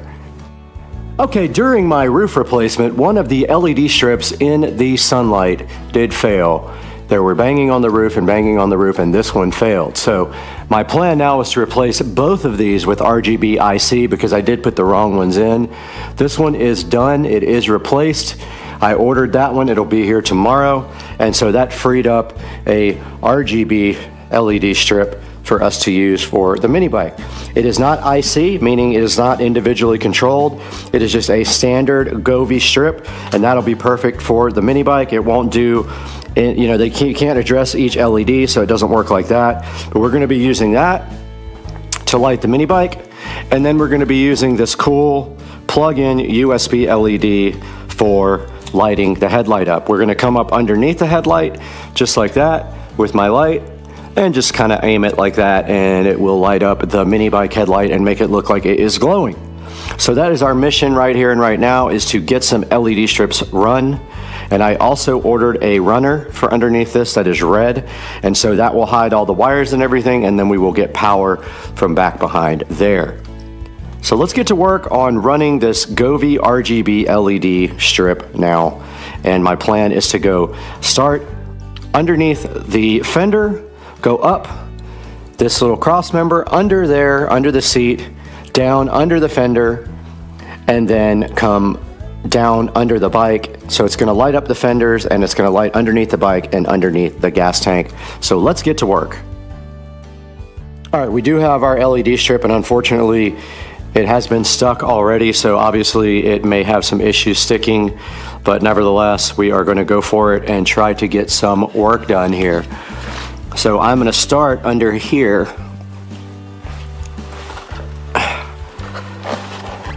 I want this whole thing lit up here. Now we may have to glue some of this on because it is kind of, oh, and it's dirty under there. I'm gonna have to clean before I stick this, or it's not gonna work. I do have some spray glue just in case, but I need to clean underneath this. Got our Windex here and our rags. Hoping this lets it stick enough, but if not, I'm gonna use spray glue. Not very dirty, honestly. Only thing I haven't figured out is how I'm gonna get from the fender to the up bar. That's gonna be kind of crappy. Yeah. I guess I'll have to come out. You'll see it there. I guess I need a new plan, because my original plan was to come out of the fender at the bottom here and somehow get up to this bar. Now I'm thinking there's no way across here. I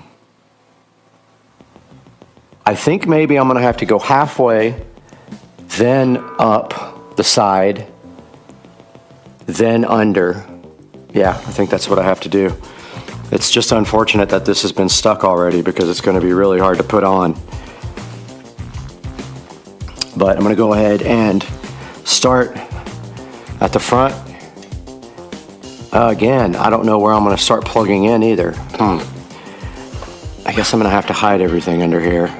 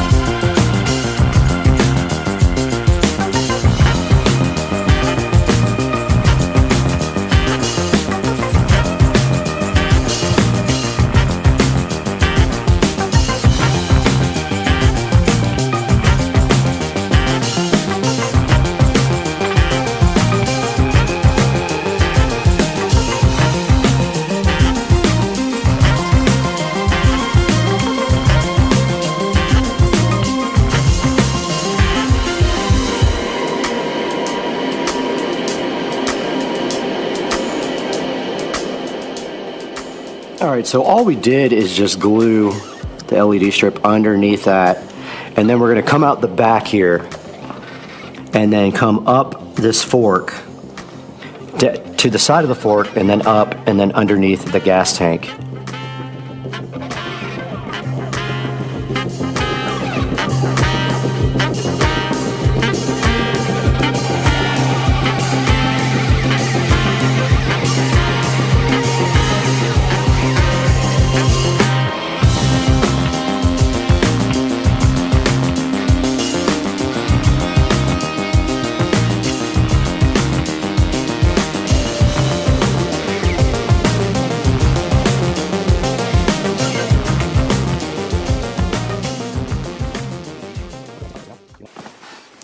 Okay, so now we need to come up underneath the tank.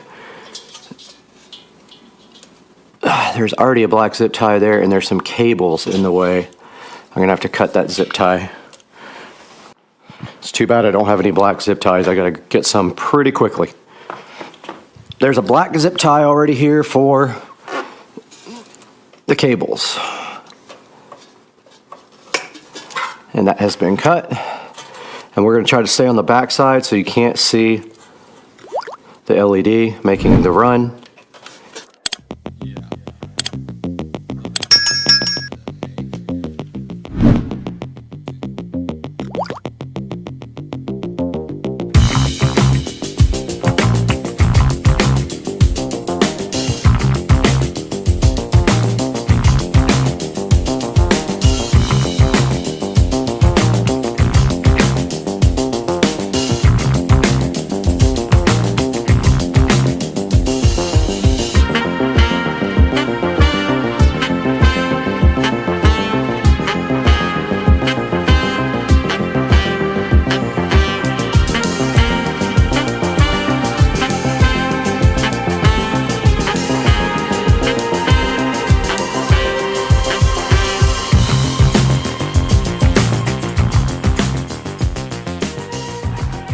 Okay, a little update here, and I did get the LED run under the fender, and now it comes back out from the fender. It is zip tied to this frame here, but it is not completely good yet. So what I need to do now is finish zip tying it right here and then run it down underneath the body. So I think I'm going to put the stickiness is completely gone.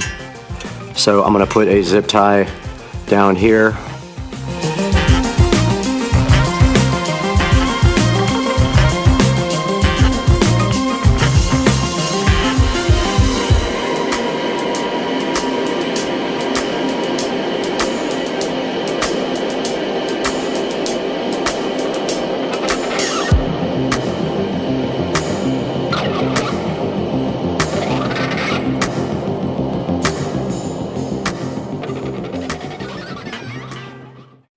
Okay, we can go ahead and test this guy out. We just need to connect the LED strip to the controller over here.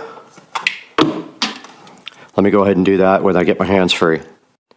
All right, stepping back from the beautiful mini bike now, you can see what we did, and it looks pretty dang cool. Now all we have to do really is back here in the back, tape up where these LEDs are showing and reflecting off the fireplace with some black electrical tape. You won't be able to see them at all. And then get some of this LED strip stuck down where it's supposed to be and tied up, and then we will be looking great. So check it out. It goes underneath the gas tank, underneath the fender, down and below the bike. So it pretty much lights up everything underneath the bike. And we will be able to control this with Wi-Fi. And if we come here, we can then make it change colors.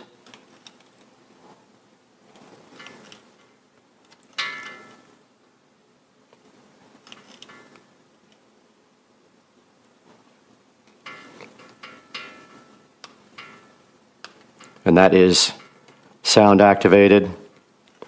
And so we can go into the app and do more things, but what we want to do now is get our headlight rigged up as well. Okay, we need a more permanent solution to mounting this controller here. So what I'm going to do is bring it out of the back and hide it somewhere back here and zip tie it up all nice. And so I think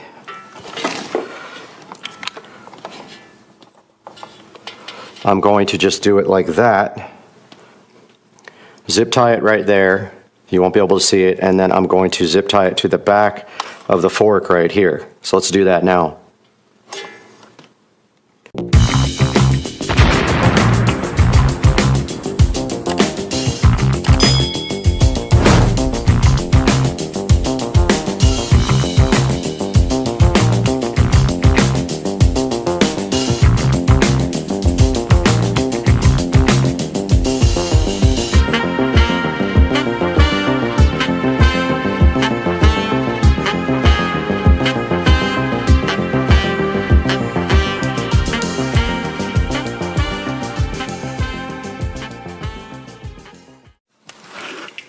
Our LED for our headlight needs to be mounted somehow, and it is directly powered by a USB brick here. So my thought was an extension cord hidden back here. Ouch, just banged my head. And then this guy just back here somehow, but I think you're going to be able to see the cord. So I don't know if that's going to work. I'm going to give that a shot and see what I can figure out doing. I really want it to be somewhere right in here. We got our extension cord tied up nicely with our little LED light, but the question is, can you see it? It's questionable until you get right up on top of it. So it's going to have to do for now until I can come up with another solution. Then the extension cord is going to run down the back and to the bottom, and then down there we will have a power strip kind of hidden, and it will get power underneath there behind this entertainment center, which we will grab from our huge power strip right here. Guys, we have finished our project 99%. All we need to do is get some black zip ties, our runner to get under there, and then we will update you guys when that is done. But we have finished all the wiring. We have our LED here for the headlight, which lights it up any color we want. It has a switch on the back. We have our LED underglow there, which is controlled with the Govee app, which I will show you now. All right, we have the Govee app open right now, and you can see that this is set on blue. We can switch it on green there, orange, or if we want to, we can go into a scene. Like emotion, we can go to enthusiastic, and we can go to happy.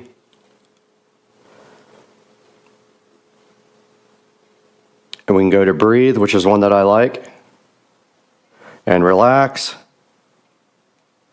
And yes, everything is controlled with the Govee app here. We just have to rename it because this used to be the skylight. And yeah, we're pretty much done with this project. It came out awesome. I'm hyped. And we just took this everyday ordinary mini bike and made it into something special with a little bit of ingenuity and a couple of little pieces of electronics.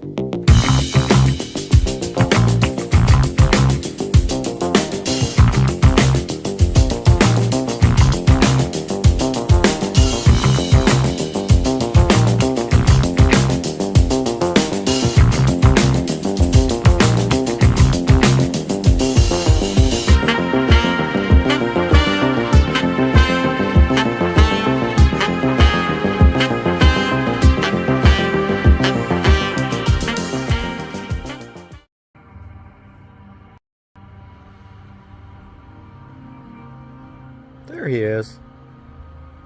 He's tiny though. I think he's a baby. Little guy.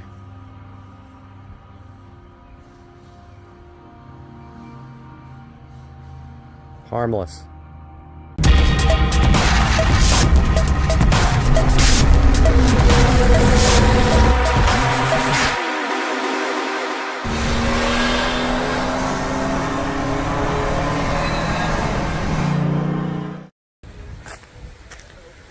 Trish went fishing and caught a monster.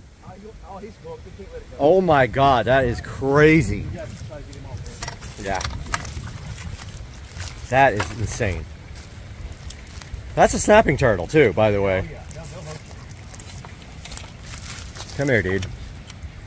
How the hell are we gonna do this? I'm just gonna freaking bring him over here and grab it. You wanna grab him? I'll grab him by the back. Here, babe, you got this. Yeah, it's caught in his jaw. It is. Yeah. Yeah, we might have to cut it. I don't want to lose your hook though. I don't care about. I don't want. I hate to see him. Yeah, I'm trying to help him out. Yeah. Come on, buddy. Shoot him! Shoot him! Wait, where's our knives? Hey, you got stuff in here, baby? I do. He pretty much like is giving up. Yep. I'd like to get that hook out of him, but. You want scissors? You want? I mean, if he gets a hold of us, he's going to do some damage. I'm not getting my hand near him. He'll carry you up. Here, let me cut it. Right. Well, can you cut it under the hook? I'll do it. You want to get it close to this mouth? Yeah, hell yeah. As long as you video it. All right. You video. Okay, it's already on. Okay. Is that a little snapper? It's turtle season. No, that's a soft shell. Oh, yeah. We can grab him and take it off. All right. He's a snout nose. Come here, dude. Come here, buddy. I know we can't. You want to film this? I'm trying to get it up there where you can get it. This is crazy. He's barely. Whoa! Right? Look, he's got paddle arms. Oh, wow. I know, that's a soft shell. That's pretty cool looking. See if we can get it off of him. Hang on, let me go around this way. Hold on. I'll grab him. Come here, buddy. He's Slippery. Don't want me to grab him. He's not about that life. He's not about being grabbaged. Dude, stop it. I'm trying to help you, bro. This guy I'm not scared of. I say that and he bites my hand off. I'm trying to get him in here and a little more leverage for you. Yeah. All right, come here, brother. We're trying to help you. Come here, buddy. Come here, dude. We're going to help you, buddy. You want the pliers? Oh, he's fish up for sure. Come on, man, don't go in. You want the pliers? I feel bad he's trying to... I think we're going to have to cut it. He won't let me. Panic attack. Yep. Come here, dude. Keep the pliers out of here.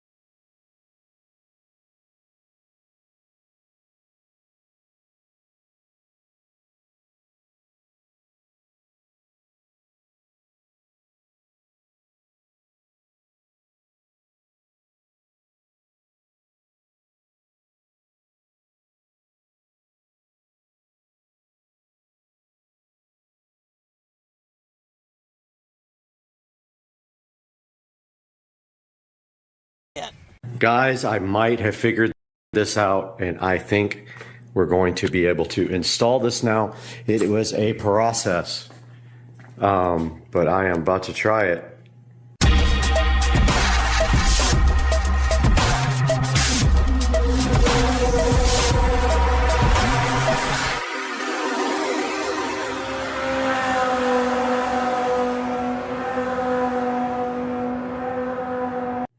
Hey guys, welcome back to the channel, and today we're going to show you how to install Kodi on a show device. That's right. You didn't think it was possible. You thought you were locked down, but guess what? If you got one of these, you can put it on there.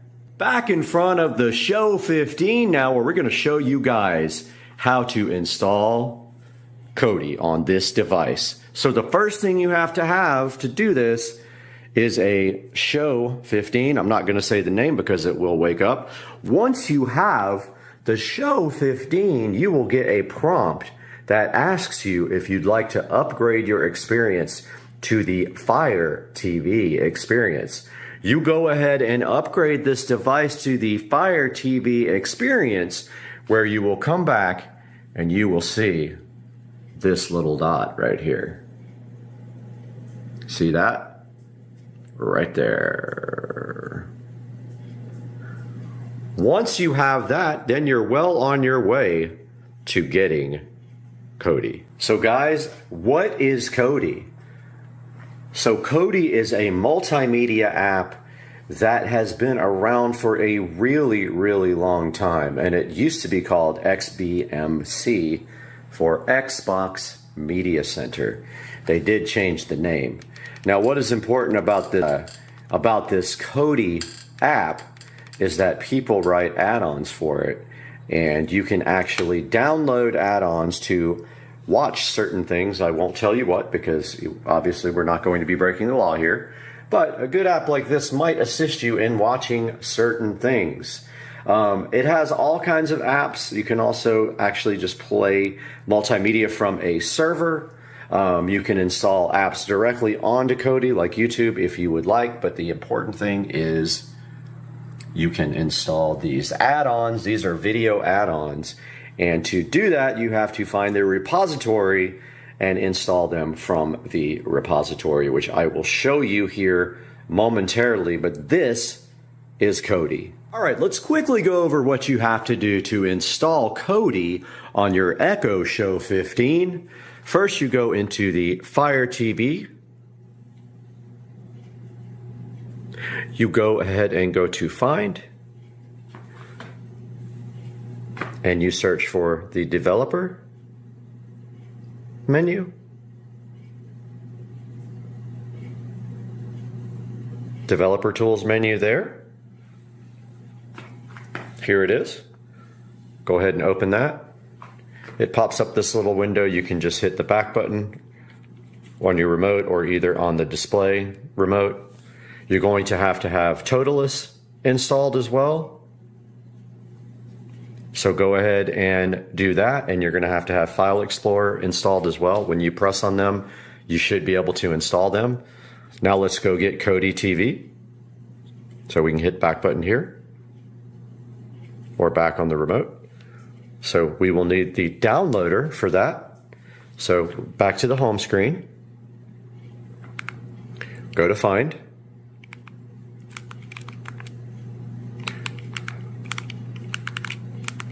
Try that again. Find, search for downloader.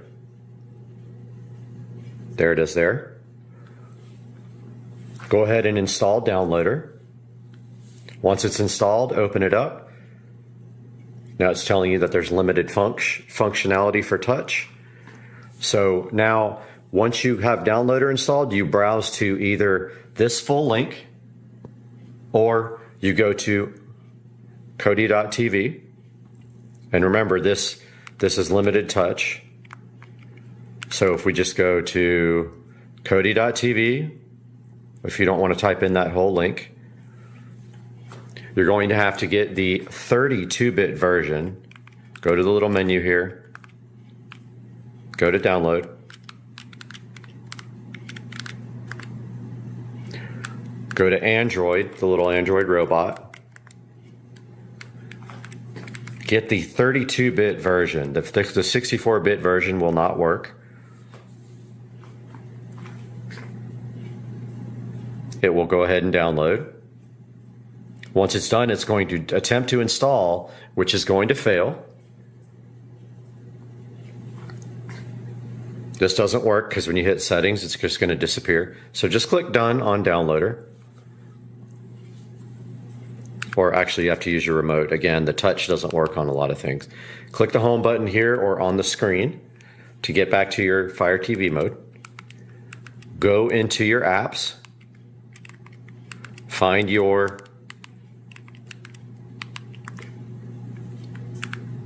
Developer Tools menu. Open that.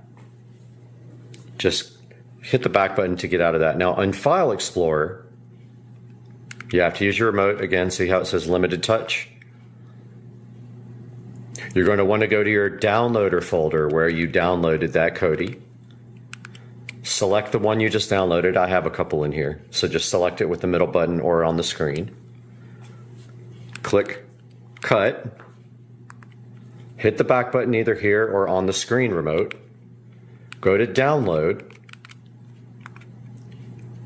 and paste it. Once that's pasted, go back again, go into Toolless, right there. Toolless, or whatever it's called. Open that. Find your download folder. Find the app you just copied. It's one, these are old. I've done it a couple of times now. But open up the Kodi app. It will then say continue, and it will install, and it will finish. And then once it's done, you will see that if you go to the home screen now, and you go to all your apps, you have this wonderful Kodi. There is proof that Kodi works on the Show 15. And then now we will show you how to put a good app like the Crew into this. Okay, now that we have this installed, you're going to want to put something in it. So to do that, you need to get a add-on. So if you go to Settings, File Manager, Add Source, Browse, click enter a name for this, call it Crew, and then click none where it says path. Okay, so here is the path, https://team-crew.github.io. Click OK, click OK, click back. I'm just going to use a remote because it's easier. Go to add-ons. The touch works. Install from zip file. Yes. You'll have to enable unknown sources when it gives you the warning. You can enable unknown sources. Come back here, click on the Crew. There's the repository. It is installing now. There we go, add-on installed. Now install from repository. Click the Crew repo. Click video add-ons. Click the Crew, install, and then OK. It is installing now.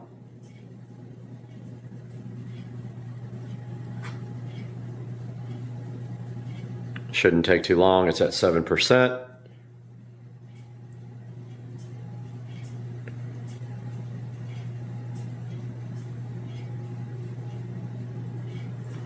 At 20. We'll be back up. It's already at 7. I was gonna pause it, but it's almost done, and now it is installed. Let's hit the back button on the remote here. And go back to the home. Now we have the Crew. And you can proceed to enjoy your favorite things on your Echo Show 15. Guys, I hope you enjoyed the video. Please like and subscribe to the channel if this was helpful, and we will see you next time.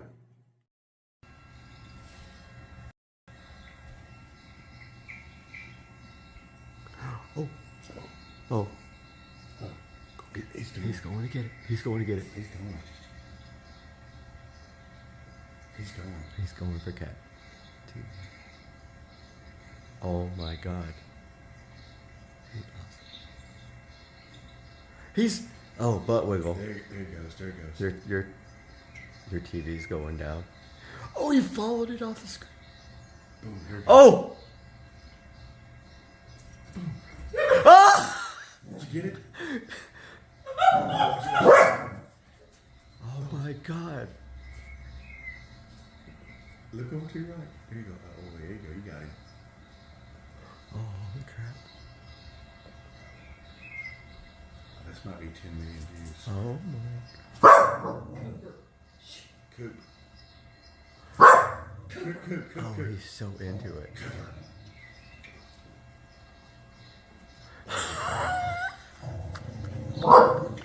Cooper.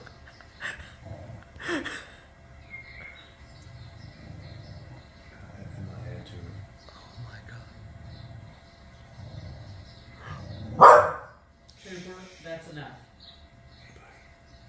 Sorry, I can take the sound out. We know that. It's okay. Oh, I can't believe he jumped on the screen.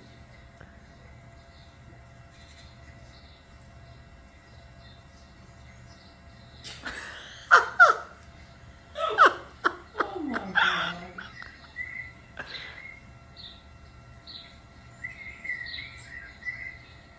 He is digging it.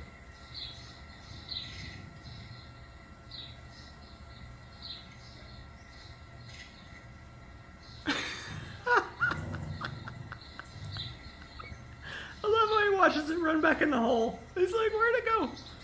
Get it, dude.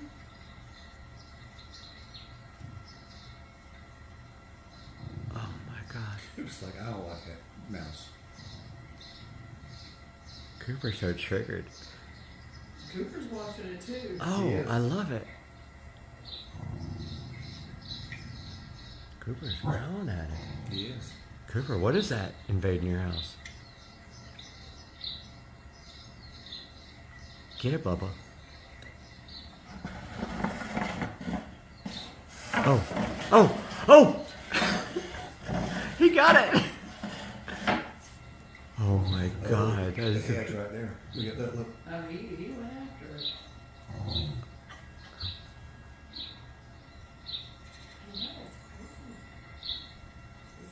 Oh my God, he is having the best time with it. Get it. He watches it run back in. That's the best. Oh my God, you guys got his new favorite channel now. He's already trying to get it. He knows he can't. Oh! He was waiting for his moment. Wow. And that's why his claws are not in the floor. God, could you imagine what our TV would look like? Oh, he's definitely going after it if it goes up. Where'd it go, Bubba? He's watching it too, that's funny. Oh my God, he's so into it. Now you know what you gotta leave on. Bubba, you gonna let that thing go way out there?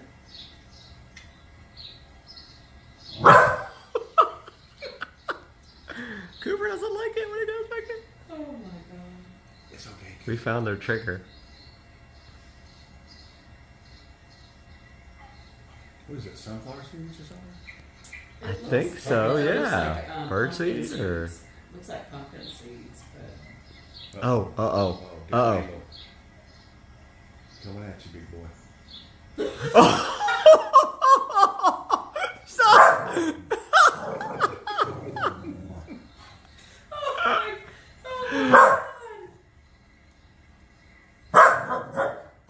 Holy crap. Oh my God, he followed it off the screen. Are you getting Coop?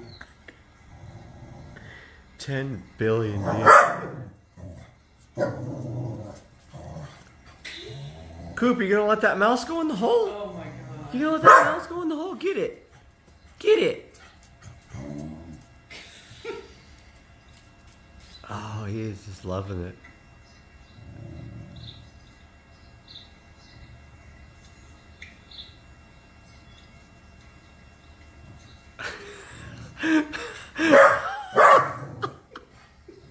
I love how the mouse comes right at his face. Get it, Bubba.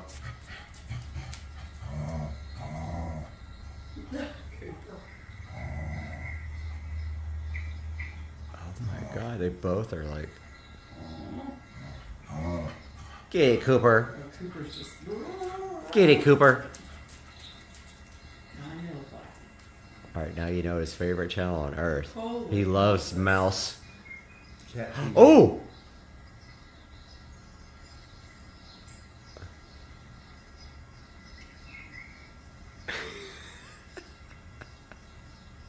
Look at him just staring him down. Dude. And his tail is going crazy.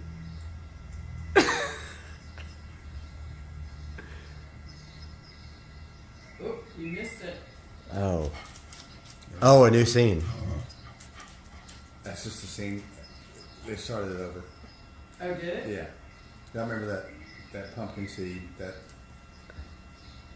array of pumpkin seed. He first comes out. Oh. The first one he grabs and runs back.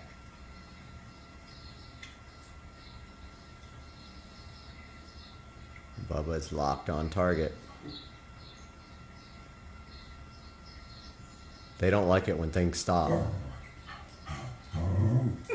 Get it, Cooper. Cooper's just annoyed. He's like, damn it, I can't get Cooper's watching it too. Oh, he totally is. Oh.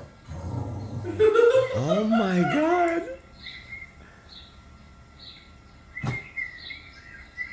Get it, Cooper. Get it, Cooper.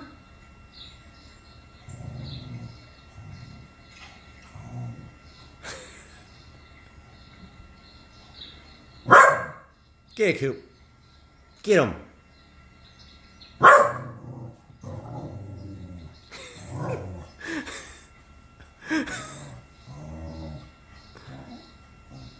Cooper, you're too short. You can't get him. I think that he's just frustrated. You go out? Nope.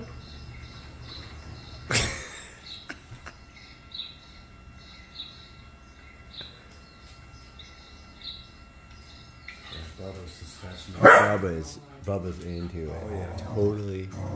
Oh, get it, Bubba. Then he gets bummed out when he realizes he's got He can't. nothing happens. Can't get it. Yeah. And of course, Coop's jumping up there at him, distracts him. Get him, Coop. Oh, Bubba wants the seeds. He's like, okay, so what is he after? Look at that. I know.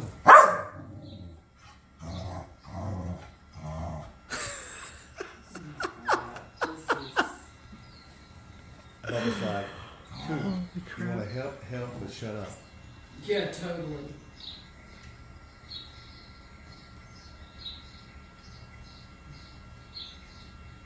He's eyeing the big seeds. You can tell the rat, mouse, whatever. It's a mouse. Is it a little mouse? It's a little mouse. Oh, Coop. Bubba almost went for it that time. Yeah.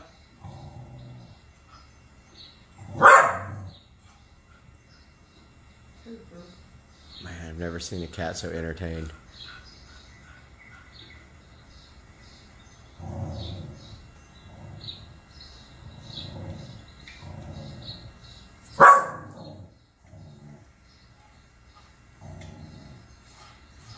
Bubba, you can let him eat all your food? Oh, he was stockpiling on that round. Oh. Get him, Bubba. He thought about it. Tail is going crazy.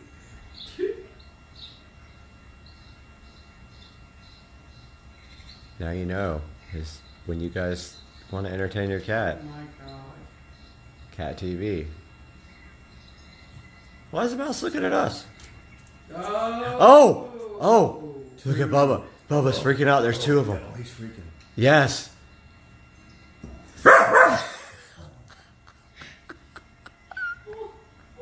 They don't know what to do.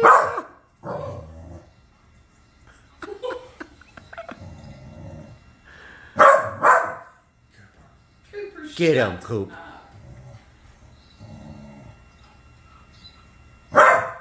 Cooper. It's okay, buddy.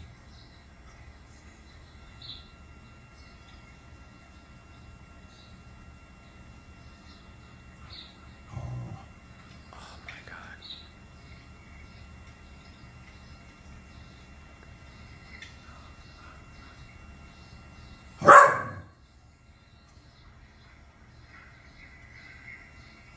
Man, dog love cat TV. Oh. That triggered him. He was like, what? Now Cooper's watching us. I know. Alright, that's enough. Bubba? Oh my God. These alligators don't know what the hell to make of my drone over there. Look at my drone.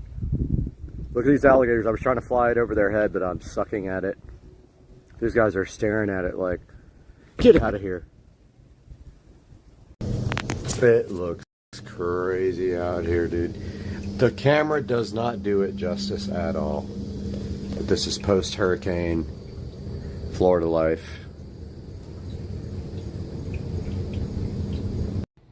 Welcome to Florida, where we had a hurricane. It's completely sunny and pouring down rain in Florida. Yeah, this is Florida. We just stopped by the candy store to get some candy, and we got this big candy right here, and it's, I'm not gonna say the brand. Let's go. Hey guys, my name is Brad, this is Supercar Street Racing, and this is my 2023 Tesla Model S Plaid with Hardware 4. And you can see on the video right up here on the screen that I gave a tour of this car almost a year ago when I bought it. So I've lived with this car for almost a year. I have a lot of updates for you guys, how I feel about certain things, how many miles are on it, and what would I change if I could change anything about buying this car brand new. So welcome to the channel again. Let's get right into it and let's get busy.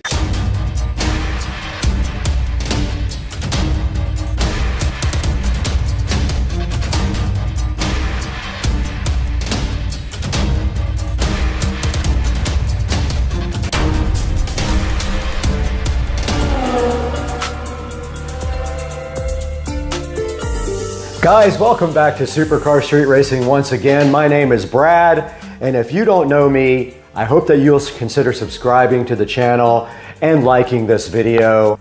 And this is the Supercar Street Racing Garage. Right here next to me is my 2023 Model S Plaid with Hardware 4. Now the video up there you see playing is my tour of the car when I first got it, and I had done a few modifications to it. But the goal of this video today is to do another walk around of the car, tell you guys what I like so far in the first year, tell you what I didn't like, and how many miles do you think are on this Model S Plaid? We're gonna get into this car today on Supercar Street Racing, so let's go. So I bought this car about 1 year ago, and the first thing that I wanted to do with the car was put some mods on it. And of course, the first mod that makes sense for the Model S Plaid are the wheels. Now, the first modification to the Tesla Model S Plaid were the wheels and tires. These are BC Racing wheels, and they came right from modbargains.com. I always trust modbargains.com with my wheels and tires for all of my cars. And these are Michelin Pilot Sport 4S in 265/35 ZR21. I went ahead and opted not to get the 21-inch wheels directly from Tesla. I saved the money, bought my own wheels and tires, and I've been super happy with this combination. And there are no modifications whatsoever to the brakes. These are the stock Model S Plaid brakes with red calipers. Now up here in the front of the car we have several cool modifications. The first one being the carbon fiber V that fits right inside this nice pocket right here. This thing actually gives a really cool look to the front of the car, and it is also accented by this matte black Tesla logo here on the front. And then down below you can see we have the carbon fiber front splitter here. It was fairly expensive, but it was an actually really good fit, and all we had to do was peel off the 3M tape and push that on, and this thing has stayed on with absolutely zero problems and gives the car a way sportier look up front. And also notice here that the headlights are wrapped in satin, which also gives a very cool look. Now moving to the side of the car, we have two other modifications here, and the mirrors are folded in, but here are the Model S Plaid camera covers in carbon fiber. They just fit right over the existing cameras here, and they give it a nice sporty accent. And then moving up, we have the carbon fiber mirror covers for the car. And double check when you go order, they are specifically designed for this year, make, and model. And I'll put a link in the description to the carbon fiber bits that are on the side here. Stepping to the side of the car right here, you can see that we have the carbon fiber handle covers for the Model S. And these are pretty cool because they just stick right onto the handle that comes on out, and they are a perfect fit, and they add a little bit of carbon to the side of the car where there is a lot of satin, and it does kind of offset the texture right here. All right, we're around the back now, and you can see the back is 100% stock. This is the factory rear wing. This is the factory rear wing, the factory plaid badge, and everything else in the back is 100% stock, just like it came from the factory, except for the wrap. We are inside the 2023 Tesla Model S Plaid now, and I want to talk about some of the things on this car that have happened over the past year and how I feel about the car now that it's been over 1 year of ownership. Now, I did buy this car down in South Florida. Someone had put an order in on it and didn't pick it up, so I was able to go down to Cocoa Beach and grab this car. Now, this car is black with black interior with carbon fiber, and it does have the yoke, which I absolutely love. A lot of people don't like the yoke, but I have found it to be kind of interesting and fun to drive. Now, I did pick up this car with almost no miles on it. I did trade in my junk rip-off Honda Accord. If you guys remember, I got ripped off by a guy on the internet, and I did trade that in. I headed down south to Merritt Island, where the Tesla dealership is, and picked up my brand new car. Now, when I first got the car, I had no clue how to drive it whatsoever. And so the process of buying this car was really super simple. I walked in, I gave the guy my plate, and he went ahead and did the trade-in for me. Then I walked out with my new Model S Plaid, not even knowing how to drive it. I asked the guy a couple of questions like, how do I get home and how do I charge? And then I was just on my way in my brand new car, super nervous. All right, when I left Merritt Island, I had 69% battery charge. When I got to Jacksonville, I was still at 29%, so I went straight to the supercharger. And to this day, the car has never been on a supercharger since then. I always charge it right back here at home. So I got the car back to Jacksonville and went ahead to the town center and charged it up while I had lunch over at Bono's. And I haven't had to take this car to a public supercharger since, or any other public charger. Now, immediately from the factory, the car had a few issues that we had to get taken care of. For one thing, the sill plates on both sides were kind of stained up, but the passenger side was the worst. It almost looked like it had a footprint on it permanently. I did call Tesla and make an appointment. It took about 3 weeks, and they came and replaced this sill plate. And the next thing that did go wrong with this car was the carpet in the back had a stain from the factory, and they tried not to cover it, but something else happened on the carpet, and they did eventually replace the rear carpet. Not the actual carpet, but the actual mat. Now, the car has been also in service for 2 other things. The rear charge port door was defective, and the guy who came and put it in brought the wrong door and tried to make it work, and it just looked terrible. It wasn't lined up at all. So they got the correct door, and they did replace my charge port door. Now, last week I had a really strange issue with the infotainment system here. So after the software update, the LTE would not connect anymore, which is the cell service for Tesla. I tried everything. I tried the reset method on the steering wheel. I tried a number of other tricks, but service ended up coming out, and I had no idea there was a port under here for service. He connected his laptop, and in less than an hour, I was back in business on LTE service. Now I'm gonna go ahead and go over to the car menu and go to service. Okay, now I'm over here in the car menu, and I am at software, and here is a picture of what the mileage is now, and I'm gonna throw that up on the screen right now from the app. So that's right, the car has 1,747 miles on it on its 1 year anniversary. Now, I drive this car on the weekends only. I haven't taken it on any big trips except when I bought it. So that's why the car has remained in low mileage state. Now, let's talk about the software. I did not purchase full self-driving, but about a month ago, I was gifted a 60-day trial of full self-driving. So I have been enjoying that, and I have it until May 1st, 2024. And I might consider buying it if I really enjoy this experience. Now let's talk about some of the performance aspects of the car, and let's start with the steering. Now the steering and controls are all managed right here. You can set the car to be in a nice slow mode, or you can go all the way up to plaid mode. And if you're going to the track, there is a track mode where you can customize things like power to the front and rear, and the brakes and everything like that. But the steering and the pedals are great. I love the way they are responsive, and they are very, very good. Now to the suspension, which has its own setting right here. The suspension is awesome. I usually keep it in sport, and I do keep the Model S all the way down as far as it will go. I do not have lowering links, so I'm not really into those, and I'm worried about rubbing, so I'm not gonna get those. But yeah, the suspension is really good. It is very sporty, and the car handles amazing. So let's talk a little bit about charging. We do charge with the dryer circuit back here, which is 24 amps, 240 volts. And all we have to do is, after we get back from breakfast or driving around town, plug it right in there and make sure the dryer isn't on and drying clothes, or it will flip the breaker. And the car usually takes around an hour or two to get back up to normal charge. And I do set the charge limit to 90% as recommended by Tesla, since I don't drive the car every day.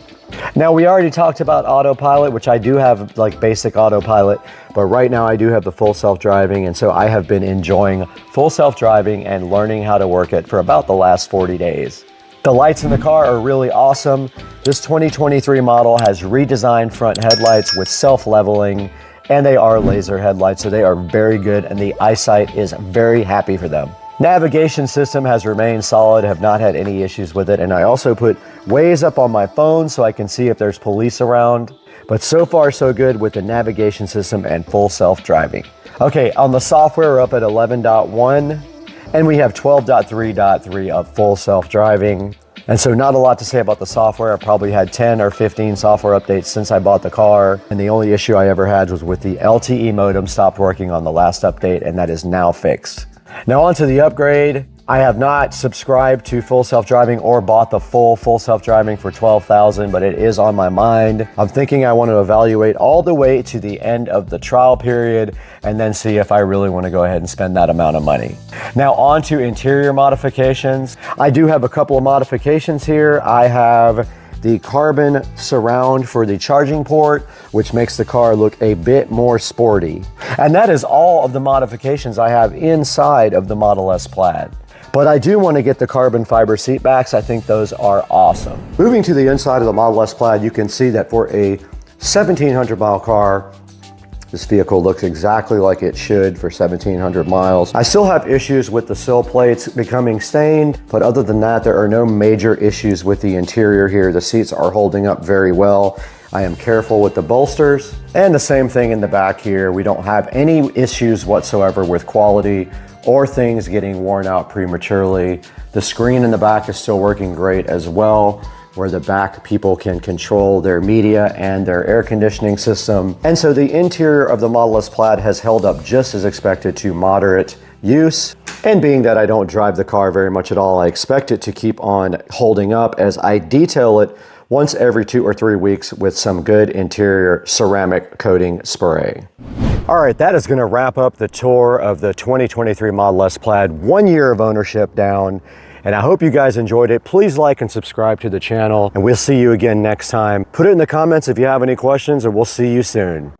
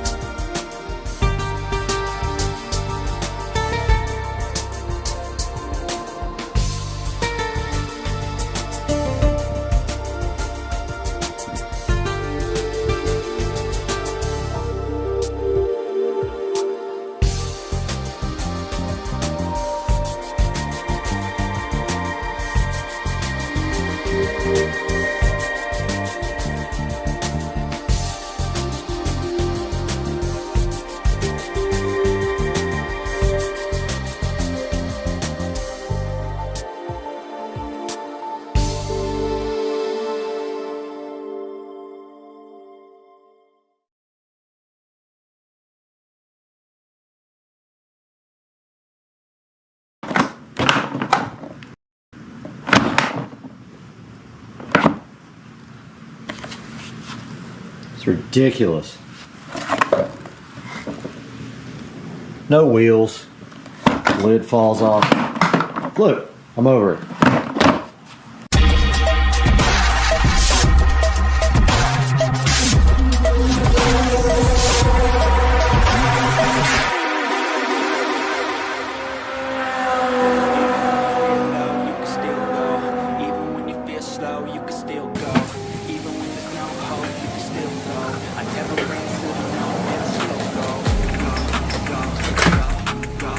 Really?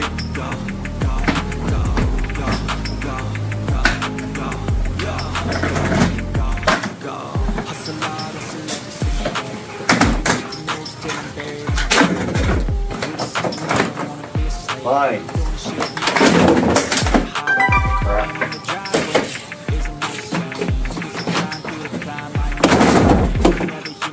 Good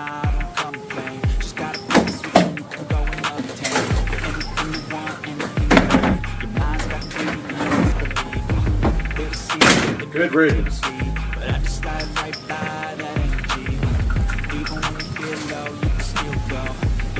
Welcome back to Supercar Street Racing, where we have everything fun going on, except for the cars going by and ruining my shot. But today I have had enough of my crappy shop vac, and we have a brand new Craftsman shop vac right here, right now, to be opened on the channel. And this is the CMX EVB E17040, 5 horsepower, 4-gallon shop vac, and right here, right now,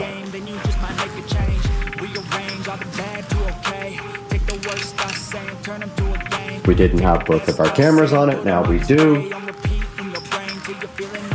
And right here, right now, we take out our trusty Smith & Wesson to open this.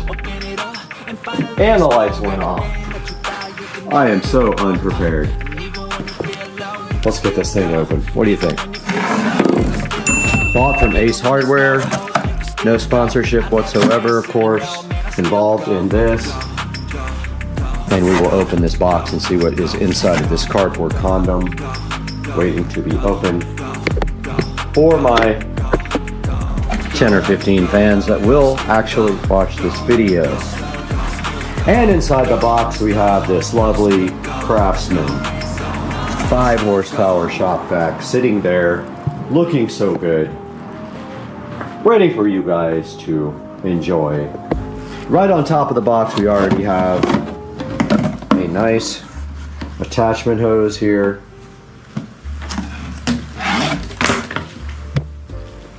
And then inside we have an extension here and here. And they just kind of willy-nilly threw everything into the box. Like this brush attachment and this little side attachment thing for like getting into the carpet. And then we have the literal Craftsman shop vac with nothing else in it, no kind of instructions, no nothing unless it's inside, which it very well could be inside of this unit. And taking the side off is as easy as this. Looks like we won't have the same problem that we did with my other stupid shop vac, and that is that the side would come off no matter what you did. It would come off if you didn't want it to come off.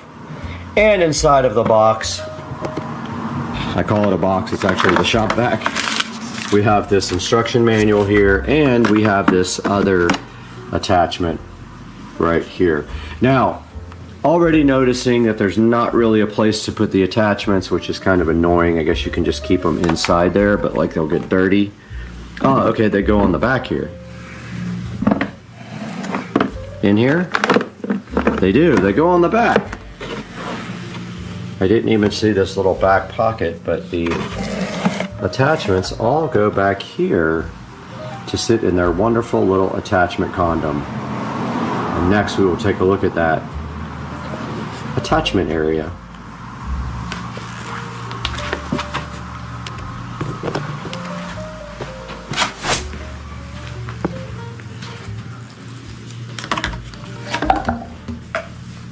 So here's our hose, and it looks like we just put this back on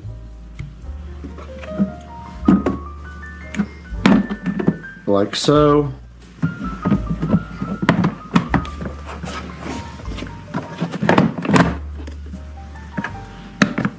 Attach it like that, and there's a place here for something on both sides. I'm assuming it's these nice long, like that. The hose then clips directly on, which will be difficult with one hand.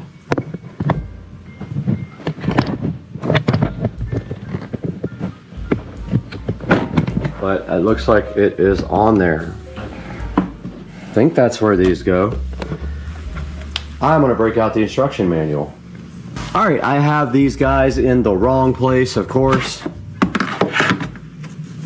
It says they go in the tool caddy. Can't go that way. I'm guessing they go this way. Like that is what it's showing in the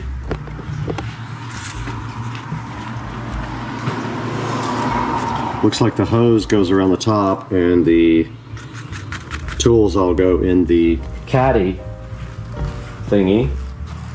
So there's actually two more. What do we do with the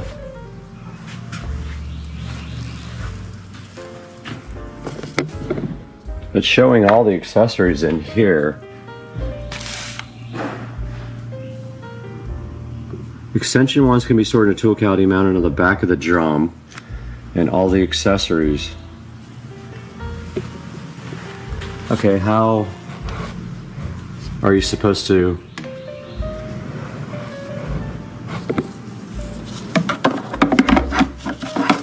I guess you store this. Well, that's how I'm going to do it. I don't really care what they want, but that's how I decided to do it, even though it shows here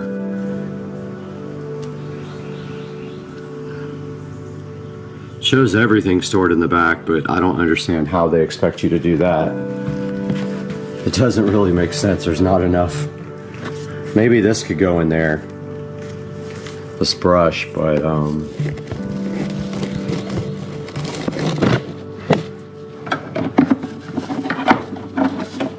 I don't see how.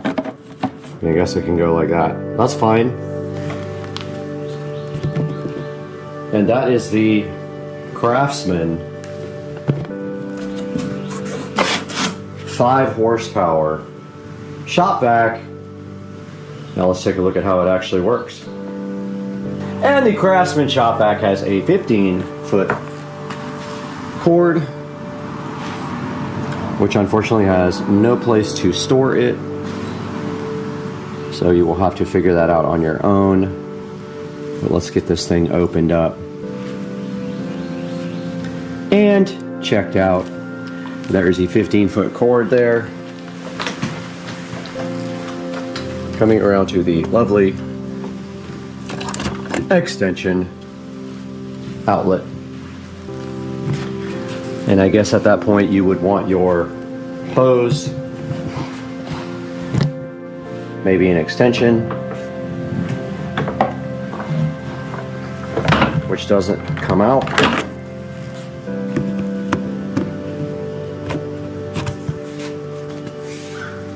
Like that. Yep. Goes like that. And then usually you probably use this thing.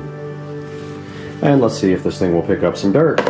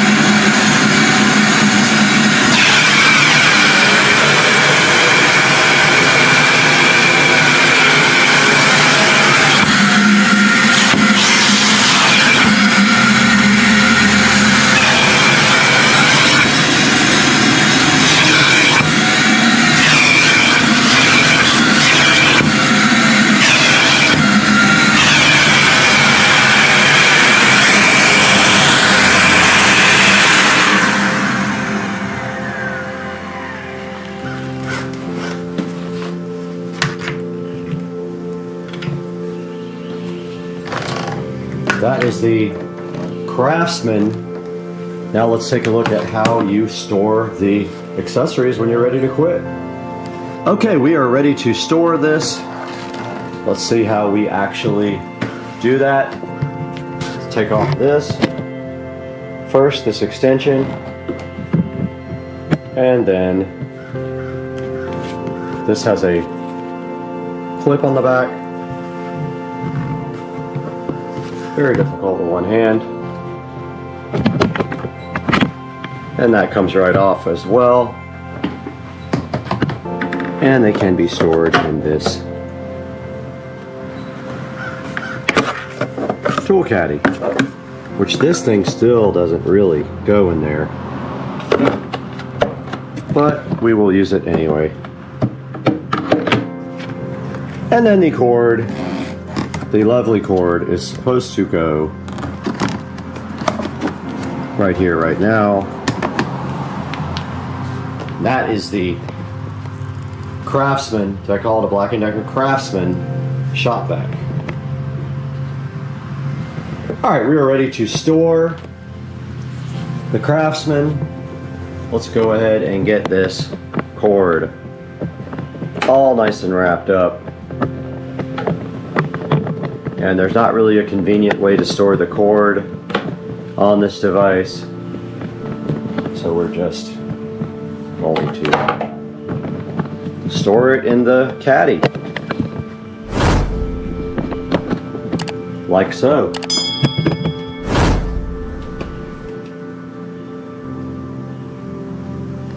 Just like this.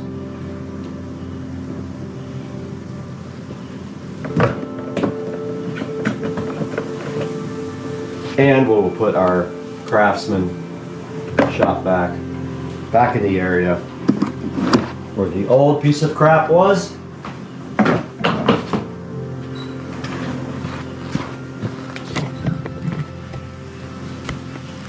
Our shop vac will live right here for the foreseeable future, and we could actually probably store the hose a little bit better.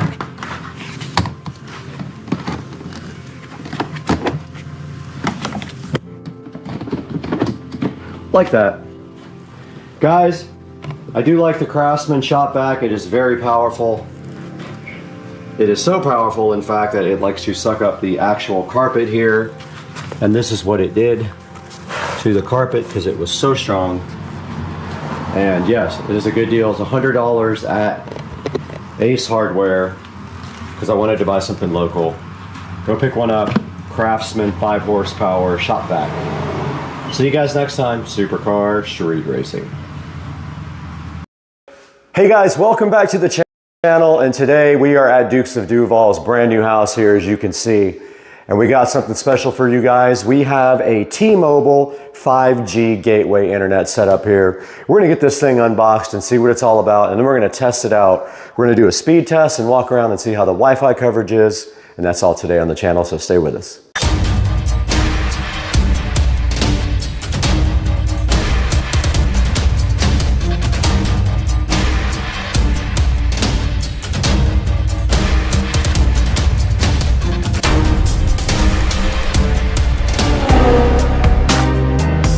All right, we're back today with this T-Mobile Internet 5G gateway. We have not opened it up yet. We just took the tape off so it's nice and fresh. This is the first one I've ever seen in person. It is not available at my house, but it's available here in this nice new house that Joe is about to move into. So we're gonna open this up right now and check out what's in the box. And you can see on the front, it has a nice screen on it with a couple buttons, not sure what that does yet. And then on the side, it has all the IMEI information, just like a cell phone. And basically this is wireless, completely wireless and 5G. And technically it has the capability to go almost as fast as a cable modem. Now inside the box, it has a 5G gateway quick start guide, which we will check out here momentarily. It's almost a few steps here. It says you position it and you power it on, and then you download the T-Mobile Internet app, and that is how you set up the gateway. Moving further into the box here, we just have a notice right there. We don't really care about that. And then looking into the gateway itself, it is packaged in a plastic bag, and if we look on the back, it has spots for 4 antennas here, here, which is interesting. It also has a USB Type-C connector here and a USB Type-C for power, and then a couple of Ethernet jacks here, and a SIM card, which is also interesting. So it does need a SIM card. And then further into the box here, it does come with a nice stand. Looks like you can actually rotate it with the stand. And then here is the power adapter. And this power adapter does just have, again, just a USB Type-C end connection there. Now I'm gonna go ahead and assume that this thing already has a SIM card in it because we don't have a SIM card here. They didn't give you one, right? No. Okay, cool. So we're gonna assume it has a SIM card. And then of course, peel satisfaction right there. So nice. So nice. All right, so the next thing we're gonna do is go ahead and get that app downloaded on Joe's phone and go ahead and power this up, and we're gonna see what happens. Okay, so we took a look inside the box. There is no external antennas. That must be optional if you have issues with coverage. We're assuming there's a SIM card in it, and right now we are actually downloading the T-Mobile Internet app, which is supposed to assist us with placing the modem in the right spot. I'm gonna go ahead and get this thing powered up, so we're gonna go ahead and power it up in the kitchen here. And it just does have a USB-C power adapter, and don't confuse that with the USB-C jack that's right next to the power adapter. There's another USB-C port there, and we have plugged in the device, and it is powering up, and there's a T-Mobile logo booting up on the front of the device right now. All right, so we just pressed get started on the app here, so we are going to see what the setup procedure is for this. It's probably not much. He might have to log into his account here momentarily, would be my thought, and then after that we're going to see how this thing does. And we do have a 5G gateway at the one at the bottom, so we're going to go ahead and hit that. Yeah, so one thing I want to point out real fast is that this is a T-Mobile phone, and currently I'm showing 2 bars at 5G. So that'll be interesting to see what your coverage is like here, and that might be where those external antennas come into play if you can't get coverage. Okay, so we already have 3 bars on the device, and we are not near a window. So we have 3 already, and we can possibly get more by moving it to a perimeter wall here where it has less of a chance of being interfered with. Let's go ahead and see what's next on the app then. Let's start share location there, and let's see what it thinks. Getting signal direct. So it's looking for the tower now. We found your signal. ID placement being nearest the signal by a window. Okay, we're gonna go ahead and move the gateway to the window here. So we're booting up the gateway again. We'll get back to you guys when we have it fully booted up here. All right, we have moved the T-Mobile 5G gateway over to the window where it was suggested to us to go, and now the device is powering up again. We're gonna see if it increases the signal strength to more than 3 bars. If it does not, we're probably gonna put it somewhere else in the house. So it's asking us to connect to the gateway. It's gonna scan the QR code, but the gateway is not fully powered up yet. We're waiting for that. Now it is. So it didn't improve the signal. It did not. All right, so it is connected to power. So we're gonna go next. Now it needs Wi-Fi, so we're gonna hit next. And it's just asking to join the network that it created, so that's fine. Makes its own network and it joins it to set up the gateway. Now it's asking us to find and connect. We're gonna allow that. All right, so now that your gateway's ready, you can update your Wi-Fi network. We're gonna do this off screen. Okay, we just successfully set up the new Wi-Fi name and password. And I did see this thing go to 4 bars momentarily, so it is picking up quite a good signal over here in the window. I think we're gonna be fine, probably anywhere in the house, but it briefly went up to 4 bars there.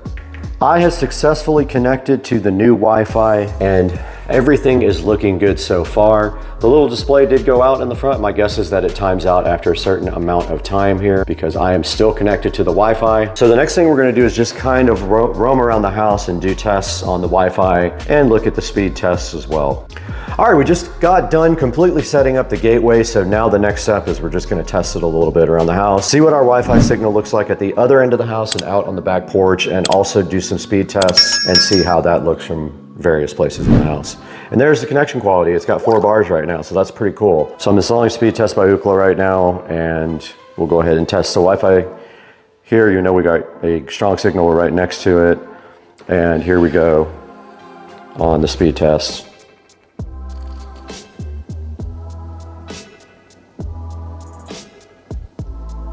$260 megabits, very impressive. Very good speed, very good. That's really good. Your upload speed is always gonna suffer on 5G, but that's still not terrible. So yeah, we got 279 megabits download speed on the 5G, standing right next to the unit. So I'm gonna move to the porch and see if my Wi-Fi signal is still strong. 210 megabits. That's good. 170, Definitely suffered 130, 110, 100, 90, 70, 80, 90. It's definitely not as good, but it's still good. Maybe we can centrally locate this thing and then or over here, either way. You can see right now we got 4 bars now on this thing, and we lost a little bit of speed when we went out to the porch, but no big deal. We still had over 100 megabits. The most important thing is that this is usable from the office area. But that is going to do it for the T-Mobile 5G gateway setup. It was really simple, and you guys can see it's working really good, and it's going to be a good thing for this house, and it's good for the kids and for work. And now let's talk about it more in the studio. We'll go take a look at this online and talk about how you can get it. Hey everyone, and welcome back to Supercar Street Racing once again. My name is Brad, and we're out here in the 4K production studio, and today we're talking about the T-Mobile 5G home internet plan.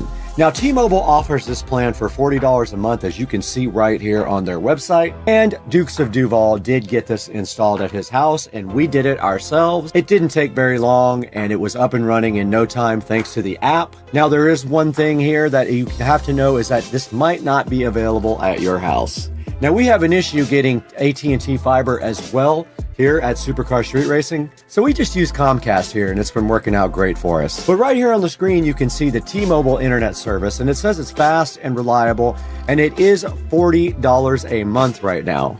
You can also get a $200 prepaid virtual MasterCard if you go ahead and hook up the T-Mobile 5G home internet service. Now, this thing says that you can lock in your rate, and if they ever change your rate, they will give you your last month for free. And it also says you can try this for 15 days worry-free.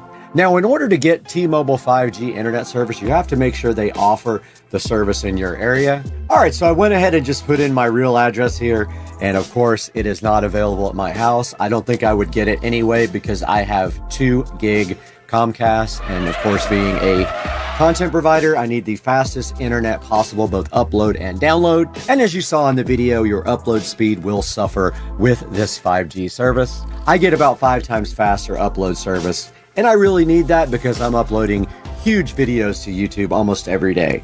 Now, scrolling back up to the top here, you can see here that there is a number for you to call and check on this as well. It's 866-586-1454, and hopefully 5G internet service is available in your area, and it does have a good enough signal strength to provide you what you need if you decide that this is right for you.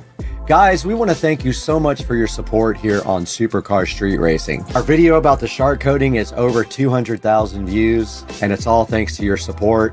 And please like and subscribe. A lot of people watch the videos, but they actually aren't subscribed to the channel. And buy all your products through our links in the description. It helps out the channel greatly when you do that. Even if it's not the product you need, you can click any of our links and buy anything from us. And it does give us a few dollars here and there to keep the channel running because we do lose money on the channel. Now, we want to thank Dukes of Duval for hosting us in their house. And we want to thank all of you one more time before we get out of here. We have to go climb a cell tower and point it directly at my house.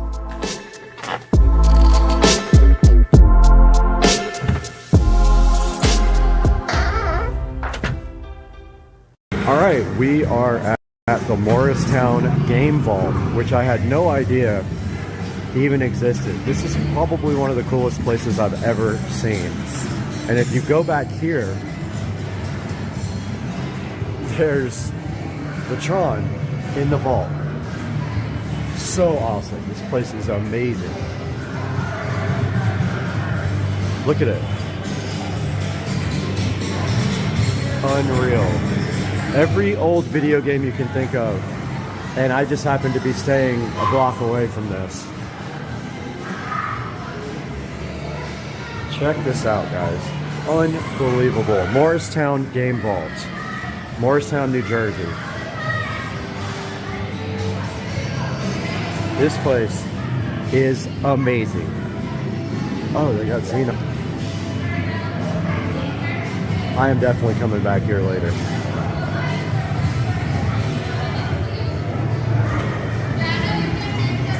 Absolutely insane.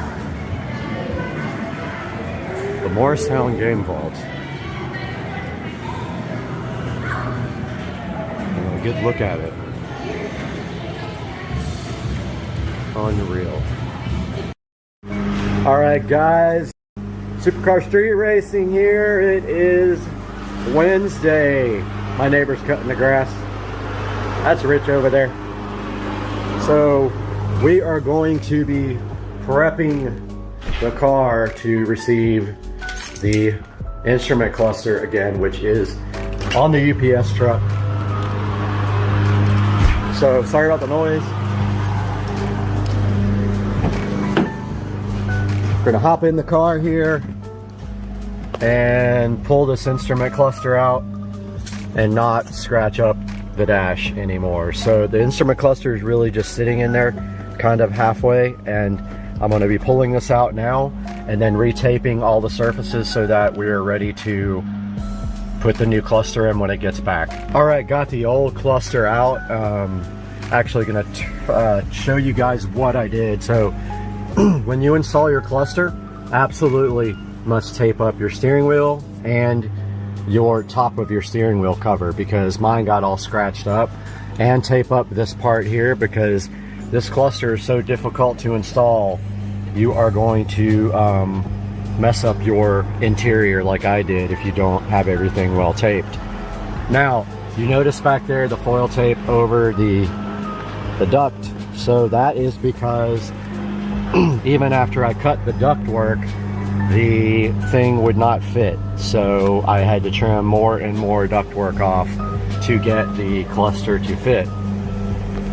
So we have the cluster out now.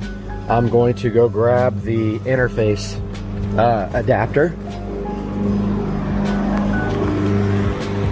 So here is the adapter. Amazon, stop the station on audio echo dot. Yeah, I don't want a copyright infringement. I'll be right back. All right, so I got the adapter here that comes with the cluster. It goes on the end of the only cable that goes to your instrument cluster, your stock one. So I'm gonna put that on now. Here are the three connectors that go to the back of the cluster. There's the adapter wire. There is the, one of them is for the control pad and the other one is for the camera, the rear backup camera, and then we have the USB 90-degree USB adapter. Now I'm actually going to do something that I've been wanting to do for a while. I'm going to attempt to put my what do you call it, GPS, external GPS antenna onto my nav, because it doesn't work half the time with the splitter that goes to the factory nav. So I'm going to see if I can do that and put that right there. We're about to find out. Okay, so I got the navigation system pulled out, and that is absolutely not happening today. I forgot that the actual GPS wire is down here behind the navigation brain, and the wiring in there to get that out is absolutely insane. It is stuffed in there so tight that I'm worried that I won't get it back in. It took everything I had last time to get this thing working, so I'm not going to do that today. I don't have time to do that. It's going to take me an hour or so to get that done. So for now, we're prepped and waiting for the instrument cluster to get here. Got the package. I used the UPS app to stalk the driver, who was like at least probably an hour away from the house, but there it is. I used to follow my package app and that thing worked great, and I drove a block with no instrument cluster to get my package there. So the guys were freaking out when they got it because I cut the brackets off, and they're like, wow, we've never seen one with brackets cut off. Do you want us to fix that? And I'm like, no dude, it won't fit with the brackets. So we got this guy in front of me doing 5 miles an hour now.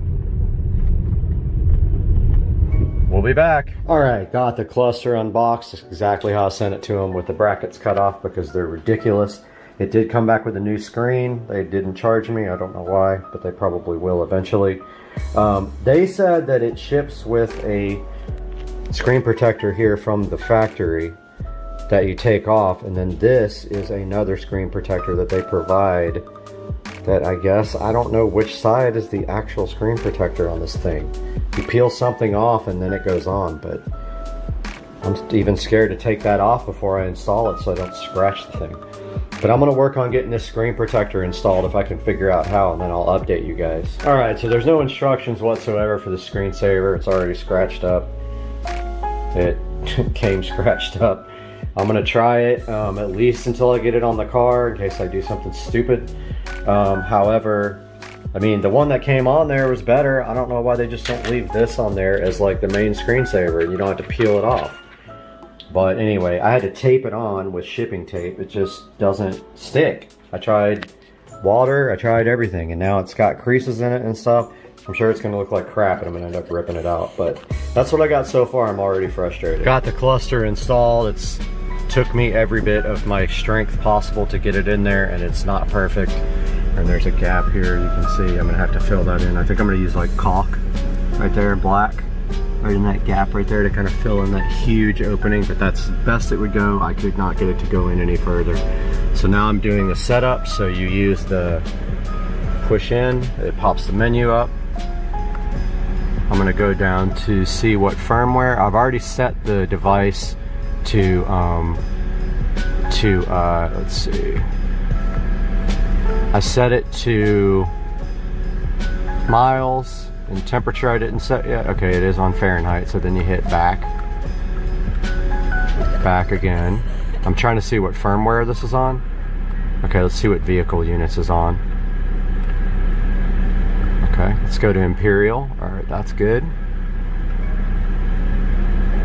Okay, that's all of those. I thought the firmware was in here, but I guess... Oh wait, here we go. About...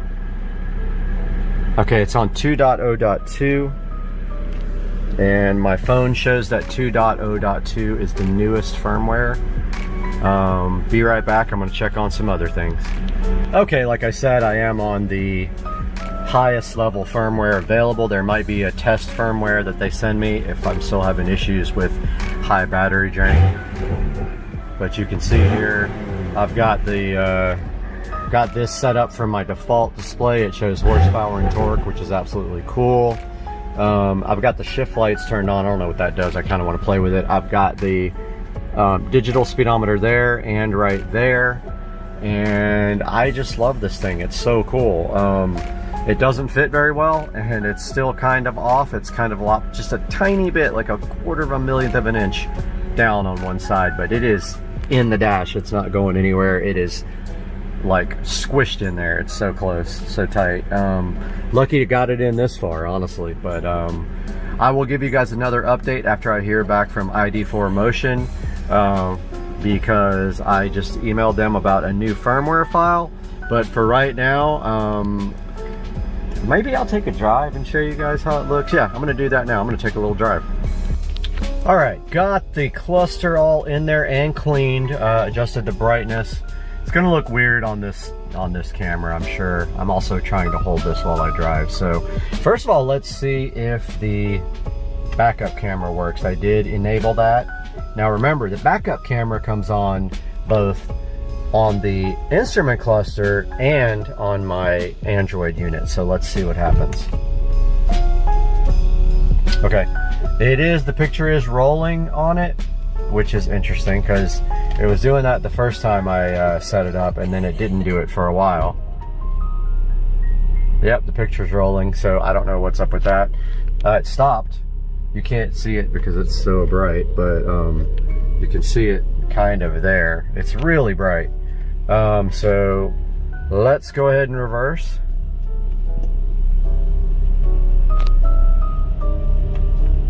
And of course you can't see the gear because we are actually covering it with the camera. So we're going for a little drive here. Let me close my garage. See what happens when I switch to gear. So first impressions, I mean, I've seen it before, but it was scratched. First impressions, it's plenty bright enough. Absolutely can see this during the day. It's probably washed out with the camera phone. Need to invest in some better camera equipment, but there you go. can turn on and off the M Sport logo. So now what I do is I go and I see on my nav how fast I'm really going because I have GPS. All right, so it is 2 miles an hour fast, 3 miles an hour fast. So there is an adjustment for that. I'll show you guys. I'm gonna put this a little bit closer. Wish I had direct video from this thing. I just don't have that capability. So there is the instrument cluster. Now, of course, you can change the appearance of it. I'm gonna pull over and do that now. So if we go to hold the button down, now I've got the keypad, but it's inside the dash. Go to appearance and themes.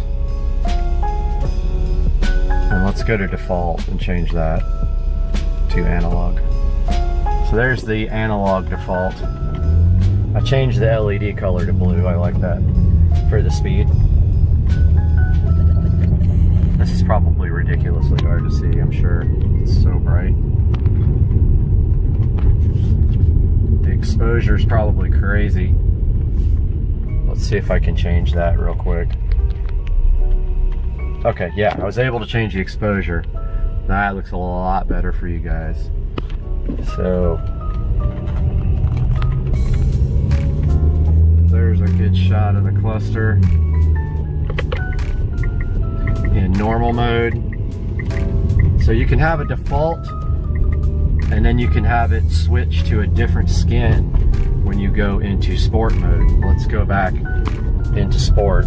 Let's go into the appearance and change the default again. So you hold down this button, you go to appearance and themes, default. So there's classic analog. I'll just go through these a little bit.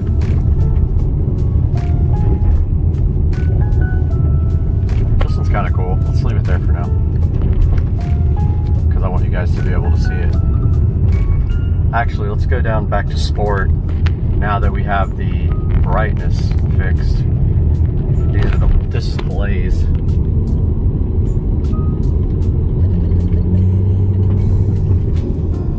So that's with the exposure turned all the way down. It's still really bright, so sorry about that. So yeah, that's a good look at how these themes look. I absolutely love this cluster. It's such a cool thing.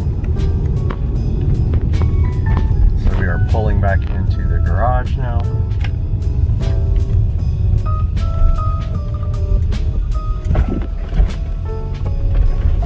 So it'll be a little bit darker, less glare on the thing here shortly. And then I'll step through a couple of the other themes for you. There we go. So that looks a lot better. So let's go through these themes real quick. So we hold down this stock button, the BC button. We go to appearance, themes. Default changes it when you're not in sport mode. There's a sport default that changes when you go into sport. So that is classic analog, modern analog, classic orange, modern orange, bright blaze, fierce blaze, and that is it. And so I didn't buy everything. I don't have race mode, which I really want, and they promised it to me 10 or 15 times and never gave it to me. But yeah, that is the ID4. Oh, I love that. I love those LEDs right here. I mean, did you ever think you'd see a 335i, a 2011 335i with Android here, and then this kick-ass digital display, even though it took me about 3 or 4 months to get everything straight. I hope you guys like this video, and I hope you buy one. And I don't have a click-through link for this. I can supply the link to the website, but I get nothing if you buy it, unfortunately. So buy it anyway. Let me know if you love it. Let me know if you hate it. I'll update you guys if they change the firmware, do any improvements. Till then, love you guys. Peace out. All right, this is the best baked chicken you'll ever see in your entire life. And I mean it. It's $4.25 for about 45 minutes. It makes it crispy. It makes it good. And you need this in your life. You need my baked chicken in your life, my friend. Yes, you. About to leave his planet behind and journey to another. It is one of those rare moments when history is not being made, destiny is being embraced. TPSS, verify go for launch. TPSC, verify go for launch. SRO, verify go for launch. LM, verify go for launch. DLO. Hey guys, welcome back to Supercar Street Racing. And we're back in the 4K production studio here. And we have a special video for you today because these guys right over here across the street, Rich and Trish, gave me a Eufy 11S robotic vacuum to check out because they couldn't get it working. They said it's all yours, so we're going to check it out today on Supercar Street Racing.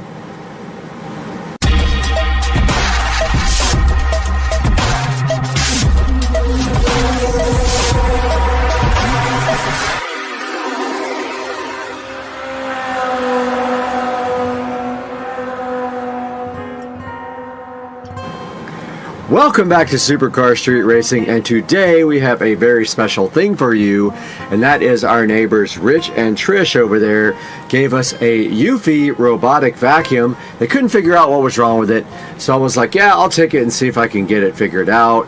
And they said you can have it if you get it working. So today we are going to be taking a look at that. I got the vacuum right from them, and when I would plug it into the charger, it would just flash orange for a couple of seconds and then go solid red on the actual vacuum. I did some research on this and I found out online that maybe the battery will be dead, so I ordered a new battery from Amazon. That came in the very next day, and what you're about to see right here and right now is what happened after we put a new battery in the Eufy 11S RoboVac. I hope you enjoy it, guys.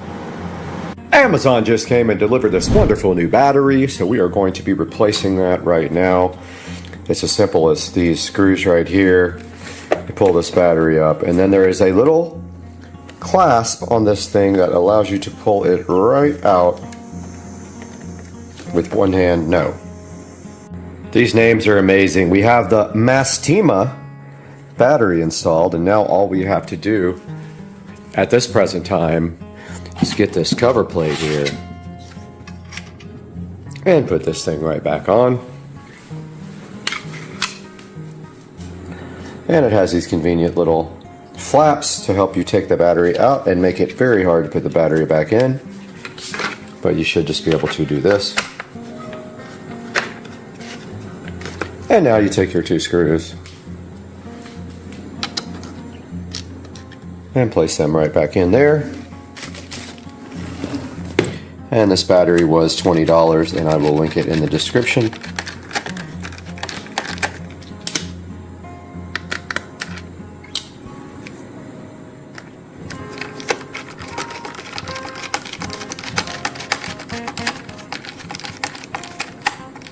And that is that. Now we get to see if our free vacuum cleaner actually works by placing it on the charger.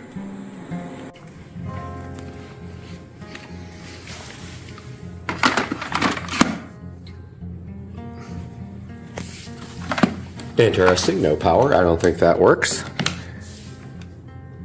And there is now power to the charger, so let's place the Eufy on its charging stand. Maybe. Let's see if that goes red or stays charging. It is charging, so the new battery has seemed to work to revive the Eufy vacuum cleaner. Let's let this thing charge for a while. While the vacuum's charging, we might as well get the remote done. I was going to clean it, but I can't find any cleaning utensils there. Got some Windex here. Go ahead and clean this guy and probably replace the battery. Get us some paper towels going here. And we'll give this guy a nice cleaning and replace the battery.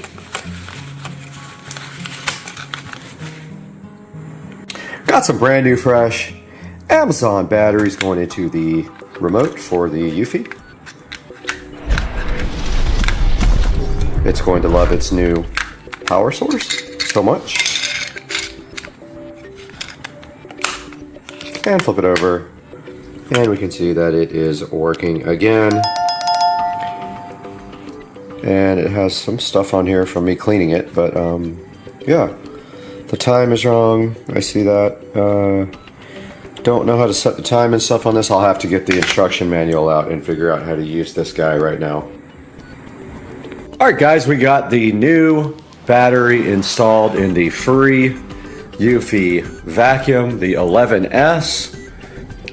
And it has gotten now to a blue hue, meaning that it should be charged. So let's see if our trick did it.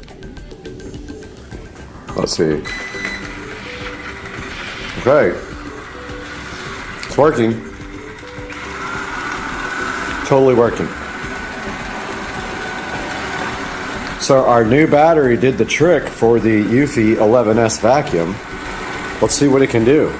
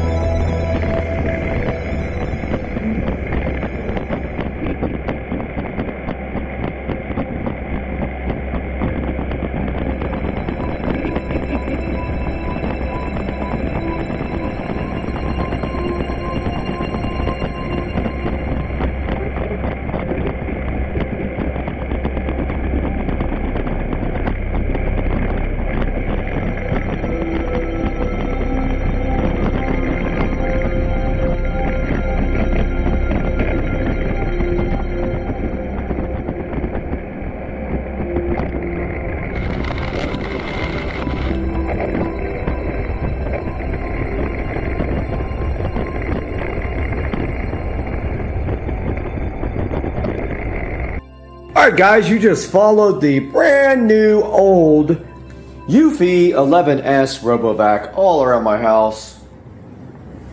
And it did amazing and came back to the base to charge. And it usually takes about 2 hours to charge. I have figured it out by now. And this was a come up from Rich right over there, my neighbor. All we did was replace a $18 battery or $19 battery, and this thing is rocking. And now we have to figure out how to clean it, change the filters and all that stuff, but I think I like this thing.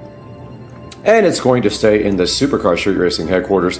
Maybe we bring it into the Supercar Street Racing studios and let it clean. And guys, I hope you enjoyed this video, and we will have a separate video with you riding on the vacuum cleaner for a cleaning frenzy on Supercar Street Racing. Okay, welcome back to Supercar Street Racing, guys. Second update for the day. I've been working really hard today, and we are about ready to test the front channel audio system for the studio. A little background, I got these Harbinger speakers about 3 years ago, and I've used them a total of 1 or 2 times. They are powered speakers. They both have individual inputs, and they are awesome, and they will be fed by a 7.2 receiver that has preamp outputs for the front, and that will be fed by the computer up front, by one of the video outputs on the video card. So we're ready to test the sound. Everything is connected. We're going to listen to some royalty-free music so I don't get copyrighted. And we are going to shut this door with no AC yet, and it's going to be really hot.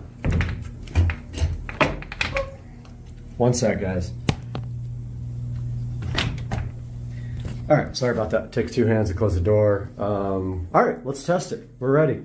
So this is Purple Planet royalty-free audio.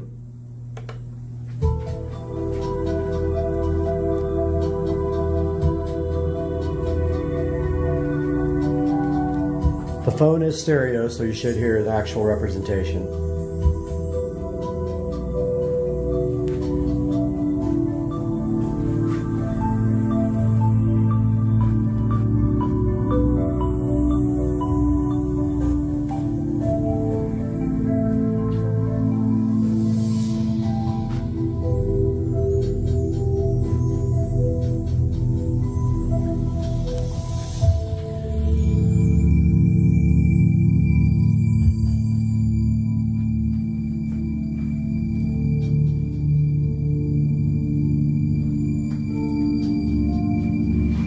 First overall impressions of the room. It'll be much better when the sound is knocked down with foam. So we still have some reverb going on in here because of the lack of sound insulation. But all that will change, don't worry.